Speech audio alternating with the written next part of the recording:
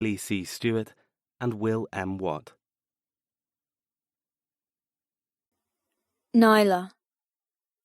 If I had known my life would change so drastically, I might have planned a little better, strategized a little smarter, researched a little deeper. One moment I was the darling of Milan. The next I was a weaver whore. But despite my lack of skills and weapons, I wasn't ready to go down without a fight. In fact, I prospered into a woman I'd always been too afraid to find. I became more than Nyla Weaver, more than daughter, twin sister, and seamstress. I became the woman who would bring down a family's legacy. I evolved into the woman who captured a hawk. Jethro. I stalked toward the stables, and the very lodgings Nyla had inhabited the night before. The image of her bounding away, pristine, naked skin glowing in the sunshine, and long hair flowing like black silk, played on a loop inside my head. Everything I'd been prepared for, every argument, every hardship I'd been drilled to expect, hadn't prepared me for the complication that was Nyla Weaver. How could I understand and keep my bearings when the bloody woman had more personalities than a Picasso painting? Sometimes naive, sometimes coy, smart, fearful, proud, gullible, and above all, evolving, and rapidly. I wasn't used to mess. The chaos of a human psyche, or the overwhelming pull of emotions was not permitted in my world. In the short time I'd known her, she'd successfully made me feel something I had no fucking right to feel. Don't admit it. I balled my hands. No, I wouldn't admit it. I would never verbalize the slow burn of possession in my gut, or the confusion in my mind when it came to understanding her. Run, Nyla, run. And she had. Despite her nakedness, lack of sustenance, and the fact that my family had just finished abusing her, she glared into my eyes and bounded away like a deer bolting from a gun. A flash of vulnerability glowed on her face before she was swallowed by the forest. I expected her to faint with her ridiculous condition. An experiment, as it were, to see what she would do when I pretended to give her what she wanted. Run. I never for a fucking moment thought she'd do it. I expected her to cower, to beg, to cry for the men in her life who had let her down. But she'd done none of those things. I'd known her only briefly, yet she demanded more of me than any other woman ever had. It wasn't permitted, and now that she'd run, she'd given away more of the disarray inside her. I'd glimpsed the perplexing woman who'd become my charge, prisoner, and plaything. Someone who had successfully confused the shit out of me. As much as you don't understand her, you want her. She came on your tongue, for fuck's sake. I stopped in my tracks. She'd fought me on every turn, yet the moment I'd claimed her in front of my brothers, she'd given me ultimate control. She'd spread her legs and forced her hips into my mouth, giving me complete authority for me to lick and nibble and drive her high until she shattered. Regardless if she meant to do it or not, she'd used me for pleasure. She'd gotten off on me fingering her. My cock stiffened. The taste of her still lingered in my mouth, the phantom pressure of her cunt squeezing my tongue as she rocketed skyward and detonated. Her fingernails had scraped the table. Hands spread thanks to the brothers holding her down, but she hadn't squirmed to get away from me. No, she had fought to get closer, and I'd obliged. Drowning myself in her scent, bruising my lips as I licked her harder and harder. She'd squirmed and moaned and gasped. She'd delivered herself into my clutches, all because I knew how to make a woman come. But she didn't just give me her pleasure. Christ, no. She'd given me the briefest taste of how divine it would be to own not just her body, but her mind and soul, too. It was addicting. It was fucking twisting with my head. I growled under my breath, striding onward. The bloody hard-on I'd sported since she walked into my life poisoned me, turning me against everything I knew, everything I'd embraced since I learned the meaning of survival and discipline. Hot lust tumbled through my veins. How could I stay the cold beast I'd been groomed to be when my blood raged for another little taste, another little indulgence of her tight, wet heat? Shit. I was going to make myself come if I didn't stop thinking about her. My cock rippled, totally agreeing. I shook my head, breaking into a jog towards the stables. You will remain everything you are. You will. There was no other choice in the matter. I'd been taught to be the master of my emotions. I prided myself on embracing all that he taught me. One little weaver would not undermine me. This was the way of our world, my world, her world. No matter how she bewitched me, no matter how she turned my body and willpower against me, I wouldn't give in. She'd learn that soon enough. The moment I caught her, she'd learn her place. The moment I had her back in my arms, she'd never run again. That was a fucking promise. It's time to hunt. The stables were empty, apart from Kess's polo pony, my father's prized thoroughbred Black Plague, and my ebony gelding, Fly Like the Wind. That was his show and hunting name. In private, I had another name for him. Wings. Because riding him allowed me to fly the fuck away from here and find a small sliver of freedom. Nyla wasn't the only one who wanted to run. Unlike my prey, I faced my demons and embraced them. I made them work for me rather than control me, and forced them to submit by bowing at my feet. Just like I'd make her do the moment I found her. The instant he saw me, Wings' velvet ears pricked, his metal shoes clicking against hay-strewn cobblestones. A stable boy appeared from mucking out the stalls. "Sir?" "Saddle him. I mean to leave in 15 minutes. You told her you'd give her 45. I shrugged. There was no point giving her any longer. Her feet would bleed from running barefoot. Her skin would bruise from whatever ludicrous illness she battled, and it would all be for nothing. Contrary to what she thought of me, I wasn't a monster. I needed her strong. Plus, I could grant hours, days even, for her to run, but she'd never make it to the boundary. I knew that completely and utterly. I knew because I'd been in the exact same situation she was. Only it hadn't been summer like it was now, but the middle of winter. Training, he'd said. Masculine growth, he'd lectured. Run in the snow, become the ice that drips from boughs and stems. Use the primal part of yourself to seek out the edge of our property, or pay the price. 3 days I'd run, jogged and crawled. 3 days I didn't find the boundary. I was found the same way I would find Nyla. Not through tracking or GPS or even the cameras dotted sparsely over the grounds. No, I have much better means. My lips twisted into a smile as I traversed the courtyard from stable to kennel. I whistled, listening to the scrabble of claws and excited yips inside. Then the hounds bounded from their home, bumping into each other, wriggling like they'd been electrocuted. I stood tall, letting the sea of canines wash around my knees. 11 in total, all with keen ears, sensitive smell, and the training of a hunter. Leaving them to sniff manically around the yard, I headed into the tack room where supplies, medicines, and feed were stored for the horses. My hands drifted over the blanket Nyla had used.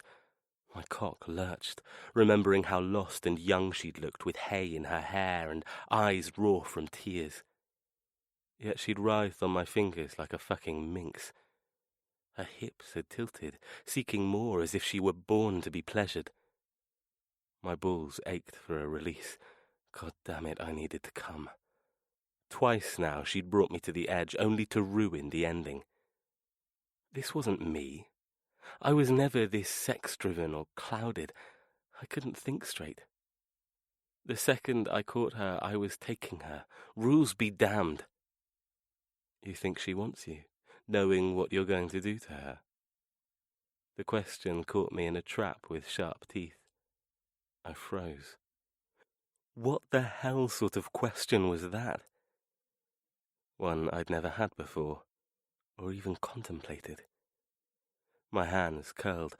I wasn't allowed to consider someone else's well-being, never allowed to be compassionate. The closest thing I had to a friend was my younger brother, Kestrel. He somehow escaped the conditioning by Brian Hawke. Kes took after our mother, God rest her soul. And Daniel. He took after the fucking psychopath who'd been our uncle until my father killed him for almost exposing us all those years ago. Not for the first time, I wondered if my entire family tree was batshit crazy. In the end, none of it mattered, not heritage or destinies or debts. The moment Nyla came on my tongue, she owed me. Not my family, me. The least she could do was reciprocate. Shaking my head, I gathered up a saddlebag and stuffed everything I would need inside. With each item I picked up, my heart thawed, then refroze. A blanket of snow grew thicker with every heartbeat. As ice glittered and crept over my soul, the silence from my colliding thoughts deepened until all weakness, ideas of running, and traitorous concepts of betraying my family disappeared. I sighed in relief as I slipped back into my icicle-barred cage. You're tired, overworked, and dealing with a runaway. Keep your head in the game.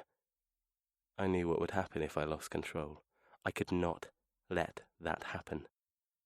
I checked my watch. 20 minutes. Long enough. To her, it would feel as if she'd run for miles. She'd never know the difference. Turning to go, I brushed past the shelf where my extra whips and spurs were stored. I grabbed one, sticking a whip through my belt. It would come in handy if she disobeyed.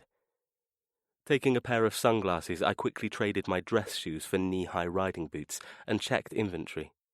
Pity I didn't have time to change. Jeans were a bitch to ride in, terrible chafing on long excursions. But this isn't going to be a long ride. A smile stretched my lips. No, it wasn't going to be long, but it will be fun. And fun wasn't something I got to indulge in very often. Exiting the gloomy tack room, I squinted in the bright sunlight and slipped the silver-tinted aviators over my eyes. Wings stood obediently by his hobbling post, his equine coat gleaming like the rare black diamonds we mined. The foxhounds barked and threaded around each other like an organism, never taking their eyes off of me as I gathered my reins and placed a foot into the stirrup. Swinging my legs over the massive animal, the rush of being on something so powerful whipped through my bones. Wings was 18 hands of pure fucking muscle. He was the fastest horse the Hawks owned, excluding my father's racehorse, Black Plague, and he hadn't been hunting in days. He pranced in place, his large lungs huffing with anticipation. The energy vibrating from his bulk infected me, reminding me of who I was and the life of privilege I lived. Twisting his head toward the open grounds of Hawksridge Hall, I dug my spurs into Wing's side. An insane surge of power detonated through the animal's muscles. Wings went from stationary to flying, his hooves clattering with speed. With a sharp whistle, I summoned my canine companions. The sharp scent of dug-up turf hit my nostrils as we tore across the grass. I'm coming for you, Nyla Weaver. I'm coming. Over the roar of galloping thunder, I commanded, "Chase her!" Nyla. My lungs burned. My feet stung. My legs ached. Every inch of me screamed with fear. Run! Run! Run! I lowered my head, pushing harder, forcing my body to find non-existent energy and propel myself from hell towards salvation. How long did I run? I didn't know.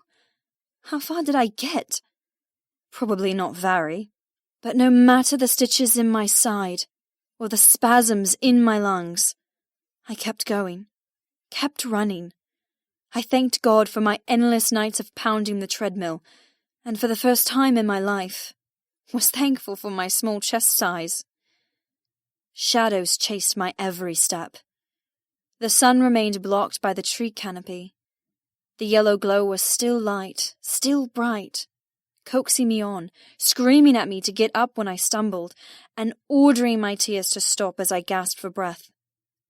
I kept running, zigzagging as much as I could, cutting through a stream and almost rolling my ankle on the slippery rocks below. I did everything I'd ever seen survivalists do when being hunted. With my heart whizzing, I bypassed woodland trails, avoided muddy paths, and obscured my scent as much as possible. But I knew in my heart it wouldn't be good enough. He'll find you. My body begged to stop and let the inevitable happen, to stop punishing myself for no purpose. My mind howled in frustration as lactic acid burned in my limbs. It won't work. Give up. Go on, just stop. I shook my head, driving myself harder. He'll catch you. It wasn't a matter of if, but when. I could run for years, and he would still find me. How did I know? I didn't trust him. I didn't believe he let me get away so easily. Everything about him was a carefully scripted lie. Why should his word be any different? I had no doubt if he didn't find me, something else would. A snare, a trap, something just waiting to ambush its prey. Every footfall I tensed, waiting for death, wondering if that last step would trigger a net or an arrow to my heart. Stop running. Just stop, Nyla. My breathless inner voice was tired and hungry and completely worn out. My muscles cramped. My mind seized with too many questions. At least it was summer, and I didn't have to combat the cold on top of everything else. My skin glistened with sweat from exercising so hard that I hated the defeat in my soul, the rapidly spilling courage and hope. This wasn't about the chase. We all knew who would win. It was about defiance, the word that I never knew or put into practice until last night. But now I lived and breathed it. I would be the most defiant thorn, stabbing holes in Jethro's carefully made plans. I would never be able to win. The only way I had a chance at surviving long enough to reap vengeance on the men who ruined my ancestors was to fight his ice with fire. I had to burn. I had to blaze. I had to cinder his beliefs and control to the ground, and smear his soul with the ashes of his sins. A loud howl came on the breeze. My knees locked, slamming me to a standstill. No. Please, no. My heart squeezed. I should have guessed. He wouldn't run after me like a typical chase.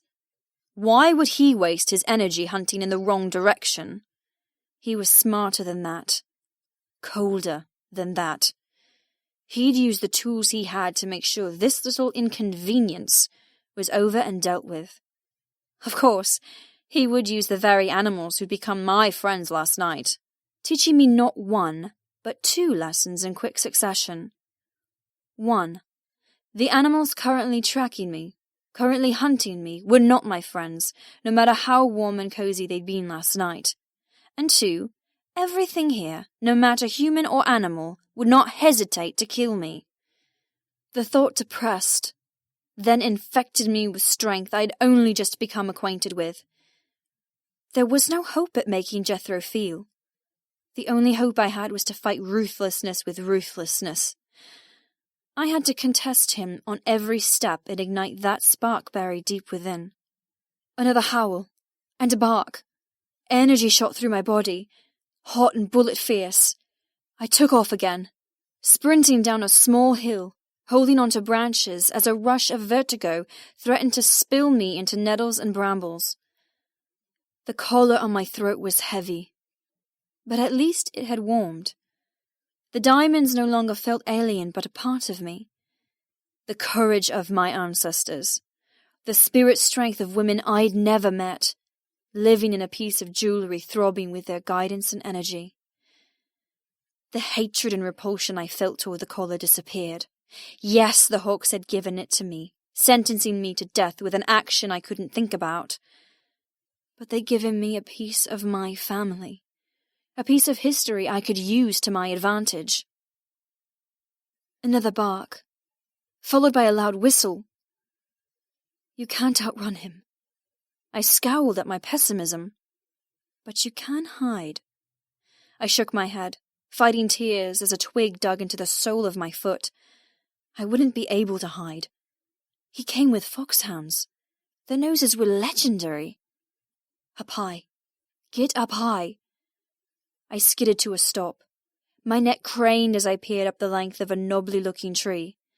The branches were symmetrically placed, the leaves not exactly thick, but its trunk strong enough to take me from earth to sky. I'd never climbed anything in my life. I could fall to my death. I could cripple myself when I suffered a vertigo wave. I'd never been stupid enough to try. You've never had to run for survival either. Shoving useless fears away, I moved toward the tree with outstretched hands. It didn't matter I'd never climbed one. It didn't matter I'd avoided all gym games and apparatuses, because I only ended up getting hurt. I would climb the damn thing and conquer it.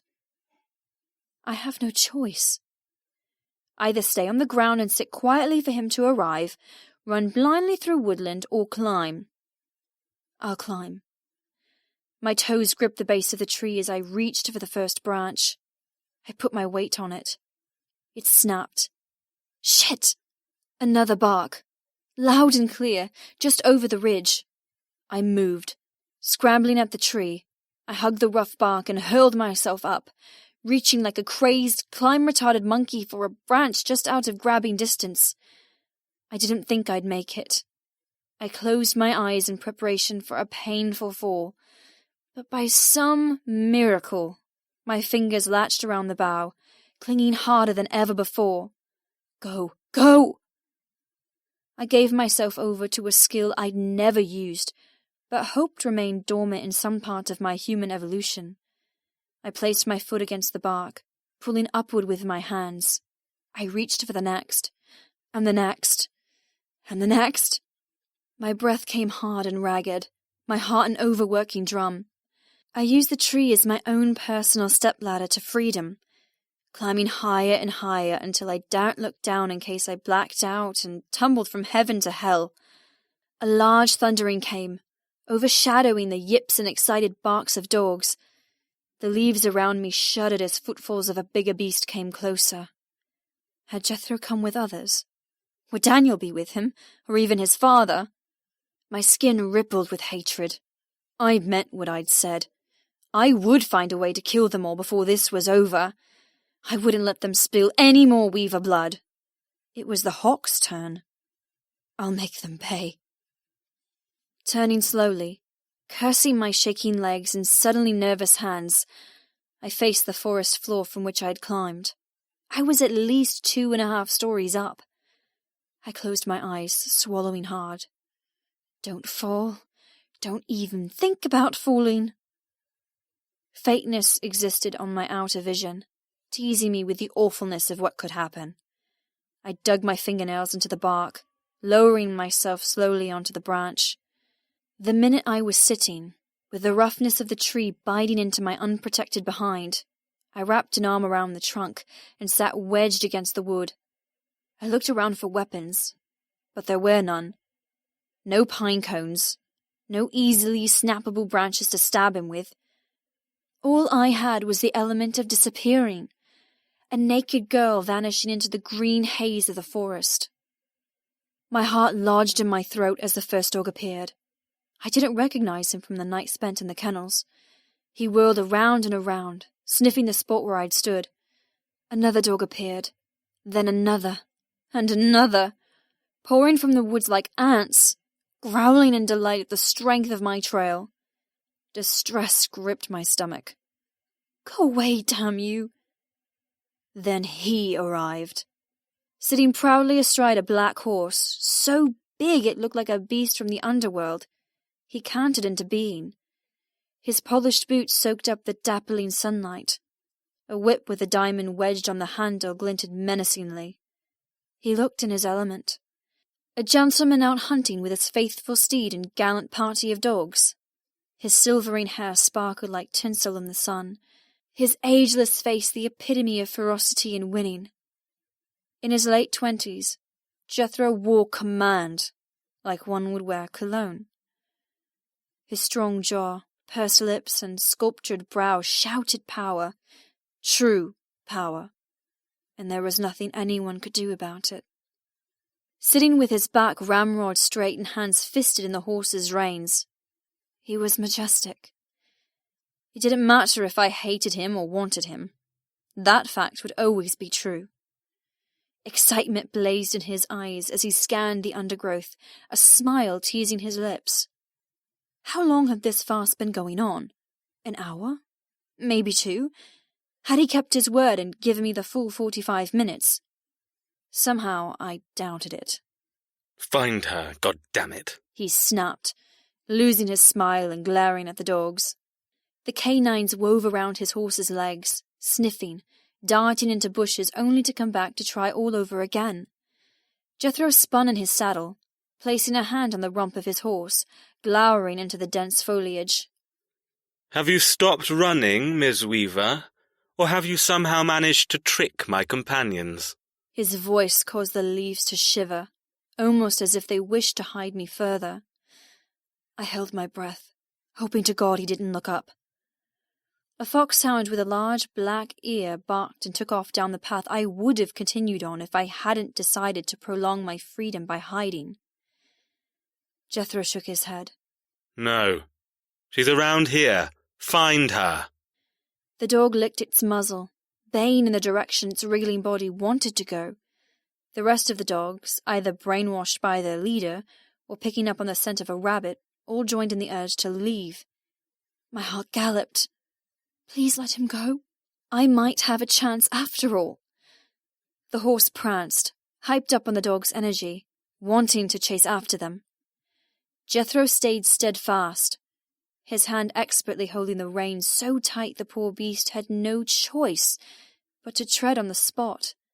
His long legs wrapped hard around the animal, sticking glinting silver spurs into its side. Wait, he growled.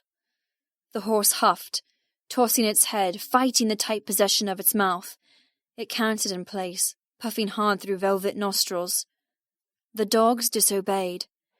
Their patience was done, and with a loud howl they took off in a cloud of tan, white, and black. Christ's sake, Jethro muttered. Fine. Digging his heels hard, the horse broke into a gallop, disappearing in a whirl of black through the undergrowth. Shakes. They attacked me hard and fast the second he disappeared. Hope attacked me second. Unbelievable hope hijacked my limbs, turning me into shivering jelly, until I was sure the entire tree vibrated. Did I actually stand a chance at making it to freedom? Could I make it to the boundary and escape their clutches? I could save us all. My father, brother, future daughters. Life is complicated, Threads. You don't know the half of it. My father's voice popped into my head. Anger filled me. Dreadful, terrible anger towards the man who was supposed to keep me safe.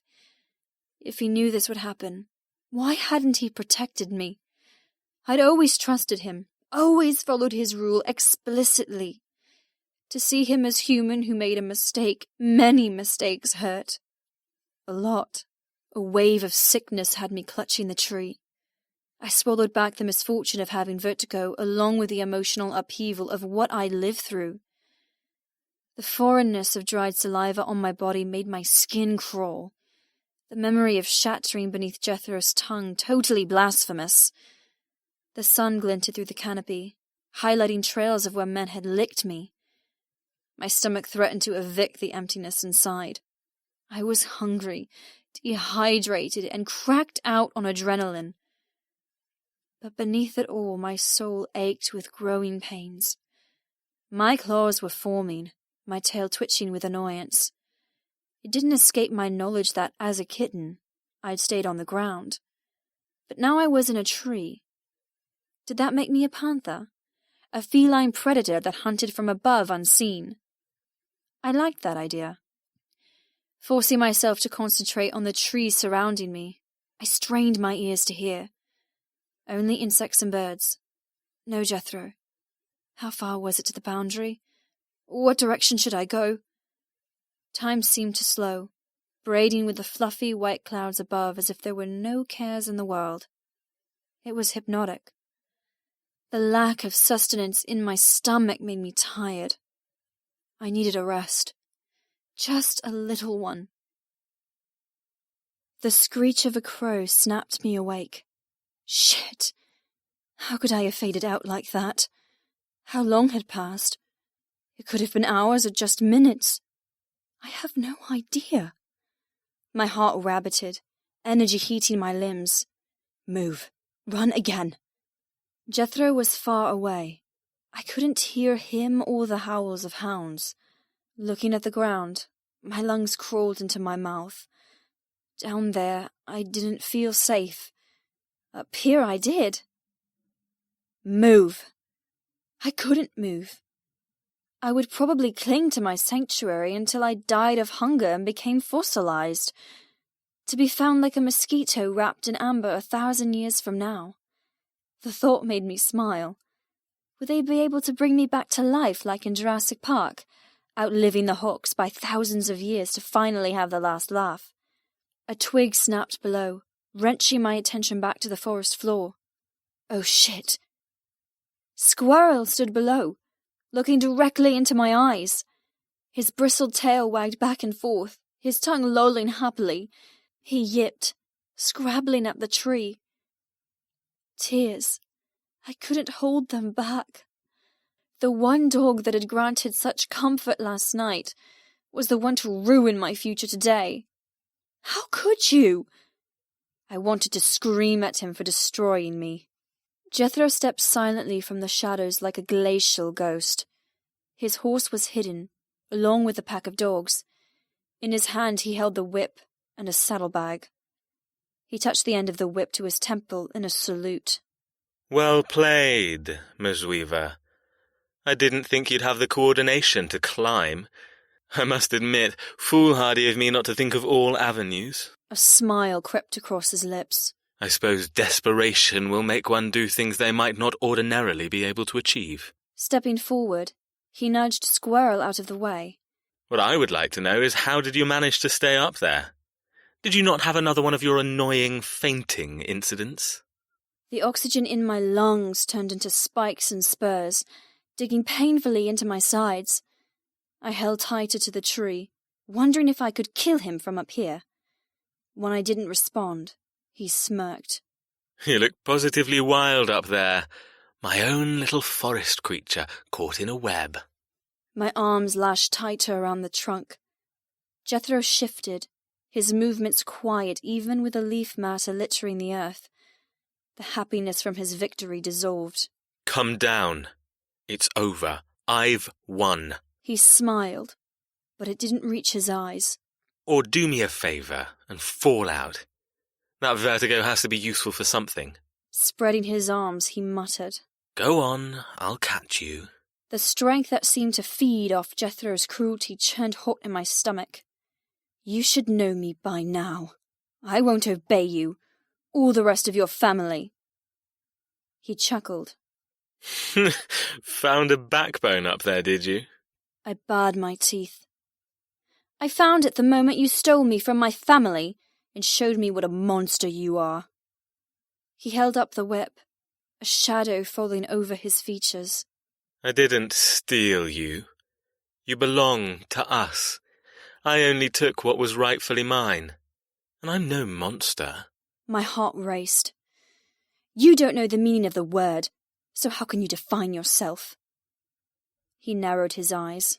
I think the height of the tree is giving you false confidence. I doubt you'd be talking to me that way if you were down here. He twitched the whip. Where I could reach you, hit you, make you behave like you ought to. He's testing you. I tilted my chin, looking down my nose. You're right. I probably wouldn't. But right now I have the advantage, and I mean to use it. He laughed, absently stroking Squirrel's head as the dog plonked himself by Jethro's feet. Advantage? I wouldn't go that far, Ms. Weaver. My skin crawled at the use of my last name. He didn't use it out of consideration, or even because the address was my identity. He used it to keep the barrier between us cold and impenetrable. What's he so afraid of?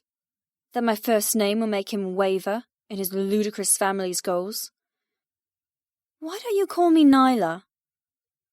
I leaned forward, not caring I was naked or stuck in a tree. I had the power for however long I kept him talking. Are you afraid using my first name is too personal? That you'll start to feel something for me?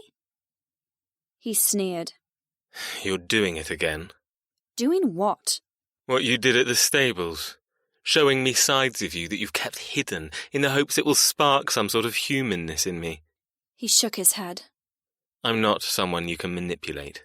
A small smile stretched my lips. I already did. Gathering my leaf-tangled hair, I draped it over my shoulder. The last dregs of sunshine disappeared behind a cloud, leaving us in green shadows. What? His nostrils flared, his temper sparking like an uncontrolled blaze. I smiled, enjoying his annoyance. He claimed he was cold-hearted and impervious. He lied. I'll show him. I'll prove he's as ill-equipped to play this charade as I am. Do you want me to paint it out for you? To show you how hypocritical you are? He grabbed Squirrel's ear, making the dog flinch.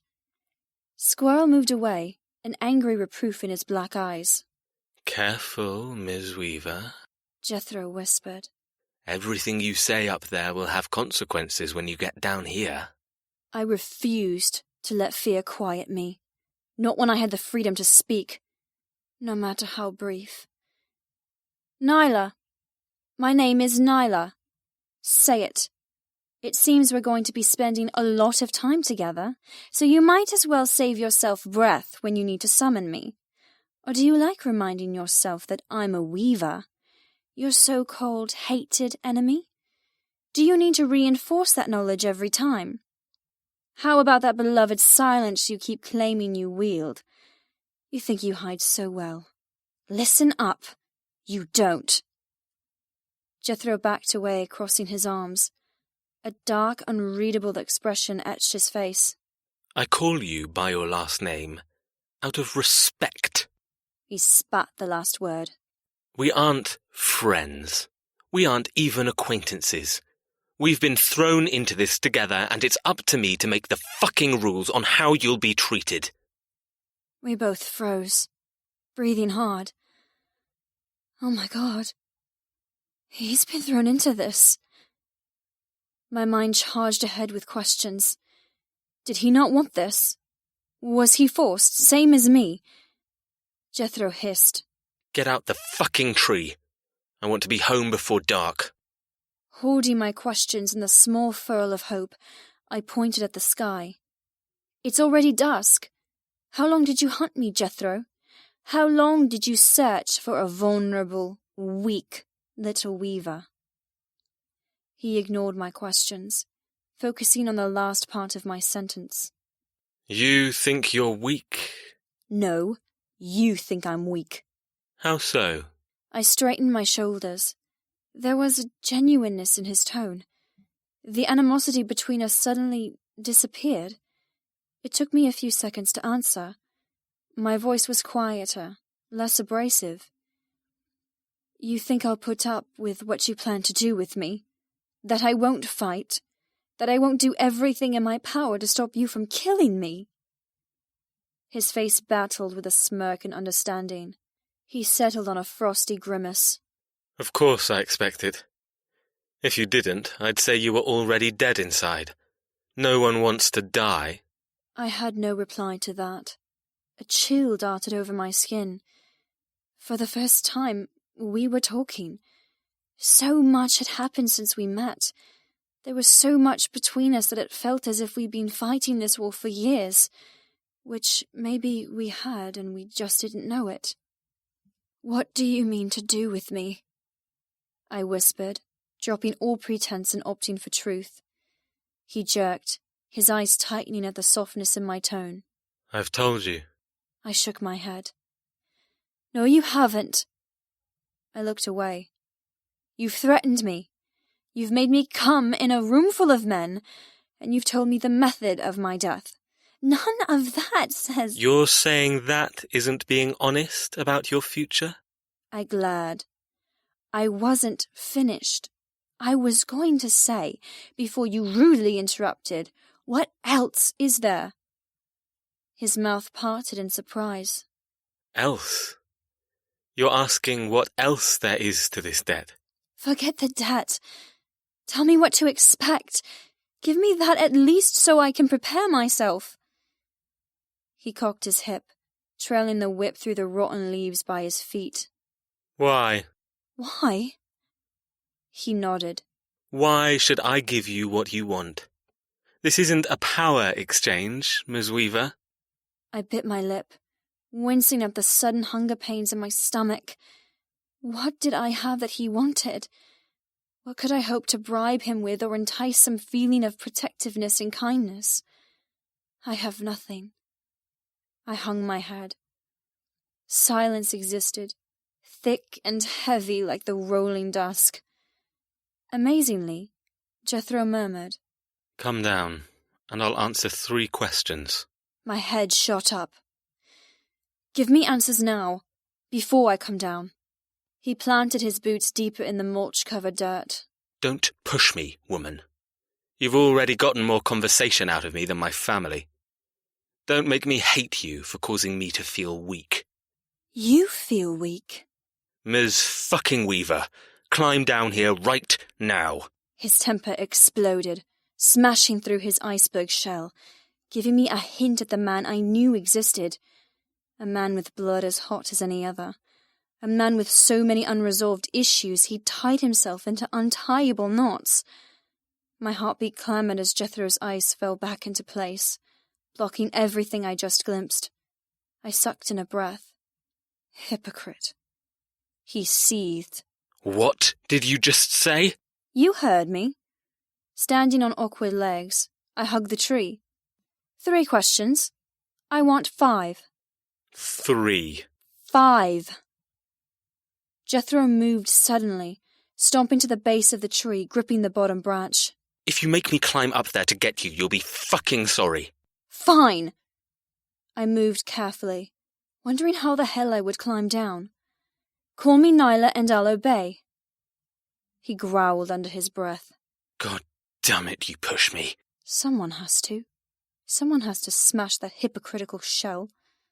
I waited, face pressed against the knobbly bark, fighting against the weakness in my limbs from exhaustion and hunger. The mere thoughts of climbing down terrified me.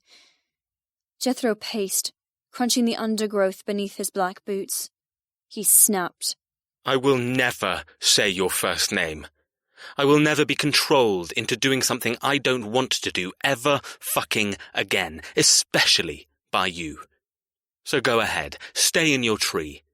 I'll just camp down here until you either fall or wither away. I don't revel in the thought of you dying in such a fashion. I don't relish the conversation I would have when I returned empty-handed, with just a diamond collar sliced from your lifeless neck, but never think you can make me do something I don't want to do. You'll lose. He smashed the whip against the tree trunk, making me jump. Is that quite understood? His temper seethed from below, covering me like a horrible quilt of scorn. I pressed my forehead against the bark, cursing myself. For a moment, he'd seemed normal. For one fraction of a time, I didn't fear him, because I saw something in him that just might be my salvation. But he'd been pushed too far by others. He'd reached his limit and had nothing else to give. He'd shut down, and the brief glimpses I saw weren't hope. They were historic glints at the man he might have been before he turned into this. I climbed. It was a lot harder going down than going up. My eyesight danced with grey. My knees wobbled and sweat broke out on my skin, even though I was freezing now the night had claimed the day. I battled with him and lost. Time to face my future. The closer I came to the ground, the more fear swallowed me. I cried out as Jethro's cold hands latched around my waist, plucking me from the tree as if I were a dead flower, and spinning me to face him.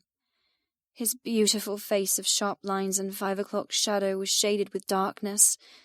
The hoots of owls and trills of roosting birds surrounded us. I have a good mind to whip you.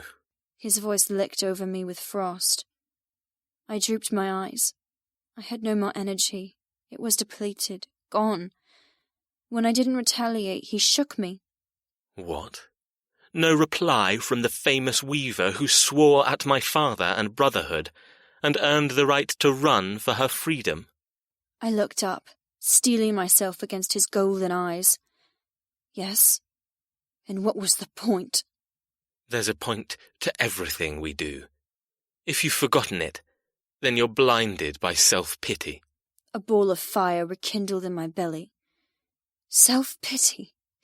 You think I pity myself? He shook his head. I don't think. I know. Letting me go, he grabbed the saddlebag resting against another tree and pulled out a blanket. Spreading it over roots and crinkly leaves, he ordered. Sit, before you fall. I blinked. We're not leaving for the hall. He glowered. We'll leave when I'm damn well ready. Sit. I sat. Jethro, what the fuck are you doing? I couldn't answer that. I had no clue. I should throw her over my shoulder and escort her back to Hawksridge. Instead, I made her sit, in the middle of a forest, at dusk. What the fuck? Nyla sat by my feet, smiling sadly as Bolly, the top foxhound, nuzzled into her naked side. His wet nose nudged against her breast as he whined for attention. She sighed, hugging him close, pressing a kiss into the ruff of his neck. You outed me, you rascal. Her voice wobbled, even though a tight smile stayed locked on her face. I want to hate you for it, but I can't. Bolly yipped, hanging his head, almost as if he understood exactly what she jabbered on about.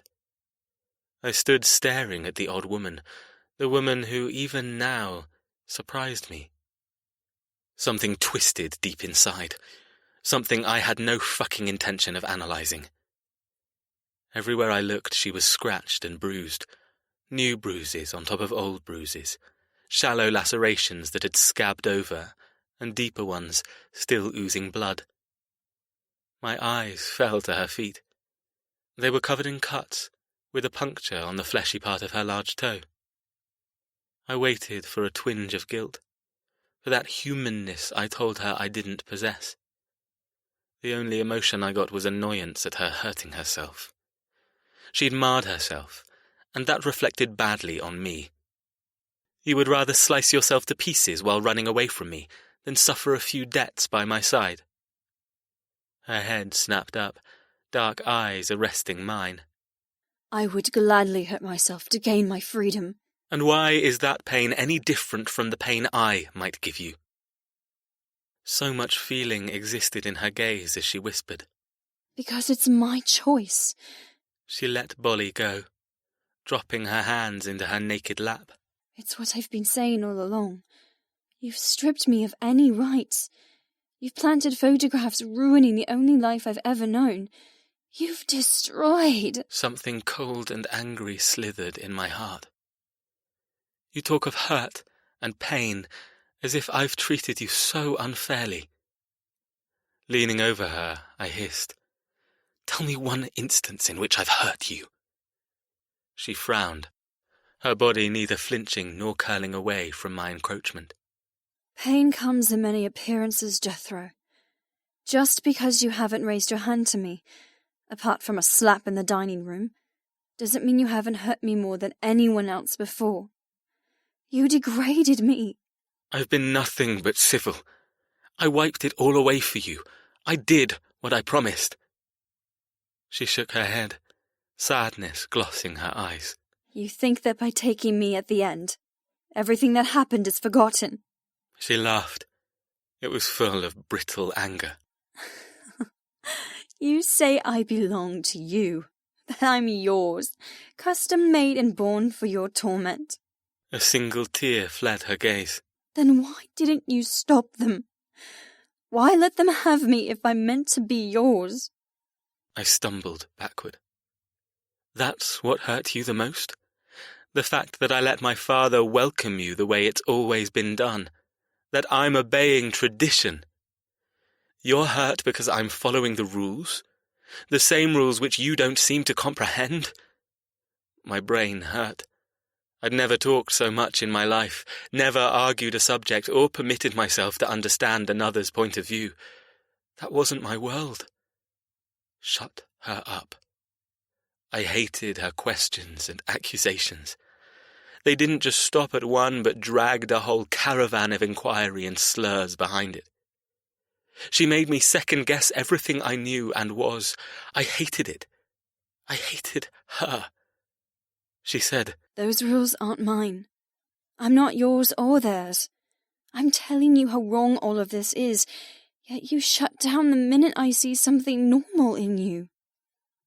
Growling under my breath, I grabbed the saddlebag and turfed the supplies onto the blanket. Bolly moved in front of Nyla, sniffing at the items as if they were a danger to the woman he'd helped hunt down. I was a hypocrite. Look at the bloody dog. Nyla glanced at the packets strewn on the plaid. I shoved the damn dog out of the way, reaching for her. She ducked, unable to disguise her flash of terror. My stomach twisted. I bared my teeth. What? You think I'm going to hurt you? Breathing hard, I grabbed a blister packet and threw it at her. I'm not going to hurt you, even though my whip would like to strike something more than just my horse after the issues you've caused. Her dark eyes met mine, rebellion bright. Then her eyebrow rose as she glanced at what I'd tossed her. You... I snatched the packet and popped out 2 high-strength painkillers. Stealing her hand, I placed both into her palm. She cupped them instantly. You're hurt. I told you I'm not a monster, Ms. Weaver. Would a beast give you something to mute your pain? The same pain, I might add, that you brought on by yourself. Her face went white, her fingers unlocking to peer at the 2 white tablets. Her face twisted with a mixture of disbelief and utter confusion. Another dagger to my gut. There was something about her injuries and vulnerabilities that were the perfect chisel to my ironclad resolve. The resolve that had saved me from myself. The lifestyle that I'd been taught when nothing else had worked. Fuck. Looking away, I tossed a water bottle at her. She caught it clumsily. Unscrewing the lid, she placed the tablets on her tongue and drained the contents in 3 seconds flat. She wiped her mouth, eyeing up the bag at my feet. Silence existed for a heartbeat. Then 2. Her eyes met mine, granting me something I hadn't sought to gain. Her gratefulness. The fight and future was forgotten. her bodily needs overtaking everything else, and I was the one who could give her what she needed. If you're looking for food, I have some. She swallowed hard. I forced myself to shove aside my tangled emotions, grabbing my icy persona with both hands. I need something from you first. She grabbed the damn dog again. I hated how her arms lashed around him, seeking something else she needed, something I couldn't give her. I whistled. Bolly instantly healed, leaving Nyla rejected on the tartan blanket. She rolled her shoulders, looking longingly at the dog. Slowly, the strength I grew to recognize cloaked her. Her eyes met mine. Fine. What do you want? Everything. The parts of myself I kept hidden, driven so far inside I'd forgotten they'd even existed, sparked with possession. You owe me something. Her gaze popped wide. Excuse me? I fell to my haunches, balancing myself with a fingertip placed on the ground. My heart beat thickly. I gave you something in that dining room. Remember? Her lips curled in disgust. You gave me to your father and your so-called brothers. I shook my head. More than that, I gave you freedom. I took their memory and made it mine. I devoured her with my gaze, saliva filling my mouth, remembering her taste. Realization slammed into her. You can't be serious.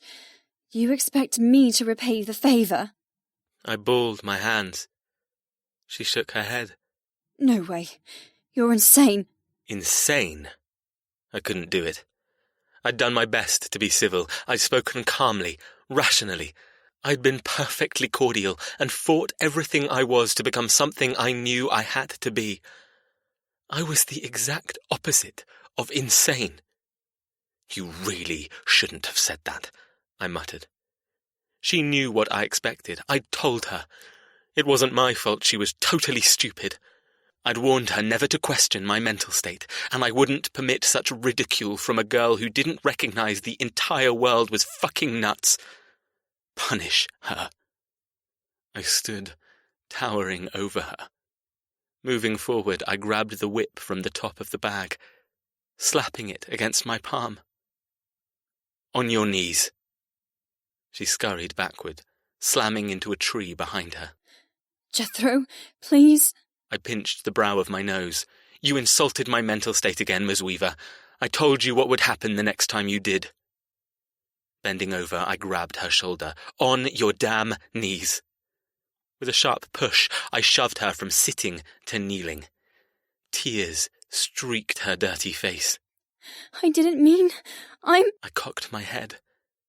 If she apologized, I'd stop. Just one little word. A sign that she was permitting my power over her. It wobbled unsaid between us. Sorry. I'm sorry. Please forgive me. Her lips tasted the words. The syllables echoed silently in my ears. But then she ruined it by sucking in a breath and clamping her lips together. With a glare that shot heat straight to my heart, she planted her hands on the blanket and cocked her hips. Fuck me. My cock immediately sprang to attention. The perfect lines of her overly skinny body, the pert breasts and hard muscles of her back and thighs. Shit. I squeezed my eyes. What the fuck is going on with me? Sure, I wanted her. Sure, I wanted to use her and come so deep inside her she'd taste me for days. But lust had never made me see things like this. Never made me lose the fine frost of control. Every second spent with her undid all my hard work. She was my pet. Her well-being and happiness hinged on me, just like Bolly, Wings, and all the other hounds tethered in the forest just out of ear reach. I'd left them there so I could sneak up on her silently. I'd known she was up there. I'd felt her eyes boring into me. But this was all a game. What was the fun in reaching the destination when the chase was the best part? Nyla looked over her shoulder, daring me with flames in her eyes. I hate you. Her words slammed me back to earth, her fire somehow giving me back my ice. I smiled. You don't know the meaning of hate. Not yet. Hair fell over her shoulder, hanging thick and enticing.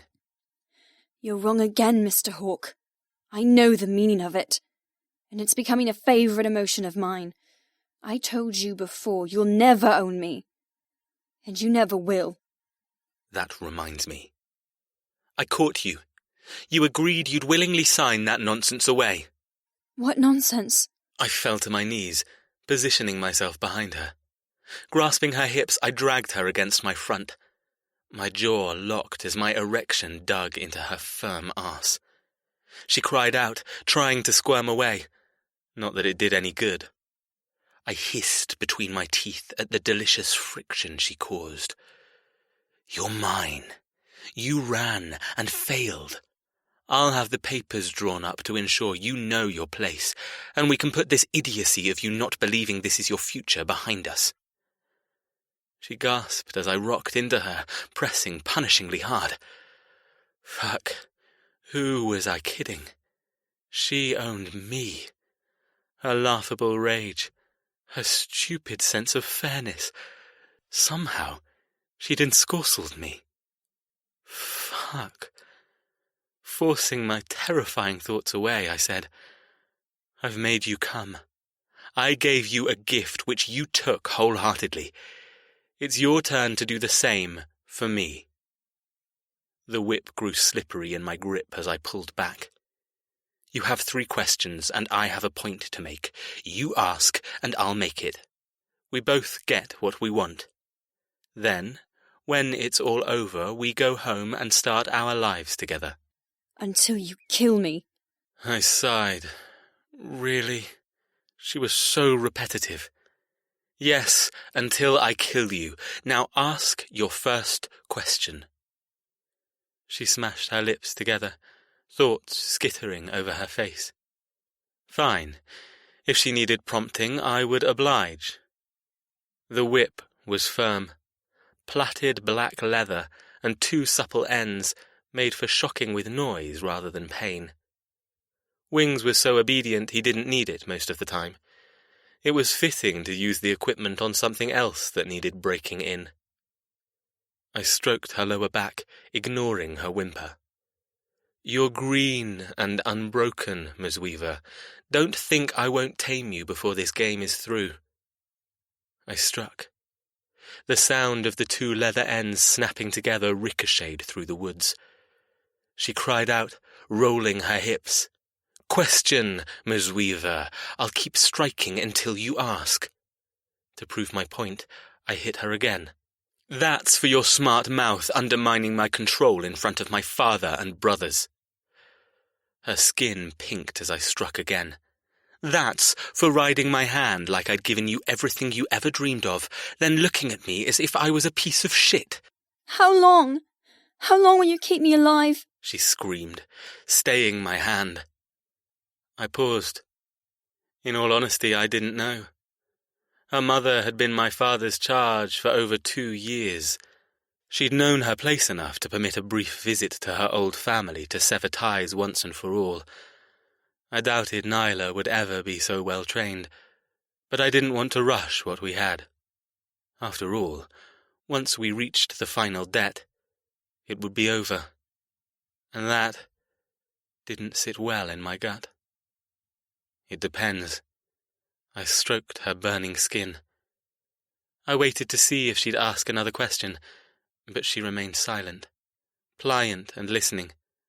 Her quietness soothed my nerves, and I allowed myself to give her a little of what she needed. You're doing that far too often. I shot the voice in my head. Years, Ms. Weaver. We have years ahead of us. Her head sagged, lolling forward. Quietly, another question came. And the debts? How bad are they? What do I need to prepare for? I said you could have 3 questions in total. That was 3 in one breath. Pick one or forfeit any more. Nyla sighed.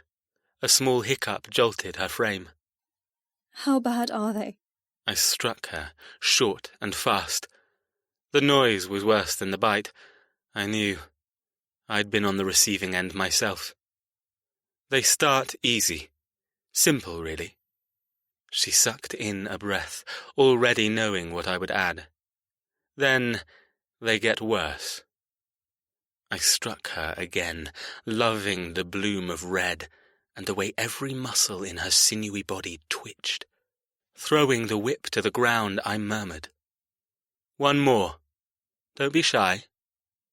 Her breath was ragged. Will you ever be nice to me? The question hung between us, so at odds to the scene of her on her hands and knees and me positioned behind her. It wrapped around us with sadness, digging the newly placed dagger deeper into my heart. I am nice, once you get to know me. Her small laugh surprised both of us. You're a lot of things, but nice is not one of them. Anger boiled in my stomach. You pissed me off before I had the opportunity to be nice. Didn't I say you deserved to be rewarded after this afternoon? I have many things to lavish you with, Ms. Weaver. You only have to give in.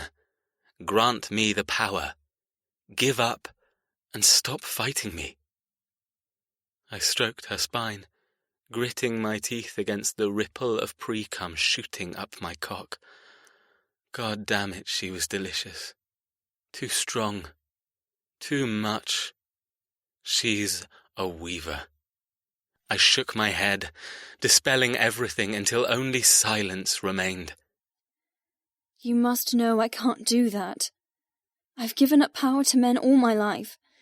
I stupidly let my father control me, believing he knew what was best for me. And do you know what that got me? A one-way ticket to hell to play with a devil I never knew existed. She looked over her shoulder, making eye contact. Why should I give you that courtesy? Why should I let you rule the remaining shortness of my sad little life? For once, I was speechless. Nyla breathed. You can't reply because you know this is wrong. On some level, you know the only right thing to do is to let me go and forget about this madness. But you won't. Just like I won't give you the power you seek. Just like I will never stop fighting you. She suddenly shot forward, breaking my hold on her hips. My heart raced at the thought of her running again, but she turned to face me, kneeling upright so we were eye to eye.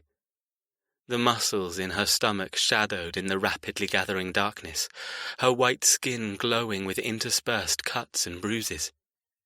You said I owe you. I agree. You gave me something in that dining room. As much as you think you were only helping save my mental state, you showed me more than you probably wanted. I see you, Jethro Hawk. I see what you're trying to hide. So don't delude yourself into thinking I buy your hypocritical bullshit. Crawling forward, her tiny hands landed on my belt, releasing the button and zipper in one short second. It was my turn to blink in shock. She's a seamstress idiot. She dealt with buttons and zippers every day. They were her forte. Dealing with what lived behind them, however, was entirely another. I hated, positively hated, that she'd stolen my power again. She'd drugged me with her witch potion, making me think only with my dick. Fisting her hair, I growled. "You're on thin ground, Ms. Weaver." Her temper exploded like a firework. She snarled. Wrong. I'm on Hawk ground, and I'm still standing. You want me to pay you back? Fine. Tell me what to do, then feed me and take me back to your vile home. I'm ready for this day to end. My mind went numb as her hand disappeared into my jeans, cupping me boldly. Or better yet, take what I damn well give you. Nyla. I had no words for what I was doing. Seriously, no words. Part of me hated myself for being drawn to Jethro even now, especially after he'd hunted me down and punished me like some animal. But the other part, the bigger part, loved the woman I was becoming. I didn't have anyone to rely on. I had no one saying what was right or wrong. The rules of everyday life had no place in this new existence. And if Jethro thought I would play by his rules, he was a fucking idiot. His erection leapt in my hands, hot and scalding, the only part of him warm. His golden eyes were blank of all feeling, and for one blessed moment, he stared at me with lust. Only lust. Then anger saturated him, his fingers latching around my invading wrist. What the fuck do you think you're doing? I tugged the waistband of his boxer briefs with my free hand, twisting my other from his grip, and sliding my fingers into the dark heat of his underwear. He locked his jaw as I traced the length of his cock. I'm paying you back. This is what you had in mind, right? An orgasm for an orgasm. He growled low in his chest, his eyes narrowing with hate and need. Don't lie to me, you bastard. He opened his mouth, but no words came out. I squeezed him hard, hard enough to cause shooting pains in my palm. He jerked in my hold. Jesus. That one word switched the rage splashing my insides into lust-blazing gasoline. The hardness of him sent electricity humming in my fingertips. The anger brimming below the surface turned my insides into hot liquid. This power, this body-consuming connection, it was pure, simple, intoxicating. The whipping he'd given me hadn't made me wet. I'd never associated pain with pleasure. Sure, I'd read the books and heard the rumors about how exciting a BDSM relationship could be, with someone you trusted implicitly, but that was the key difference. I didn't trust Jethro. At all. This was a battle. Every time we touched, licked, and eventually fucked, it would be war. And only one victor would come out alive. I have every intention of winning. Sex to me didn't come with past perceptions or notions. Sex wasn't wrapped up with love or sweetness in my brain. In a way, I had my father to thank for keeping me secluded and untouched. I'd uncovered an aptitude for delivering pleasure, an affinity for the basest of need. I trembled, glowing so damn bright inside I felt as if I'd swallowed the stars. Jethro wanted me. He couldn't deny it. He didn't want to deny it.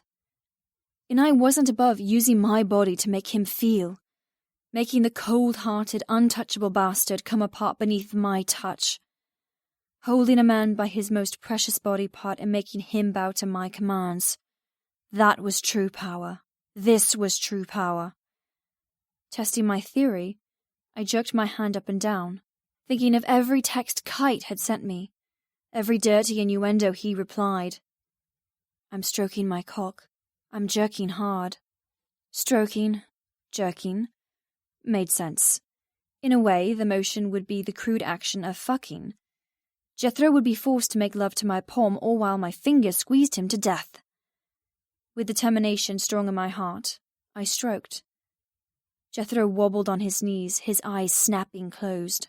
Fuck. He groaned as I squeezed hard, stroked even harder. There was no build-up, no tease. This is war. Two sides. Two players. He'd made me come. Now it was my turn to learn everything about him, so I could make him unravel. Pushing his shoulder, I barely hid my victory smile as Jethro toppled backwards. His eyes flared wide. What? I didn't speak. Instead, I clambered closer, never stopping the mind-crippling stroke of his cock, up and down, twist and around. His sharp gaze turned hazy, his lips parting as his breath grew heavy. His hips thrust, just once, surprise battling for supremacy over his need. I didn't let him overthink it, or realize I was winning. I crawled on top of him, spreading my legs, straddling his large, powerful bulk. My heart strummed. My blood grew thick and cloying as every stroke I gave caused my inner muscles to clench. Giving him pleasure, taking his pleasure, was the headiest aphrodisiac. I was a goddess, an accomplished geisha. I lost track of lust versus vengeance. I didn't care about last names or futures. All I wanted, all I focused on, was the sweetly plaited emotion where the rush between my legs took control. My touch turned frantic, jerking rather than stroking.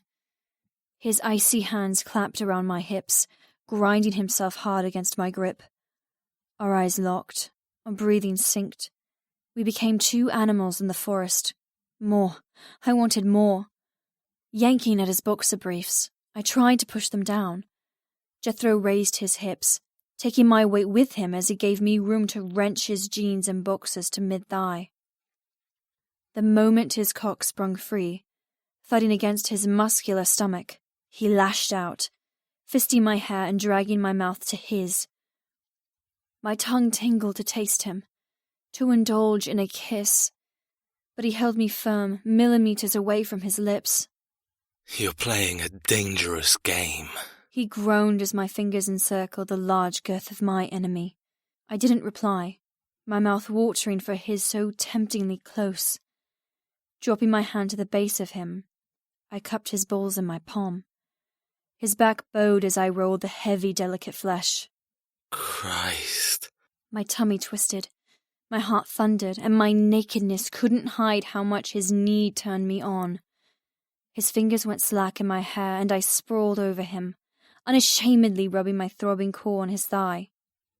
You called me a disappointment. You said my hands were good for nothing but holding up my towel. I squashed my breasts against his chest, snapping at his lips with the threat of a kiss. Do you still believe that? I jerked my wrist, stroking the velvety flesh of his erection. His eyes rolled back, his entire body vibrating. I'm proving you wrong. I sat up, my gaze latching onto his hot cock. Smiling sweetly, I murmured, Isn't this what you wanted? His eyes stole mine. There's nothing about this that I want. I laughed. It sounded a little demented. Who's the liar now, Mr. Hawk? His hand snaked up to cut my throat. The other captured my hip. His face darkened. You want the truth? I'll give you the fucking truth. His muscles contracted as he braced himself against my touch. I want you begging me. I want you so damn hot, you'll let me do anything to you. His raspy voice tore away my past, throwing me headfirst into sex. I squeezed harder, riding his cock with my fingers, driving blood to blaze in the tip. He'd gotten what he'd wanted. By letting me touch him, he'd made me seduce myself. I'd never craved to be filled before, but now every inch of me felt empty and greedy and needful. I'm fucking your mouth. I want to blow down your throat. The text from Kite suddenly popped into my head, as if his ghost watched over me, giving me instructions on how to destroy the man glowering into my eyes with a mix of rage and lust. Fear wrapped around my heart as I looked at the angry erection in my hand. I doubted my jaw would accommodate it, but I'd try. I would try my hardest to give it my all to make him come. Not to please him, but to ruin him. To prove I could control him as easily as he could control me. I moaned as a delicious throb worked its way from my womb. I was hungry for another orgasm. Instead of sucking him, I toyed with the idea of impaling myself on his huge size, wanting so much to chase my own pleasure. My eyes couldn't look away from Jethro's parted lips. I would have given anything to kiss him, to be devoured the way my body craved. You can't. I shook my head, dispelling the connection. A kiss was too intimate. A kiss would destroy me. Squirrel nudged closer, wondering what the hell we were doing, sniffing at the violent war taking place in the dark forest on a plaid blanket. Jethro snarled, shoving him away. In the same movement, he spread his legs, clenched his hands by his side, and wordlessly gave himself to me. My heart leapt, blazing with sunshine and happiness, before plummeting back into the tar pits my life had become. Suck me. Fucking suck me. He growled, thrusting his cock harder into my hand. The command sent a ripple through my core. I didn't hesitate. Bowing over his body, I straddled his knees and in one swift move slid his silky, salty steel into my mouth. He bucked, his entire body going rigid. Fuck me. His lips clamped shut as his eyes rolled back. I moaned, adoring the power I wielded. My nipples tightened. I stopped looking at him. Closing my eyes, I pictured another time, another place. I pictured my lonely existence in some repetitive hotel suite, sewing tulle and silk. I pictured my life as it was, a slave to my craft with no peaks or valleys of living. Then I pictured myself naked and spread over the man who meant to kill me, while my head bobbed furiously over his cock. I relished in how dirty and wrong and primal it was. I preferred it. Every inch of me screamed for a release. Every atom thirsted for blood and violence. My teeth ached to sever Jethro's body. Horrible image of killing him in the worst pain imaginable consumed my mind. The other part of me wanted to give him the most pleasurable, erotic blowjob he'd ever experienced, with the hope I would smash his walls, liquefy his ice, and melt him into the man I knew was inside.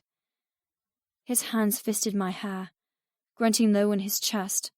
He drove into me, forcing himself deeper. Take it. I gagged. Spit ran from my lips. I struggled to maintain the furious rhythm he set, but he didn't stop using me. And more importantly, I didn't falter. I forced him high. I forced him fast. I stroked and licked and sucked and swirled until everything bellowed with pain. My jaw, my neck, my shoulder, my wrist. All in the name of winning. Jethro's stomach tensed. His balls tightened, and the musky smell of him shot up my nostrils, drenching my soul in his flavor. His hands dug harder into my hair, fucking me just as surely as I fucked him. Our weapons were different, but we were dueling hard and fast. Jethro groaned long and low as I cupped his balls and squeezed. I'm winning. I'm coming. I came down your throat. Kite's message burned my brain. I threw in every last reserve I had. My eyes swam, my brain swirled, and the world tipped upside down. But still I sucked, and in some far-off dimension where sanity no longer existed. I tasted the first splash of cum on my tongue. Jethro cried out, his body bowstring tight as his hips drove his erection past my gag reflex and emptied himself inside me. I had no choice but to swallow. My stomach rolled as his salty release disappeared down my throat. I felt sick. I felt empowered. He shivered as the last wave of his orgasm finished, a soft groan coming from his parted lips. Despite the abhorrent dislike I felt toward him, something luminous dazzled in my heart as I sat up. I smiled, victory burning brilliant and sweet. Jethro's light brown eyes met mine, wide with shock, pupils black with sated pleasure. He breathed hard and fast. We didn't say a word. We didn't have to. We both knew who'd won, and he was fucking pissed about it. Jethro. Fuck. Fuck her. Fuck me. Fuck everything. For the first time in my life, I felt a stirring inside my frozen-over heart. Not gratefulness or humanness or tenderness, no. I felt undone. I should have known that it was the beginning of the end. I should have guessed how badly she would ruin me. But all I could manage was dumbstruck desire. I stared into the eyes of a worthy opponent. I stared at Nyla Weaver with awe. Nyla. Climbing to my wobbly feet, I ignored Jethro and beelined straight for the saddlebag. Inside, I found my running shorts, t-shirt, jumper, and summer sandals. The instinct to turn around and make sure I was permitted to dress came sharp and strong. How had he worked his wizardry to make me second-guess my right to dress? I would put a stop to that nonsense that very instant.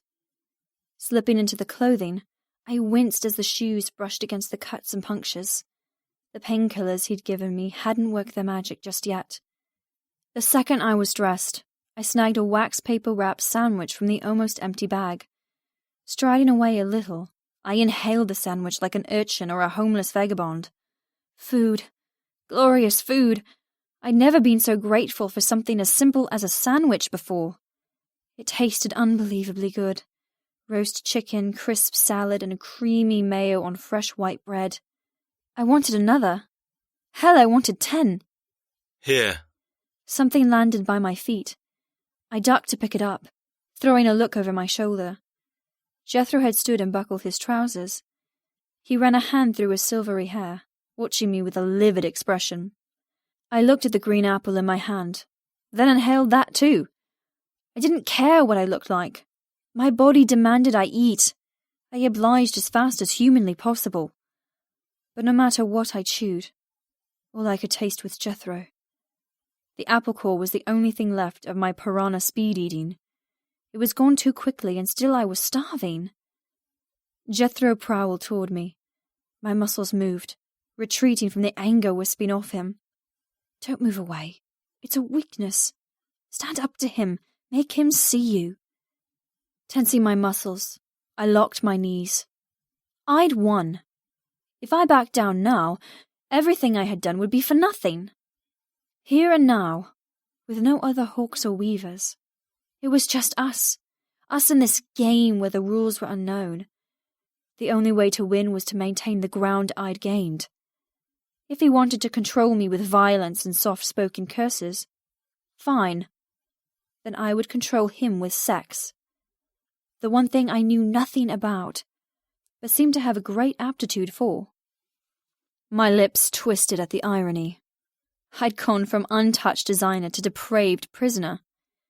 I only did it to prove a point, to extend my life by however long possible.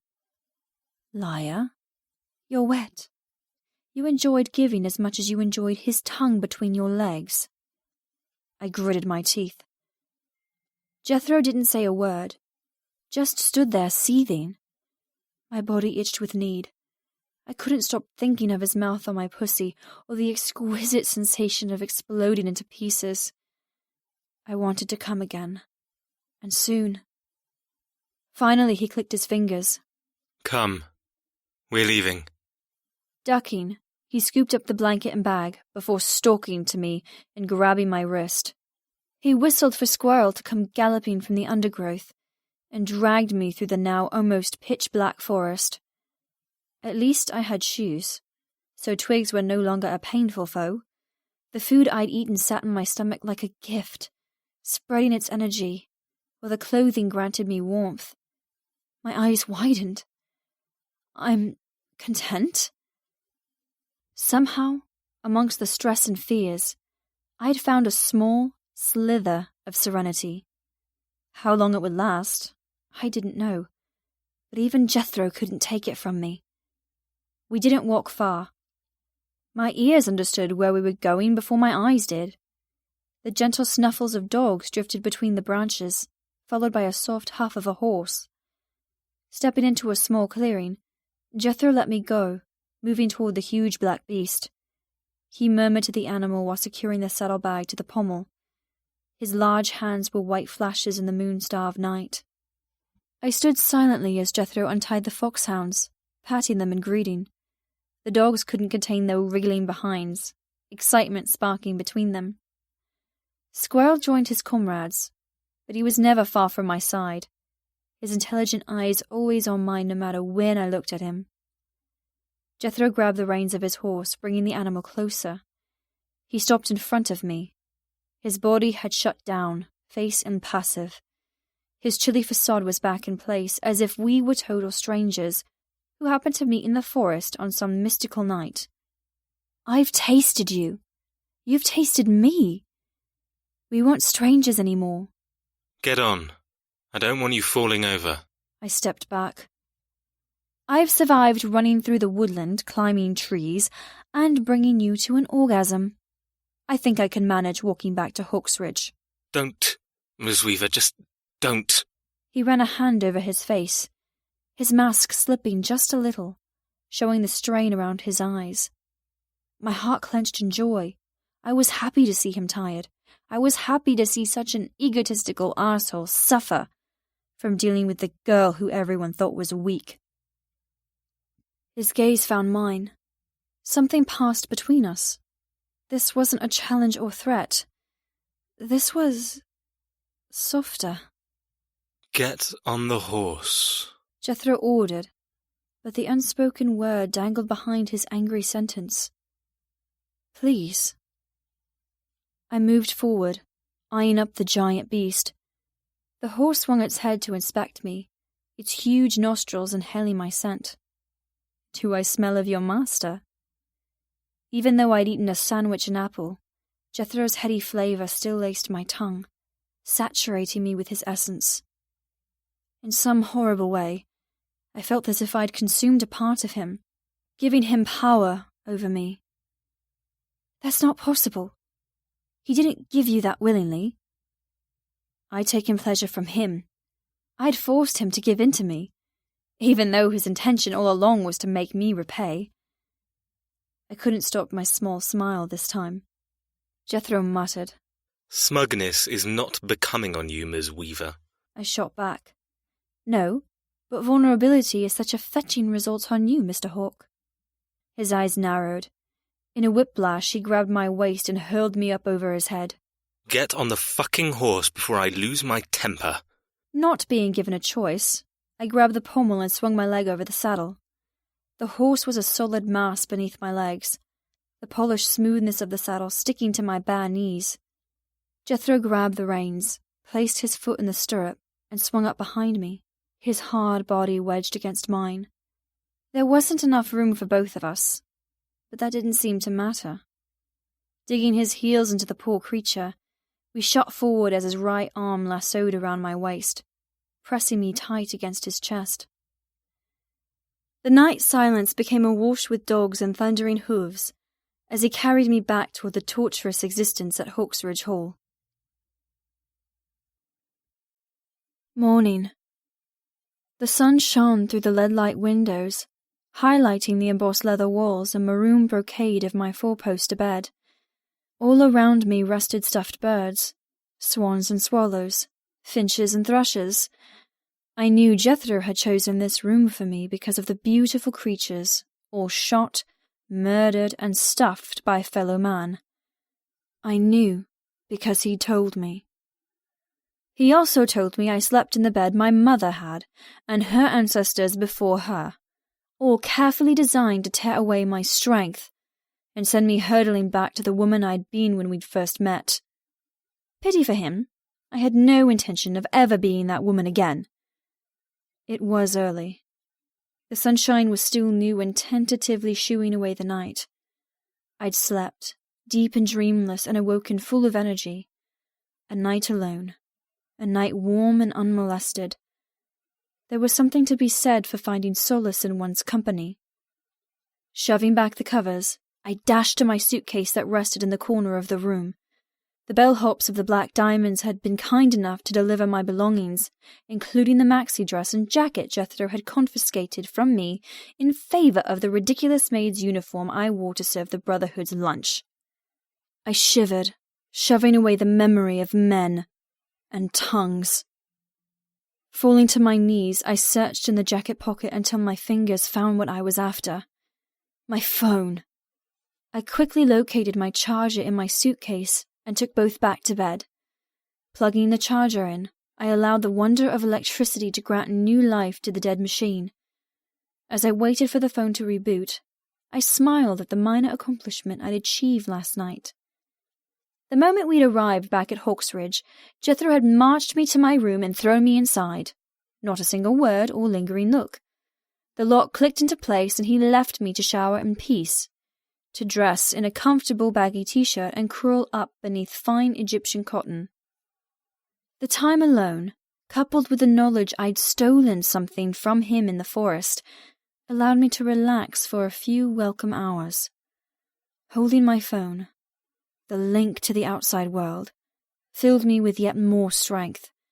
It was the key to finding a balance in this strange existence.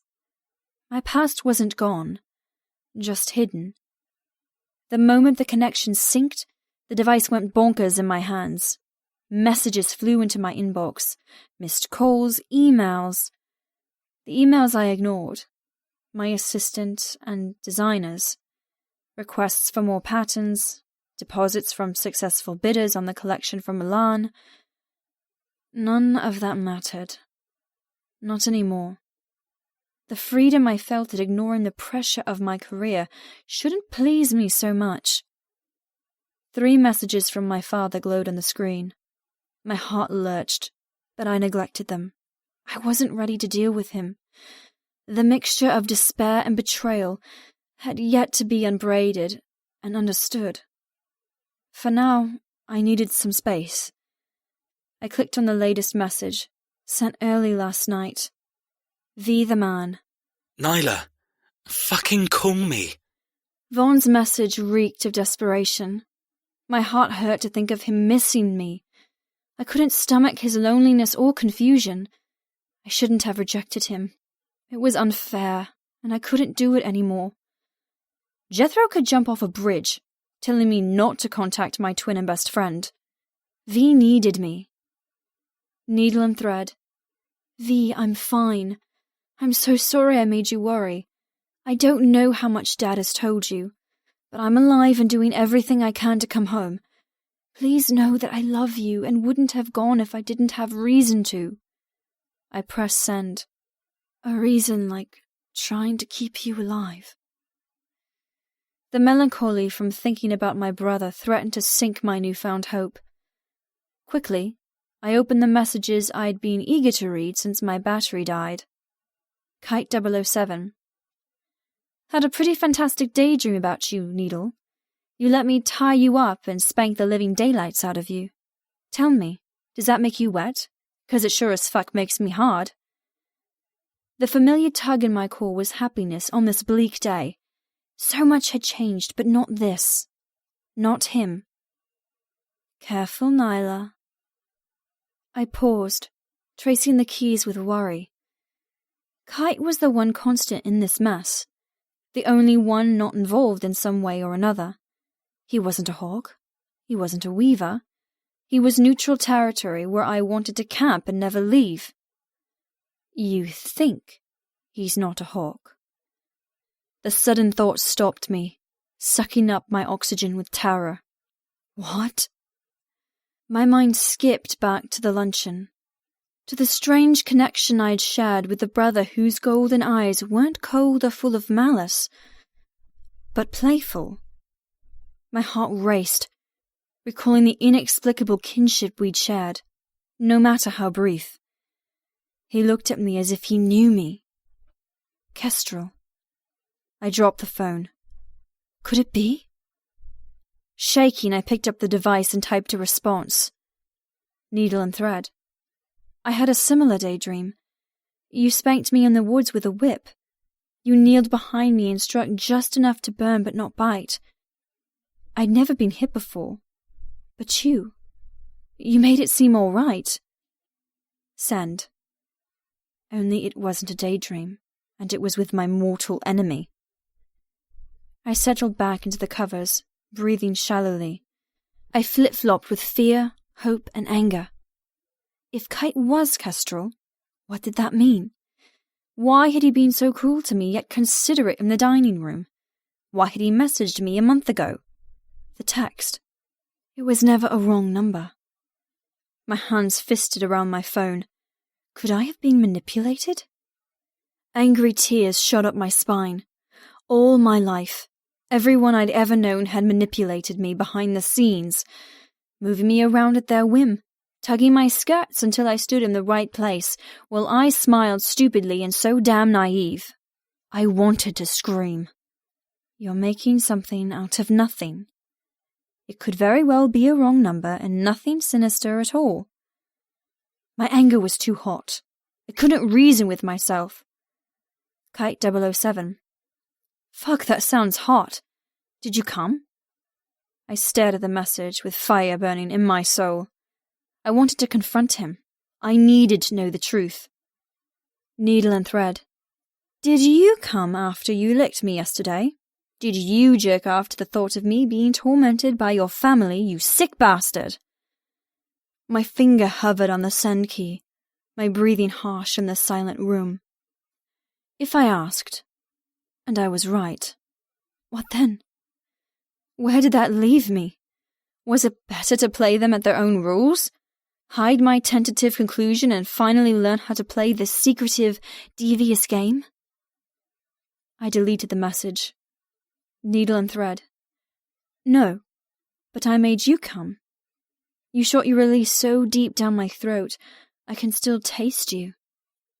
I grinned, feeling a little psychotic. If Kite was an innocent party in all this, then he could continue to be my escape. Meanwhile, Jethro would give me answers that I hadn't had before, such as granting me knowledge to Kite's previous question, what do I taste like? If he tasted anything like Jethro, it was an overpowering mix of no taste at all, and too much taste all at once. An oyster, mixed with caviar and fused with the strongest shot of vodka. Not entirely pleasant, but not disgusting either. I had experience now. Experience garnered by blowing a man who may or may not be related to my tormentor. You might have it totally wrong. You're jumping to conclusions. I paused, fingers stroking the screen. It was entirely possible I was clutching at straws, looking for connections to make sense of this catastrophe. But I couldn't ignore the tug inside, the sixth sense burning stronger with every second. My lips twisted at how disgusting all of this was, how the unsaid lies made me endlessly suspicious. Kite 007. Fuck, do you hear yourself? Something's changed, again. I can't believe I'm asking this, but spill. I need to know how you've gone from shy little nun to confident tease. He wanted to know. As if he didn't know. As if the entire Hawk family went laughing behind my back. You don't know it's him. I knew I should calm down, seek out clues and formulate the truth before tearing into the most likely innocent Kite. But after being through a transformation from meek to fierce, I couldn't bottle myself up. I refused to corset my emotions any longer. I would take back control message by message. Needle and thread. You want to know? You want to hear personal details of my life? What happened to you, Kite? Someone drop you on your head? Kite 007. Careful. I'm one push away from deletion and walking away from this. You're the one who begged me to stay in contact. Remember?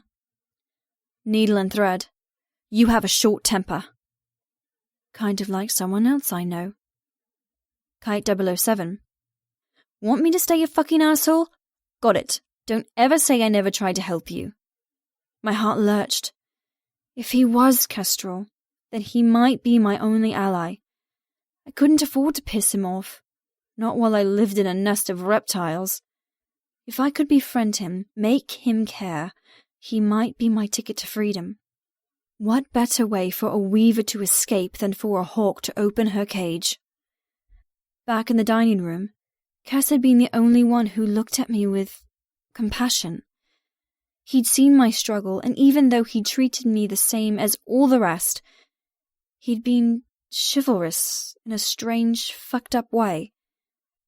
Unlike his brother, who'd made me come, who'd stripped me of my rights and privacy and given me a gift I'd never been given before. Bloody Jethro. Needle and thread. I'm sorry. I've been through a rather big change in the past few days. My temper is a little short. Kite 007. I've noticed. So, you gonna tell me how you found a pair of balls? Needle and thread. No, I don't think so. You want to know personal details, remember? I sat biting my lip, my fingers poised to cast my first web.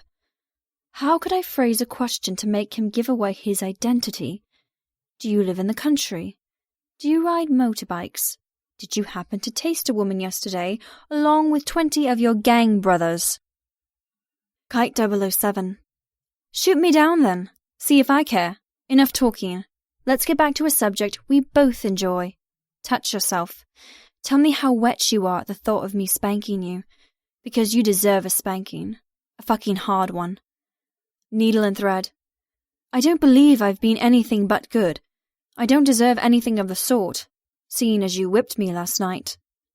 Kite 007. What's with the whip fantasy? Why not my hand? I want to feel your skin burn while I punish you. I want equal pain in my palm as you scream and beg for my cock. I stopped. My heart switched from burning to frozen. What sort of response was that? Equal pain? Shared pain? Was that what pleasure pain was all about? Equal measure of obedience and trust? Kite 007. You've gone quiet. Fine. You want a whip? I'm hitting you with a whip. Needle and thread. No. Actually, I would prefer your hand. I want to feel you touch me. I want to be stroked, caressed by you, or while you do whatever you want to me. I swallowed the tiny thrill at the thought of Kes spanking me, and quickly sent another message before he could reply. Needle and thread. Where are we while you hit me? Bedroom, forest, countryside? Across your motorcycle? His response was instant. Kite 007. How the fuck do you know I have a motorcycle? I threw my phone away as if it had electrocuted me. I couldn't breathe. Oh God. It had to be. The strange connection, the glint and secretive smirk on Kestrel's face. Even the two words were similar. They're both birds of prey. I'm so stupid. All this time, I thought Kite stood for the winged paper craft decorated with bows and string, when in reality it was another bird of prey. Don't believe it until you can prove it. My internal dialogue went unheard. I couldn't shake the overwhelming knowing. My world ended again, and the one person who I trusted to be impartial and grant me strength to get through this was the vilest liar of them all. Kite was Kestrel. Kestrel was Kite. He's a hawk.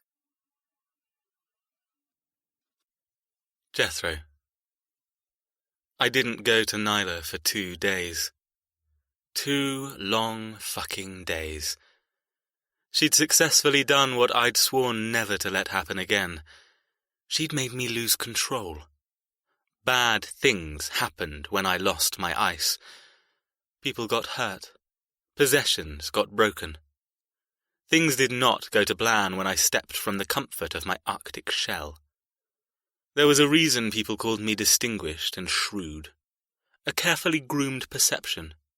To be cruel but firm was the ultimate calmness, the persona that smoothed out my violent life. I'd lived in the cold for so long, it had become a part of who I was. Yet all it had taken was a silly little girl to burn cracks in my carefully designed control. Those 2 days were a reprieve. Not for me, but for her. For my family. For every goddamn soul who had to live with me. She thought I was a monster. Ice wasn't a monster. It was unyielding and inviolable. A perfect cage for something like me. She thought she understood me. I laughed. She would never understand. I would never permit her to. I made sure food was sent to her morning, noon, and night. I spied on her with the bedroom cameras to make sure she didn't do anything idiotic, like break through a window or try to slit her wrists on a piece of crockery. 2 days I left her in the room of death, only to see the girl I'd taken evolve into a sexual creature who glowed like a beacon. She spent most of the day on her phone, texting, reading, surfing God knows what. Sometimes her face would fall. Sometimes her lips would tilt into a smile. Sometimes she'd pant, her small chest rising and falling. The flush of sex on her skin drove me fucking insane with jealousy. Jealousy! An emotion not permitted in my snowy world. The second day I abandoned her, I went for a hunt. I let loose the hounds and thundered after a herd of deer. I stalked the poor creatures and shot a quivering arrow through some feeble herbivore's heart. Some things still functioned correctly in my world, even if most of it had been bulldozed into ruins.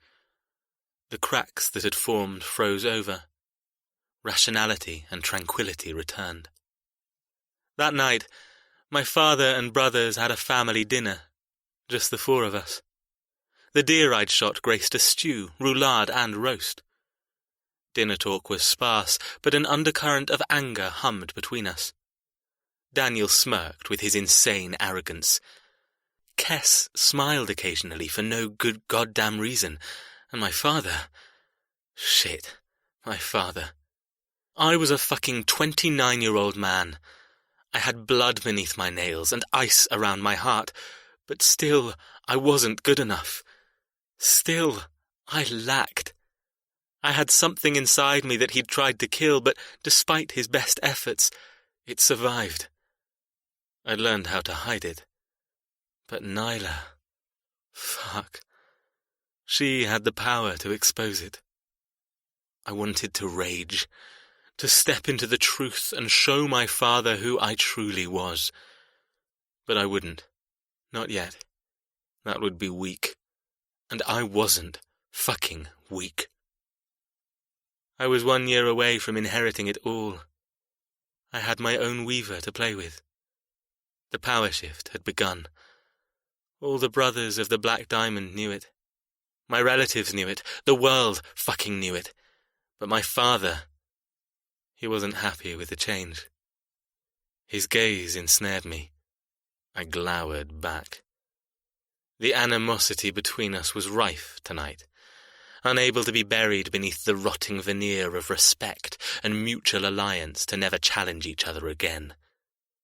The last time we did, one of us walked away broken, and the other almost didn't walk away at all. Dessert was brought in, some raspberry soufflé affair. The matriarch of our family finally decided to show her face from her private wing at Hawksridge. Bonnie Hawk might have looked bonny in her day, but she was well past her prime. At 91 she moved painfully and with difficulty, the stubborn cow refusing to use a wheelchair or even a cane to get around. "Hello, my son." She nodded at Brian Hawk, then looked to Kess, Dan, and me. "Hello, my grandbabies." Daniel rolled his eyes. Kess shot up to help her into a chair, and I smiled the signature warm but not too warm smile I'd perfected since I was 10. "Hello, Grandmama," the 3 well-trained Hawk boys said in unison. Bonnie sat, snapping her fingers for the unobtrusive staff to ladle her plate with the raspberry sweet. She placed an overpiled spoon into her mouth. Her brown eyes landed on mine. "Tell me, Jet, how are things going with the latest weaver?" My back straightened as my cock twitched unbidden. That damn witch had ruined me. I only had to hear the word weaver and I became fucking hard. That's why you're avoiding her. Another reason, I admitted. I scowled. Swallowing my one and only mouthful of soufflé, I smiled tightly. "She's a work in progress, Grandmama." My father jumped in. The little brat had the audacity to speak back after her welcome luncheon. The cheek of her. If she was mine to discipline, she would be missing a body part by now. He spoke the truth. I'd seen what he'd done to Nyla's mother, and I fucking hated him for it. The venison in my stomach rolled as a wash of ferocious rage exploded through my blood. I stabbed my butter knife into the table. Thank fuck she's not yours to torment then. It so happens I like my women whole. The moment the words were out of my mouth, I froze. The table froze. The fucking candles flickering on the sideboards froze. Shit. Brian Hawke steepled his fingers. His eyes narrowed and dark. That was a rather uncalled-for outburst. Do you want to rephrase that, perhaps? He never looked away. My palms grew slick with sweat. I hadn't meant to show what I'd kept hidden successfully for years. My true nature was not tolerated in the Hawke family, even by my grandmother, who, by all rights, should encourage us to be gentle and forgiving. Not keeping alive a ridiculous debt over a family that made a few mistakes hundreds of years ago. Fuck, I need time alone.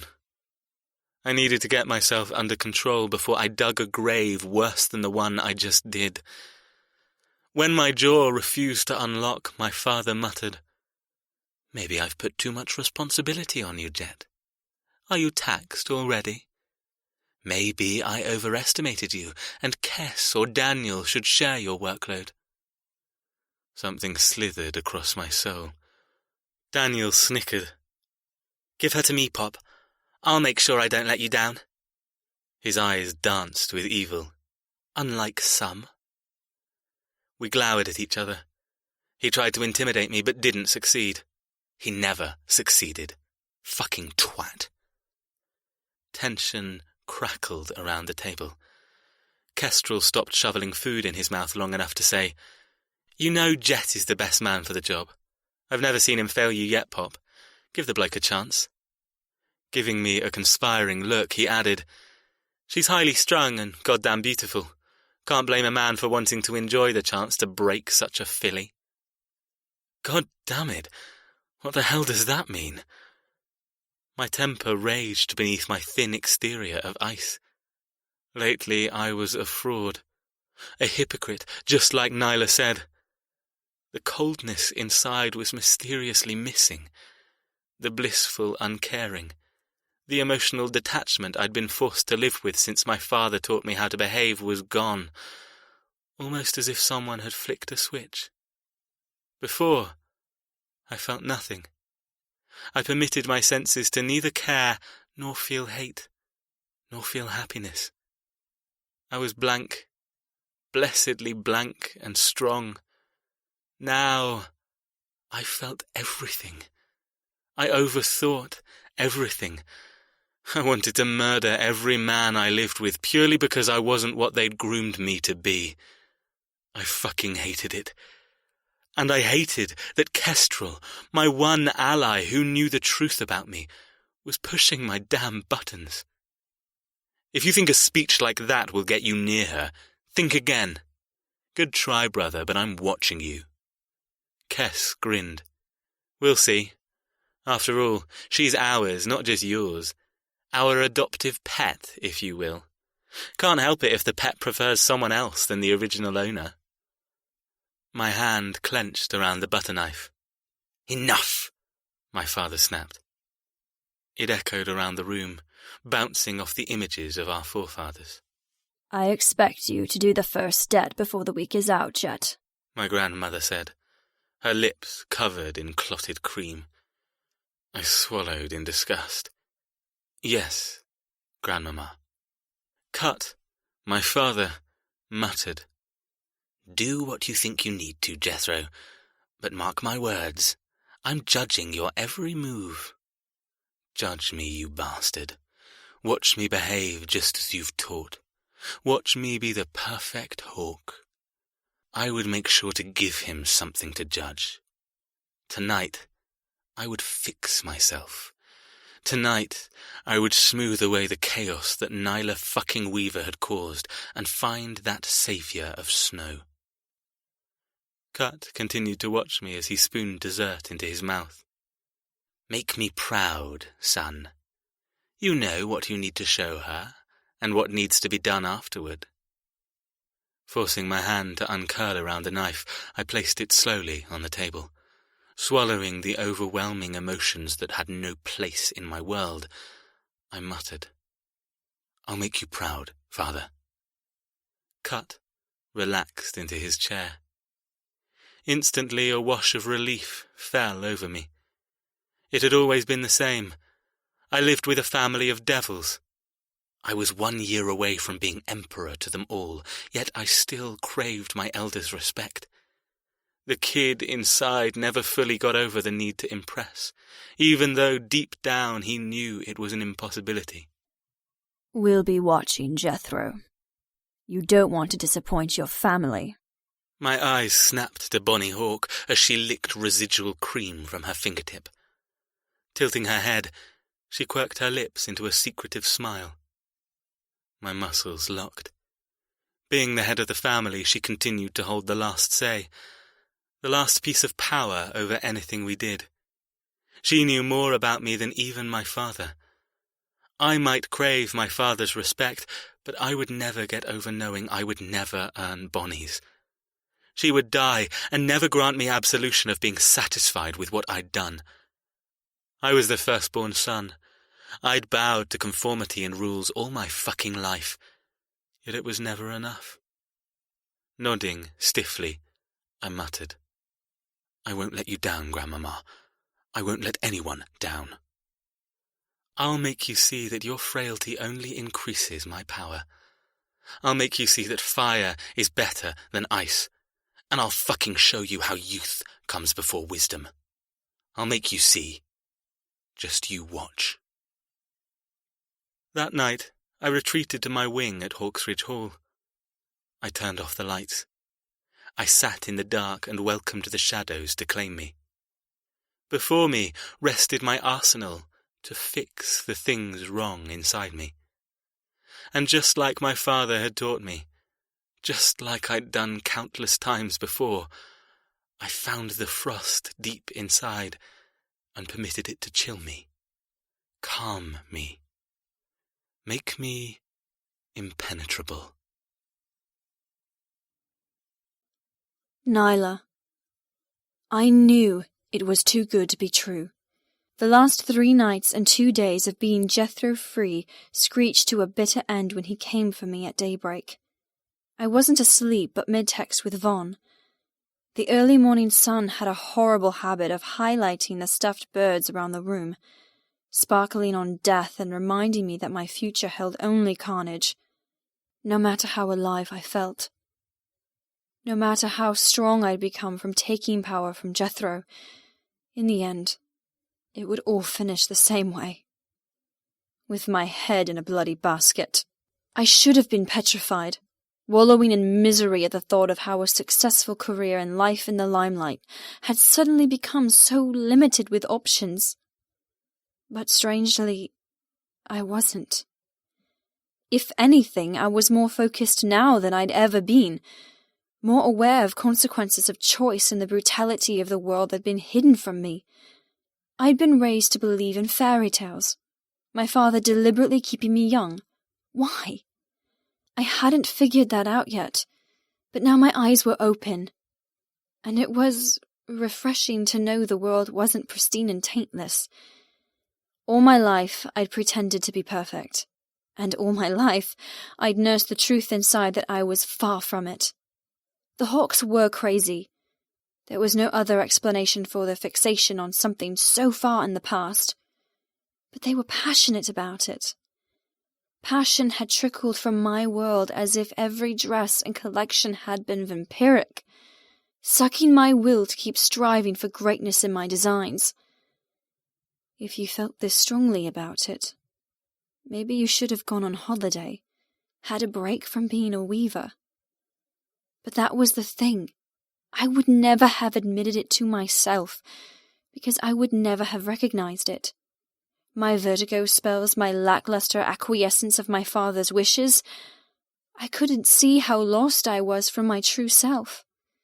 I'd never been given the time to figure out who I was, only what was expected of a daughter born into the Weaver Empire. The beauty of distance meant I saw my life without being immersed in it. It all boiled down to the fact I'd never had anything of my own. I'd shared my life with a twin, who I positively adored but who outshone me in every way. I'd been drowning with self-doubt and nervousness. I'd crippled my instincts and skills, terrified of letting others down. Oh my God. I clutched the phone harder. I'm a better person away from the people who love me most. That meant I excelled while living with people who hated me. It was fucked up. It didn't make sense. But how could I argue against something that was true? V the man. I know everything, Threads, and I'm coming for you. I'll bring the army, I'll kidnap the fucking Queen if it means I'll get you free. Just stay alive, sister. I'm coming. My attention reverted back to the current issue. Vaughn. Father must have told him what happened. I didn't know how much he shared. Hell, I didn't really know how much he even knew himself. But I feared for my brother. I feared for myself. Vaughn was volatile and likely to do anything to get me back. Every day since I was born, I let him baby me, protect me from life experiences I really should have faced rather than hide from. That protectiveness sometimes came across as too much, and before I secretly loved it. I loved being so significant to someone, their entire reason for living. But everything had changed. I'm not the same person I was a few days ago.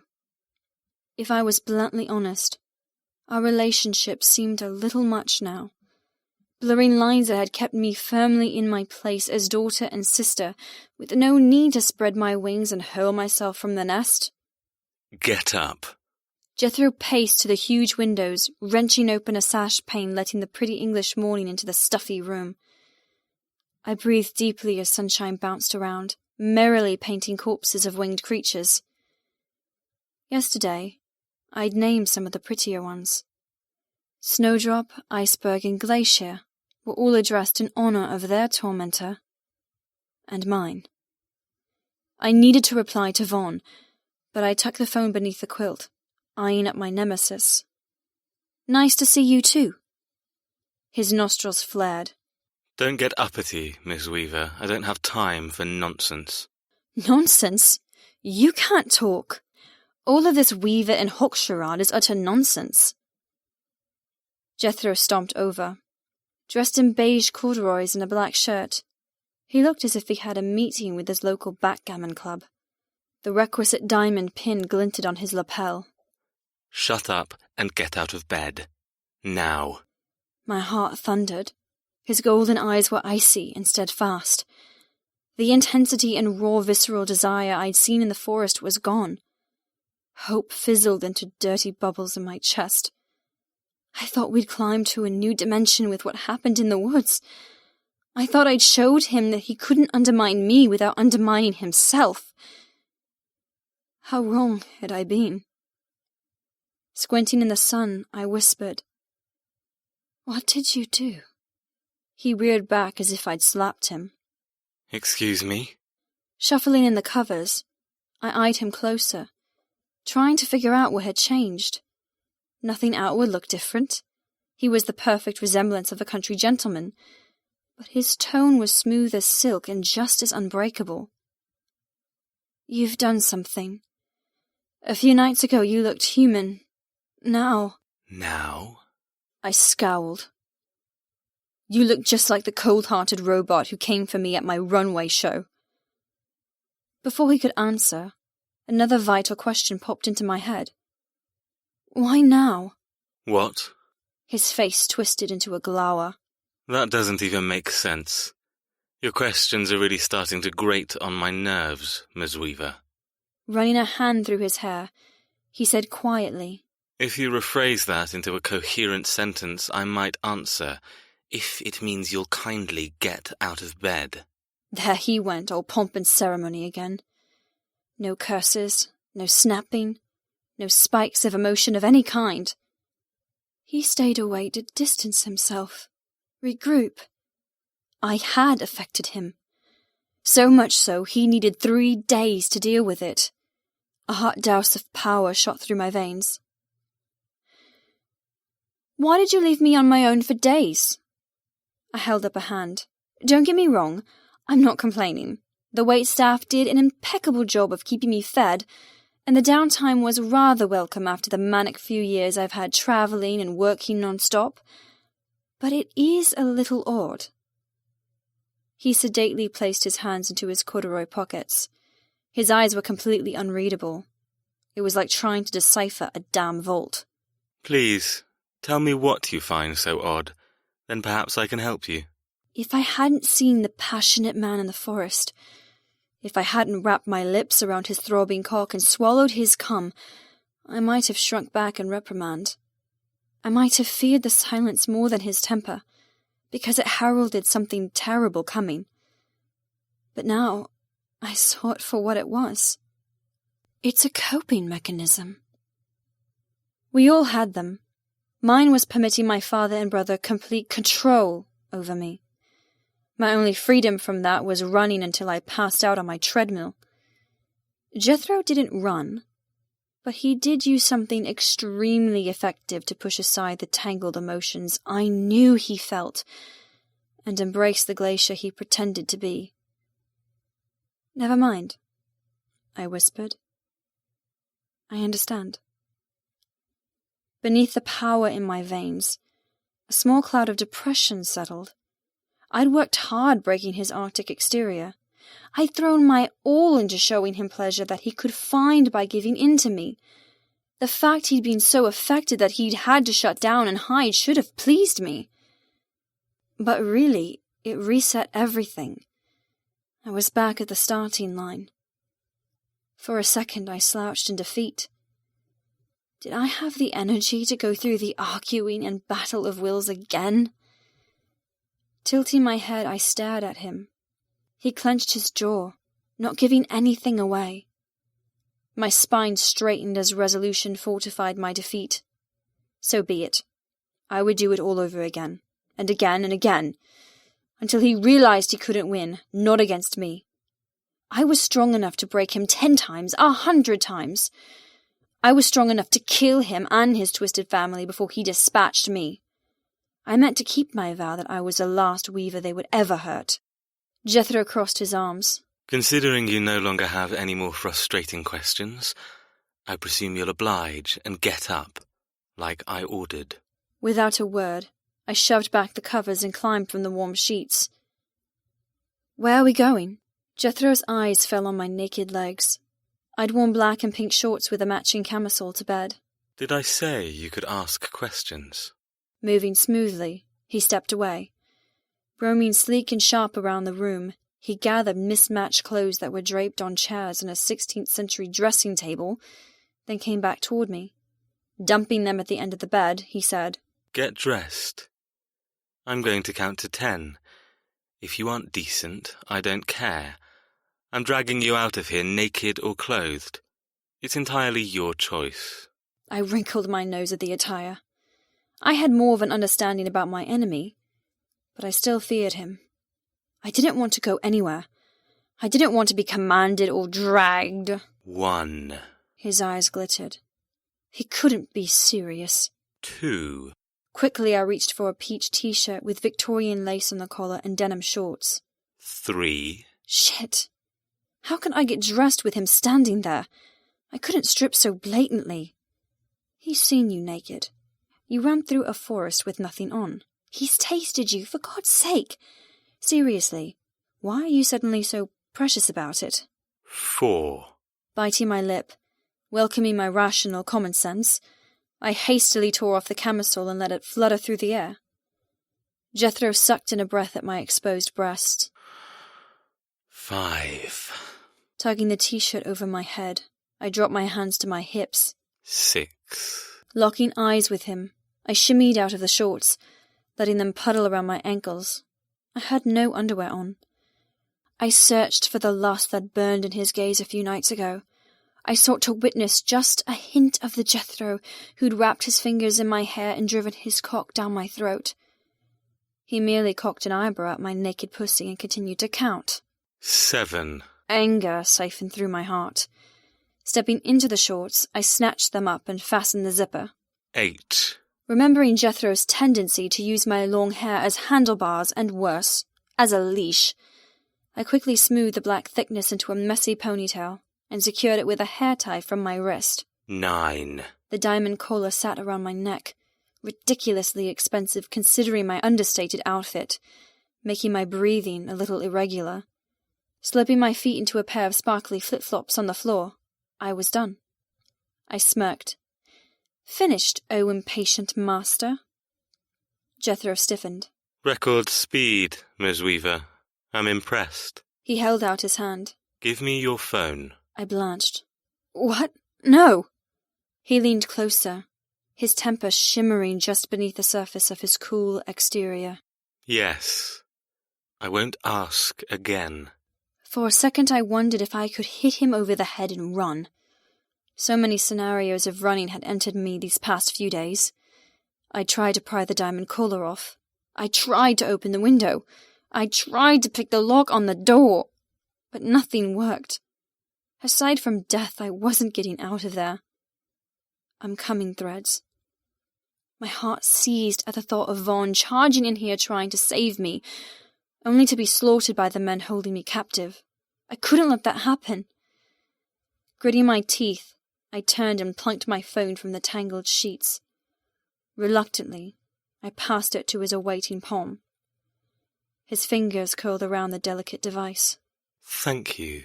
I couldn't tear my eyes from it. My only link to the outside world. My only avenue of freedom.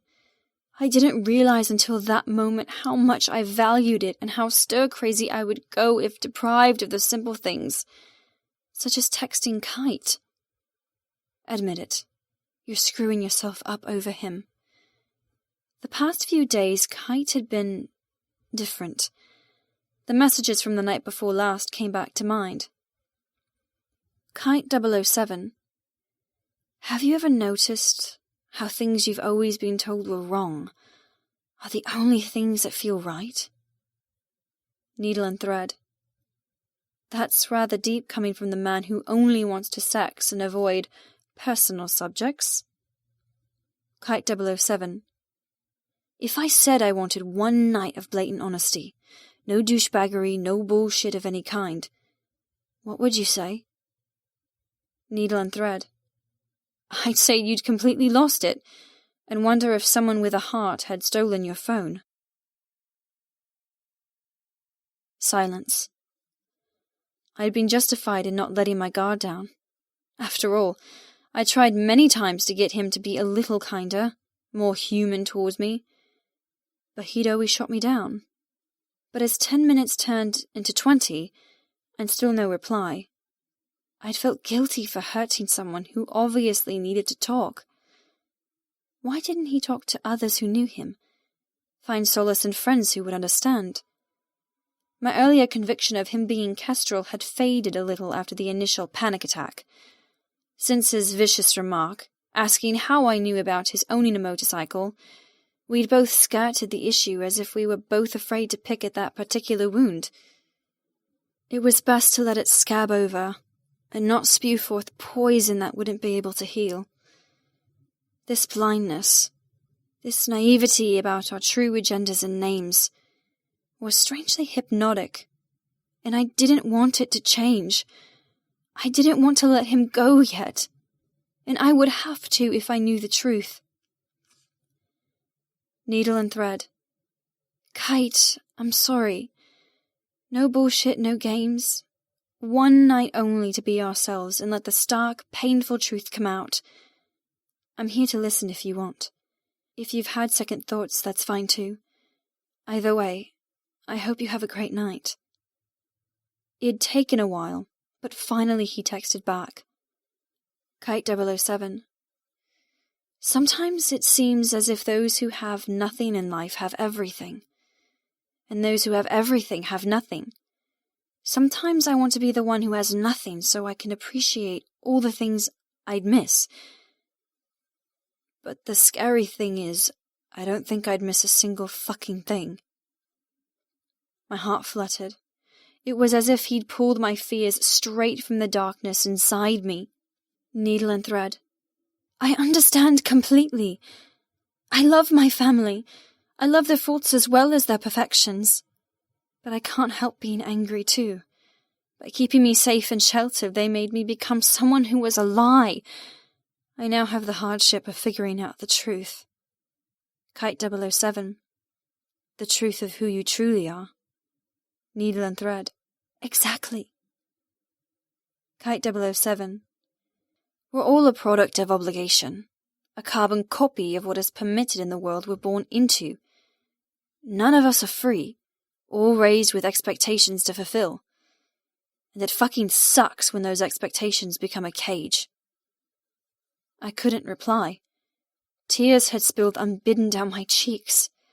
I shook so much I dropped the phone. If Kite was Kestrel, he was hiding just as much as me. A man camouflaging everything real in order to protect himself and a family of monsters. Jethro snapped his fingers in front of my nose, breaking my daydream. My heart galloped at the thought of never being able to text Kite again. Especially now we'd broken some barrier and admitted we had more in common than seeking sexual gratification. You're 1,000 miles away. Pay attention. I blinked, forcing myself to lock onto Jethro's golden gaze. I was giving you an idea of how today would go. You asked me to inform you, remember? Back in the woods. Blinking again, I nodded. Yes. Can you repeat? He chuckled coldly. No, I will not repeat. I showed kindness in bracing you against today's events, yet you couldn't grant me the courtesy of listening. I refuse to reiterate myself. Rolling my shoulders back, I tried not to worry about what my future held, and only on what was important. Please, I need my phone back. Jethro shook his head. No. My heart sprinted. But you said I could use it. I did. His lips twitched. I also said you had to ask permission in order to do so. I want to check your history. Make sure you're not disobeying the rules. Shit. Why didn't I delete my inbox? The rules? His eyes narrowed. Rules, Ms. Weaver. I don't have many, but I did request you didn't contact your brother. If you've obeyed, you have nothing to worry about, and I'll return the phone to you. Shit. Not only had I been texting V, I'd also shared more with Kite than I wanted Jethro to see. If Kes was Kite, Jethro would know of the connection I had with his brother. He would use that knowledge. He would hurt me with it. I can't let that happen. I wanted to scream. Standing tall as I could, I said, "My brother knows." Jethro went still, his face tightening. I suppose I should thank you for your honesty. I thought he would by now. The Weaver men aren't ones for letting us take their women, even with the correct paperwork. I glared. You knew he would come for me. Jethro nodded. I suspected. And your father, too. It's been the case for hundreds of years. Do you really think your father didn't come and try to rescue your mother? He laughed. What sort of man do you think he is? A man I never knew. Jethro smirked, seeing my answer flicker in my eyes. He reached out, tenderly tucking a stray strand of hair behind my ear. To lose faith so soon in the ones you hold most dear is the worst crime of all, Ms. Weaver. I hope for your sake he never knows how you doubted him. Why are you telling me this? Isn't it better for you if I feel cut off and abandoned? He shook his head, his fingers dropping from my ear to cup the back of my neck. No. Where's the fun in that? You were loved. You are loved. It's more bittersweet to know the men who tried to protect you are now on the outside, trying to break in to free you. It's much more fun when there are more players in the game. I whispered. I don't understand you at all. He grinned, looking positively light-hearted. That's the nicest thing you've ever said to me. It wasn't a compliment. He gripped my neck harder. Regardless, I like it. His eyes drifted from mine to latch onto my mouth. The air between us went from sharp to lust-laden. His tongue came out, tracing his bottom lip. My core warmed. I was too weak to ignore the masculine call of him, even while hating his guts. His thumb caressed the column of my neck, both in a threat and a tease. You won the other night. We both know that. But you won't win today. Today is mine. Today you obey. I couldn't breathe. His mouth came so close to mine, making me drunk on the anticipation of kissing. He tormented me with the illusion of a kiss ever since we'd met. In the coffee shop, by the stables as I squirmed on his fingers, and now here. His lips were a fraction away from claiming mine. His breath smelled of mint and sin, and his fingers dug into my nape with everything he kept hidden. A kiss could very well be the one thing that could shatter the icy wall he hid behind once and for all. I swayed forward, trying to capture his mouth. He reared back, clucking his tongue. So eager, Miss Weaver. If I didn't know any better, I'd say you like the taste of me. His brow lowered to darken his eyes. You seem to enjoy what I shot down your throat in the woods. That was how he wanted to play? Fine. I would play dirty. I had nothing left but to tear away any illusion of being an innocent seamstress and embrace this nonsensical war. I wanted to roll in dirt and filth. I would meet him on the battlefield and never back down. I did enjoy it, but not as much as you enjoyed sticking your tongue inside me. Smiling coyly, I whispered, Admit it, Jethro. Admit that your mouth waters to have more of me. I bet your cock is hard right now, thinking of going where your lucky lips have been. I quaked with an odd combination of fear and confidence. You could do it, you know. I wouldn't stop you. In fact, if you want to know the truth, the deep, dark, bitter truth, I want you to fuck me. I want you to feel me, thrusting into me, stretching me to the point of pain. Want to know why? Somehow, I'd started this masquerade to get under his skin, but I'd successfully gotten under my own. My breath became a pant, my skin sparked with need, my core twisted with wetness. Jethro's lips parted, his fingers clutching harder and harder around my nape. I know what you're doing. And no, I don't want to know why. The air throbbed thick and hot, threading around us with blatant need. I don't care. I'll tell you anyway. Licking my lips, I murmured, I want you to fuck me, Jethro Hawk, so you can see that you may own my body, but you will never own my soul. By taking me, you'll finally realize that I'm the strongest one here, that I can manipulate you into wanting me. Taking a huge risk and gambling with my life, I reached up to cup his cheek. He flinched but didn't move away. That moment when you feel me, you'll see. That moment when you douse me in your cum, you'll be completely in my power. I'll own you, a weaver owning a pet hawk. And when I'd collared and blinded him, I would use my bird of prey to hunt on my behalf. I would teach him to tear out the hearts of my enemies and obey my every whim, because I was done being controlled. I was done being a girl. I'm unconquerable. Silence fell, thick and cloying. We both didn't move, our breathing ragged and torn.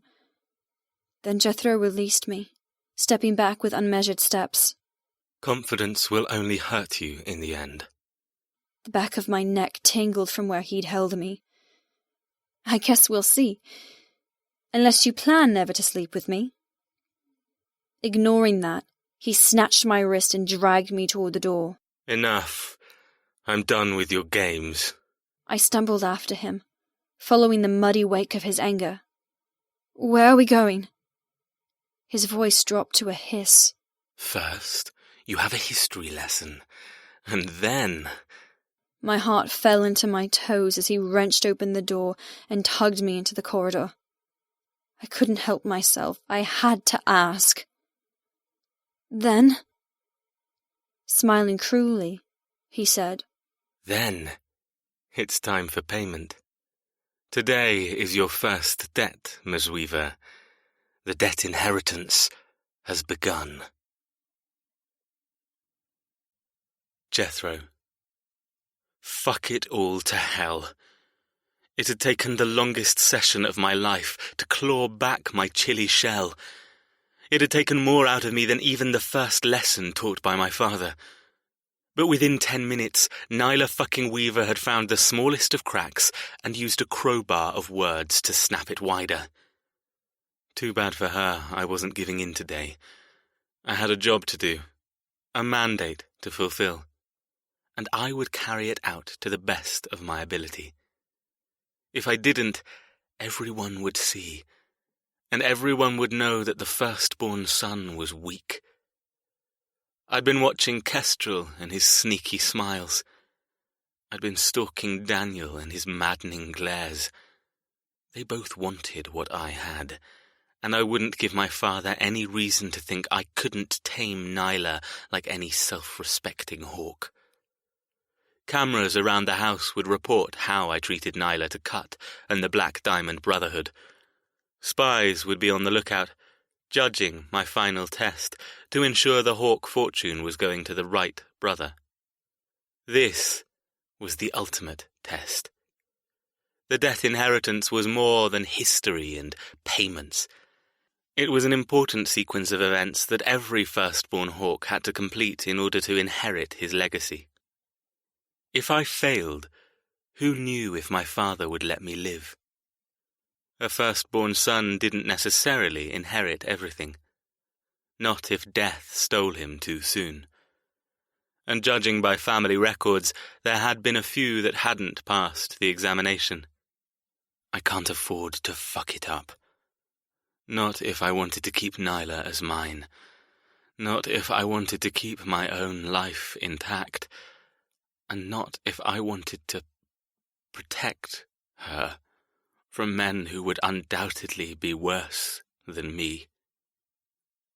Protect. What a strange, horrible word. It came layered with responsibility and commitment.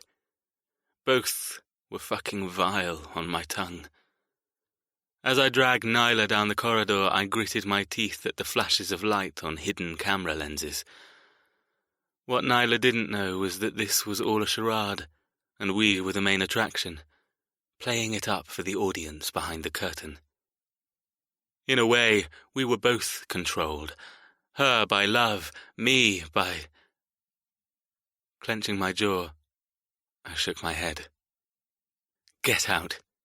You found that silence. Time to find it again. The cameras are rolling. The puppeteers are tugging. And it's showtime.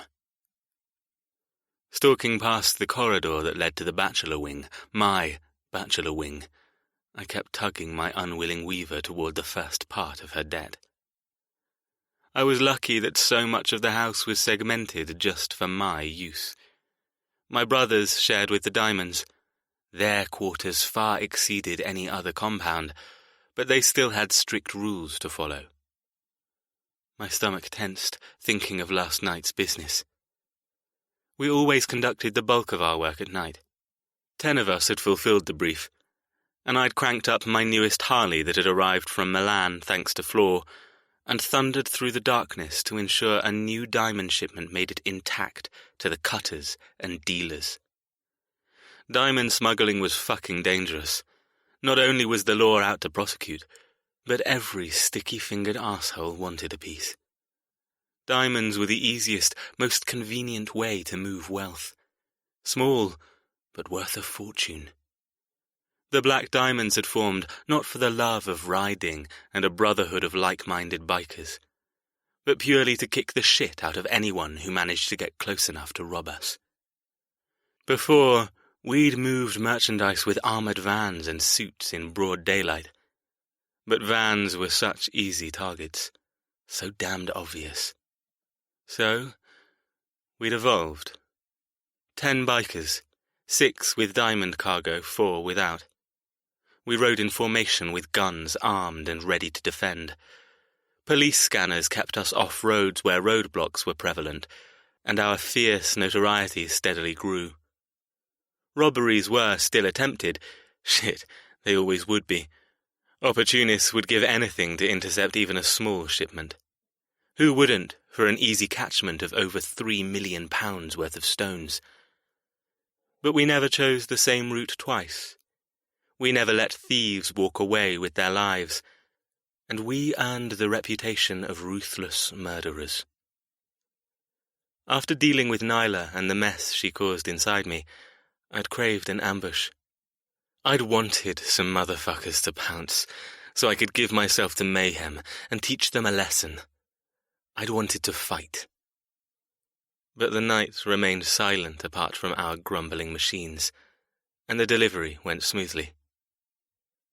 By the time I crawled into bed at 4 a.m., I suffered a knot of tension in my gut, and no amount of fantasizing about fucking Nyla could stop it.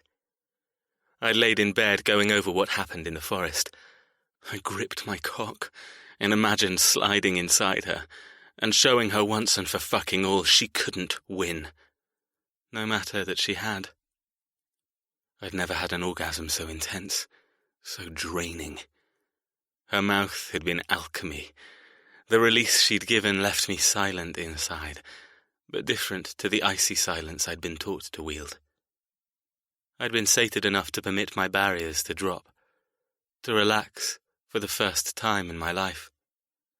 And I wanted to hurt her for making me feel that, to glimpse an alternative to the one I'd been taught.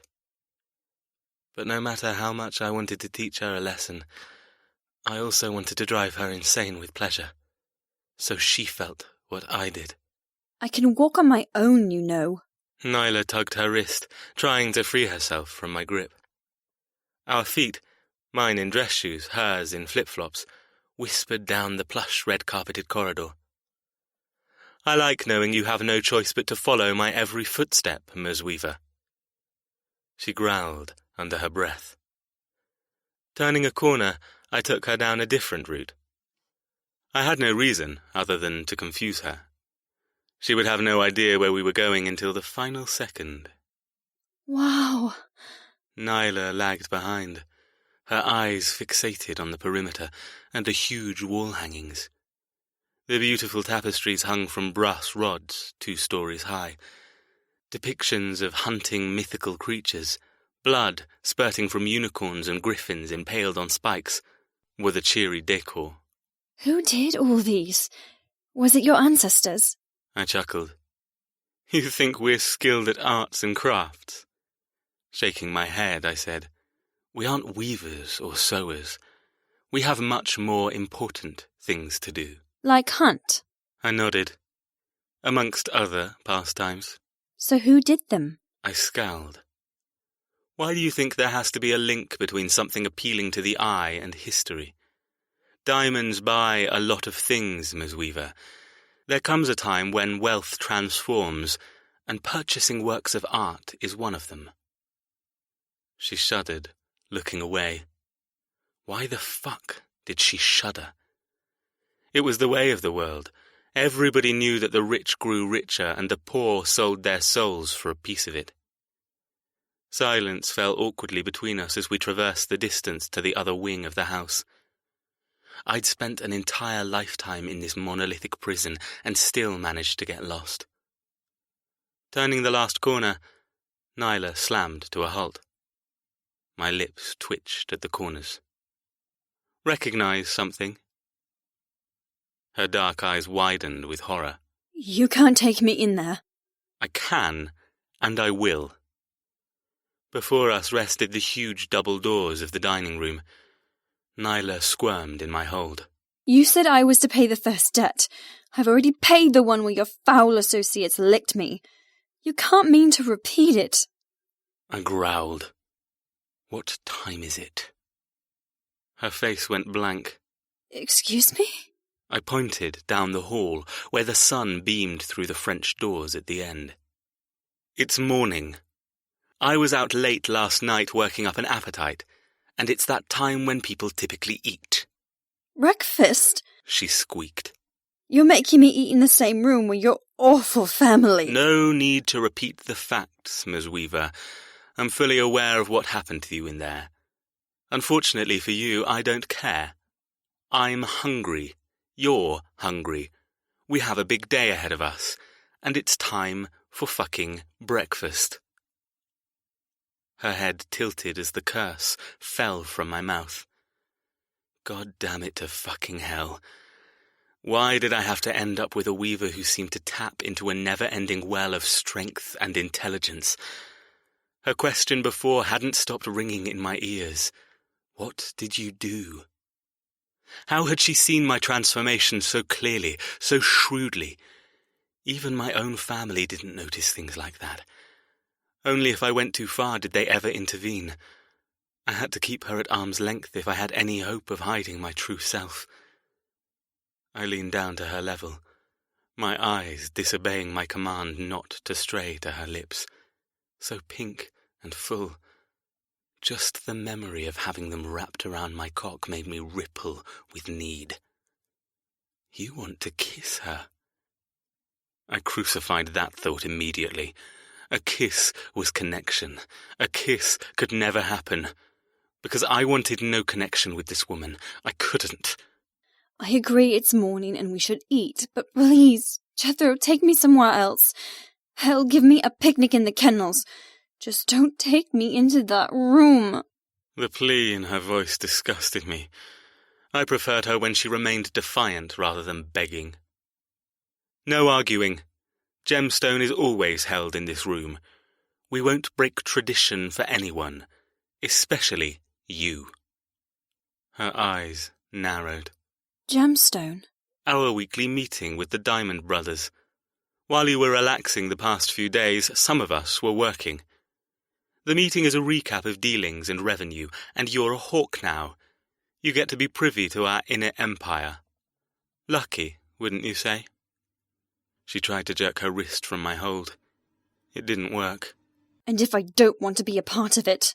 I smirked. Do you really think you have a choice? We glowered at each other. Placing my palm on the doors, I pushed them open and pulled her into the room where her induction had taken place. I looked over at Nyla. She sat wedged between Kestrel and floor. For the first 20 minutes of the meeting she'd been jumpy, angry and downright livid to be back in the room with the same men who'd seen and tasted every morsel of her. Now, an hour into the meeting, she'd stopped hissing whenever a brother asked her a polite question, and had even eaten half of her salmon and poached eggs with hollandaise sauce. She had refused coffee, which reminded me how she didn't drink the one I bought her in Milan, but her body language was so fucking uptight I expected her to pass out from muscle exhaustion any second.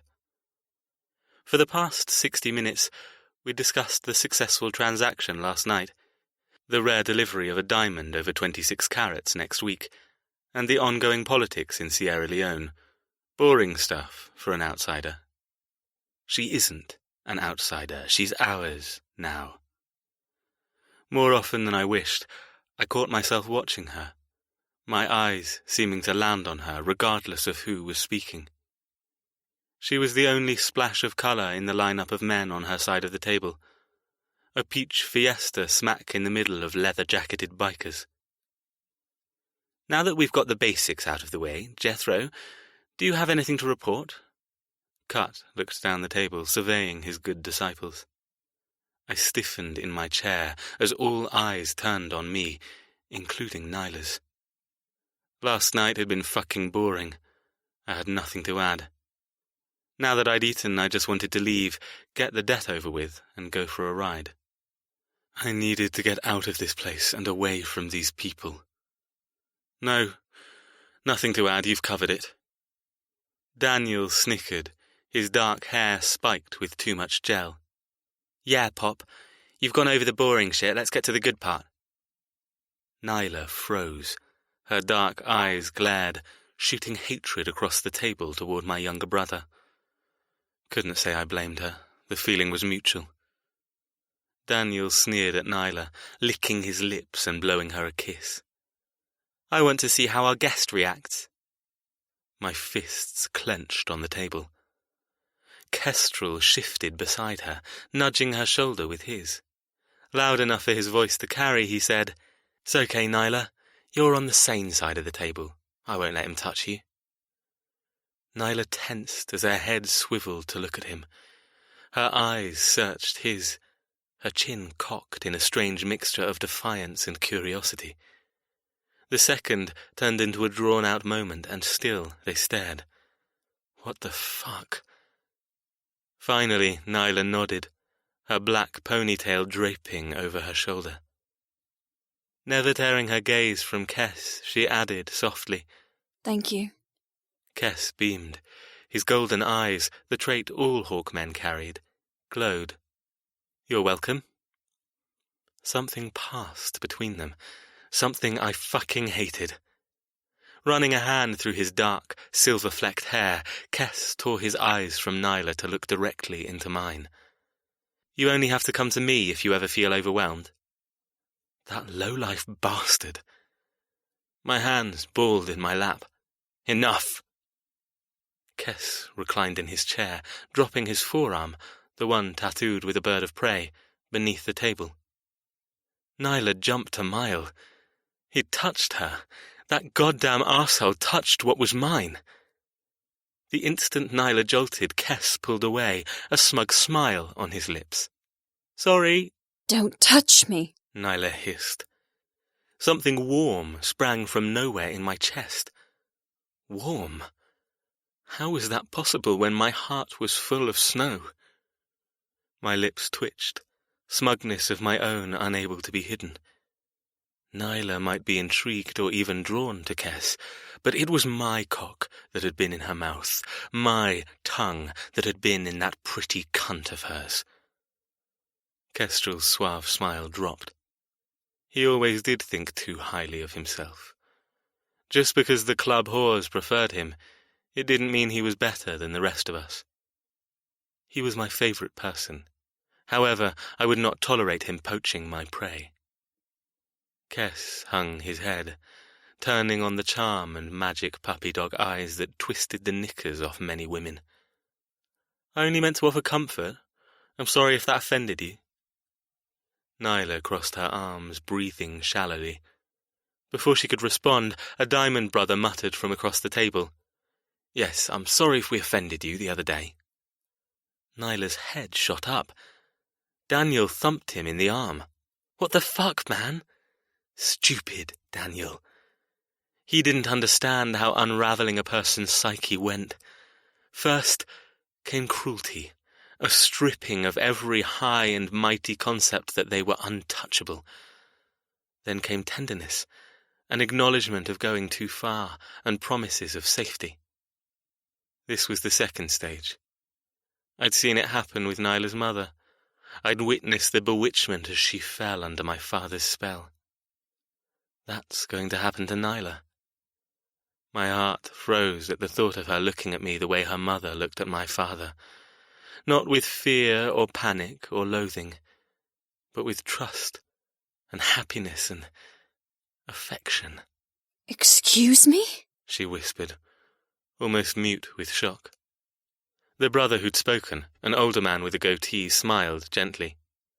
"You have to understand, it was our way of welcoming you into our midst. You do not need to be afraid of us." She squared her shoulders. "I'm not afraid." I swallowed hard as a foreign emotion crawled into my chest. God damn it. Jealousy. Again. I was fucking jealous of the men around this table. I wanted to rip their heads off for tasting what was mine. Don't go there, Jet. My father was right to give her to the Brotherhood the moment she arrived.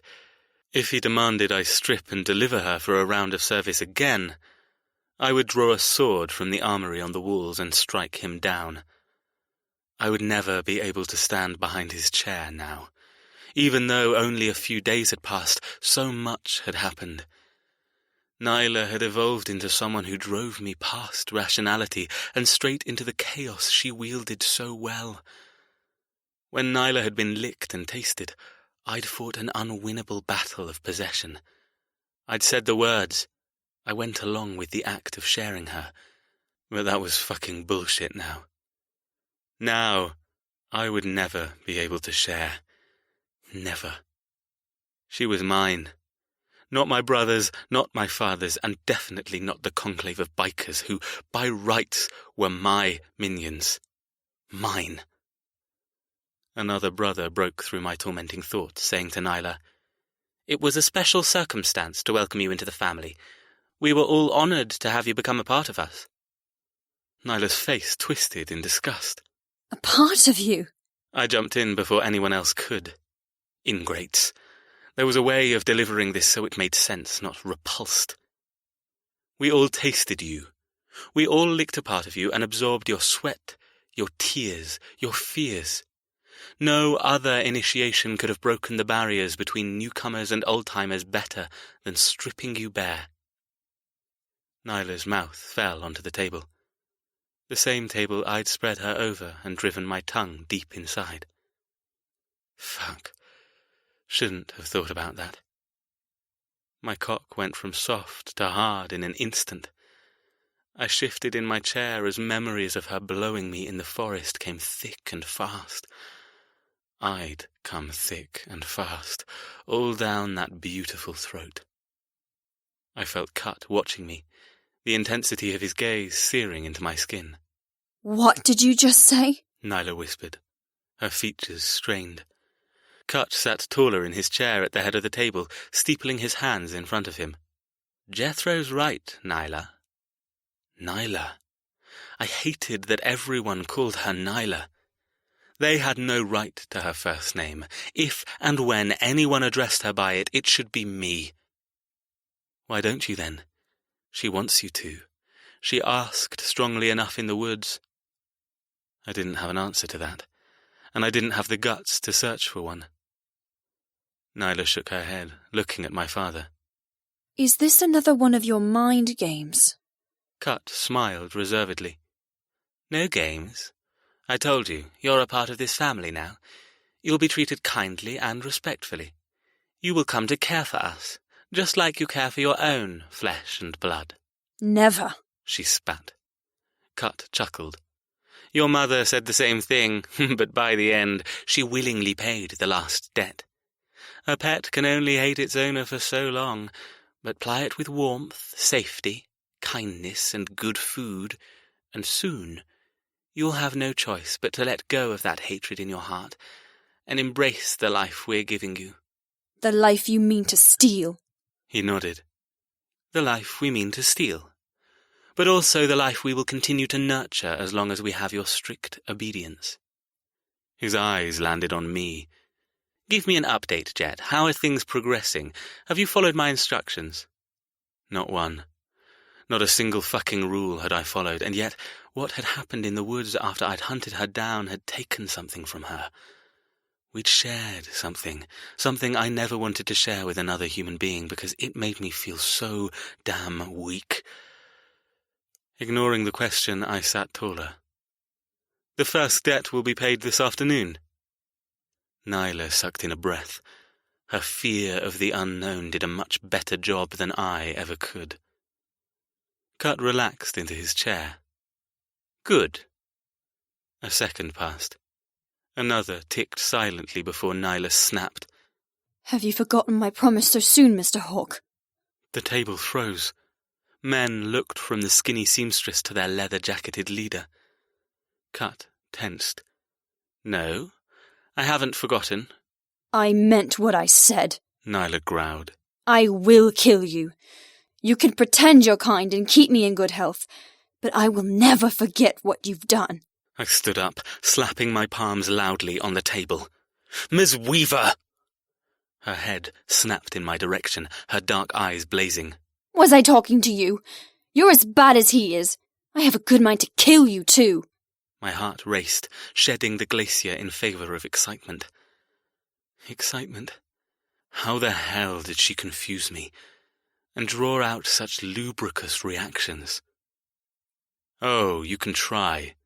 We'll see who wins. A seasoned hunter or a fumbling dressmaker. I know who I'd place my money on. Nyla shoved her chair back, standing in one swift move. She looked as if she would hurl herself over the table to slap me. Cut shouted, "Out!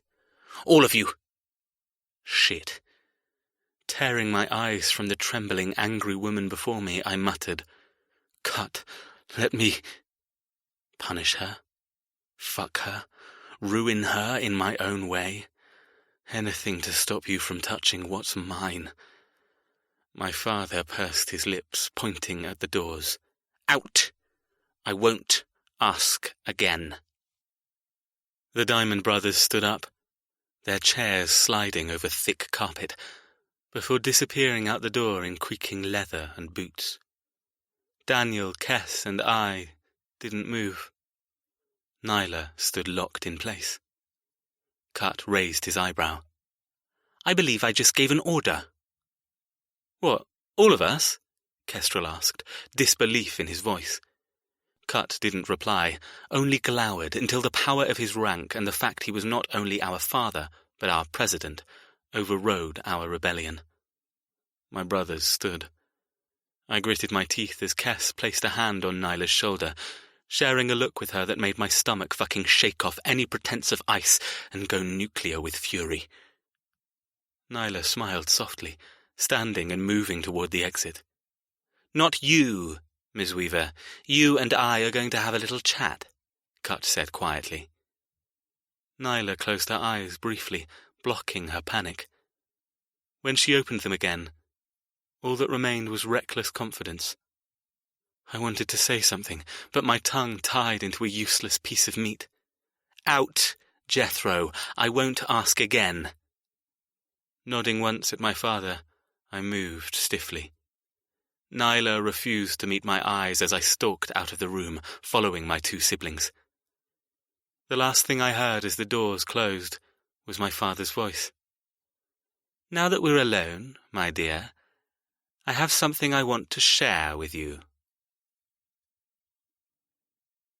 Nyla. I couldn't move. My knees locked against buckling. My heart thundered from fighting with Jethro. I hated myself for missing him. The instant the door closed behind him, I couldn't stop the overwhelming urge to follow. It's because you think you understand him enough to predict his next atrocity. I supposed that was right. Locked in a room with the man who killed my mother was a lot worse than being with the son I began to see as more than just a cold piece of ice. "Sit, Nyla." Mr. Hawkes smiled from the head of the table. I was grateful he didn't come toward me or request that I go to him. But it did nothing to stop fear, repulsion, and rage from saturating my heart. Pouring himself some orange juice from the carafe beside him, he muttered, "You have such a low opinion of us." Slowly, I sank back into my chair. Gripping the lip of the table, I forced myself to stay calm and ready to fight. What do you expect? You stole me, and then you let your men lick me. "Did they hurt you?" His question hung heavy between us. I wanted to lie and say yes, they'd hurt me, mentally scarred me. But that wouldn't be the truth. If anything, they'd been the first step into finally embracing the strength I'd always been afraid of. Hurt me. Yes, they'd transformed me into a stranger. I tilted my chin, looking down my nose. It was wrong. "Was it? You seem to find it pleasurable." I refused to let my cheeks pink. To give an unwilling woman to a room of men is wrong, gross, against the law. He chuckled, sounding way too much like his son. "Let me lay this out for you, seeing as Jethro currently seems to be struggling with following orders and discipline." He placed his elbows on the table. Obey, and you will have free rein of my home. Go where you please. Direct my staff as you see fit, and truly become one of us. I don't have the time nor the inclination to keep you trapped in a tower with only the occasional scraps to keep you alive. That, my dear, in my experience, doesn't make a good pet. Nor does it make a willing weaver to pay back the debts owed. There was so much information in that small speech. I grasped at each word with eager fingers. Jethro struggled with discipline. Free rein? Willing? I wanted answers to all my questions, but I focused on the one I needed most. Twisting the truth a little, I asked, "Why do you say that about Jethro? He's been nothing but freezing cold since we met." Mr. Hawke smiled. Yes, he's been doing well with that. I'm rather proud of him. My heart seized. What did that mean? He added, You seem to think these debts will be monstrous. Shall I put your mind at rest, so you may relax and enjoy our hospitality? "There's nothing more you can say to make me relax while under your heinous roof." "No, I'll never enjoy anything you offer me." He scowled. The first debt will be the easiest. The simplest extraction of payment for something your ancestors did. The next will be slightly more taxing, and so on and so forth, until all debts are accounted for. "I know that, asshole. Your son told me." Smirking, he added, The time frame for each debt will be decided by Jethro and myself, depending on your acceptance of your new life, and rewards will be given when you fully cooperate. Taking a sip of juice, he finished. Don't worry about your future. We have it completely under control. Ugh, I couldn't stand his egotistical attitude. "You do realize none of this is legal. The Human Rights Act abolished selling people into slavery. You can't keep me forever." Mr. Hawke went deathly still. I see you've been researching while cooped up in your room. Wiping his mouth, he muttered. No amount of laws or rules will save you, Ms. Weaver. The debts between our two families trump all that. Only in your sick, twisted mind. Changing the subject, I crossed my arms and snapped. "Jethro already told me how the debts would be laid out. Tell me something new." Mr. Hawke froze. He did what? Oh, God. Jethro's weakness around me was to my advantage. Why did I say that? Why tip off his tyrannical father to his son's hidden softness?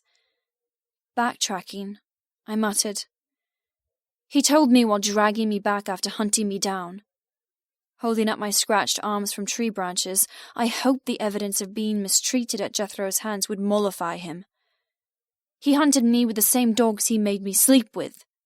You should be proud of your son, sir. He's a monster." "A monster with a heart buried deep beneath that snow you made him embrace." Mr. Hawke smiled coldly. I'm rather surprised and impressed by his initiative. That wasn't discussed, nor part of the planned activities, but perhaps I underestimated him. Standing, he threw his napkin from his lap onto the table. Now, if you'll excuse me, I'm late to another meeting. I'm sure Jethro will come collect you. Bowing, as if I were the lady of the manor, all set for a day of cross-stitch and sedate relaxation, he pressed his fingertips to his mouth and blew a gentle kiss. Good day, Miss Weaver. My ingrained manners almost repeated the polite parting. I bit my tongue. Don't you dare. He's the devil, not some kind-hearted father figure. Keeping my lips glued together, I remained silent. Mr. Hawke passed my chair, stopping briefly to run his hand through my ponytail.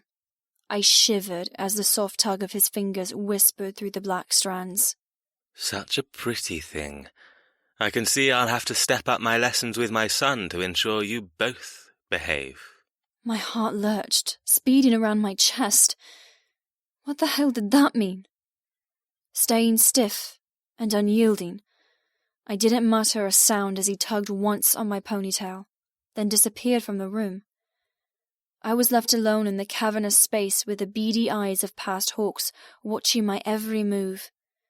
The glittering chandeliers above twinkled with sunlight, spilling in from lead-light windows.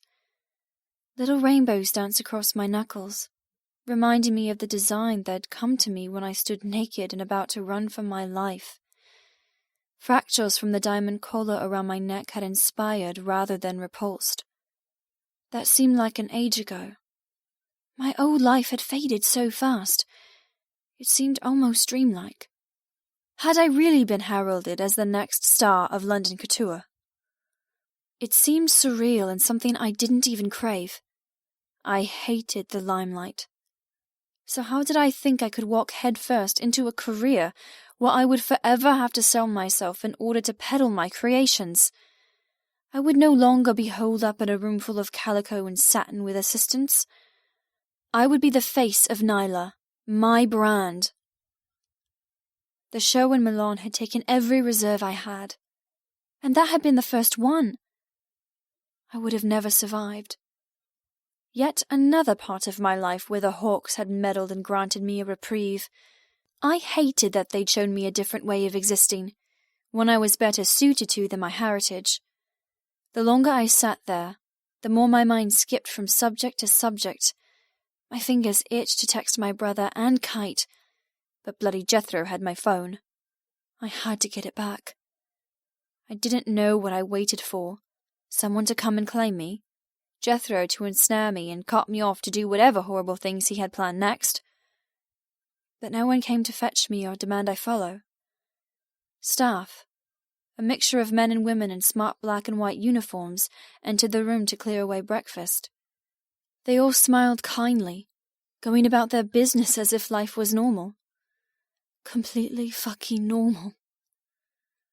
I deliberately stayed in the dining room where it was moderately peaceful with the bustle of staff and gentle clinking of crockery, but I couldn't look at the table without flushing and suffering a dreadfully unwanted spasm of lust at the memory of Jethro's tongue. My skin crawled to think that I found comfort in the very same room men had stripped me bare. Not just my body, but my sanity too, and delivered me into this new fate. I have to leave.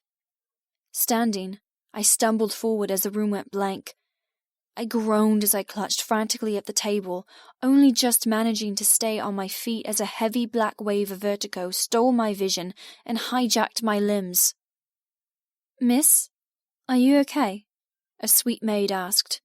I couldn't see her as my vision remained blocked. "Yes, I'm fine.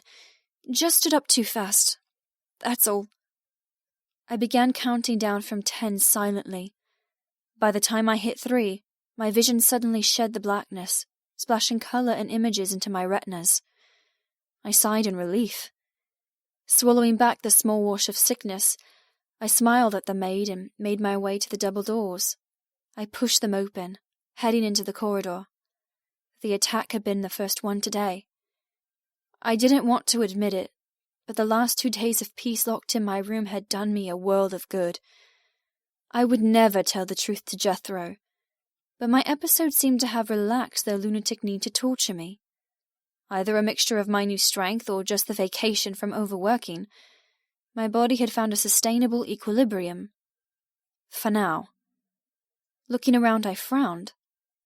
No one. The corridor was empty, with only glittering polished weapons and immaculate tapestries for company.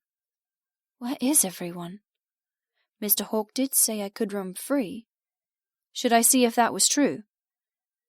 Hesitantly, as if I expected someone to jump out from behind a suit of armor and attack me, I drifted left, the same direction where Jethro had dragged me toward the exit and given me my one and only chance for freedom.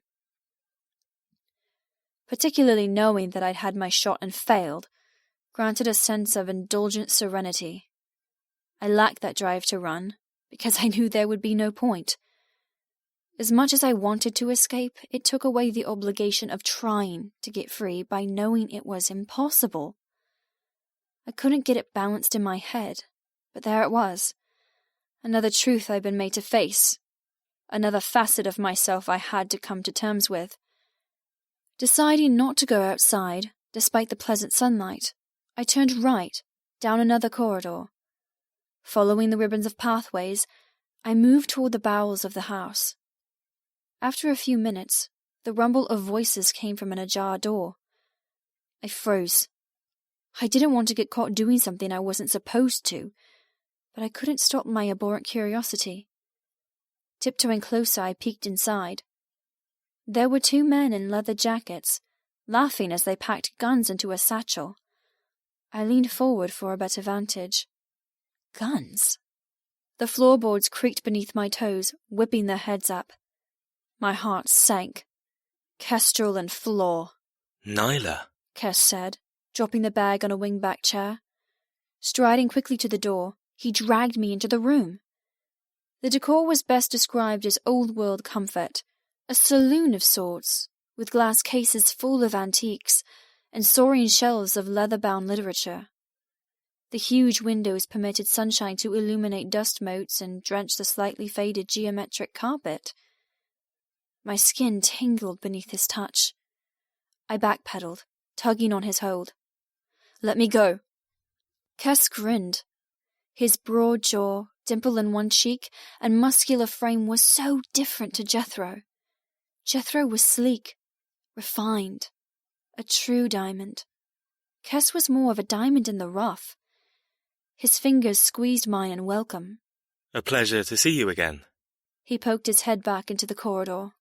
And wait, no brother to fight for your affections. I couldn't untwist my tongue to reply. My mind was otherwise occupied with all things deception. Kite. Is he Kite? When I didn't reply, Kes let me go and moved deeper into the room. Smiling, he asked, Exploring the place? My heart raced at the way he watched me. Eager, interested, and inquisitively kind. The crude text messages and short temper of Kite all tripped and tangled in my mind. He was such an arrogant ass via text messaging, but he seemed open and understanding in person. Of course he understands. He's been talking to you for a month, having phone sex with you, masturbating to the messages you send. I shuddered in disgust and embarrassment. It'd been fun when we'd had the power of anonymity. Now faced with what I'd said, it was downright mortifying. How can I get you to admit what I know? Correct that. What I think I know. How could I be so sure that the tall, strong hawk before me was Kite? Cat got your tongue? Kes cocked his head. I think she's bowled over by your welcoming charm. Flor chuckled. My attention diverted to him, to the biker who ruptured my life by planting false photographs and standing by as I fell prey to a heartless hellion. I wanted to tell them what I really thought. I wanted to ask why they were being so nice to me all of a sudden. But the only word I could catch hold of was Kite. Kite. Kes. Kite. Get it together. Until you know for sure, don't let on. Straightening my shoulders, I inched forward. No one has caught my tongue. And I wouldn't kid yourself that I'm speechless thanks to a welcome from either of you. Oh, she has a backbone, Flor said, grinning. Kes's golden eyes, so like Jethro, Daniel, and Mr. Hawk, searched mine. She has more than that. Her entire body is made up of steel. My knees locked into place. I wanted to scream at him to speak the truth, then strike him down for lying to me. What did that mean? Some cryptic clue that he knew all along was some vague acknowledgement that we weren't strangers? That he was my friend? No, he's not my friend. He's my enemy in disguise. I couldn't let myself be swayed by anyone's motives. Sticking my nose in the air, fully embracing an uppity heiress, I said, You're just like the rest of them. Kes blinked. Pardon? Don't pardon me. You know exactly what I'm talking about. The messages, you idiot. Flor stepped forward, looking at both of us. Standing just outside my personal space, he extended his hand. I think we got off on the wrong foot. I'm Flor. Real name's Reese, but we never go by birth names in this place. I couldn't stop anger heating my cheeks. You think I wish to shake your hand? The same hand that went into my room, packed up my belongings, and wrote a note to my father explaining my disappearance. Fleur held up a finger. Technically, that wasn't for your father, but for the paparazzi who followed you around. But I'll take the responsibility for breaking into your room and packing. The way he talked and moved reminded me a little of my brother. Both were black-haired with lanky frames. A crippling pain of homesickness filled me. Were you there? Fleur frowned. There? Where there? I balled my hands. I didn't remember him being there, but then again my attention at that welcome luncheon was skewed. I'd been more focused on the pieces of parchment rather than tongues. Were you one of the ones who licked me? Fleur had the decency to blanch. No. I was overseeing a shipment for Jet. I heard about it, though. I laughed coldly. Heard about it? I shot a glower at Cass. His arms were crossed, looking pensive. My voice ached with defiance. If you've been told details of what happened, what is your opinion? From an outsider's perspective. What are you doing? The whole conversation had no point. I didn't know why I pushed it. I just knew I couldn't breathe properly ensconced in a room with Kestrel.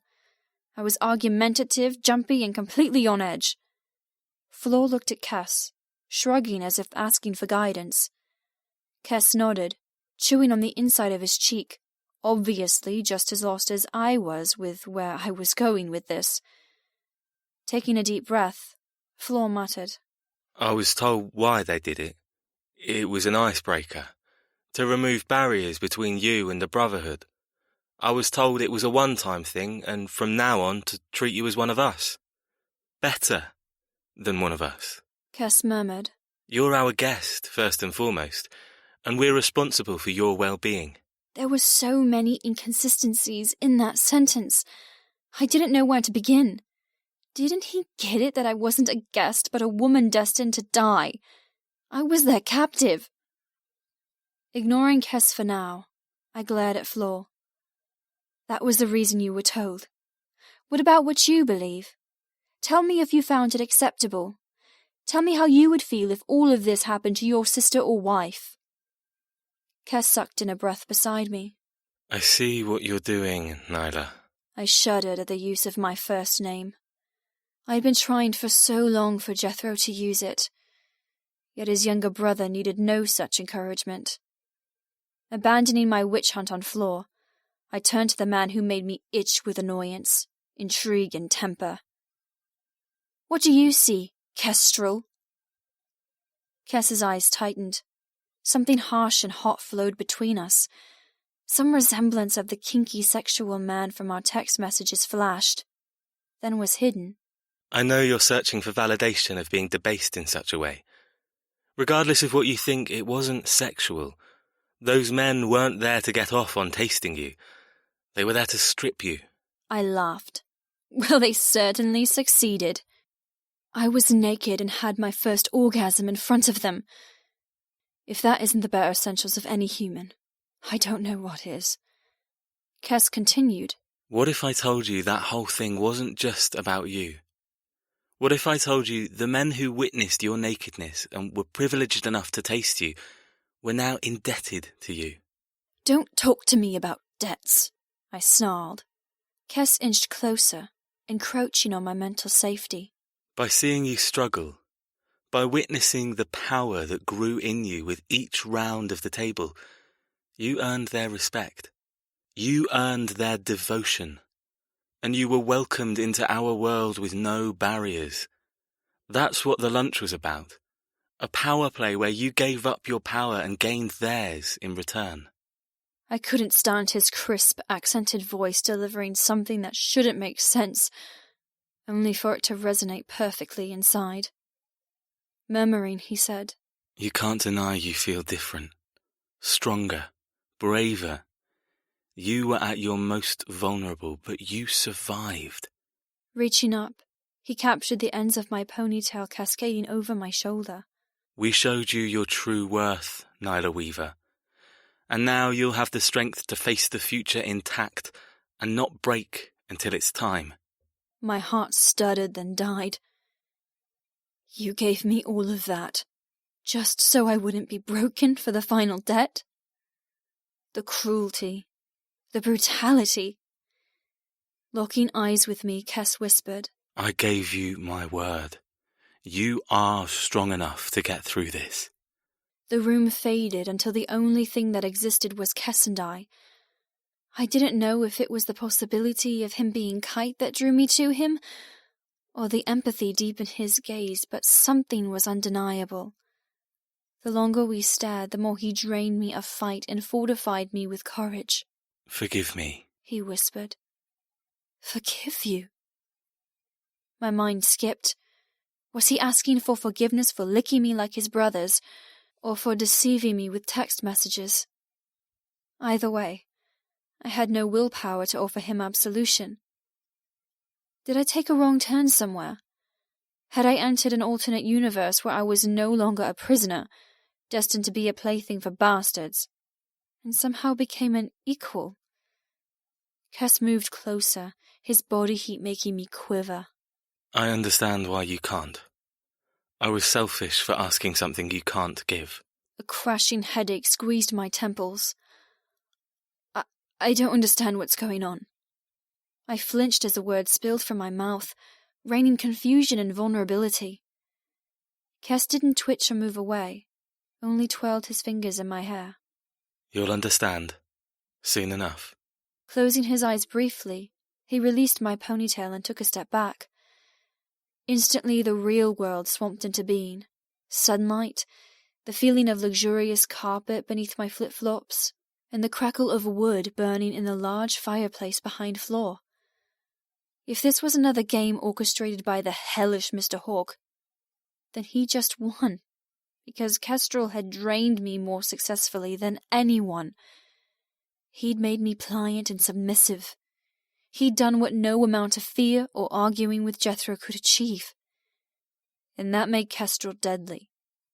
My heart thrummed with true fear. Another huge difference between the brothers. One used softness to control me. The other wielded frost and fury. How naive was I to believe Kess could ever be on my side? He was the polar opposite, the snake in the proverbial grass, just waiting for Jethro to fail, so he could sink his fangs of pity into me and bring me under his spell. I knew without a doubt I had to understand my enemies, and quickly, before they manipulated my mind with falsities. Taking a deep breath, I crossed my arms across my chest, wishing I had a jacket. The chill of my conclusion stole into my blood, making me shiver with trepidation. What had just happened? And why did I feel as if I'd lost? At least with Jethro I saw him. We were evenly matched in will and temper, and we both conceded defeat with yet another challenge met head-on. Kestrel was dangerous, treacherous, skilled in manipulation, so clever.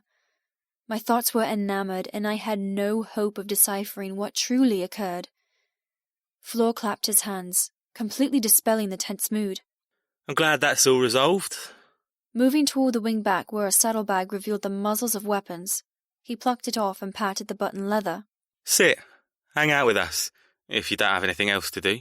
Shooting a look at Kess, he said to me, Can I get a maid to bring you something? Coffee, tea, a snack?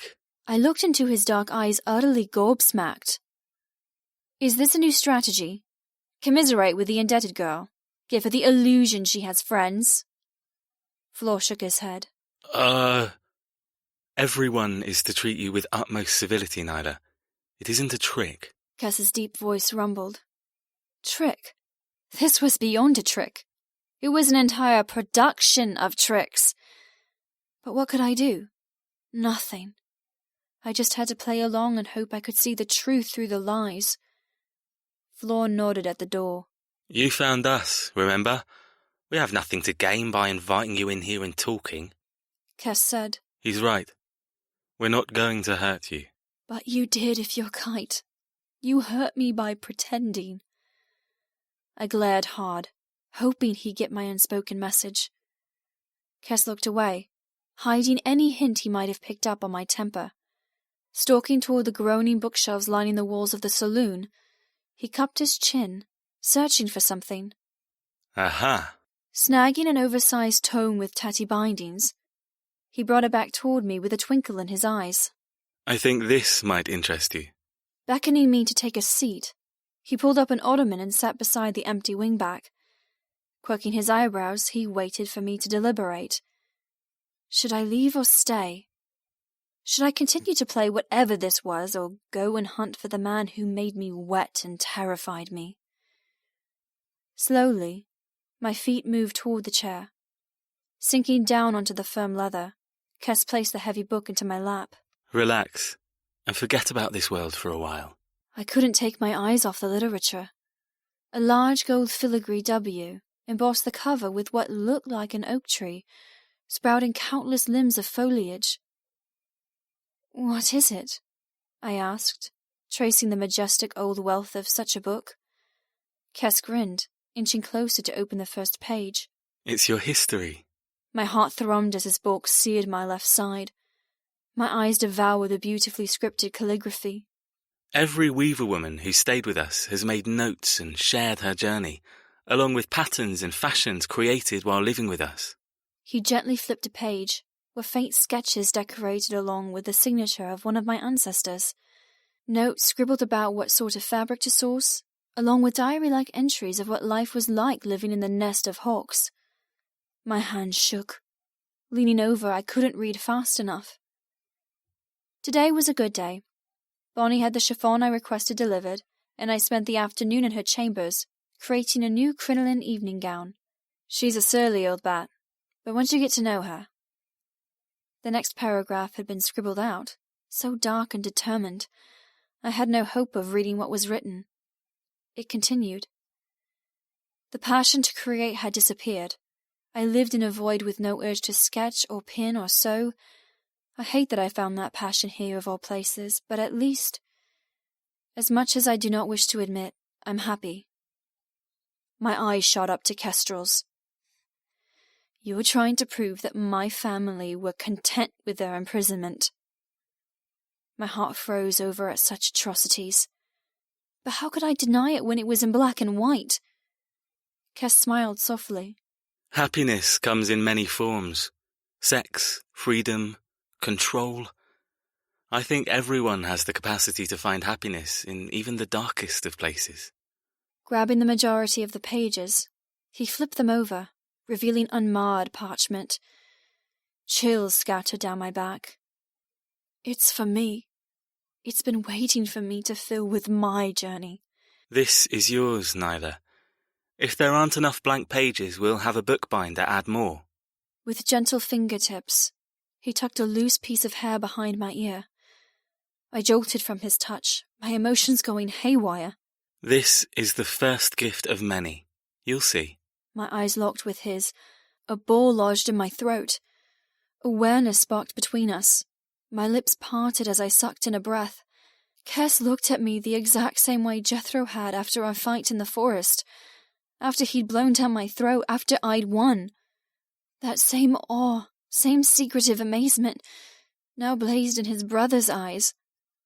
Words deserted me as I fell into his soul, allowing him to spellbind me despite everything that he was. I gasped as his fingers clasped mine, squeezing hard. Dropping his voice to a soft whisper, he said, Whatever you think of my family, don't let it taint what you think of me. Waving with his free hand, he continued, These are my quarters. My bedroom is off this saloon. If it ever gets to be too much, if my brother ever goes too far, you're welcome to find sanctuary here. Bowing his head, energy and connection poured from him. You're always welcome. My heart hurled itself against my ribcage, bruising itself in its urge to flee, or perhaps surrender to the perfectly delivered offer of kinship. I froze as he cupped my chin. My skin twinged as he held me firm. Now, Nyla Weaver, read. Forget us, and spend time with your true family. Jethro. 3 fucking hours I looked for her. I hunted through Hawksridge Hall, opened doors into rooms I never wanted to step foot into ever again, and stalked down corridors I'd long since forgotten about, as I never explored that part of the house. I bumped into Diamond Brothers and got caught up in a strategy meeting for the next shipment arriving in 3 days. But no matter how many bedrooms, bathrooms, and lounges I searched, I found nothing. Nothing. Had she run again? Could she be that fucking stupid to try and escape after I'd proven how useless that was? Damn my father for dismissing us. The moment I'd stepped outside the dining room, Kess had requested my help on a matter. Seeing as he was the only person I had time for, I reluctantly followed, even though I wanted to wait till Cut had finished with Nyla. I fucking hated her being alone with him. My knuckles ached from fisting so hard, and I didn't know how I would survive when the time came to share. I'd go fucking insane. I'd have to make sure all loaded ammunition was barred from the house so I didn't end up slaughtering my entire family. Nyla Weaver was mine, goddammit. I didn't want anyone talking, touching, or twisting her thoughts without my permission. Calm the fuck down. I slammed to a stop in the middle of a corridor. If I bumped into Cut in this state, he'd know I wasn't coping. He'd take me so damn low I wouldn't stand a chance of climbing out of the glacier so fast. You shouldn't be thawing so quickly. I agreed with my internal logic. I shouldn't be feeling this type of emotion. I shouldn't be letting my feelings get the better of me. Breathing hard through my nose, I locked my jaw and recited the same thing I did every day, 10 times a day, 20 even, all to remind myself of who I was meant to be and hide who I truly was. My lips moved as I let the words trickle silently into my mind. I'm a shadow, lurking in plain sight. A predator in sheep's clothing. I prey on the weak with no apology. I hide my true temper beneath a veil of decorum. I've mastered the art of suave. I'm a gentleman, distinguished, accomplished, and shrewd. I'm all of those things, but none of them. Rules and laws don't apply to me. I'm a rule breaker, curse maker, life stealer. The minute I'd finished, my hands balled, and the devil's advocate whispered in my ear, "You're lying. It's a farce." Clenching my jaw, I forced my heart rate to calm, and for the ice to take me hostage. Repeating the mantra, I slowly fell under its hypnosis. My back relaxed, the knots in my muscles unthreading. My sweaty palms went paper dry and cold, while my face turned slack with uncaring. Finally. The calmness siphoning through my veins was welcome, turning everything frigid and controllable in its path. Everything about my life since I was 15 fucking years old was a carefully designed and executed illusion. Up till now, I'd survived. I'd buried the true me beneath a man so cold and perfect, even I believed, most of the time. But every now and again, a hairline fracture would show in my glacier shell, and my father would notice, and he would fix me. Until I was old enough to fix myself, of course, which I'd done only the night before. So why was I having such difficulty now? The thawing had happened too fast. Normally I could pass a few weeks, sometimes more, before I ever needed to be fixed. But Nyla Weaver was the sun upon my ice, turning me into a river that wanted to flow and change and grow. Not freeze and remain forever unmovable. There was only one course of action to get through her invasion into my senses and survive her stay with us. I just didn't know if I had the strength to do it. Shaking away the terrible thought, I prowled forward.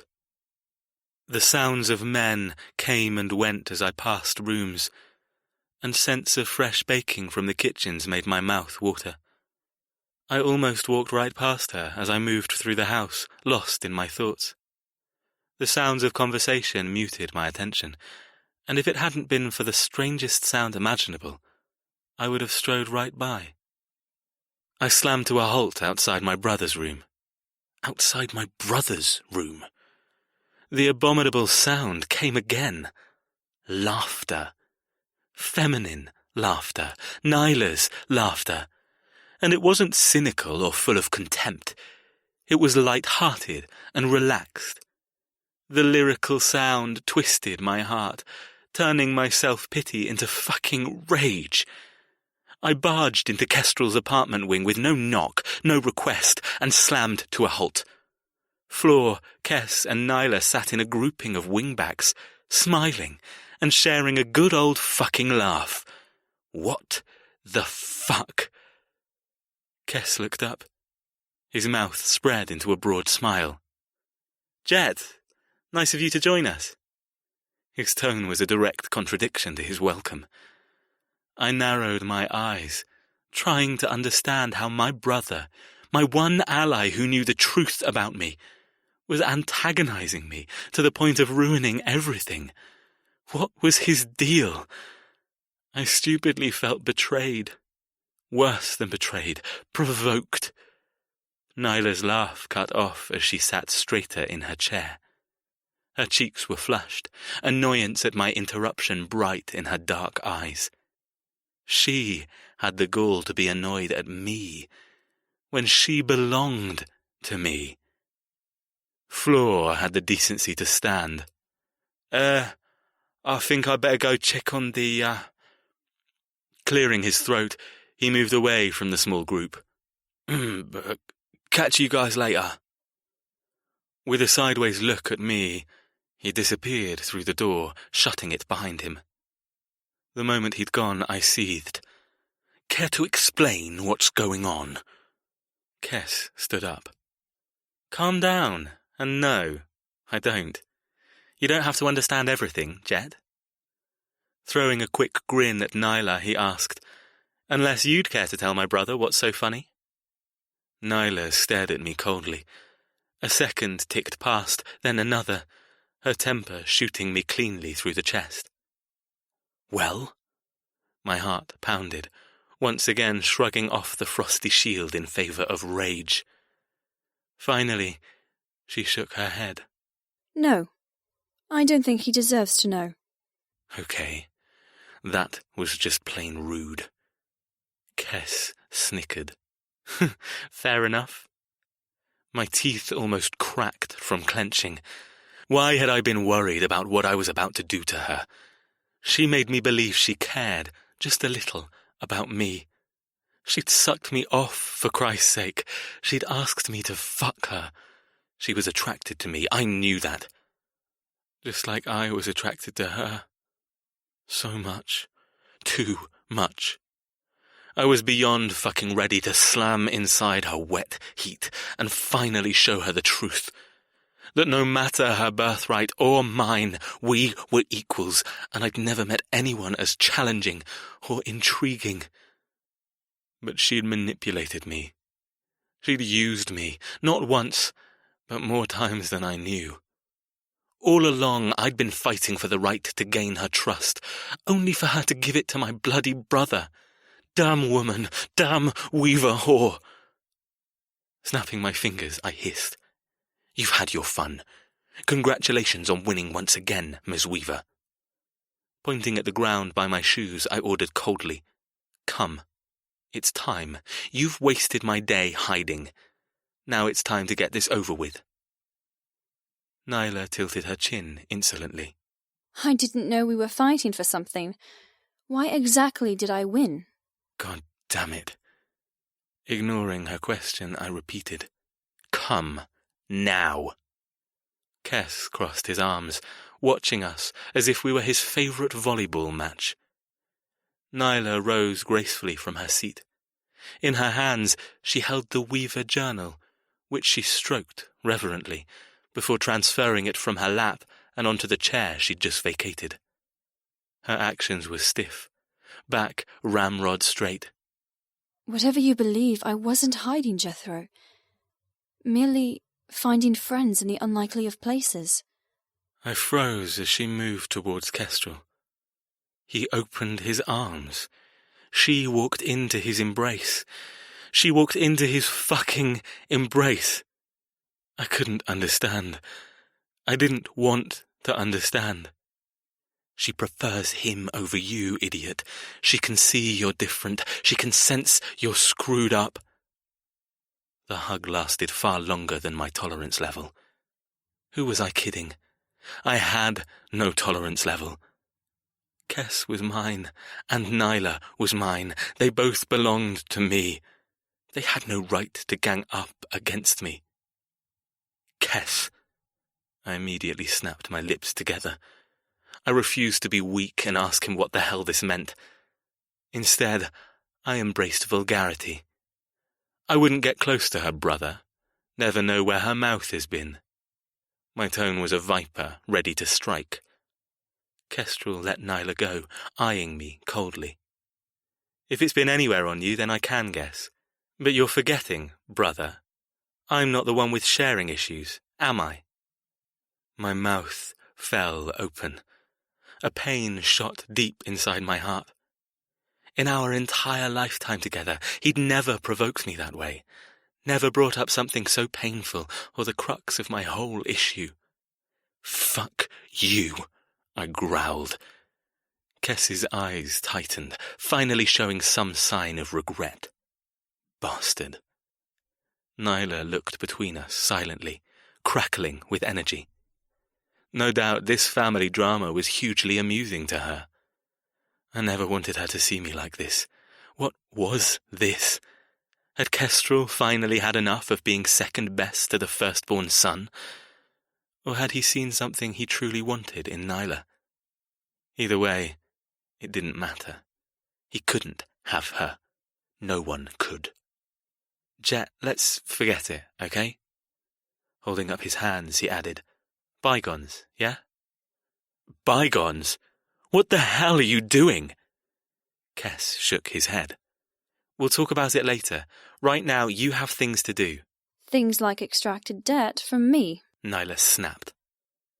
My attention flew to her, just in time to see her topple sideways as one of her stupid episodes rendered her incompetent. Shit. Kes ducked at inhuman speed, catching her before she hit the ground. My stomach twisted with jealousy. Moaning, Nyla crumbled into Kes's arms. You all right? Kes slowly guided her onto her feet. That, right there, that was the true difference between my brother and me. He caught those who needed to be caught, while I stood by and watched. The memory of Nyla falling to the parking garage floor at the Milan airport showed me just how true that statement was. I have no choice. Empathy and softness weren't permitted. They were the root of all evil for a person like me. Taking a deep breath, Nyla pushed Kes gently. I'm fine. Thanks for your help. Kes nodded, shoving his hands into his jeans pocket. You're welcome. You should probably have that looked at. It's not a disease, I jumped in. Besides, she's better than when I first collected her. Nyla's cheeks blazed with colour. She wobbled a little as another wave hit her. Do you know why that is? I was thinking about it before, actually. No one spoke, waiting for her to continue.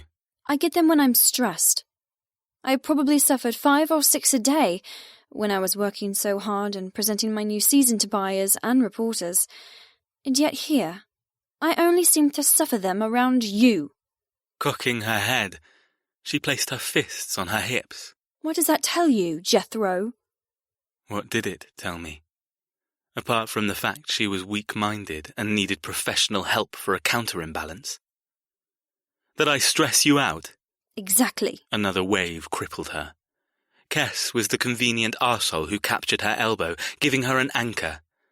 "There you go again. You okay?" She nodded, rubbing her temples. Sorry. Damn vertigo. Can't control it. Kess smiled. His body curved into hers. "Don't apologize. We all have flaws, and sometimes they're not something we have the power to change." He's talking about me again, fuckwit. Nyla's lips popped open, her eyes searching his. You're nothing like your phone messages. My muscles instantly locked. Her voice was barely a whisper. I wouldn't have caught it unless my ears weren't already straining for every nuance in her tone. She knows. Kess cocked his head, his eyes blocking all clues and answers. Laughing self-consciously, he quickly pressed a kiss on her cheek and released her. If that's a good thing, I'll take the credit. That's it. I was fucking done. Stalking forward, I plucked Nyla from the carpet and threw her over my shoulder. Kess's mouth fell open. Don't say another word, brother." I transmitted everything I couldn't say with one glare. "Stay out of this. All of it." Nyla squealed, hitting my back with her tiny fists. Put me down, you asshole! "No chance," I growled. "I'm not letting you go until I have you exactly where I want you. Preferably naked, with my cock driving between your legs."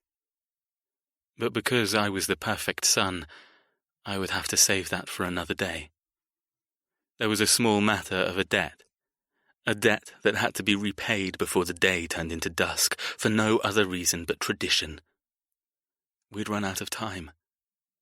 Kess stared at me, his eyes waging with an apology and confrontation. If Nyla wasn't here, I have no doubt we'd either pummel each other or have the deepest, longest conversation of our lives. This one incident had brought everything we'd avoided to a head. Kess and I were friends, more than I could say for the rest of the people inside this house. But despite our friendship, there was still a thick rivalry between us. Not just because of primogeniture and the fact I would inherit everything, but because we'd both been hurt by the same incident in our pasts. We just dealt with it differently. He'd played a good game where Nyla was concerned, a game I'd never been able to master, the art of wielding kindness. My kindness came with too many conditions and more pain than if I remained cruel, but Kess, he was better than me. I knew the real him, and despite my agony at him wanting Nyla's attention, he was a good guy. Silently he raised a finger, pointing it in my face. Nyla couldn't see him as he mouthed, "I know it's not working. We need to find other methods." Shit. If he could see, Cut wouldn't be too far behind. Damn it, Jethro, put me down! Nyla hammered on my lower back. Ignoring her, I shifted her higher over my shoulder and nodded once. Then I put every worry and thought in the vault deep inside me and lashed the chains tight. I had work to do. Not giving Kess the satisfaction of seeing me ruffled, I spun around and left without a word, with my prize slung over my shoulder. Let me go! Nyla continued to pummel my back with every step. "I won't put you down until we get there. I've wasted 3 hours of my life wondering where you were. I'm not going to release you just so you can escape again." We've already solved the what if I ran game. I know you'd hunt me down. I wouldn't waste the energy trying to escape. I grunted. "At least you've learned one thing that's valuable." I've learned a lot more than that, she muttered quietly. Yes, like who Kite 007 is. My arm squeezed tighter around her. Bloody brother. The minute I had time, I would confront him with all the shit he'd caused. Swallowing hard, I forced myself to slip back into the ice and embrace everything that I ought to be. I had a debt to extract. This was what was expected of me, and I meant to do it fucking well. It didn't take long to arrive in the room where the first debt would take place. Tradition dictated where each one was to be carried out, and this one was the nicest location of them all. As the debts progressed, witnesses would be called, but as this was the first, it was just me and Nyla. Blessed silence, and no critical eyes on my deliverance. Only the hidden video camera would document everything and go on file. Entering the solarium, I locked the large glass doors and pocketed the key before gripping Nyla's waist and placing her on the ground. She immediately stepped backward, her chest heaving with fear. If she passed out again, my brother wasn't there to catch her. She'd fall, and I'd use her unconsciousness to place her exactly where she was needed. Where have you brought me? She glanced around the space, taking in the palm trees, exotic ferns, orchids, and soaring 3-story glass roof. The room was big, shaped like an octagon, made entirely from glass. It was hot, humid, and stuffy. Perfect for being naked and encouraging skin to flush, to react to something painful and bloom. Be grateful it's not the dungeon or the ballroom. Both of those will be used, and both will be a far sight worse than this. Nyla swallowed, the column of muscle of her throat contracting with nervousness. You really are insane. I stepped forward, secretly pleased when she reeled backward. After spending time in my brother's company, she had to remember who she truly liked. As much as she'd vehemently deny it, she enjoyed sparring with me. And fuck, I enjoyed it too. Mental health, Ms. Weaver. Need I remind you I'm in perfect capacity? Her head swiveled to a large post in the centre of the room. It was used mainly for fern seedlings and vines, before being replanted once their root system was strong enough. I wasn't a gardener, but my grandmother often brought me and my sister in here to teach us about decorum and what was expected of us. She'd prattle on, all while tending to her beloved greenery. Nyla drifted forward, noticing what was hidden amongst the cleaned post and silk flowers that were there purely for morbid decoration. Cuffs were chained to the top of the post, dangling down the sides. There was a winch and pulley so as to tighten the length of chain.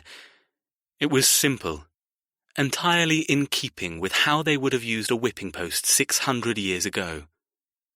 She shook her head, swivelling to face me. Whatever you're about to do, stop. Stop? As if I have a choice. Smile for the cameras. We're both on show. Yes, just find that morality I know was inside you. Show some compassion, for God's sake. She staggered to the side, another small vertigo spell. I'd hated her weakness before, but now it could be used as an aid. Whenever she stumbled or fell, it meant I was getting to her. It meant I'd made my way beneath her skin and stressed her just enough for her mind to try and flee. It was a symbol of power over her. I liked it more than I should. Compassion isn't in my repertoire, Ms. Weaver. I have no remorse, no pity. The unnecessary emotion of affinity for victims is the worst kind of betrayal. My father's words came out smoothly, stroking my raw nerves, granting a strange kind of peace. You can spout bullshit all you want, but no matter your lies, you feel, Jethro. You felt something for me in the forest. You felt something for me when your brother held me in his arms. And if you can't see that, then I feel sorry for you. I prowled forward, chasing her slowly around the post like a hawk chases a sparrow. You're mistaken. I've told you on numerous occasions, please me and you'll be rewarded. You pleased me by making me come, and you pleased me by showing how affected and scared of me you truly are, by seeking comfort from my brother. Both will be rewarded. I hoped to God she didn't hear my lies. She stopped moving, holding her ground. Fine. Have it your way. Your father repeated what you told me about the varying degree of each debt. This whole thing is completely ludicrous. But I'm done playing your game. I cocked my head. This isn't a game. She sneered, It's the worst game of all. Don't kid yourself. spreading her stance and opening her arms wide. She murmured, Do your worst, Jethro Hawk. I'm ready to pay your first debt. Nyla. I wanted to hyperventilate, my heart winged with such terror, but I wouldn't give him the satisfaction. He already knew he affected me by my stupid vertigo spells.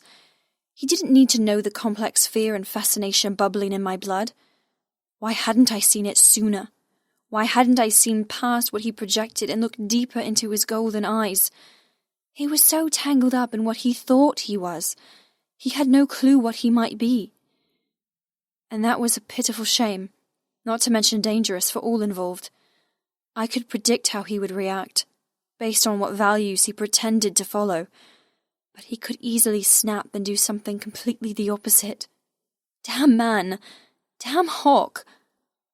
Jethro lowered his chin, glaring at me from beneath his brow. His hands opened and closed by his thighs. You're ready to pay the first debt? Just like that? I nodded. No point in dragging it out. I want it over with. Something flashed over his face, but he didn't retaliate. Instead, he gritted his teeth and moved toward the post in the center of the octagonal greenhouse. My vision wouldn't stop hazing in and out, tugging on the strings of my brain, threatening to throw me into the wall or shove me to the ground. This is the first debt. Mr. Hawkes and Jethro's words echoed in my head. The debts start off easy. It was the later ones I had to worry about, the ones I didn't know of, the ones that would ultimately deliver my head. Don't think about that. I turned my mind to Kestrel and the surprising kinship I'd begun to feel, before Jethro rudely stole me away. For almost 3 hours, I'd found something I didn't think I'd ever find, in my old life or new. A friend. Kes had been witty and kind, sharing anecdotes of his childhood, Jethro's childhood, and even some details he remembered of my mother. For some reason, having him talk about her didn't upset me nearly as much as hearing it from Jethro or his father. I knew I had to stay on my guard after what Cut had said. I'm to be treated with kindness and compassion. I could easily fall into the trap of thinking their concern was genuine. But if Kes was Kite, we had a connection that went past family obligations. Didn't we? Regardless, we spent a couple of hours sharing things that transported me away from Hawksridge Hall and to a place filled with softness. A connection formed, dusting my tummy with tentative bubbles of attraction. He was nice, despite my healthy suspicion of his motives, but one thing niggled me, one thing I hadn't been able to figure out. He was completely different from the man who cursed and acted so crude via text messages.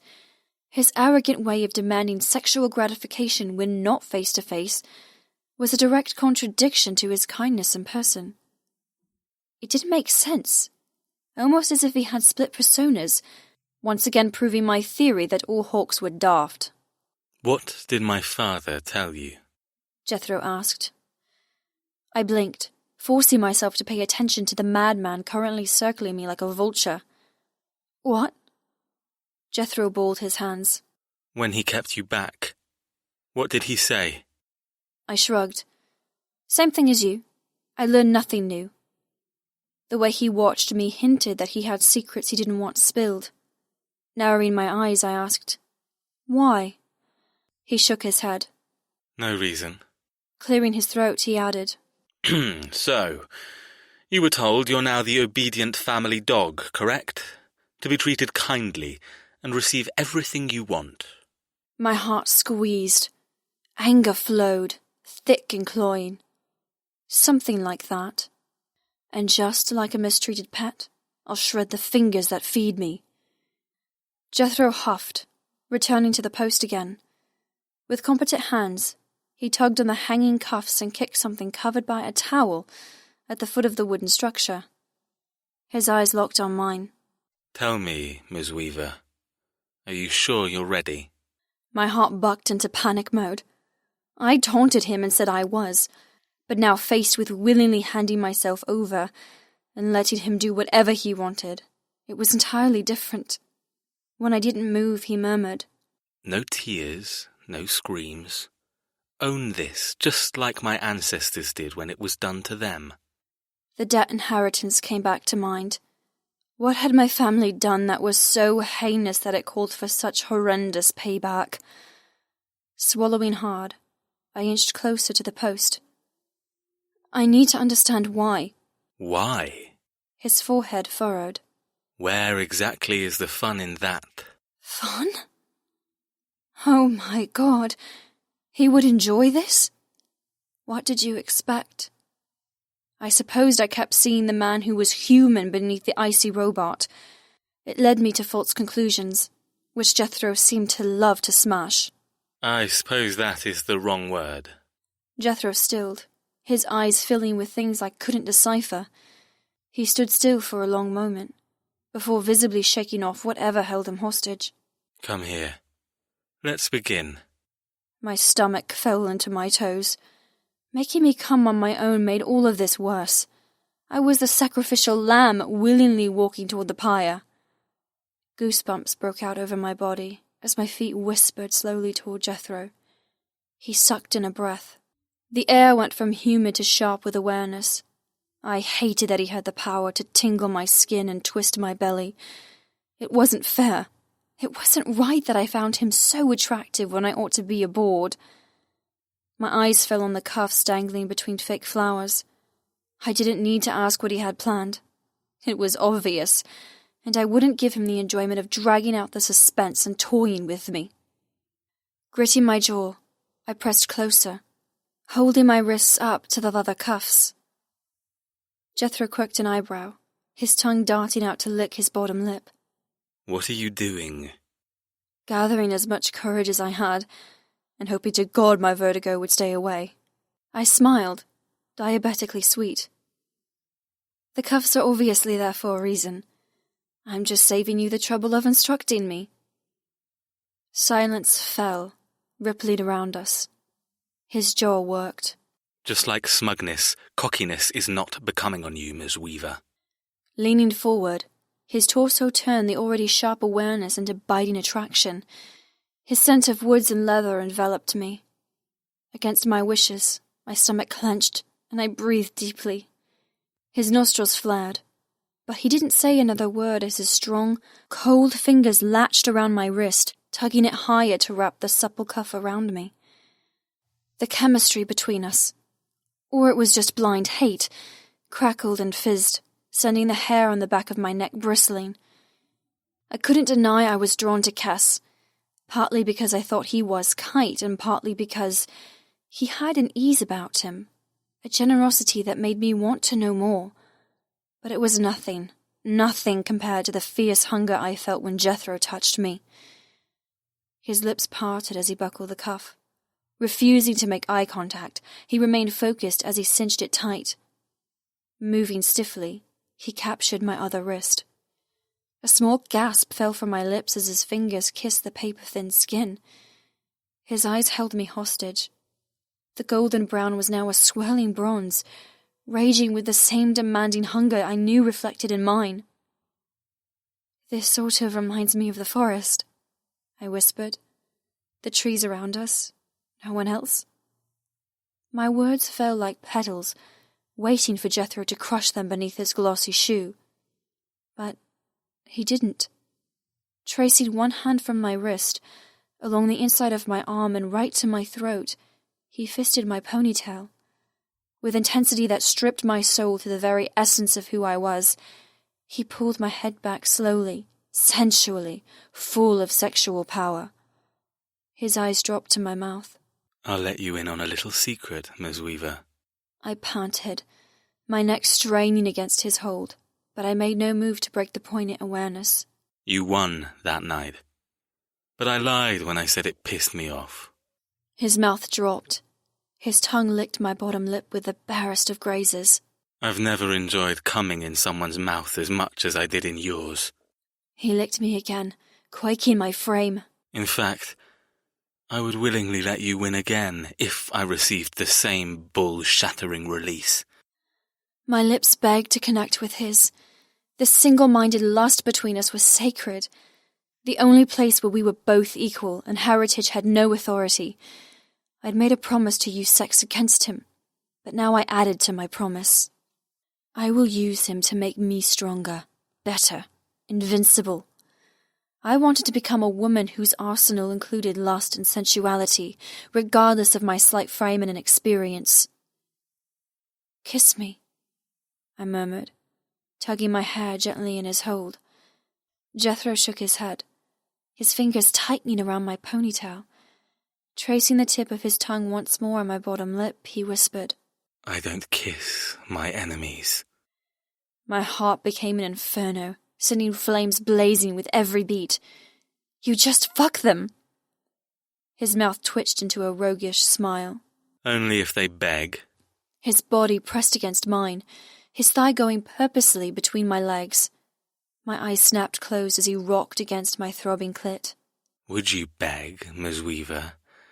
How hot and frustrated do I have to make you before you'll beg me to drive my cock inside you? My brain spasmed at the thought. The answer? Not long. I would beg right now if it meant he would forget about the debt and take me back to his room. I wanted to see where he slept. I wanted to infiltrate the home ground of my opponent and undermine him right at the source. "You're all talk. You won't even kiss me, let alone fuck me." Jethro yanked my head back. Pain shot down my spine. How wrong you are, Ms. Weaver. Then a vindictive smile replaced the black desire. Very clever, though, I must admit. I blinked, trying to dispel the fog of lust and keeping up with him. "Why?" His thigh slid out from between my legs, his fingers untwined from my hair. Very clever to make me focus on other things than the true reason of why we're here. Stepping back and sucking in a deep breath, he dragged a hand through his hair. You keep on surprising me, and I keep on despising what you show me. I laughed tightly. "Doesn't look like you despise me." I cocked my chin at the straining erection in his trousers. "I think you like me. And despite what you're going to do and who you are, I still find you attractive. And believe me, if I had a cure for that insanity, I'd take it without hesitation." Cruelly, he snatched my free wrist, wrapping the remaining cuff tightly. Quickly securing the buckle, he muttered, The way you threw yourself into my brother's arms hint you might have a desire for all hawks. His breath was hot in my ear as he spun me to face the post. You're just a conniving manipulator. I cried out as he disappeared behind the post and hoisted my arms high with the aid of a hidden winch. Another jerk and my wrists burned in the supple leather. My torso smashed against the damp wood as my body weight transferred from my toes to my arms. How does that feel? Jethro asked, coming back around. My shoulders screamed. My blood throbbed with effort to reach my raised fingertips. I dangled with no chance at escape. How does it feel? It fucking hurt. It made my previous thoughts of lust seem ridiculous. All concepts of seducing him disappeared. I only wanted this over fast, so I could admit defeat and lick my wounds in private. I asked you a question. Jethro growled, his hand stroking my spine. I flinched at his touch. It was sacrilegious because even now it still made my core clench with want. It hurts. Is that what you want to hear? Jethro's torso pressed against my back, squashing my cheek against the damp wood of the post. The crispness of plants and the musky scent of earth overpowered his smell, giving me a welcome reprieve from the man who drove me mad. You look rather tempting like this, Ms. Weaver. Perhaps it will be me begging before this is done. I couldn't stop my skin shivering with awareness or my heart seizing with anxiety and desire. "Don't touch me," I hissed. With a small laugh, he pushed away, ceasing contact. I twisted my neck, never letting him from my sight. I hated having him so close. I hated that I had no power to stop him. I hated how he stood there, wrapped in silence, watching me like some mystery he had yet to solve. We didn't speak, waiting to see who would break first. Finally, after a minute, he said softly. I'm going to give you a history lesson, Miss Weaver. You'll listen closely and understand why you're repaying this certain debt. Pacing, he added. Every debt will begin this way. The history will be told, and then the debt repaid. You'll be informed of what your ancestors did to mine. You will apologize and repent for their past sins. And only then will the extraction take place.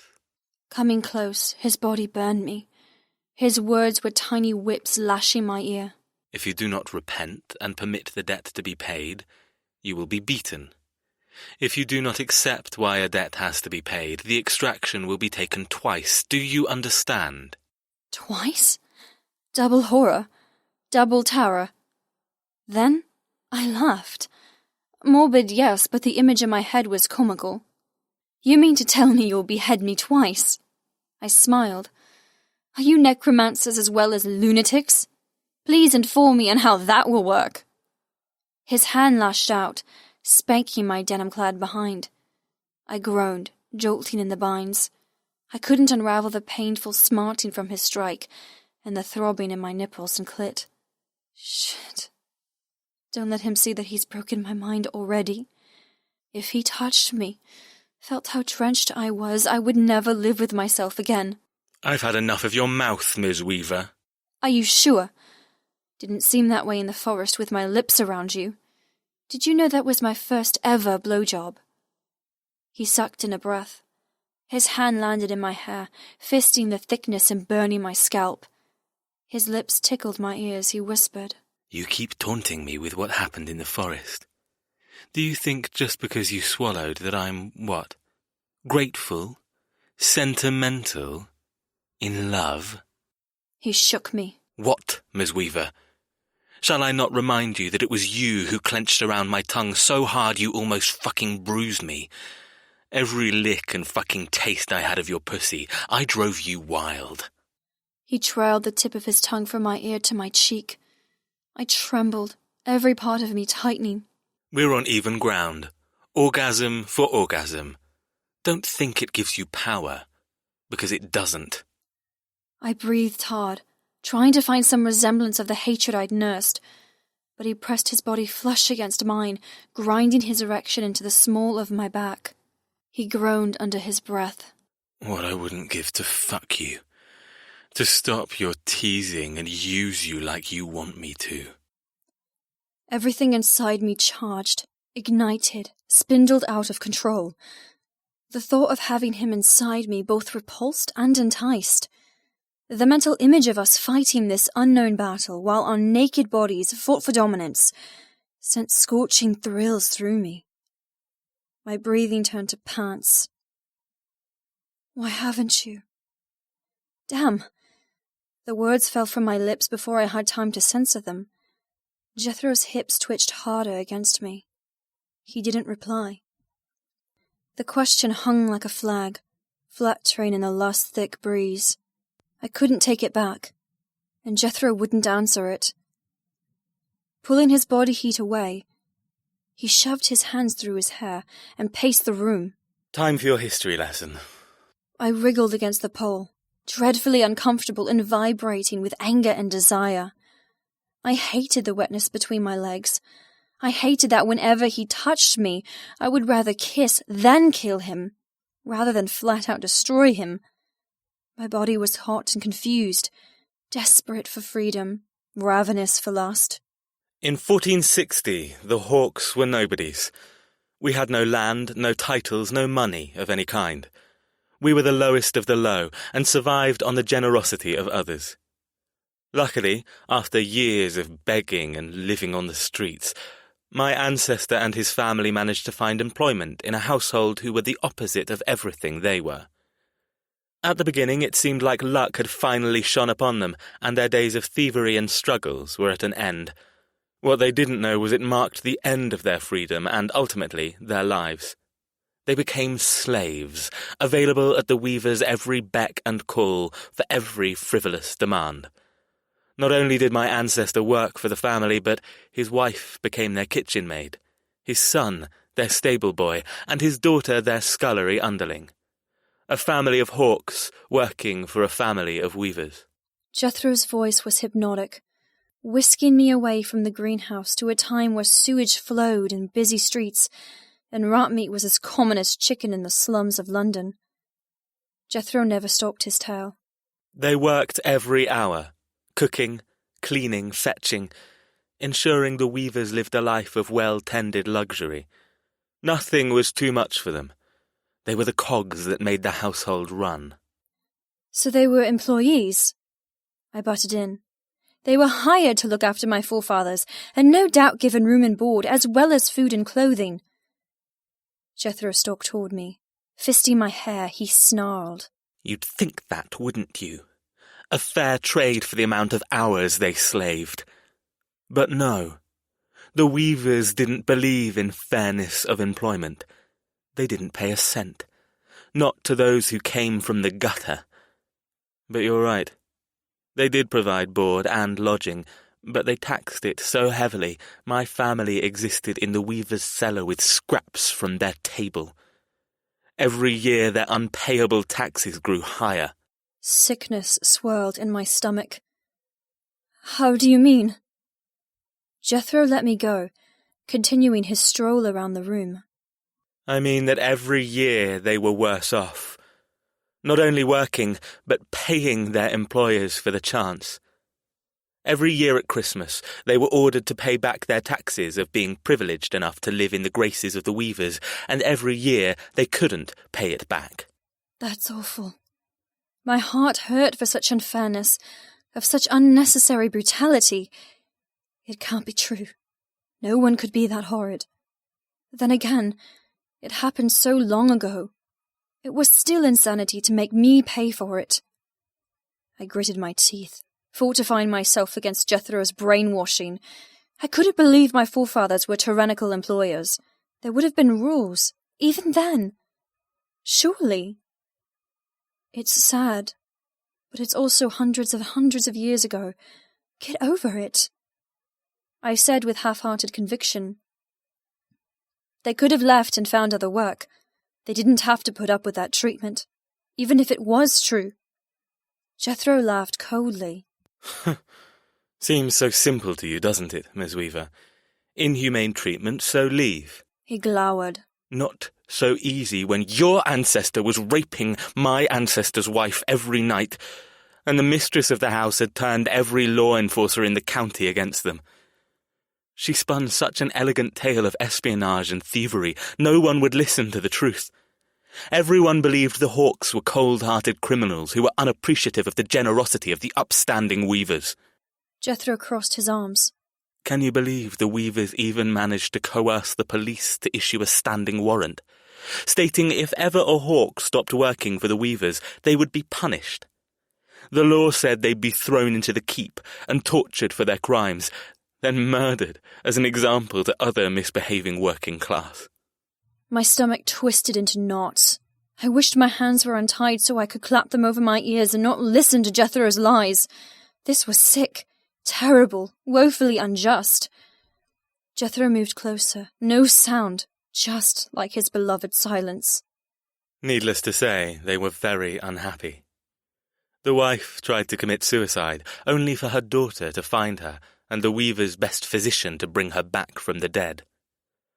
She couldn't escape the nightly exploits of the man of the house, and day by day her children starved from lack of proper care and nutrition. So, one day Frank Hawke waited until the weaver bastard had raped his wife for the second time that night and put her to bed with her ailing offspring. He waited until the house was quiet and everyone rested, before sneaking from the cellar and into the kitchens. The image Jethro painted drove needles deep and painful into my heart. I couldn't think of such horrible people or such a sorry existence. How could my ancestors have done such a thing? He should have snuck up the stairs and slaughtered his employer while he slept. But his inner fire had been well and truly beaten out after years of abuse. He had no other drive but to stay alive in the hope redemption would save him.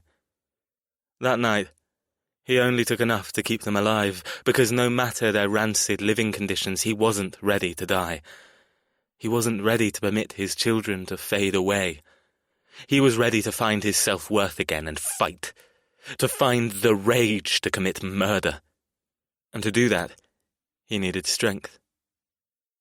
Tiptoeing back to the basement, he and his family had their first good meal in years. Scotch eggs, crusty bread, and anything else he managed to pillage. Jethro smiled before continuing. Of course, their meal didn't go unnoticed. I gulped, completely wrapped up in his tale.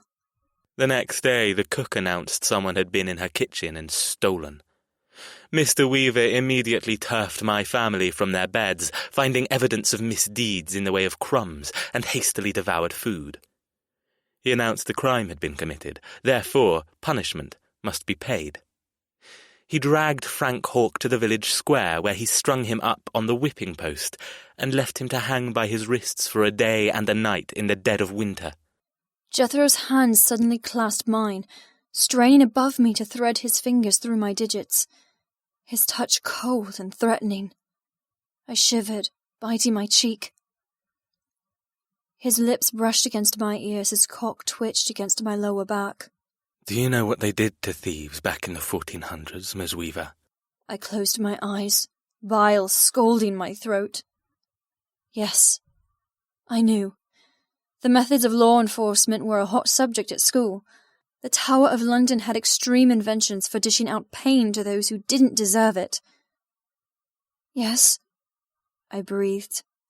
Jethro tugged my fingers. Care to share? Swallowing, I whispered. The usual punishment for stealing was hands being cut off, ears nailed to spikes, flogging, all manner of beastly things. My fingers ached beneath his as he squeezed hard. Then he stepped back, letting me go. Can you empathise with my ancestor? Can you tap into the panic he must have felt to lose a hand or other body part? I squeezed my eyes, nodding. It would have been awful and even worse for the wife as she stood by and watched the love of her life, the same man who had no power to protect her, except punishment, all for just keeping her alive, a life she probably didn't even want, with rape and destitution as the highlights. Jethro said, This is the easiest debt to endure, Miss Weaver. But back then, it was one of the worst. Moving behind me again, his fingers fumbled at the hem of my t-shirt. Pulling it from my skin, he tore it in half with one vicious tug. The crack of the material ripping echoed in the octagonal space. I jerked as humid air kissed my naked spine. A moan escaped my lips as I finally understood what he would do. I wanted to beg for mercy, for him to stop this ridiculous ancient tally and let bygones be bygones. But no sound came as he shoved my tattered t-shirt to my shoulders, exposing my back. His fingers were firm and unyielding as he reached in front and undid the buttons on my shorts. Please, I moaned as he undid them and shoved them to my ankles. Jethro didn't reply, nor did he ask me to kick the discarded shorts away. I let them stay, imprisoning my ankles just like the cuffs imprisoned my wrists. Leaving me naked and quivering with fear, Jethro disappeared. I didn't try to follow him with my eyes. I kept them squeezed tight, shivering and trembling, wishing I was anywhere but here. Jethro tapped me on the shoulder a few moments later, his touch harsh and demanding. Open your eyes. I reluctantly obeyed, focusing on his flawless face and cold, unforgiving gaze. He dangled a flogger in front of my vision. It held a multitude of leather straps with knots and regular intervals down the strands. Have you seen one of these? I nodded. I was a designer. I garnered inspiration from everything and anything, including different lifestyle choices, eras, and kinks. However, there was nothing sexually playful about this one. It was mean and meant to hurt. I balled my hands, cursing the pins and needles in my fingertips as blood rushed faster. Yes. And do you think it was a just punishment for stealing something, all to keep his family alive? I shook my head. No. Jethro agreed. No. Especially in the dead of winter, where his body was frozen and brittle, and the slightest touch would have been agony. He ran his finger down my shoulder blades. You're warm, in a humid room. Your skin is supple and flushed. Pain won't register as badly as if I'd placed you inside a freezer or dumped you in ice-cold water before we started. He dropped his voice. Want to know another secret, Ms. Weaver? Want to know something that could potentially get me in a lot of trouble? My eyes flared. The way he asked, he was serious. I twisted, trying to catch his eye, but he remained just out of looking distance. What? I breathed. Jethro pressed his body against mine again, digging his belt buckle painfully into my lower back, sandwiching my naked skin harder against the post. I was supposed to do that. Supposed to make you so cold I could snap your arm with one touch. You were supposed to be numb and chattering with chill so that every lash would make you scream in endless agony. I swallowed hard, fear lacing my blood. Why? Why didn't you? Even my heart stopped beating in fear of missing his answer. I needed to find a way to understand this man before it was too late. He dropped his voice to barely a whisper. Because no one should have to be as cold as I've been taught. He suddenly stepped back, letting the flogger hang down in his grip. He snapped. I suggest you hug the post, Ms. Weaver. This is going to hurt. Jethro. Nyla immediately did as I said. With no hesitation, she pressed her body harder against the post, doing her best to hold on despite the restricting cuffs. Every muscle in her back stood out, every ridge and valley from her trim arse to her taut shoulders. Bruises from vertigo stained the flawless white. Scratches from trees and nature marred her with violence. Every rib stood out as she stopped breathing and locked her knees. I couldn't have her passing out from lack of oxygen. She had to stay with me. We were in this together. Gathering the knotted torture device, I murmured, "Do you repent? Do you take ownership of your family's sins and agree to pay the debt?"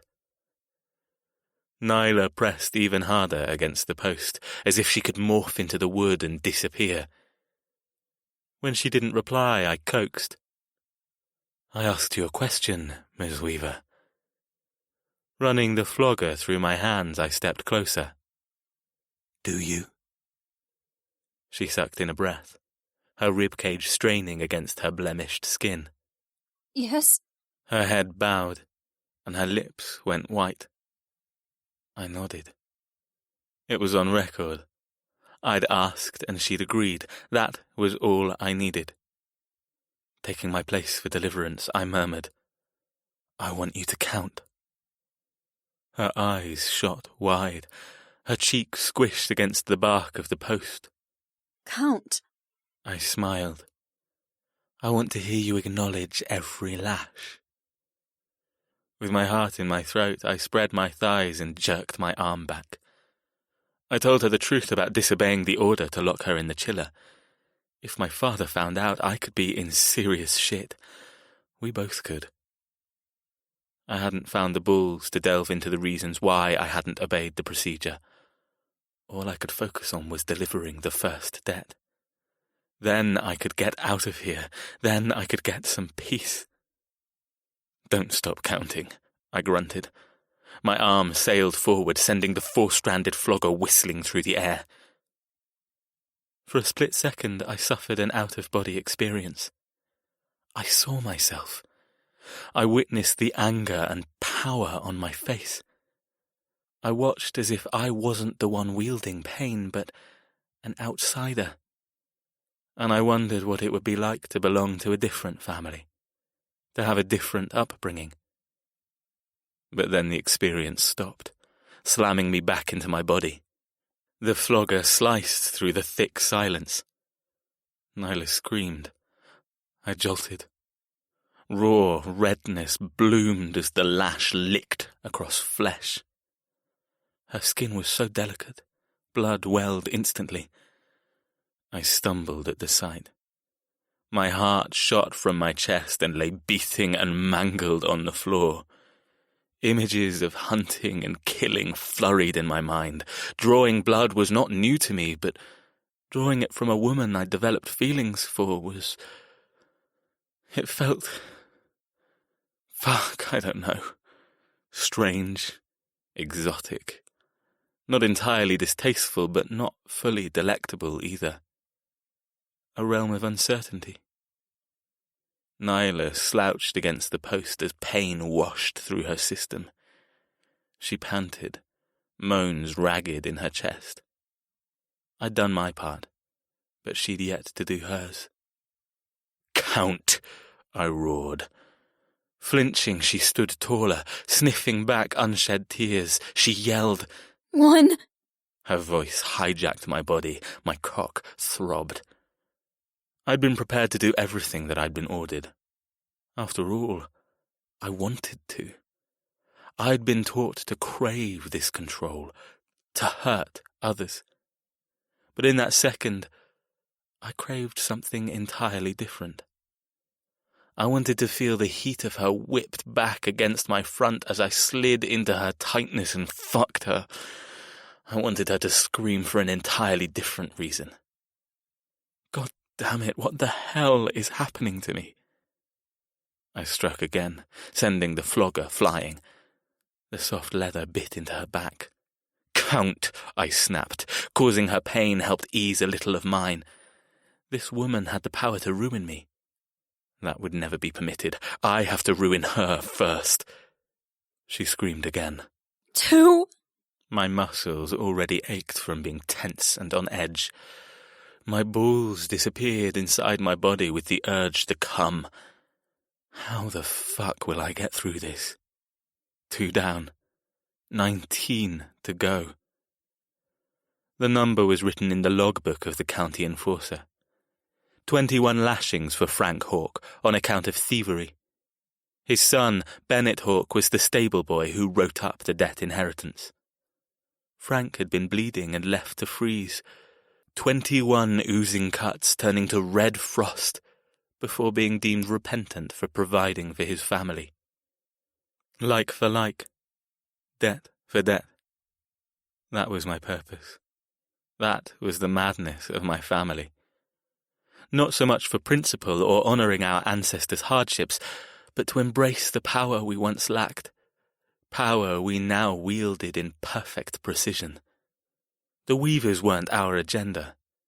It was the convenience of having an exclusive family tree destined to let us torment and torture, to keep our fangs dripping and claws sharp. I raised my arm, sailing the knotted strands tearing across Nyla's skin. Her body shuddered with agony. My cock stabbed painfully against my belt as Nyla writhed on the pole. Dropping my hand, I grabbed the rock-hard piece of flesh, rearranging its position so it didn't snap itself in two in my trousers. "I don't hear counting," I growled. 3. She cried. Another lash. 4. Another. 5. With each one, her back blistered, turning from unwhipped perfection to weeping rawness. The humidity of the conservatory drenched my shirt until liquid salt covered my skin. Every lash, savage hunger built inside, feeding off Nyla's pain, and my own for wanting her. My mouth watered to kiss her spine, to lick at the mess I'd caused. I wanted to nuzzle her tears and whisper the truth of who I was. You never can. Just the mere thought of being honest petrified me. If I spoke it, how would I keep it hidden? I should never have done this in such a hot place. I should never have attempted something so barbaric without shielding my mind properly. Every strike hurt Nyla externally, but she couldn't see what it did to my soul. I struck again, breathing hard through my nose. 6. Nyla moaned. The heat of the room seeped through my pores, twisting my heart, melting any frost I might have conjured. Every cold shard melted, turning into a cascade of warmth. I swallowed as I drank in Nyla's exquisite form. The way she trembled but refused to let her knees buckle. The way her cheeks flushed and dark eyes sucked power from the room. She was magnificent. I cocked my arm, sending the flogger to claw at her lower back. Nyla groaned loudly. 7. My arm ached as I struck again. 8. And again. 9. 9 down. 12 to go. Shit. I was ready to collapse. I was ready to crawl to her feet and beg for her to forgive me. Forgive me? There was nothing to forgive. She deserved this. I struck hard, forcing myself to stay ruthless. 10. She screeched. My ears rang with her pain. I gave up trying to control my emotions and surrendered. The sooner I delivered her penance, the sooner I could undo the wrong I'd done. Gritting my teeth, I picked up my pace, delivering blow after blow, quicker and quicker. 11. Nyla sobbed. 12. 13. Her voice broke, and a glistening tear slicked down her cheek. It cleaved my fucking heart. 14. Sweat poured down my face as I hit again and again. My breathing matched hers. I'd never been so turned on in all my life, or so fucking disgusted. It made me face things I'd hidden deep, deep inside. It drew ghosts and terrors all into confrontation. I needed to run before I lost myself. But I couldn't leave. I knew in my heart I wouldn't be able to walk away from this without fucking her. There was nothing on this earth that would stop me from taking her the moment I'd finished the last lash. I didn't care I wasn't supposed to touch her until the third debt. I don't fucking care. Everything was on the line. Everything that before had been enough to keep me subservient and in my father's pocket now wasn't. I'd been obedient, loyal, done everything he ever asked of me. But that was before I found something I wanted more than what my future held. My cock rippled with pre-cum as I struck. 15. Nyla was mine. I wanted her. I'd take her. I grunted as I swung again, throwing my body weight into the strike. 16. She shifted, pressing her forehead against the post. Her hair stuck to the blood oozing on her shoulders. She gasped, dragging in air as if she drowned. 17. She screamed as I drew forth more crimson agony. Her abused, glowing skin split, sprinkling rusty droplets down her ribcage. My eyes glazed. I stumbled closer. I'm sorry. You're not sorry. I needed to touch her, heal her, fuck her. My arm bellowed as I delivered 3 in quick succession. 18. 19. 20. Nyla collapsed, her knees buckling. Her weight transferred entirely to the cuffs. My arm fell by my side. I could barely stand. My lungs sucked in air as if I were dying. My heartbeat existed everywhere, vibrating in the plants around us, roaring in my ears. One more. Do it. I looked to the camera hidden in the ferns. My father would watch this later and reprimand me for being affected. He would see the glaze in my eyes, the desire on my face. He would make me pay for not freezing her first. He would destroy all the warmth that now existed in my heart and take me back to the person I hated. That was my future. But this was our present. This was ours. I struck. Hard. Too hard. Too fucking hard. My mind couldn't free itself from things Nyla would never understand. Her world was black and white, betrayal versus love, truth versus deception. My world was different, so very, very different. 21. Nyla let go of her frayed self-control. Sobs broke through her lips, tears cascading down ghost-white cheeks. Please, no more. Stop. She tried to stand but couldn't find the strength. Please, no. I can't. 21. The lucky number. Her tears dragged dangerous compassion from my Arctic soul, hauling me into humanness. Bad things happened when I let myself get this way, terrible things that I couldn't control. But Nyla was my undoing. I think I'd known that the moment I tore her dress off in Milan. I had no strength to pretend, not after this, not now. I needed to take her, to fully claim her so I could give in completely to the one thing I'd run from all my life. If I took her now, there would be no turning back for me. Damn the fucking consequences. Groaning, I threw away the flogger. It's over. Nyla sobbed harder, gratefulness a sharp tang in the air. With shaky fingers I unbuttoned my jeans, moving forward into destruction and disrepair. She was my prize. Nothing would stop me from taking it. Nyla. I couldn't move. I couldn't stand up, breathe, think, or feel without being bombarded by agony. I'd never hurt so much. Not even after a torturous 15-hour day huddled over a sewing machine, or 12 hours on my feet in stilettos. I'd never been subjected to pain such as this, to a beating such as this. And this was the easiest of the debts. Terror clogged my throat at the thought of what the others entailed. Movement caught my attention. I forced my tear-stained vision to focus on Jethro as he prowled to the ferns and reached into the foliage. What was he doing? A second later, he moved toward me, every step full of temper and thick, thick lust. Shit. I squirmed, tugging on the cuffs. Before the whipping, I would have willingly let him take me. I wanted him to. But not like this. Not like this. Not when my brain wept with agony and my emotions were completely screwed up.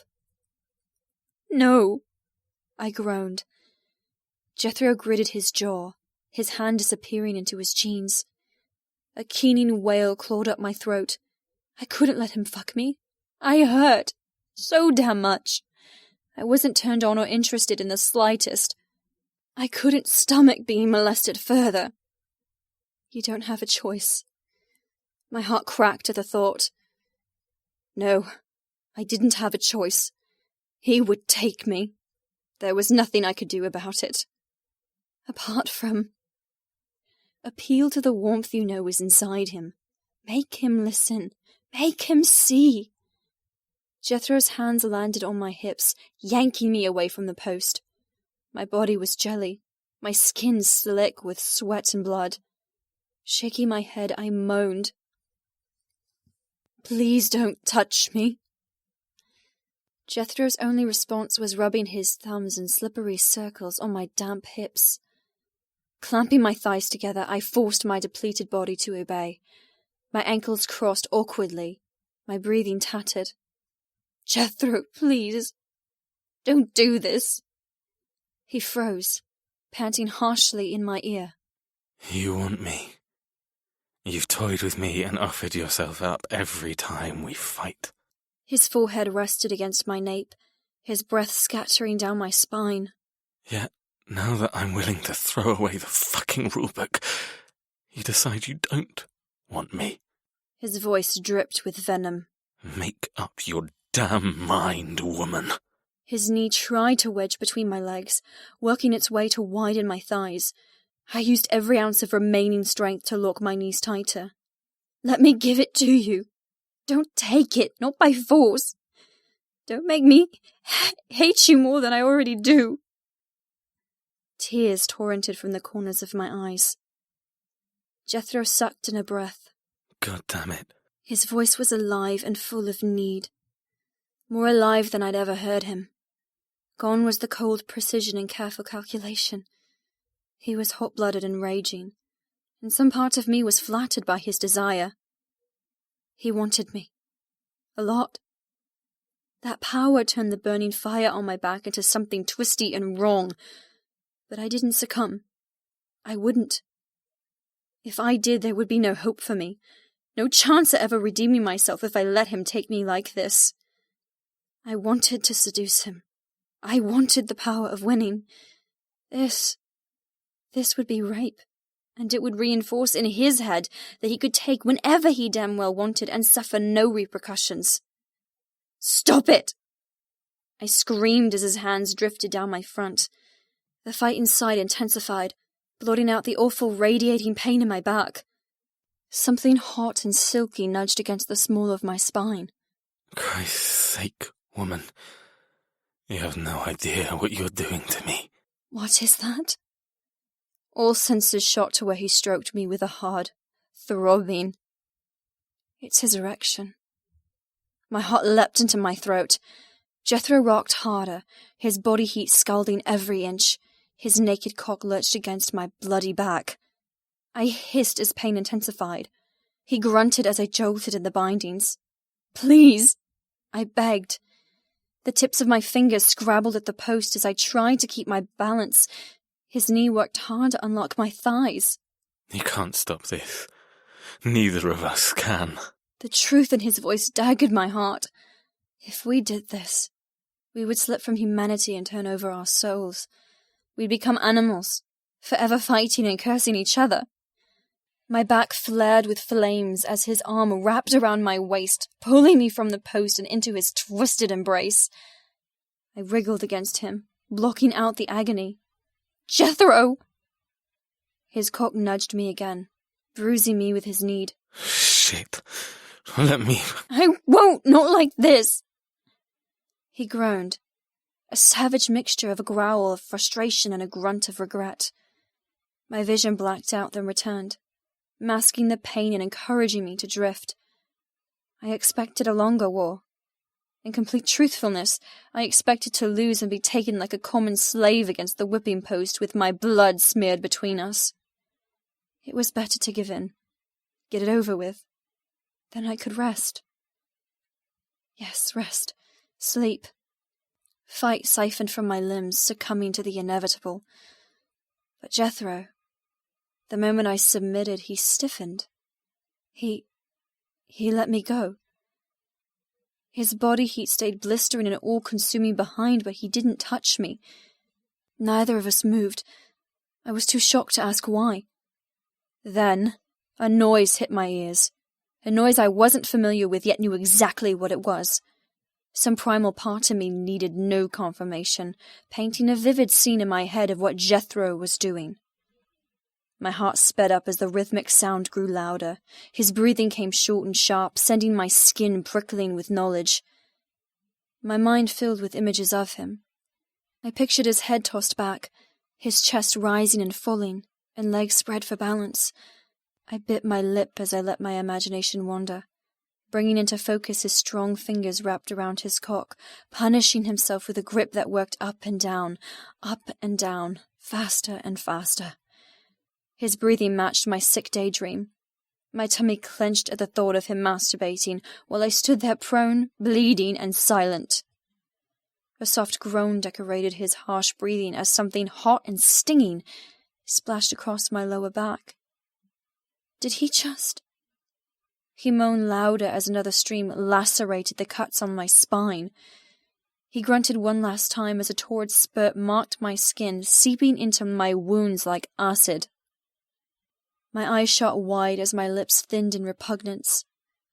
Like some crazed beast, he'd marked me with his cum. He'd respected my plea and not taken me, but he'd had to service himself. I shuddered in the cuffs as Jethro's forehead landed on the base of my skull. Fuck. You're ruining me. The atmosphere changed instantaneously. It switched from abuse and debt payments to fragile and perplexed.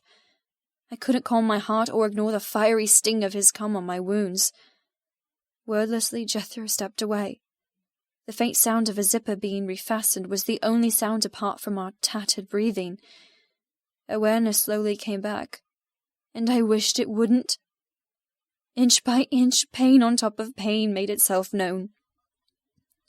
My muscles bellowed, my back hummed like 100 bee stings, and the questions that bombarded me made nausea swirl with confusion. Tears stole my vision as everything became too much. The whipping, Jethro's desecration, and confession. It felt as if my skeleton had been ripped into view, hanging bony and stripped bare with every colliding thought on display.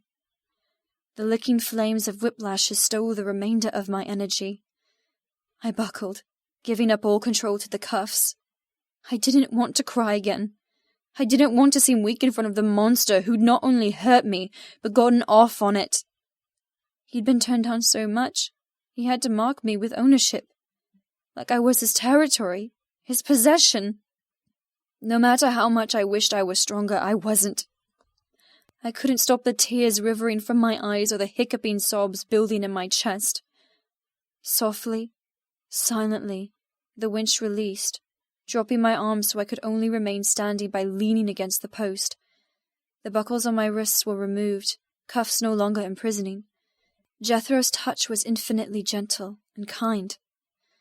My legs gave a second warning before they collapsed from beneath me. I braced myself for the fall. I gritted my teeth against more agony. But I didn't tumble to the tavertine floor.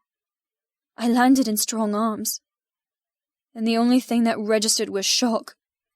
The arms weren't cold, but hot. I came to being placed gently on my stomach. Whatever I lay upon was soft as a cloud, and it smelled just as fresh. I snuggled deeper into the fluffiness, wishing for oblivion once again, but the agonizing pain from my shredded back wouldn't let me fade. My hands balled the sheets beneath me as I struggled to stay still and not squirm. It hurts.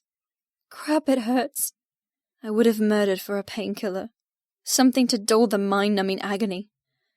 A cool hand pressed against my naked behind, holding me against the mattress. My mattress. Where am I? I couldn't tell without raising my eyes. I would have to tense my spine to look, and no way in hell was I moving. Stay still, Jethro ordered, his voice calm but lacking the usual icy edge. I froze, just waiting for more torture or horrible mind games. I was at my weakest, most vulnerable. I had no defense, mental or physical, if he decided to hurt me more.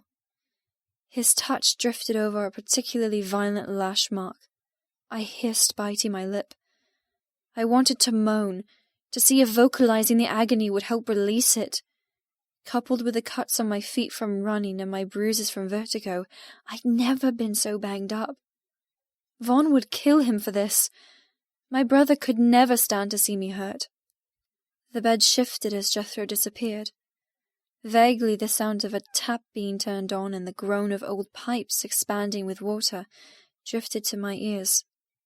I didn't know how much time passed. I drifted in and out of pain, wishing I could transplant a pair of wings from the stuffed birds around the room and fly away. Then the mattress dipped again, my skin crackling with awareness as Jethro hovered beside me. Something clanked onto the bedside table, smelling sharply of antiseptic. I flinched, turning my head to see what it was. At least we have drugs to stop infection. Back in the 1400s they wouldn't have been so lucky. Jethro's fingers landed on my hair, stroking softly. I'm going to fix you. Don't move. Fix me! My voice came out scratching and sore from previous screaming. You can't fix me. He didn't reply. Instead, he dipped a soft white cloth into the bowl of clear brown liquid and wrung it out. His eyes met mine, then locked onto the mess that was my back. The moment he pressed the warm dampness against a cut, I burst into tears. The lashes roared with everlasting brimstone. Stop! It hurts! His other hand held me down, petting my head as if I would endanger myself further. I know it hurts, but I have to clean your wounds before I can bandage them. My mind twisted, trying to make sense of this. Why? Why are you the one tending to me? He took a while to reply. dipping the now hated rag into the disinfectant concoction and once again searing my skin with purgatory. Because you're mine. I hated that reason. I'm not yours. His voice came softly. There are a lot worse things than being mine, Miss Weaver. Being under my control means I'll do anything to keep you safe. Keep you from others' cruelty. Don't throw my offer in my face without fully realizing what I'm giving you. His touch dropped lower, gently dabbing my open sores. My hands fisted the sheet, breathing hard through my nose. My head ached from tensing and tears leaked unbidden from my eyes. I do know what you're offering, and I don't want it. The moment I said it, I wanted to snatch the words back. I wanted him on my side. I wanted him to care for me so I could use him to exterminate his family like vermin. Are you sure? He murmured. Are you sure you want to throw away whatever's building between us? I flinched, bracing myself to deny it. There's nothing building between us. You always were a hopeless liar, Nyla. How could I admit to an emerging connection between hunter and prey? Jethro caressed my hair again.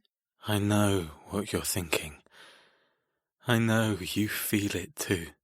He dropped his voice, whispering. Don't lie, Miss Weaver. Not when we both know the truth. Do you deny we're drawn to each other? Fighting more with ourselves than what we know we shouldn't feel? Silence. I had no reply. Nothing that wouldn't give me away.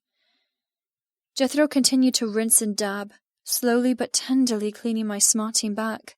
You're strong. Stronger than anyone I've met, but still so naive, which makes you incredibly dangerous. His touch pulled me deeper into his icy charm.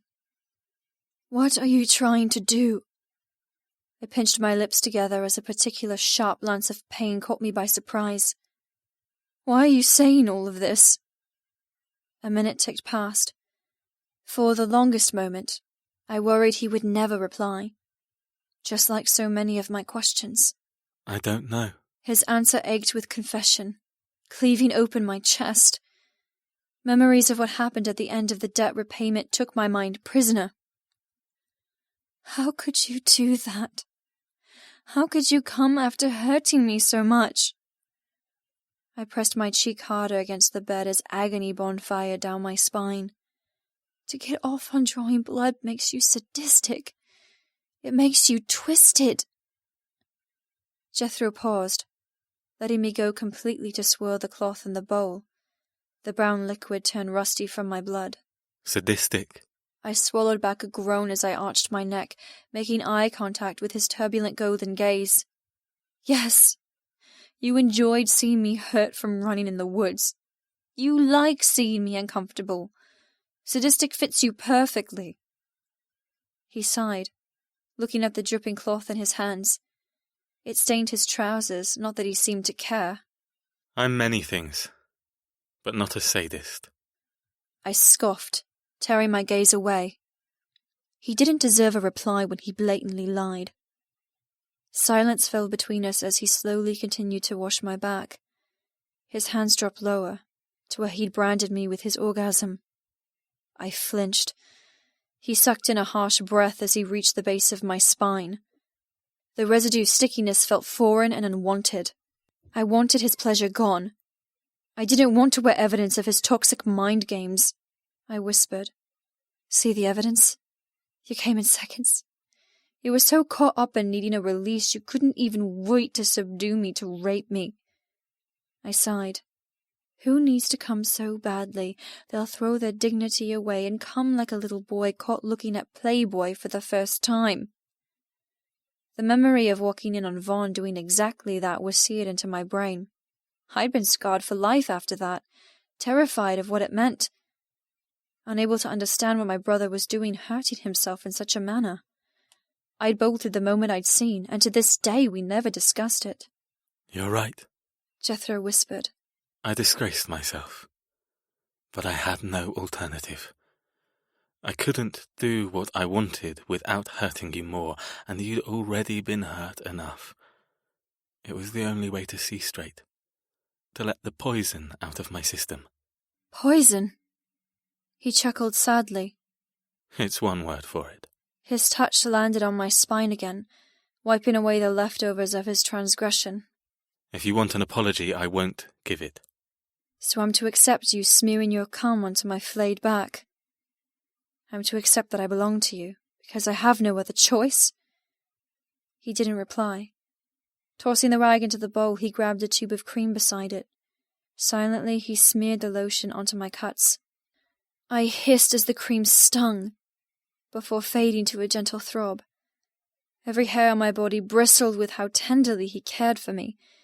My heart raced for an entirely different reason as he meticulously smeared my entire back in balm. The moment I was covered, he stood. Sit up, he ordered. Sit up? That was asking for the impossible. I couldn't. When I tried half-heartedly and swallowed a moan of agony, Jethro moved closer. Let me help. He hovered, his scent of woods and leather scrambling my heart until I suffered a bad case of arrhythmia. He didn't touch me, only waited. He's waiting for your permission, transferring power back to you. I frowned. What tricks was he playing? Who was this silent, attentive man, and what the hell happened to the bastard I wanted to murder? Jethro continued to watch me, his face tight and unreadable. I nodded once. With powerful hands he helped me sit up and swing my legs over the side of the bed. Squeezing my eyes, I almost succumbed to pain-induced vertigo as I swayed in his grip. Trust me, he murmured, reaching beneath my arms to scoop my weight, helping me to stand. I moaned as a few of the shallower cuts reopened, oozing painfully. Can you stand on your own? I wanted to berate him, ridicule his kindness with what he'd done, but something in his eyes implored me to relax, to not fight him on this particular subject. I blinked, completely lost as to his motives or plans. Slowly I nodded. Leaving me to wobble in place, he pulled a free large bandage from a first aid kit on the floor. Between my teeth I muttered, "You always intend to patch me up afterwards?" His eyebrow rose, locking me in his stare. You still don't understand. I struggled to suck in a decent breath with the intensity in his gaze. I understand plenty. He shook his head. No, you don't. You think we're going to torture and maim you for the next few years. Yes, your future is set in stone, and yes, it will hang over your head until it's finished. But you have to keep living, keep experiencing. You're part of our family now. You'll be treated as such. My brain whirled. In answer to your question, I always intend to tend to your wounds, just like I will do with every debt. You're mine. His lips twitched. In sickness and in health. Temper flared through my blood. Don't twist the vows of matrimony. This isn't a marriage. This is the worst kind of kidnapping. His eyes hooded, hiding his thoughts. A marriage is a kidnapping. After all, it's a contract between two people. He came closer, unraveling the end of the bandage and holding it against my side. My arms wrapped around my naked chest, hating that even now, even after everything he'd done, my skin still rippled with want. His face tightened and he grabbed my wrists, placing them forcibly by my sides. Arms down. His attention turned to holding the bandage against my ribcage. Once in place, he moved in a circle around me, wrapping my torso carringly in gauze. The soft fabric granted needed relief. I bit the inside of my cheek. How was it that the gentlest of his touches killed me the most? I'd never been this lightheaded without the curse of vertigo, never been this confused by one person. Jethro kept his eyes down as he waltzed around, slowly binding me with more of the bandage. On a second rotation he murmured, In a way, we are married. I rolled my eyes, cursing my taut nipples.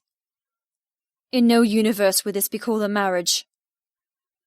He sighed. How do you explain the similarities, then? The fact we were raised to be a part of each other's lives, groomed by families, governed by dictators, and forced into a binding agreement against our wishes. The air solidified, turning from unseen substance to heavy bricks of truth. My head snapped up, eyes latching onto Jethro's golden ones. What did you just say? The man he kept hidden blazed bright. Against both our wishes. That was the second time he'd said it. Go on, admit it. Say that all along you've been acting, that this is as repulsive to you as it is to me. We stood silent, neither of us willing to look away in case it was interpreted as defeat. Slowly the concern in his eyes shifted to glittering frost, the chill I knew so well giving him somewhere to hide. You misunderstood me, Miss Weaver. I meant to say your, not our. Slip of the tongue. He continued wrapping the bandage around my middle, covering my breasts with a length of softness, protecting the seeping cuts on my back. I wanted to yell at him, to find the crack I just witnessed and force it to turn from hairline into crevice. But I stood silently, breathing hard as he finished wrapping me like a priceless present, securing the bandage with a small clip. He stepped back, admiring his handiwork. You did perfectly, Miss Weaver. You repaid the first debt with strength, and you've earned a reward. He moved closer, wrapping his arms around me. His embrace scalded, heating the lash marks to a boil. I froze in his arms, completely dumbfounded. To an outsider, it would have looked like an embrace. Tender, sweet, the coupling of two people cracking with anger and unwanted lust. To me, it was a torment, a farce. Pulling back, he whispered, Do you know we met when we were young? I barely remember, and I'm a few years older than you, so I doubt you will recall. What? My mind flew backward, trying to remember a fiendish little boy with icy winds in his soul. When? He reached up, undoing my ponytail and running his strong fingers through the strands. Back in London. We met for 10 minutes. My grandmother escorted me. They made us sign something. You used a crayon that you'd been drawing a bright pink dress with. My heart stormed with denial. How could that be? Jethro bared his teeth, his eyes locking onto my lips. That was the first document they made us sign. The beginning of our intertwined fate. However, you'll soon be signing something else. Oh, God. My stomach revolted at giving him any more rights over me. It wouldn't happen. The only thing I'd sign when it came to the Hawks was their death certificates. His thumb traced my bottom lip. You can't say no. You promised. I shook my head. When? When you ran. We agreed if you didn't make it to the boundary, you would sign another document. One just between us that trumps everything else. The tips of his cool, no longer warm fingers trailed along my collarbone. He leaned in and placed the slightest of kisses on my cheek. I've been rather busy, so haven't had time to draw it up, but once I do, that's the one I'll treasure. That's the one that will contain your soul. I tore from his grip. I couldn't stand it any longer. I slapped him. Hard. Viciously hard and firm and so full of anger. I wanted to smite him into the ground. He hissed between his teeth as my palm print glowed instantly on his shaven cheek. I seethed. You're forgetting that no matter how many contracts you make me sign, none of them will own my soul. I own that. Me. And I'll make you watch before this is over, while I burn your house to the ground and bury your family. Jethro turned to a rock. Grabbing the diamond collar around my neck, I hissed. And this. I'll find a way to remove it. I'll tear every single diamond from the setting and donate it to victims of bastards like you. Jethro's anger dissolved, almost as if he shed it in one swoop. His smile was forced, but the passion in his eyes was fire, not frost. Bastards like me. I don't think there are other bastards like me. Suddenly, he lashed out, grabbing the diamond choker and dragging me forward. My hands flew to cover his, cursing the huge flare of agony down my spine. His lips hovered over mine, instantly igniting my overwhelmingly need to be kissed. How many times would he tease me and not deliver? How many times must he jerk me close, whisper his taste across my lips, and renege on following through? I told you, you can't get it off. His finger trailed at the back of the necklace, tugging gently. There is no possible way to get this off once it's on. No key, no trick. I gasped, stumbling a little as vertigo played on the outskirts of my vision. There has to be a way to undo it. After all, you took it from my mother's corpse. Jethro smiled grimly. Oh yes. It comes undone when it's no longer fastened tightly around something as impeccable as your neck. His beautiful face twisted with something hideously evil. Think of an old-fashioned handcuff, Miss Weaver. He forced 2 fingers down the collar, effectively strangling me. It has to get tighter and tighter. He tried to fit a 3rd finger, but it wouldn't work. Dark spots danced in front of my eyes. My heart bucked and collided. It has to revolve on itself to open. Only then will the latch snap free and be ready to be fastened again. The horror I'd been locking deep inside took that moment to crest. My knees gave out, helplessly giving into rage and terror. If I failed in my quest to make the Hawks pay, who would wear it next? Who? Vaughn's unborn daughter. The sister Daniel had hinted at in the car, but I didn't know was real or fiction. Jethro caught me, placing me back on the bed. My life switched. My path, my destiny no longer belonged to creativity, design, or couture. It had never been that clear-cut. My fate, the very reason why I'd been put on this earth, was to stop these men, to end them, once and for all. There will be no more wearers of the Weaver Weller collar. No more victims of such ludicrous sadistic debt. The ice that lived in Jethro's soul seeped into mine, and this time it stayed. There was no kite to help me soar or hopeful naivety of the girl I used to be. I embraced the chill, letting it permeate and consume. I will make him care. My stomach churned with the promise. I will make him love me.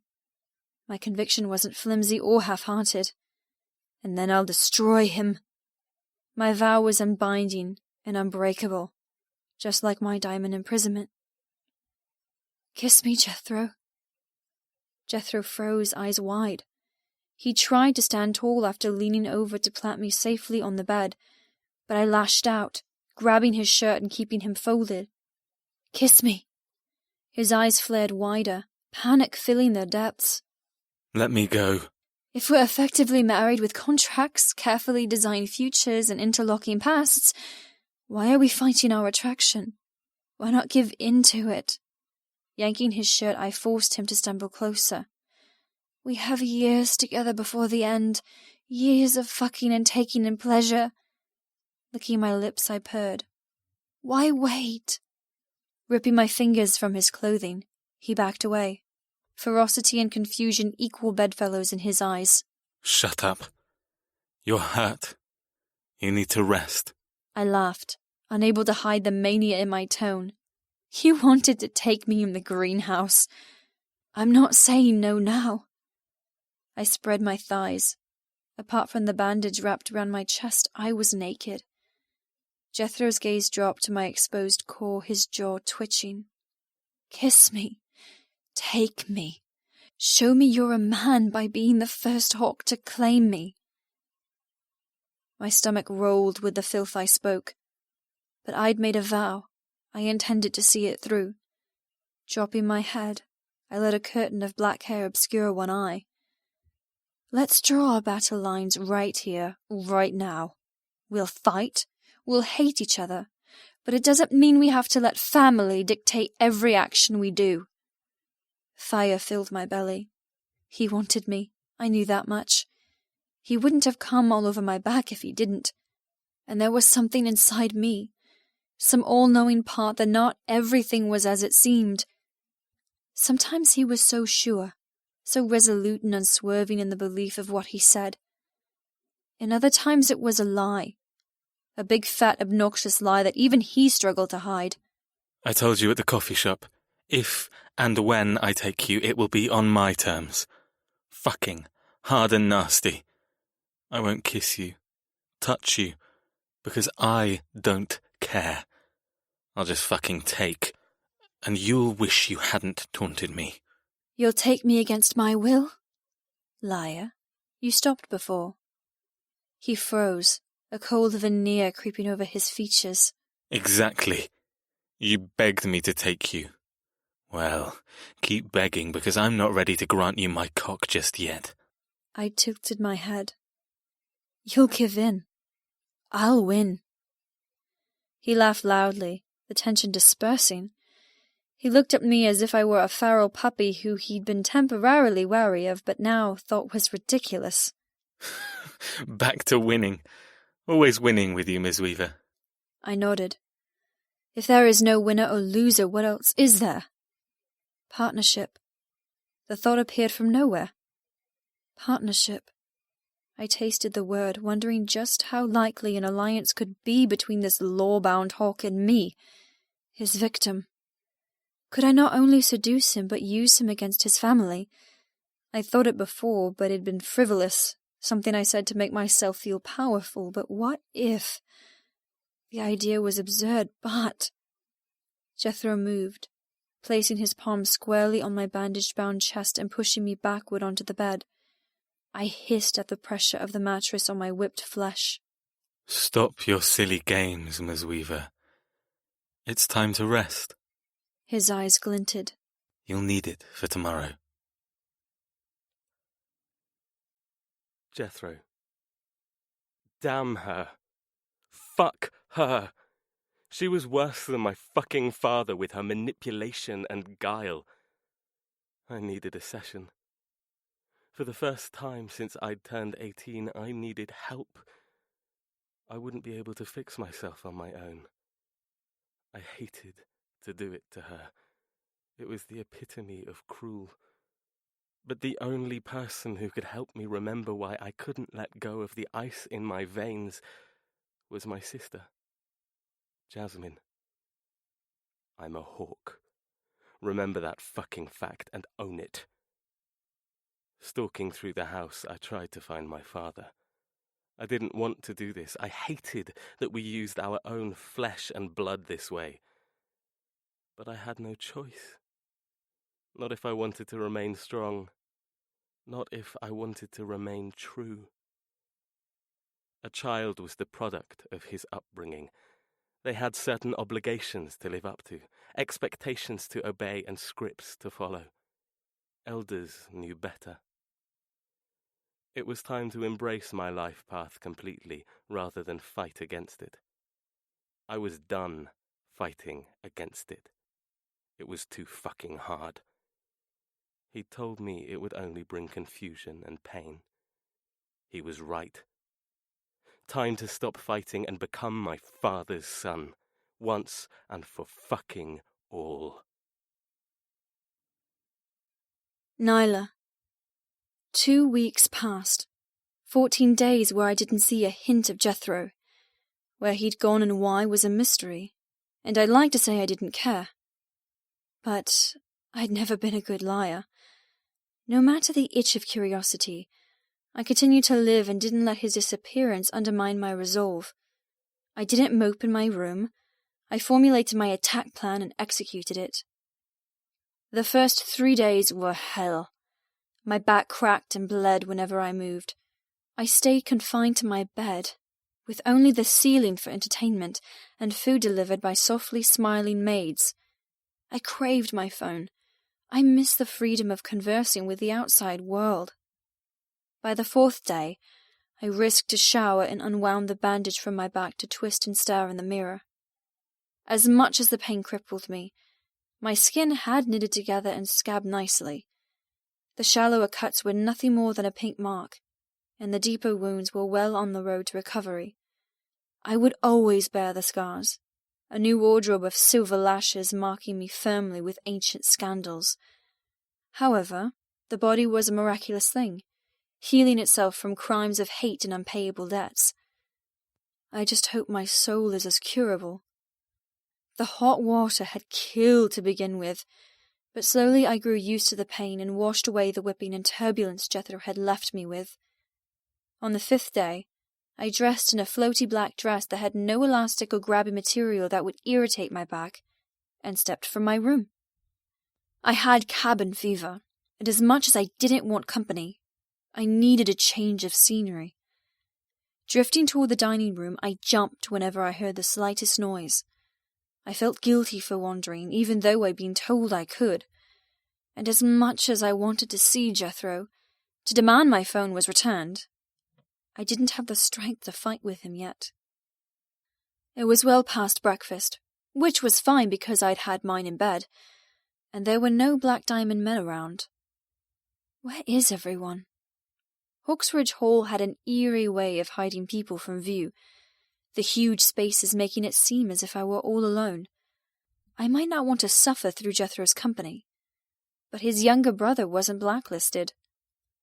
Turning down the corridor leading to Kess's quarters, I found him with 4 men discussing some sort of strategy at the large table in the saloon.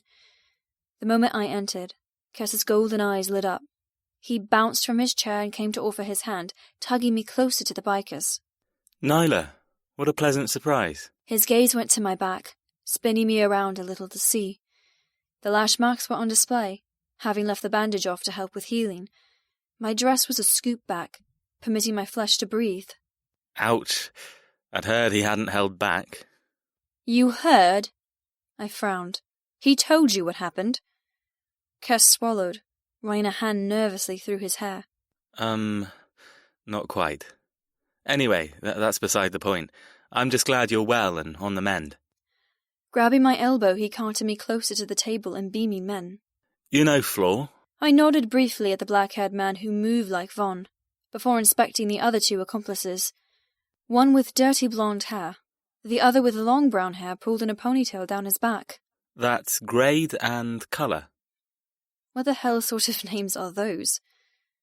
It didn't escape my attention that these were the same men who'd had their tongues on every part of me.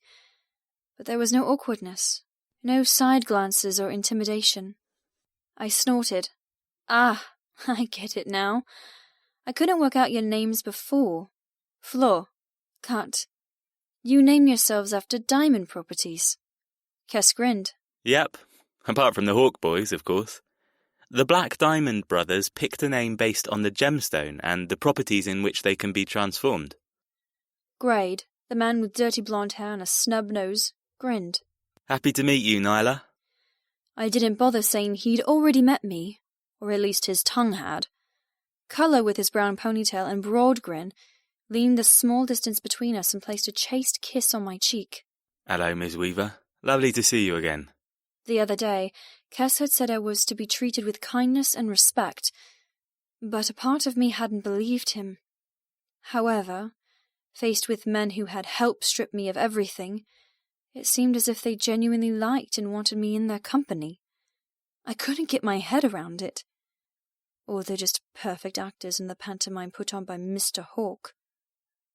Waving away the propriety of my title, I shivered slightly. Please, call me Nyla. I couldn't stomach anyone else calling me by my surname and hated that Jethro continued to use it. I didn't want to be reminded of the man who disappeared without a trace. Kess pulled up an extra chair. Sit and stay a while. We're just discussing another diamond shipment due in tonight. It will be boring, but we'd be honoured if you'd share your opinions. I couldn't stop staring at him. How much had Jethro told him of making me pay the first debt? Did he know the battle that waged between his brother and me? But most importantly, did he wonder if he was Kite, why I hadn't texted him in so long? Damn Jethro for taking my phone. Arsehole. Flor disappeared as the men fell back into conversation. He returned a few minutes later with a huge basket overflowing with items. The bikers laughed, pushing back from the table to give Flor space to present the basket to me. I strained forward, very aware that my raw back would be on display despite my long, unsecured hair hiding some of the evidence. "What's this?" I asked, eyeing up the pink concoction of crepe paper, chocolate bars, sweeties, magazines, and a brand new Kindle. For you. Kess murmured, moving forward to rummage in the gift basket. I wanted to come to your room yesterday and give it to you, but, well, Jethro has banned anyone from stepping into your quarters. Why am I not surprised? Tentatively, I plucked the Kindle from the basket and turned it on. A stocked library full of romance greeted me. Wow, I murmured. Then I looked at the name given to the device in the top right corner. Weaver Whaler. That would have to train straight away. Cass shrugged, standing tall and running a hand through his messy hair. Figured he must be going stir-crazy in this house. It'll keep you occupied. And it did.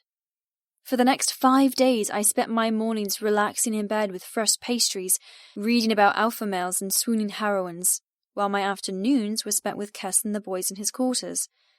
My strange world settled into routine, and although I craved my phone and the ability to talk to Kite, I valued the reprieve, the preciousness of a secretive smile from Kess and the gentle touch of a fatherly biker.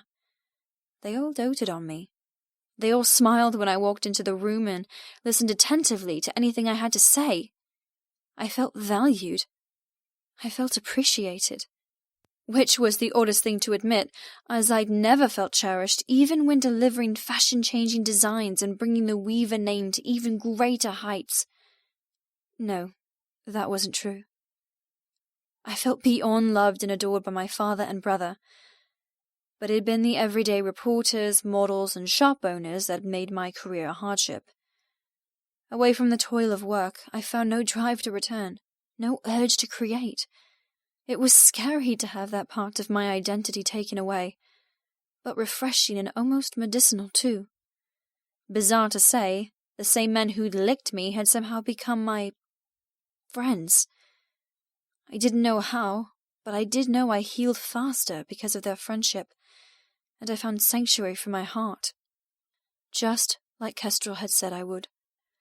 Just like Cut had said I'd be welcomed into his house. I should have been colder, less easier to win over, but I was tired of overthinking everything and petering around corners for the next trick. There was only so much fear a person could live with before the brain gave up and accepted. The days stretched unnervingly normal. If I wasn't in Cass's saloon, I was wandering down pristine corridors full of priceless artwork and tapestries. I strolled in gardens surrounded by manicured hedges, and even took a nap beneath the dappling leaves of an apple tree in the orchard. Not one person stopped me from entering a room or leaving. Not one person raised their voice or gave me any reason to fear. If I bumped into a man dressed in leather and stopping in fierce-looking boots, he would smile and ask after my health. If I bumped into Cut heading to a meeting, he would bow and smile cordially, continuing on his way as if I had total right to be sneaking around his home. The only person I didn't bump into was Jethro. It was as if he disappeared, and with his disappearance went my torment. I began to wonder if I'd been forgotten. Not forgotten, just forgiven. They'll never forgive. I had to admit the Hawks were diabolically clever. With their welcome came a relaxation I would have never found if I wasn't permitted to explore on my own, a self-centered acceptance that only came from settling into a new environment with no duress. I truly felt a part of their household, as sick and as twisted as it seemed. By the end of 14 days, with nothing to keep me occupied but reading and exploring, inevitably my mind turned to what it had always known: sewing. Not designing under pressure or rushing to deliver the next big thing, just sewing, the epicenter of my craft. I commandeered a writing pad, thanks to interrupting a business meeting. The lined paper only lasted me a day before I hunted Kess down and requested a sketch pad with no lines. The moment he'd given me one, I couldn't stop the drive to draw, to pluck the rapidly forming ensembles from my mind and transcribe to paper. That evening, Kess had 4 additional sketch pads delivered to my room. I found the passion I'd lost with overworking and stress. Enjoyment and creativity came back with a vengeance. My hands turned black with lead from sketching well into the night. The pages became littered with rainbows and the barbaric sensuality of diamonds. I embraced a carnal wardrobe of want and inhibitions, creating my most daring collection to date, pulling ideas from my imagination like silver threads, splashing them onto the paper thanks to my trusty pencil. When my mind was blank of artistic drive, I would turn to the large volume of Weaver history and read my ancestors' scattered thoughts and notations. I wasn't gullible enough to write things of importance. The Hawks would only read it. A diary was the window into someone's soul, and I had no intention of them seeing into mine. But I did scribble 2 questions. Where the hell is Jethro? And what weapons are best used against ice? A chisel or a candle? It was on the 16th night of being Jethro-free that I stumbled upon the official library. Drifting down dark corridors, unable to sleep, I felt as if I'd fallen through a wormhole into ancient literature and knowledge. The ceiling was a dome, painted with a navy sky and glittering yellow stars. The walls were 3 stories high, with swirling ladders leading onto brass walkways to peruse each shelf with ease. The moment I'd walked into the hushed world, I knew I'd found home. That night, I'd spent hours reading by low light, fingering leather-bound limited editions, before curling up in the most comfy of beanbags and falling asleep. Cass found me the next morning, nudging me awake with an amused grin. Hi. He threw himself into the chaise longue that was decorated with bamboo leaves, cranes, and Chinese symbols, not far from my commandeered beanbag. I sat up, rubbing sleep from my eyes and stretching my stiff but mostly healed back. How did you find me? Cass pointed upward, smiling. Cameras? My heart leapt into my throat. Of course. That was why I was given free rein. Why no one tried to stop me. Everything I did was on show. I was stupid not to realize it sooner. I frowned. Was that what Jethro had switched off after he'd whipped me?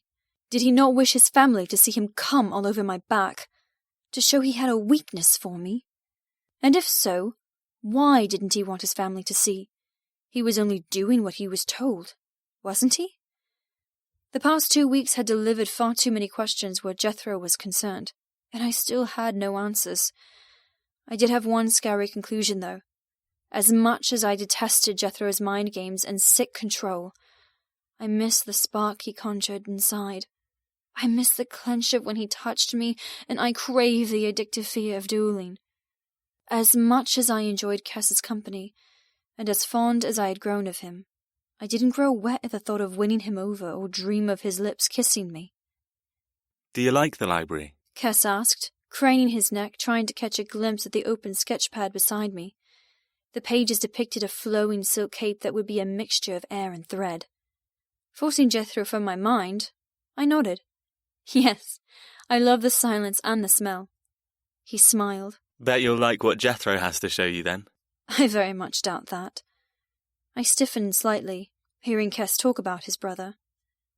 I picked up on a strange edge in his tone whenever he mentioned him, and I couldn't understand the dynamic between the two.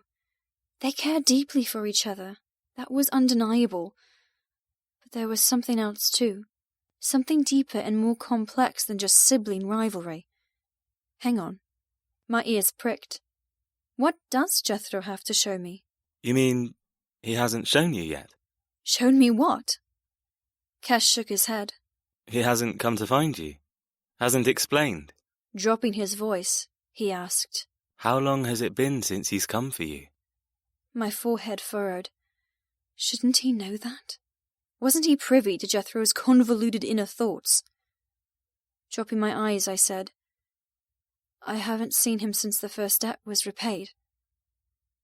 Cass sucked in a breath. Rubbing a hand over his face, he stood quickly. Look, forget I said anything. I have to go. He strode from the library in a rustle of leather and denim, most likely going in search of his wayward brother. Forget I said anything? Cass's words repeated inside my head. I would like to forget everything that happened since the Hawks had come for me, but that was an impossibility, just like obeying Cass was. From that moment on, I couldn't think of anything else. What does Jethro have to show me? And why hasn't he come to torment me? Jethro. The night sky exploded with a blue and gold firework. It rained through the blackness, dazzling through the skylight of the stable. God damn it, they'd started early. Wings stomped his hoof against the cobblestone at the explosion. He didn't do well with fireworks. Almost bucked me off last year when I'd gone for a midnight ride rather than smile and be merry with my father. Today was his birthday. The joyous occasion of Cut being one step closer to a coffin. Wasn't my fault that I preferred to celebrate for different reasons than his. He would be basking in toasts, counting the obscene amount of wealth gushing in, and patting himself on his back for a lifetime well spent. Meanwhile, I would be sulking in the shadows, just waiting for my turn to reign. Was it despicable for a son to wish his father to die so he can inherit everything sooner rather than later? Or was it merely a coping mechanism at surviving yet more years under his thumb? Either way, it no longer mattered. I was 30 next year, and the fireworks would be bigger, louder, and more extravagant than my father's because I would be the new owner of Hawksridge and hold all the power. That day had seemed like an eternity away when I was 18, but now it was within grasping distance. I've almost made it. Wings stomped his metal shoe as another firework detonated.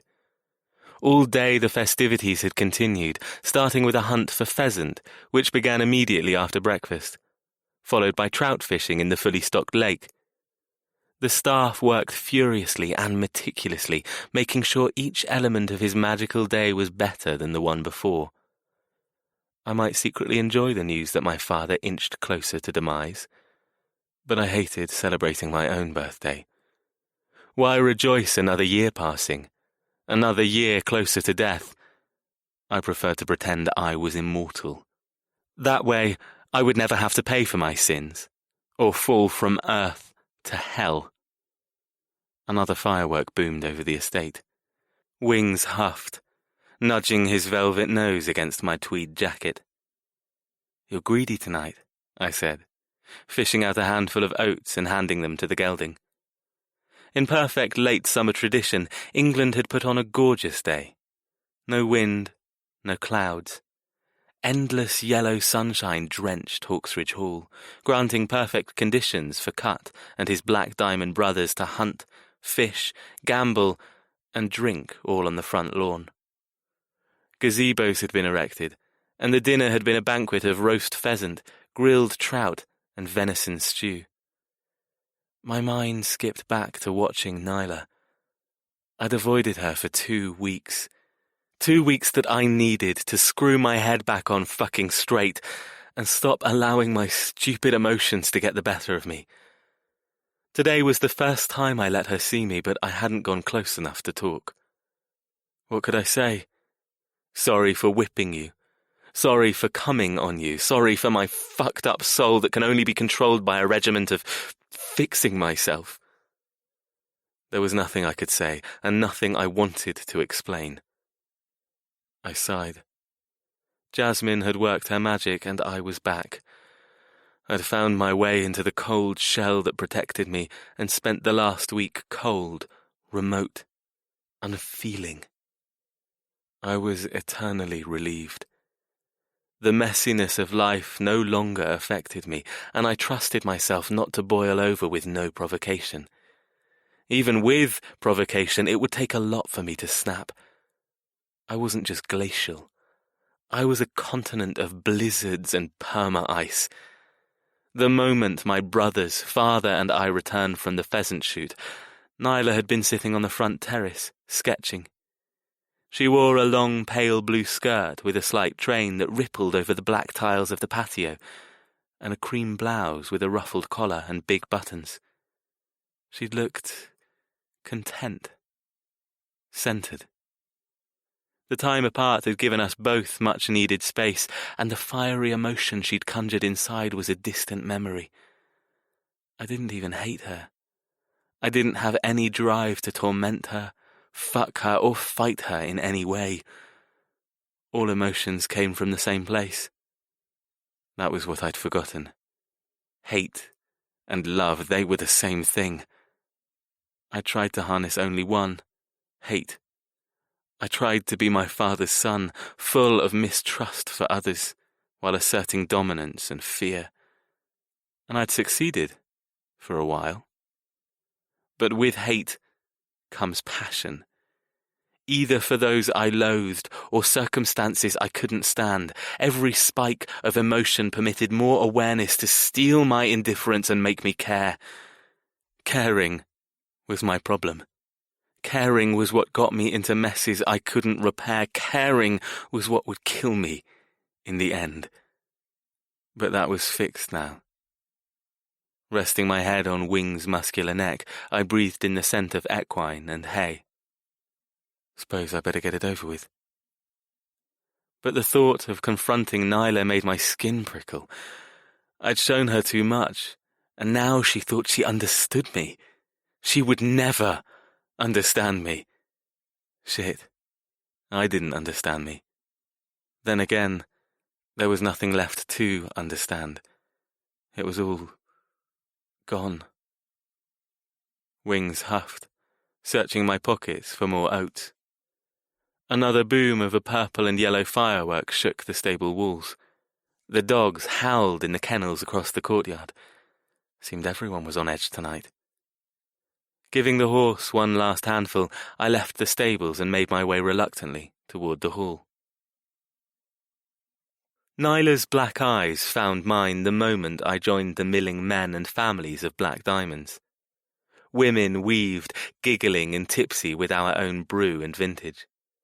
No children ran around, they weren't allowed on the estate, but the atmosphere of happiness scratched painful nails across my skin.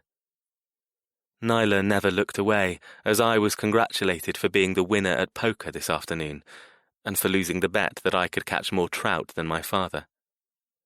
It took 10 minutes to cross the lawn with brothers detaining me and gossiping. Kess was in charge of the large bonfire roaring in the corner, burning off boughs and branches that had been trimmed from the forest closest to the house. Daniel, as was typical for my younger, psychotic brother, was nowhere to be seen. And Cut sat like a king on a throne, watching the staff set off dangerous fireworks. The large box of pinwheels, squealers, and sunbursts waited to die in an extravagance of gunpowder and brilliance. Stopping a few meters from Nyla, I ignored her and watched the swarm of festivities. I hoped she would stay away, but of course, that wish went unanswered.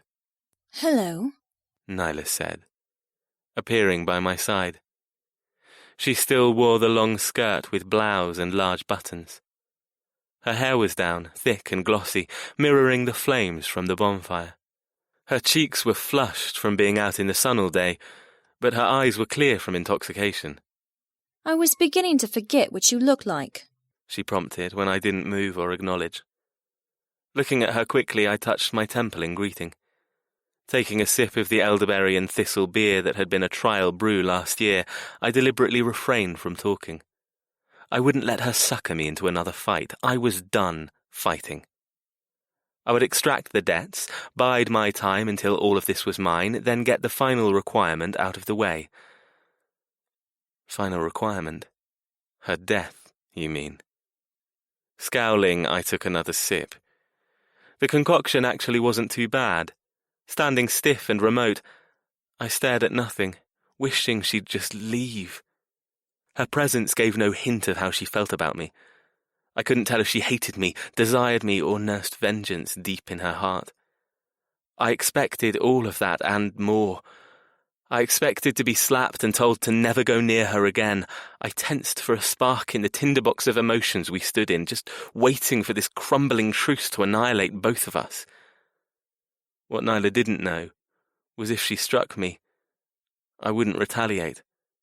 I would permit the slap with no spike of heartbeat or temper, and walk away. I would stay my distance until the next debt was ready to be paid, because I was done. I'd found peace, and I didn't want to enter the chaos of fighting with her again. It was too fucking dangerous. "Where have you been?" she asked, moving closer and watching the staff drive a large firework peg into the ground. They fumbled around, trying to set the fuse alight. I didn't say anything, just took another sip of my beverage. The hiss and fizzle of the fuse was the only warning before the firework shot into the sky and rained over us with sparks and thunder. Nyla's face lit up with the glowing atoms, dark eyes wide with appreciation. Once the night sky was no longer polluted by fake sunshine and the cloud of smoke disappeared, Nyla frowned in my direction. Are you going to say something? I shrugged. Why? What was there to say? Nothing of importance, and I'd done enough talking, enough fighting, enough fucking masturbating over the girl I was destined to kill. Why was she talking to me? Shouldn't she be avoiding me at all costs? I stilled as Nyla placed her hand on my forearm. Her feminine heat seeped through my tweed, reminding me of the last time we'd been together, and what I'd done. I stepped sideways, breaking her hold. Jethro, I... Her voice tugged at my unbeating heart. I risked a glance at her. Her eyes glowed with onyx intelligence. Is this a different kind of torture? You no longer deem me important enough to even talk to? The hurt in her voice dove under my skin, igniting my blood despite my will. Locking every muscle, I said, "Don't flatter yourself. I have nothing to say, and you have nothing I wish to hear." Turning my attention back to the fireworks, another explosion racked the atmosphere, disintegrating into not one but 3 different sunbursts of colour. You are the most confusing man I have ever met. Irritation twisted her voice. A small smile twitched my lips. Thank you. That's the second nicest thing you've ever said to me. What was the first? That you don't understand me. My secrets were safe as long as I confounded her. I sipped my beer, deliberately ignoring her. Masculine laughter suddenly rose as one drunken club member fell face first into the punch bowl. His woman kept slapping him with the ladle as he proceeded to slurp up the spilled alcoholic liquid. Nyla smiled, sighing. I'd like to say I've missed you, but that would be a lie. My back stiffened, but I forced myself to relax. Good for her, I suppose. Seriously, what happened to you? 2 weeks ago you would have jumped down my throat and growled like a demented wildebeest. Now, nothing. Nyla placed her hands on her hips, glaring. I drained my beer, placing the empty cup on the food-strewn table to our right. She huffed, running her fingers through her hair. Fine. Keep your freaky silence. I'm sure Cass would love to talk to me. Gathering the front of her skirt, she pranced away. Kestrel. Images of her spending so much time with him bombarded me. Despite the success of the conditioning session I'd had with Jasmine, I couldn't seem to stop myself watching the footage of Nyla drifting around the hall and laughing with my brother. They were close. She didn't trust him. The look of wariness never fully left her face, but she tolerated and enjoyed his company. Unlike mine. She accepted his gifts without suspicion and never tried to antagonize him to the point of showing his true self. Why did she accept his friendship yet go out of the way to rip me to shreds? I gritted my teeth. Stupid question. The answer was plain and simple. I was her tormentor. Kess was her saviour. That was how this was always orchestrated. I should be happy it was working so flawlessly. Plus, she was drawn to him because of the messages. The ruse of Kite 007. My hands curled. She'd let Kess waltz into her life because she believed they had history. She might even believe he was ultimately on her side. Silly, silly Weaver. She hadn't asked him outright yet, I knew that for a fact. Everything would change when she did.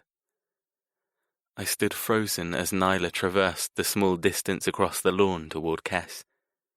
He reclined in a deck chair, a cigar dangling from his fingers, his shirt open and showing his muscular stomach. Kess had always been stronger than me, more brawn than brains, but he'd also never used it against me unless it was in play. Now, though, he played a dangerous game, deliberately drawing Nyla away from me. My teeth clenched as Kess opened his arms and Nyla perched on the arm of his deck chair. He said something to her, and she giggled. My stomach churned. Elderberry and thistle-flavoured bile crawled up my throat. Every second I stood and witnessed the friendship that had blossomed between my captive and brother sent my gut convulsing. Every moment I watched, my ice steamed until I billowed with smoke. I didn't give myself permission to stomp across the garden. I didn't even notice I'd gone from standing to stalking, and I definitely didn't permit my body to bend and grab her wrist, but that was what I did. Somehow, I'd gone from standing to yanking Nyla Weaver from my brother's embrace and dragging her like a hunted deer toward the hall. Hey! Nyla dragged her nails over my wrist. It didn't do any good. Pain was another emotion I'd managed to shut off. Let me go! No, I muttered. There's something I need to show you. The party was left behind, and Kess had the sense of mind to stay where the fuck he was. No one intervened or glanced our way as I carted her closer to the hall. Once we entered the huge mansion, I let her wrist go and moved behind her to splay a guiding hand on her lower back. She stiffened, but didn't shy away. Silently, I propelled her down the corridor. What are you doing? This was important. You agreed you wouldn't go through with it. That was before my brother stepped over the line. Fuck trying to keep myself removed. Nyla was mine, and she would never be permitted to forget it. At the time, I drafted it purely to keep myself busy while staying my distance, but I think I always knew in my heart I would make her sign. After all, it would ensure Nyla would stay mine, even if she fell for my brother, even if Kess won. A binding agreement. Something that trumped even the death inheritance. An agreement my father would disintegrate if he ever found out. My study. My sanctuary. The one place where no one else was permitted to go. What are you doing bringing her in here? I hadn't thought this through, but I couldn't turn back now. Unlocking the thick carved door, I pushed Nyla through the entrance. Once inside, I locked it, letting her drift forward on her own accord. Her eyes moved around the space quickly, expertly going to the exits of bathroom, balcony sash window, and the doorway in which we'd come. Poor girl. She'd changed so much already, a true survivalist, a Puritan who only wanted to live. But you'll die, just like the rest of them. I searched for the cold smugness drilled into me by my father. I was supposed to enjoy this, to love the hunt and dispatching of weavers. It was a family hobby, a trade passed down, linking our forefathers and ensuring our lineage had common ground. So why did the thought of beheading her twist my gut? Why did the very notion of watching her fuck my brother churn my heart in a blender? My entire body rebelled at the thought of an axe detaching her long black hair, slicing through the vulnerable cord of muscle, shutting her dark eyes forever. My cock twitched as she spun to face me, her hands flying to her hips. She seemed out of place in the rotund room with its 6 windows, lush Chinese sewn carpet, and treasure trove of small lead figurines from Indian and cowboy child play sets. The wealth of history and monetary value of the things in this room would make a museum weep. What are we doing in here? I stalked to my desk, unlocking a secret drawer beneath the jumble of stationery. I pulled forth a drafted document that no one else knew about but me. There were no cameras in this room, no one spying on what I was about to do. Just us. Only we would know what we'd done. Come here, I said, snapping my fingers. Nyla narrowed her eyes. You do that often? Do what? She snapped her fingers. Summon me like your pet. Like your dog. I placed both hands flat on the desk. You are my pet. I thought we'd discussed that. She stomped forward, a conundrum of bright temper in the drab world of my study. Her sandaled feet padded over the thick carpet, planting herself in front of my desk. Her head tilted, long hair cascading over her shoulder, completely free and glossy as the midnight sky. Funny. I thought we'd established I was something more. My back stiffened. Since when? Her lips stretched, baring her teeth in an evil little grin. Since I made you come. Since you showed me you were human. Since you ran from me for the past fortnight. All because you're not dealing with whatever is going on between us. She moved closer. I stood ramrod straight, clenching every muscle against her advance. Tell me, Jethro Hawk, would a pet be able to suck you? Would a pet swallow your cum? Would a pet pleasure you? Her voice dropped to a seduction. Would a pet admit to missing its owner because it become addicted to the desire it felt in its master's presence? My mind exploded. I swallowed hard, hating the swirl of lust and temper that had no right to build. I'd barricaded emotions from my life, so why did the mere hint of an argument with Nyla completely undo everything I'd tried so hard to fix? I couldn't breathe. Needing a distraction, I pulled her phone that I'd confiscated from my pocket and held it up. Instantly, her mouth fell open. Greed and excitement glowed on her face. You still have it? Of course I still have it. Swiping my finger over the screen, I muttered. There are some extremely interesting messages on here. Nyla froze. Her cheeks lost all colour. I told you that I'd been in contact with my brother. I told you he knew. I nodded. You did. She tried to hide her nervousness, but didn't succeed. So what's interesting? I told you the truth. What was interesting? How about the fucking messages reeking of smut and combustible need? I'd spent many an evening sorting through the unsent drafts to Kite 007. She'd deleted more messages than she'd actually sent, hiding so much. By reading the messages she didn't want seen, I saw right into her soul. I finally got a clue of who Nyla Weaver was, and she was no longer the heartbreakingly timid woman who'd been a plaything for her brother and a slave for her father. She was so much more. Every draft she'd typed but never sent rested in her phone like a perfect calendar of her growth from gullible daughter to fierce opponent. Every single message she typed to him, to the man she knew as Kite, further showed the truth of who she truly was. Her emails had been nothing but work-related. Her brother nothing but demanding and dominant. Her father nothing but pleading and clinging. But Kite, he brought out the best in Nyla, and I brought out the fucking worst. I shook my head, unable to stop the chuckle breaking through my lips. Why hadn't I seen it? Why hadn't I understood it before now? I was a fucking idiot. Nyla crossed her arms, glaring pure death. Are you done laughing at my personal life? I stopped chuckling, embracing vacancy once again. What makes you think I'm laughing at you, Ms. Weaver? The moment I spoke her name, the fight, the intoxicating, addictive need to battle with her broke free from the prison inside. God damn it, it seemed the only time I could be free was to stay away from her. But the only time I was alive was to provoke and drink in her kitten-like wrath like an elixir of life. Fuck. I'm screwed. For the first time, I acknowledged it.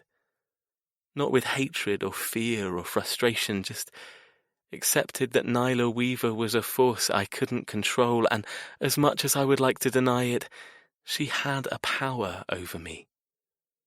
Jasmine had seen it. That was what my sister meant, but I'd been too much of an arsehole to listen. Tomorrow, you're going back to your sister and talking this through. I needed answers, and she was the only one who I trusted enough to give me unbiased, pure direction. We were the black sheep of the Hawke family, and for that one reason we'd become close. Kes was my best friend until recently, of course. But my sister was my rescuer. Not that my father knew, or even my grandmother, who kept Jasmine away from us men and our contamination. No one knew the bond my sister and I shared, just like no one knew the bond Nyla and I shared. Both were secret, and both meant more to me than any other relationship I'd ever had. Shit. Running a hand through my hair, I placed her phone on my desk. Nyla never took her gaze from the device. You seem to laugh at everything I do, so it's only rational to think my messages entertained you to no end. I had to do what I came in here to do before I lost all focus and allowed Nyla to drag forth everything I'd worked so hard to swallow. I murmured, "You're tempting destruction, Miss Weaver." My breathing turned shallow as I moved around the desk and captured the ends of her long hair, twirling them around my fingertips. There was something about her hair, something that called to the feral part of me that wanted the strands on my cock as she sucked me, or better yet, stuck to my sweaty chest after I'd come deep inside her.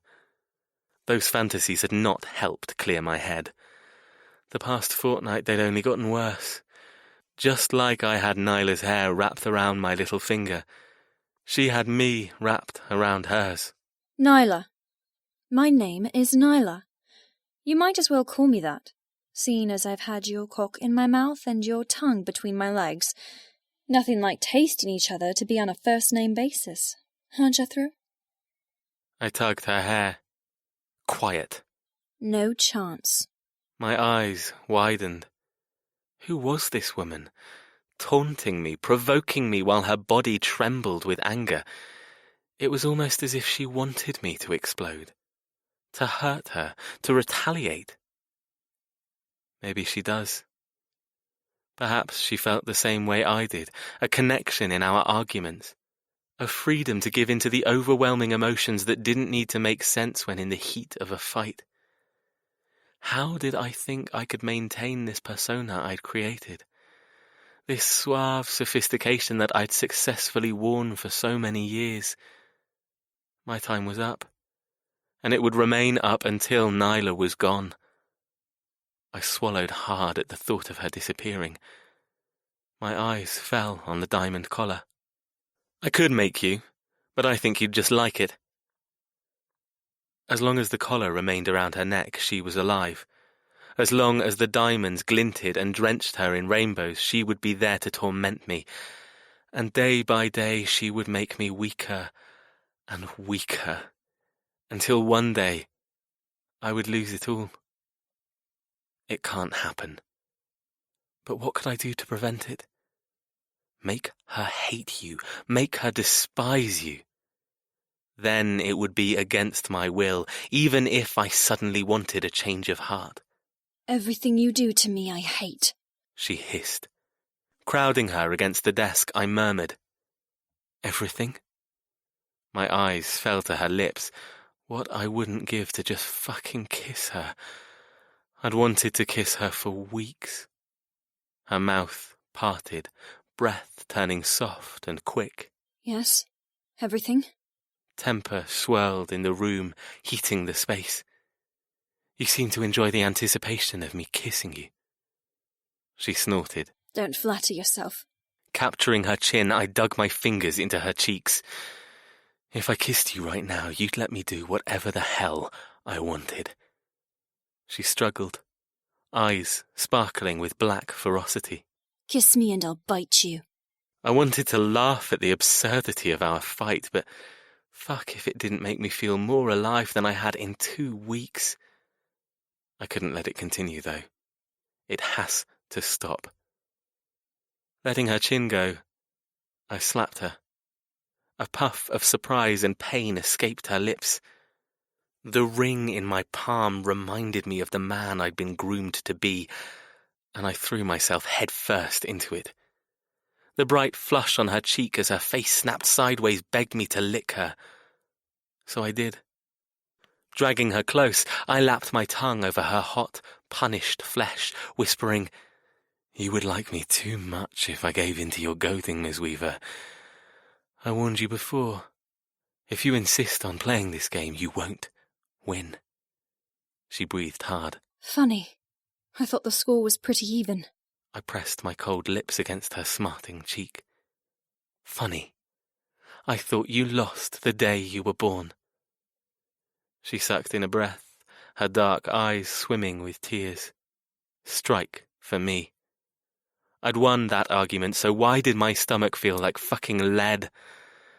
Letting her go, I grabbed the newly drafted contract from the desk and shoved it into her face. "You agreed to this. Sign it." Her mouth popped wide, taking in the freshly inked document. I'd spent many nights carefully penning it in the way of our custom with quill and ink rather than computer and printer. It wasn't perfect, but it was binding, and that was all that fucking mattered.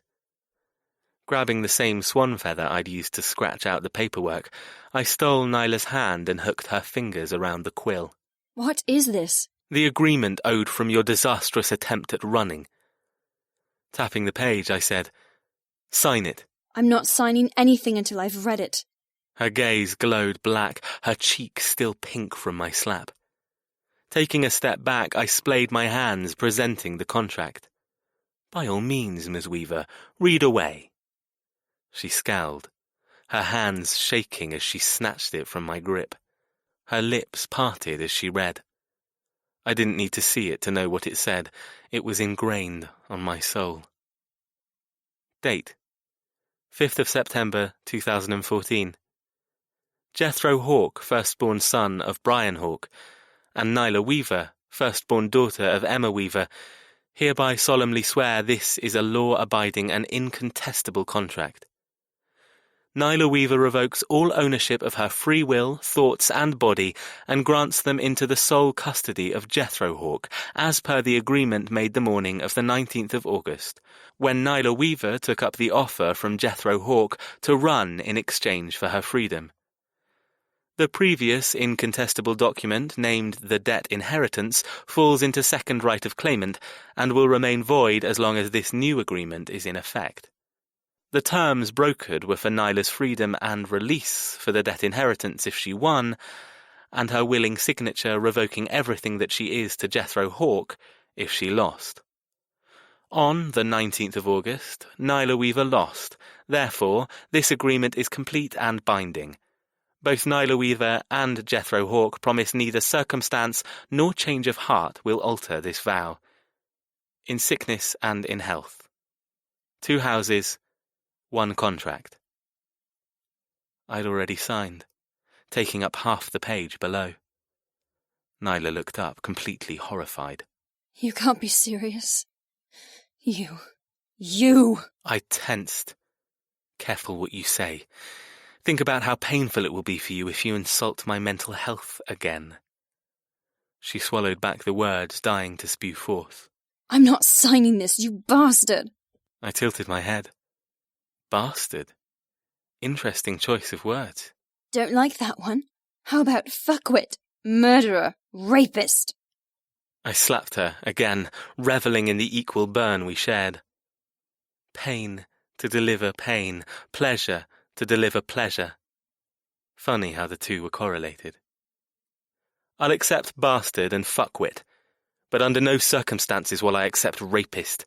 Have I tried to take you? Have I forced you? And I'm no murderer. Her eyes glittered, fingers rubbing her cheek.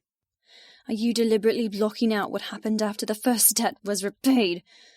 Or are you that much of a lunatic to remember only the things convenient to you? Lunatic. I ran a hand infinitely slowly through my hair. I had full grounds to punish her. I'd warned her time and time again. Tell me, Jethro. You say you're not a murderer. Yet. But it will be you who delivers the killing blow, won't it? You admitted as much in the past. Unless you're too chicken and make your father do it. Or even maybe poor Kes. Will he kill me? Is he the bigger man than you? To kill off a family pet when it's no longer wanted? My jaw ached from clenching so hard. You really want to know? You've already guessed the truth. The thought blazed bright, almost as bright as her cheek. No need. I already know. What will you use? A butcher's block? A sharp blade or dull? The strength and fight in her voice suddenly dissolved into sobs. How will you live with yourself when my blood pours over your perfect shoes? The room shattered with sadness. The walls trampled us with appalling futures. With a horrified wail, she curled into herself, holding her stomach as if her very soul tried to claw its way out. Tell me, Jethro, if I only have a limited amount of time left, why go through the charade of making me sign this? She shook the parchment in front of my face. What is this anyway? Does it have a name? Weaver vexation, perhaps? Her sanity quickly unravelled with every syllable. I stood stiff, frantically clutching at my beloved ice, but in that moment I felt her pain. I tasted her tears. I lived her grief. My hands balled. The title I'd given it had been flippant at the time, but now I could see how it could shatter her. Don't say it. The air in the office turned stagnant, waiting for me to speak. Finally, I admitted. Sacramental pledge. She half cackled, half giggled, before everything seemed to fold in and crush her. You made this our vows.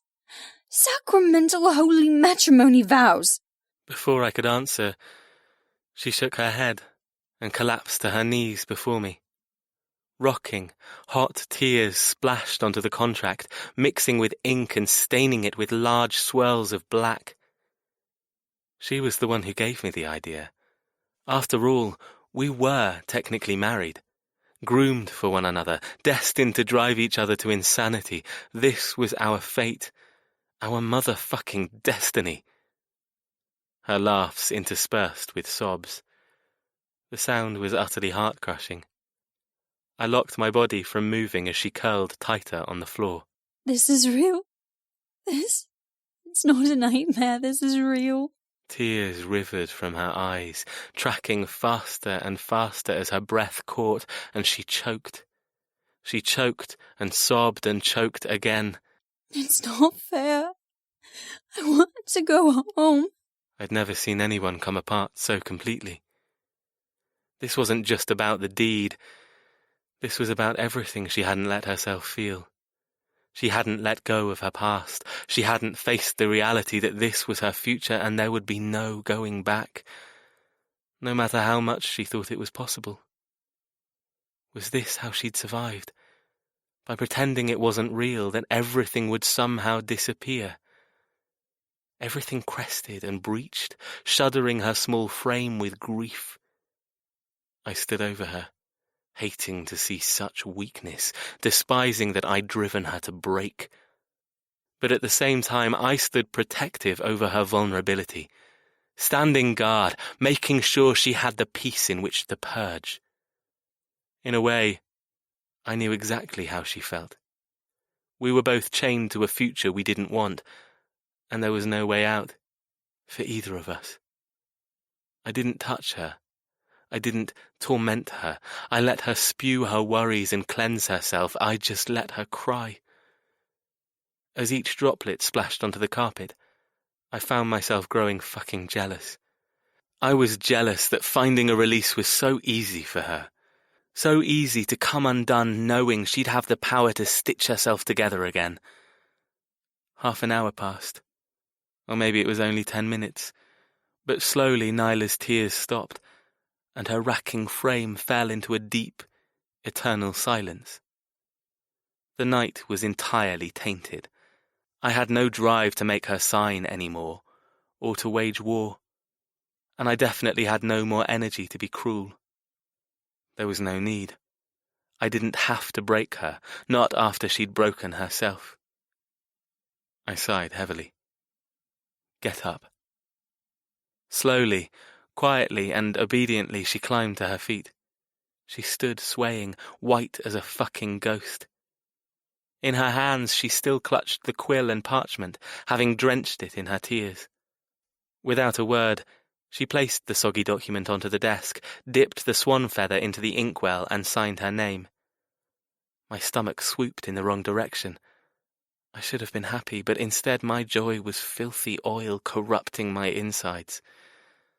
Avoiding eye contact, she whispered, I want to go back to my room. If you have any soul inside you, Jethro, you will do this one thing for me?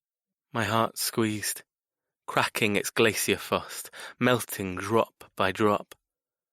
My hands itched to touch her, to grant solace, comfort. She hates you, you arsehole. There was no way she would want to be touched, especially by me. The least I could do was release her. With infinitesimal slowness, I turned to the desk and retrieved her phone. Here. I pressed it into her lax palm. She didn't even acknowledge me. With nothing else to say, I guided her back to her room. Nyla. Needle and thread. I wish you'd answer me, Yvonne. Please tell me you're not about to blow something up.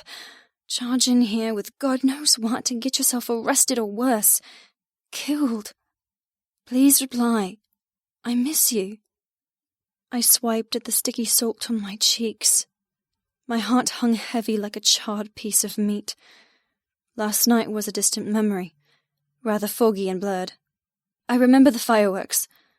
I recalled the relaxed day of reading and helping the staff set up the garden buffet, but I struggled to remember what happened in Jethro's office. All I knew was I'd finally snapped.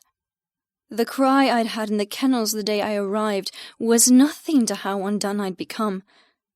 I should care that Jethro had seen me at my absolute weakest, but I couldn't get up the energy. I felt strangely aloof, removed from everything. He let you cry.